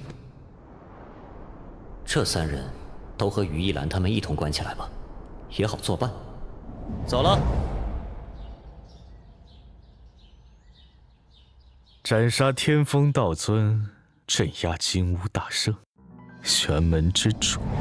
玄门天宗放过了于氏家族，选择了封神宗，意料中事。现在看来，玄门之主此人不简单呢。那依大师兄的意思，我们可以开始第2步计划了。是时候了。天风和玄冥吃的亏还不算什么，但连那套老金乌竟然也被镇压，神风山山门被轰开，这可真没有想到。师兄所言不错，看来要麻烦师兄前往昆仑山走一趟了。2位老祖，关于那玄门之主，无妨。若此人登门，老夫2人出关便是。是，确实，若是玉京山真的砸下来，2位长老出关，也未必能确保万无一失。待我们2人正式出关之后，方可主动出击。是。青铜虚空鼎既然在那名叫石天浩的小子身上，此子必然会去寻石家那个重统者报仇。届时8方云动，各方势力掺杂于其中，你可以酌情考虑，伺机而动。伙食说的想法与我不谋而合，我心中有分寸，2位师叔请放心。昆仑山脉，玄门天宗。接下来，便是洪武你的儿子朱毅要回我大周复考了。朱毅一事，便交给吴浪你了。遵命。大秦皇朝很快就要发生动荡，我大周必然不能置身事外。或许不希望我们插手的人会提前做些动作。这方面就交由洪武你来应对了。陛下放心，四皇子眼下圣域外出，远赴蜀山，大周未免鞭长莫及。燕仙子可放心，此事朕心中已经有了计较。若是梁前在蜀山出了什么意外，大周皇朝同蜀山之间必然要起争端，这一点梁盘和朱洪武不可能想不到。那么，他们有什么别的计划？太虚观确定要改变以往的布局了吗？大周最近的势头太猛了，而玄门天宗的崛起虽然出乎意料，但确实为太虚观提供了多一种选择。徒劳而已。吾皇定鼎天下是天命所归，不可阻挡。这是大师兄的手笔吗？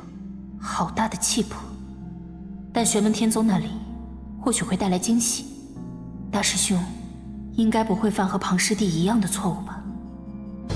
这一战之后，昆仑山南麓地区的声望暴涨。此外，整个世界范围的个人声望和宗门声望都有了巨大增长。按照这样发展下去，完成主线任务希望还是很大的。现在该消化一下这一战的战果了。这几名元婴修士的法相和元婴，还得想想该怎么处置。这3个元婴的灵识已经开始消磨殆尽，仿佛回到婴儿时期，可以一用。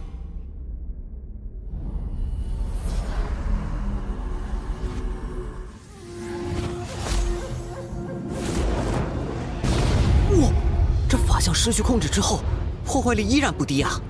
若有人加以控制驱使，破坏力将会更强。元婴与法相虽然都属于于一鸾，但此刻似乎不太匹配。恐怕是因为这个元婴并没有达到巅峰状态。除此之外，还需要修士融合自己领悟的大道法则之力。看来还是只能制作假神，或者说是虚神。那就让这元婴精华强行融合吧。成了，这枚冰魄蕴含的力量已经完全不输于一鸾了，接下来只需要录。哼，看来改良的空间还挺大的。也罢，正巧修行那么久，还没能好好梳理过，这次也是个好机会。还有这个天圣金珠，不论是否为活物，它都能将万事万物完全复刻而出，威力与原品相当，但力量越强，存在时间越短。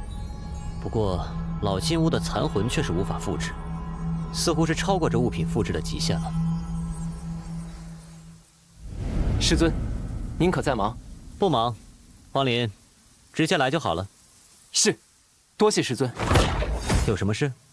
是这样的，你的意思是，你要回去探亲？对，如今弟子的弟子们修行已上正轨，无需多加看护，所以弟子才想趁此机会回去看看。不论修行如何，还是家最亲啊。时光荏苒，回想刚入玉衡派时，就仿佛昨日之事一般。出发前夕，阿娘还对我说，当仙人万事要小心，若是太苦便回来，让我莫想太多。她只希望我一辈子快快乐乐。哎，得，修行那么久，为师也没想过给你找个道侣，实在是对不住你的爹娘啊。弟子也未曾想过，看来回去要给阿娘念叨了。去吧，回去后替为师向二老问声好。是，多谢师傅，我先去处理些事情。师傅，为师要离开一段时间，这里有对你如今修行道法的讲解，你可以看着学。若有不懂，可去乾天殿寻你二伯。为师已经提前打好招呼了。师傅，徒儿也想一同前往。不可，也不看你修行落后了多少。我离开后专注修行，不许怠惰。若是修行有所长进，下次为师便带上你。好耶！这汪林一说，搞得我也有点想家了。不过现在，这里就是我的家。对了，开春之时，应该就是小异科举的时间了。先去看看他。就是这里了。周易，弟子参见师傅。冬去春来，小易，你可已经准备妥当？弟子这些年来虽然一直修行道法，但天地大道一法通，便万法通。读书人的道理经义，不曾放下。弟子一直在静静等待今年的开科取士。为师就先送你们到这里，你们自己下去吧。那我们就一同前往天青城了。等我考完，我们再回来。魁牛王、飞廉王，你俩护好他们。若他们有何闪失，回来必要受罚。是。多谢师傅。既然来到这里，干脆就去那个地方吧。到了，这次就派个分身下去吧。这里便是佛门圣地大雷音寺的遗址吗？破坏的还真是彻底。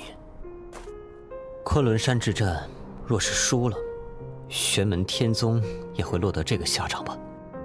金刚殿、天王殿、罗汉殿、般若殿、菩提院。世人称，之前的大雷音寺有3000罗汉，500阶地，这代表大雷音寺有3000金丹，500元婴。人间神州浩土近万年以来最惨烈的2次战斗中，一次是正魔大战，另一个便是灭佛大战了。灭佛之战中，除了各地宗门，还有大周王朝玄机侯的神武军，在共同围剿下，即使是强大如大雷音寺，也被灭得分毫不剩。但其中还是疑点重重啊。太虚观中，激进派虽然看不过去，但之中的保守派为什么会默许灭佛之战的发生呢？这一切无从猜测，也不是我来这里的目的。这些舍利子回到此地，也算是物归原主了吧。当初那位佛门弟子给我的舍利子，我全带过来了，也算是完成他一个心愿了吧。这次最主要的目的，便是这里。哼哼，铁树分身修为已趋近圆满，只要一点契机，便可踏入元婴。虽然沙罗铁树已毁，但这里依旧有分身同种同源之力存在，尽管很微弱，接下来，便是等渡劫天雷降临就好。哎，我去，这么快！我才刚坐下。不过也好，铁树分身灵气积累丰厚，分身的强度也足够，渡劫的把握还是很大的。这附近有人，既然没有动静，就先不管他，反正我要渡劫完成了。很顺利，不过暗处这股恶意也愈发蠢蠢欲动了。还请阁下不要躲在暗处，若有何事，可来与林某说。道友若不想当场殒命，便尽快离开吧。还真是热闹啊！算你好运。之前在北风海匆匆见过一眼，却不曾想到林宗主的这具分身竟然是以沙罗铁树炼化的。长乐道尊当面，本座有礼了，多谢长乐道尊替我护道。若非道尊来，恐怕还真给小人得志了。恭贺林宗主分身踏入元婴境，多谢道尊。只是这万年古刹毁于一旦，实在可惜，可惜呀！长乐道尊突然来到大周皇朝，是肩负出使任务吗？正是。若林宗主无事，可跟我来，我带你去见一人。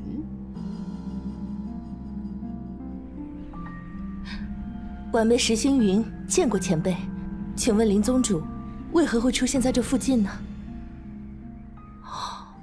原来如此，若是如此，那林宗主可否与我们一同前往天京城呢？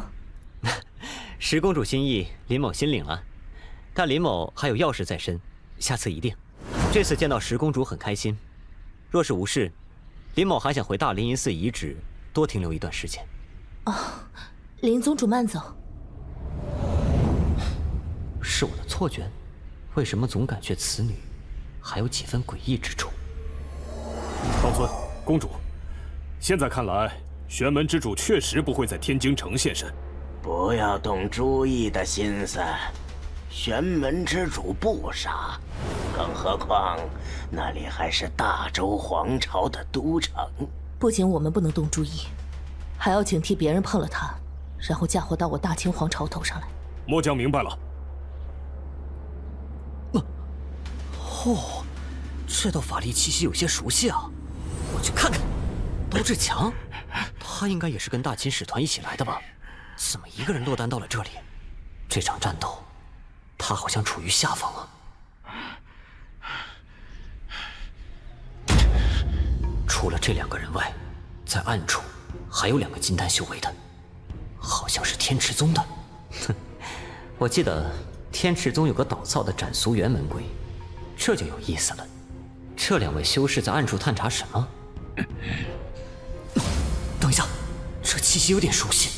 对了，是宋庆元。有意思。张师叔，宋庆元，你为何来此？张师叔，卖我个面子，让你雇佣的那位金丹修士收手。这个刀志强还不能死。抱歉，庆元，这是宗门里吩咐下来的任务。所以师叔实在是，所以还要请张师叔通融。师叔无需担心回去后会受罚，全推到我身上就可以了，一切后果由我承担。他是宗主亲传弟子，我犯不着跟他硬顶。那这里就交给庆元你了，要怎么做随你处置，我就先回宗了。庆元，你好歹毒！师叔。我仔细想了想，一切后果还是由你承担比较好。不过你不用担心回去受罚，我会帮你求情的。感谢宋真人出手相助。你认识我？荒海法会上，在下目睹过宋真人的风采。你女儿的风采也是所有人都看得见的。宋真人，您说笑了。我孑然一身，连妻子都没有，何来子女？虽然你不记得玉婷，可是玉婷她记得你。不可能！天池宗不是有斩俗元的门规吗？斩俗元似乎对她没用呢。玉婷可是一直惦记着你呢，虽然她不知道你还活着。你说，我要是带你去见他，他会有多么开心？哼，你说，本座要是带你去见曹伟，他会不会也很开心？玄门之主，啊，晚辈宋庆元见过前辈，前辈问安了。该死，怎么遇到了他？相逢即是有缘，去本座那里坐坐吧。不好，快跑！天池宗修士宋庆元，你倒是让我看了出好戏呀！为了一个外人无情杀害同门，而你这样做的目的，便是要将刀志强活着带回去，威胁他的女儿，让他与你双修。但本座看不惯你的作风，拿别人父亲的命去威胁，算什么男人？哼！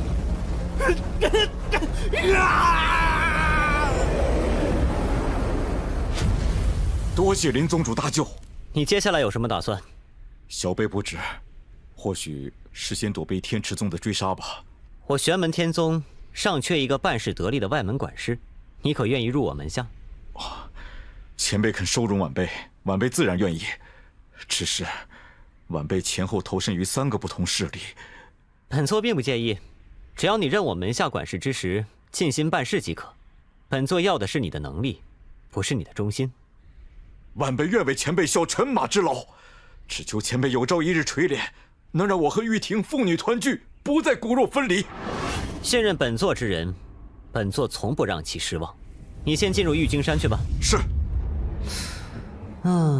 接下来去干什么好呢？师傅！是小不点儿。师傅，不好了，二师兄出事了！究竟发生什么事了？天昊，快与师傅说。师傅，二师兄中举了，而且是第1名解元。原来如此啊！我让二师兄带着我们在城里转一转，过2天一起回山。好，在天京城玩得开心。汪林这次回乡，父母受到了大秦皇朝的看护，一家都得福了。而且这次回去，更是汪林对自己道法的磨练，诸天极道真经推演也得以完善，其他弟子也都在稳步向前，找到未来的路。如今他们都开始走上自己的正轨了。接下来，我也要开始新的副本了。